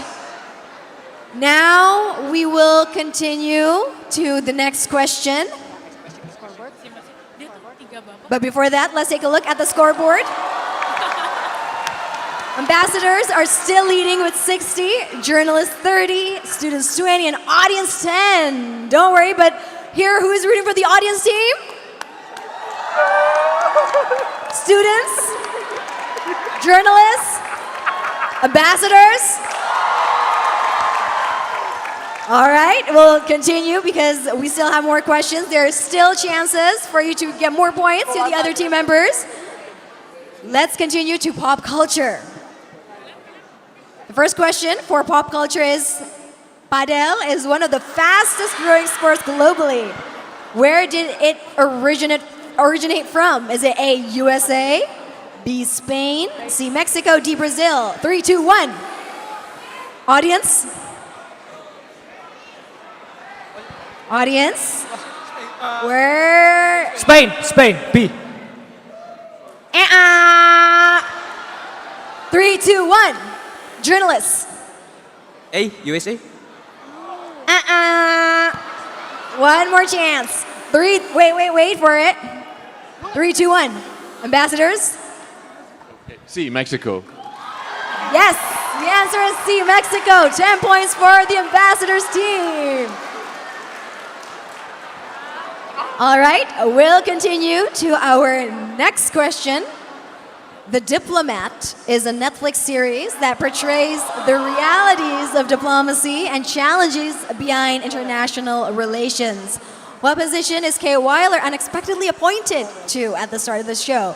Is it A, Ambassador to the United Kingdom, B, Special Envoy to NATO, Ambassador to Afghanistan, or is it D, Ambassador to Russia? 3, 2, 1. Ambassadors. A, U.S. Ambassador to the United States. And the answer is? There you go. 10 points for the Ambassadors team. Did they watch? Ambassadors, did you binge watch this on Netflix?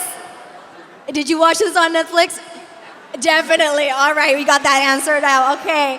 Next, we'll continue to the next question. Pacu Jalur.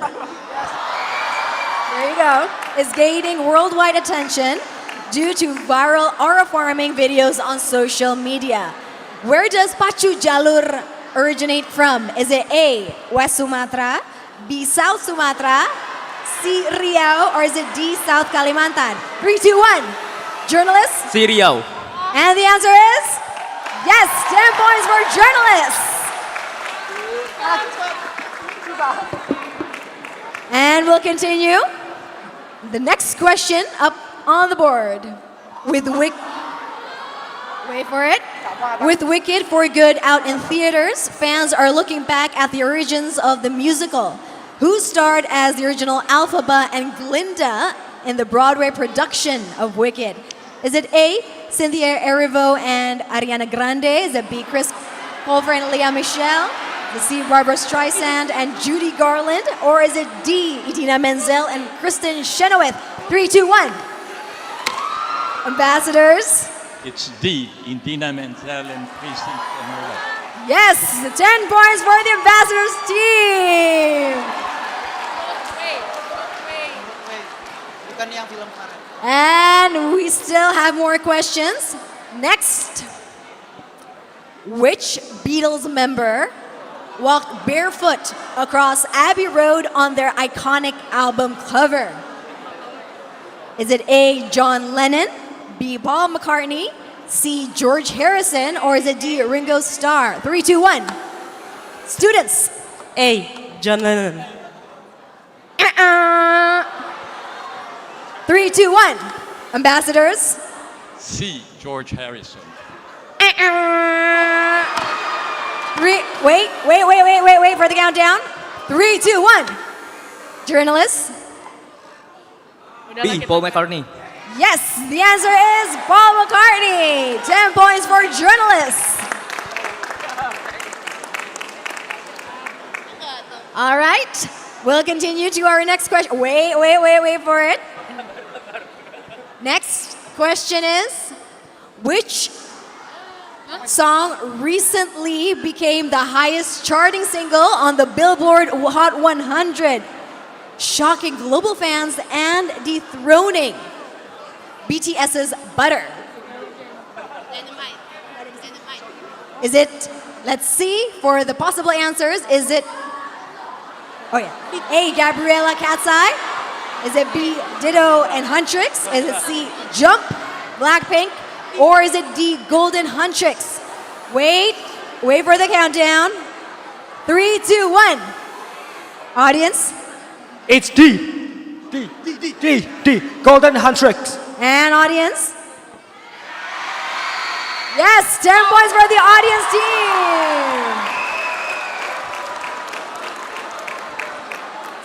Okay, next. For our next question is fill in the blanks. And this is for those of you who like to doom scroll on social media. Let's take a look. The question is, fill in the blanks. Nothing beats blank. Is it A, nothing beats cold soda on a hot day? Wait. A notification on payday. See a long nap with the sound of rain. Or is it a Jet 2 holiday? 3, 2, 1. Students. Nothing beats a Jet 2 holiday. There you go.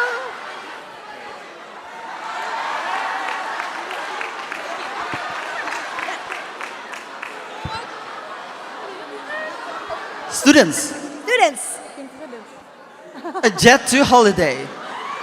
So, Game Master? It's to students. 2 students, 10 points for students. All right, let's check the scoreboard.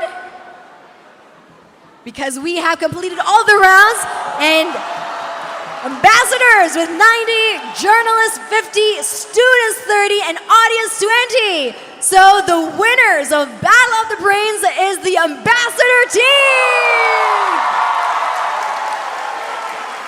And now to the ambassador team, to the winning team, we invite you to please take a position up on stage at the center of the stage to receive the special prizes.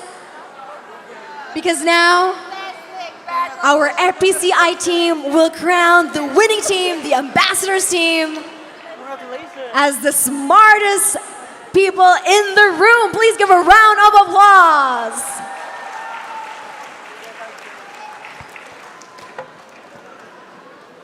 We invite the ambassador team to take a position center stage so everyone can see right in front of the table right here. Yes, ambassadors, please take a position right here on the center of the stage. And to the FPCI team, you may now crown the 3 smartest people in the room, the winners of the Battle of the Brains CIFP 2025. Yes. Here they are, the winning team, all crowned. And now, please, you may... The winning pose. And ambassadors, there's also another gift for the 3 smartest people in the room. And now let's take a picture for the winning team first. Okay, for the winning pose, 3, 2, 1. And for all the team members, for the journalists, students, audience, please also take a picture together with the winning team. To all participants of Battle of the Brains CIFP 2025. Let's take a picture together. Boleh tepuk tangannya. Please give a round of applause. They have represented the journalists, the students, and of course the audience who have dedicated and of course shared all the great discussions here at Conference on Indonesian Foreign Policy 2025. Ready, everyone? 3, 2, 1. Once again, 3, 2, 1. All right, thank you very much, ambassadors. Thank you to the journalists, audience, and students. You may now return to your seats. So that was the end of Battle of the Brains CIFP 2025 edition. Can I have another round of applause? Yes, thank you, ambassadors. Thank you, everyone. You may now return to your seats as we will now continue to the end of our CIFP 2025. Dan pastinya dengan berakhirnya Battle of the Brains 2025 atau CIFP 2025, kita sudah hampir saja sampai di akhir diskusi dan juga conference Indonesian Foreign Policy 2025. Tetapi sebelum kita akhiri rangkaian kegiatan pada hari ini yang sudah kita ikuti dari pagi hari tadi sampai sore hari ini, mari kita bersama-sama terlebih dahulu saksikan video highlights dari CIFP Conference on Indonesian Foreign Policy 2025 berikut ini.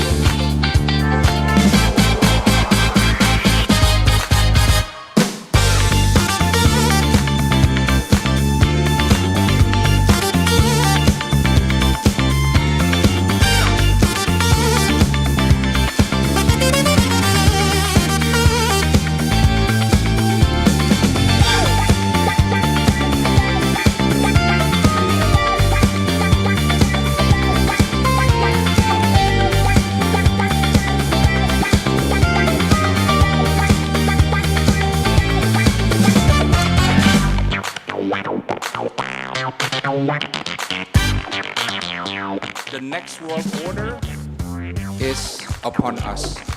The next world order is coming our way.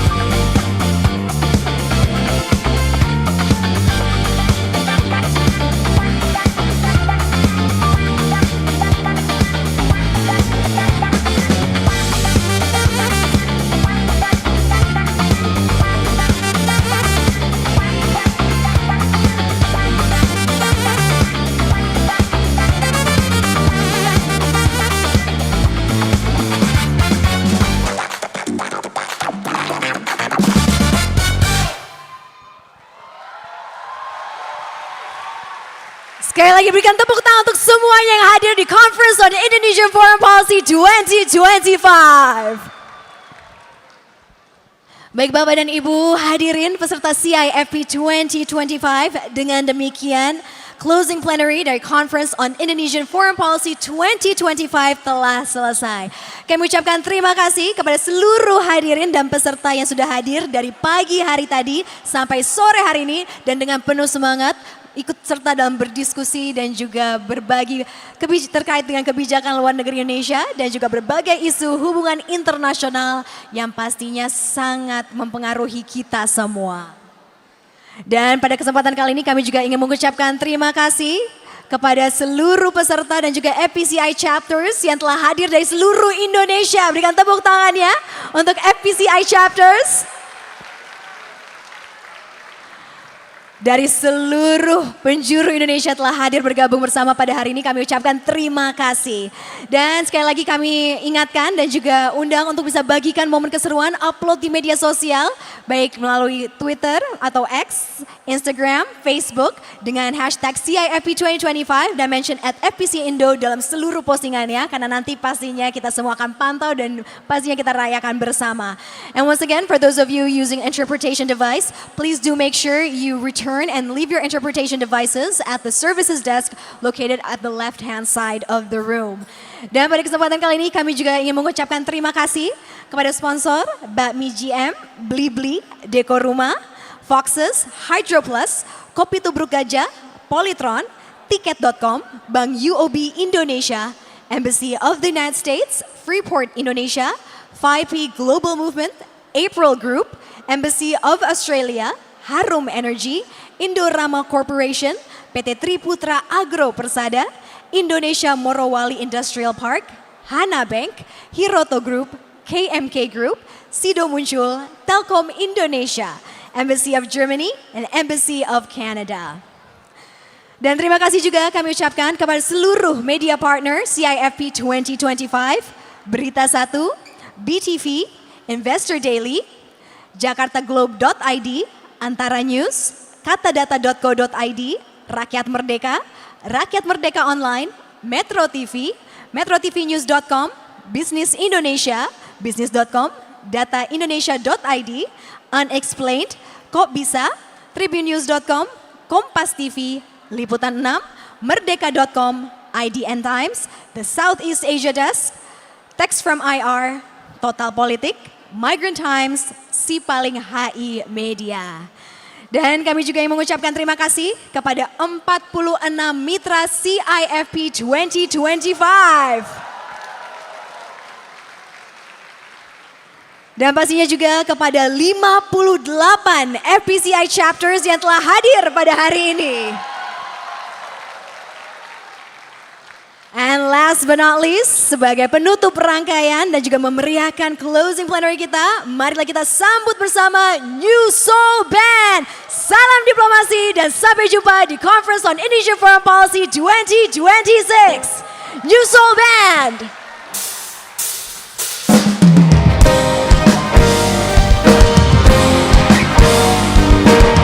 Selamat sore semuanya, saatnya kita nyanyi-nyanyi yo!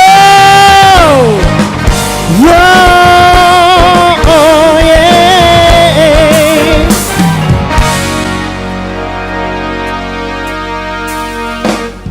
Sejak jumpa kita pertama, ku langsung jatuh cinta. Walau ku tahu kau ada pemiliknya, tapi ku tak dapat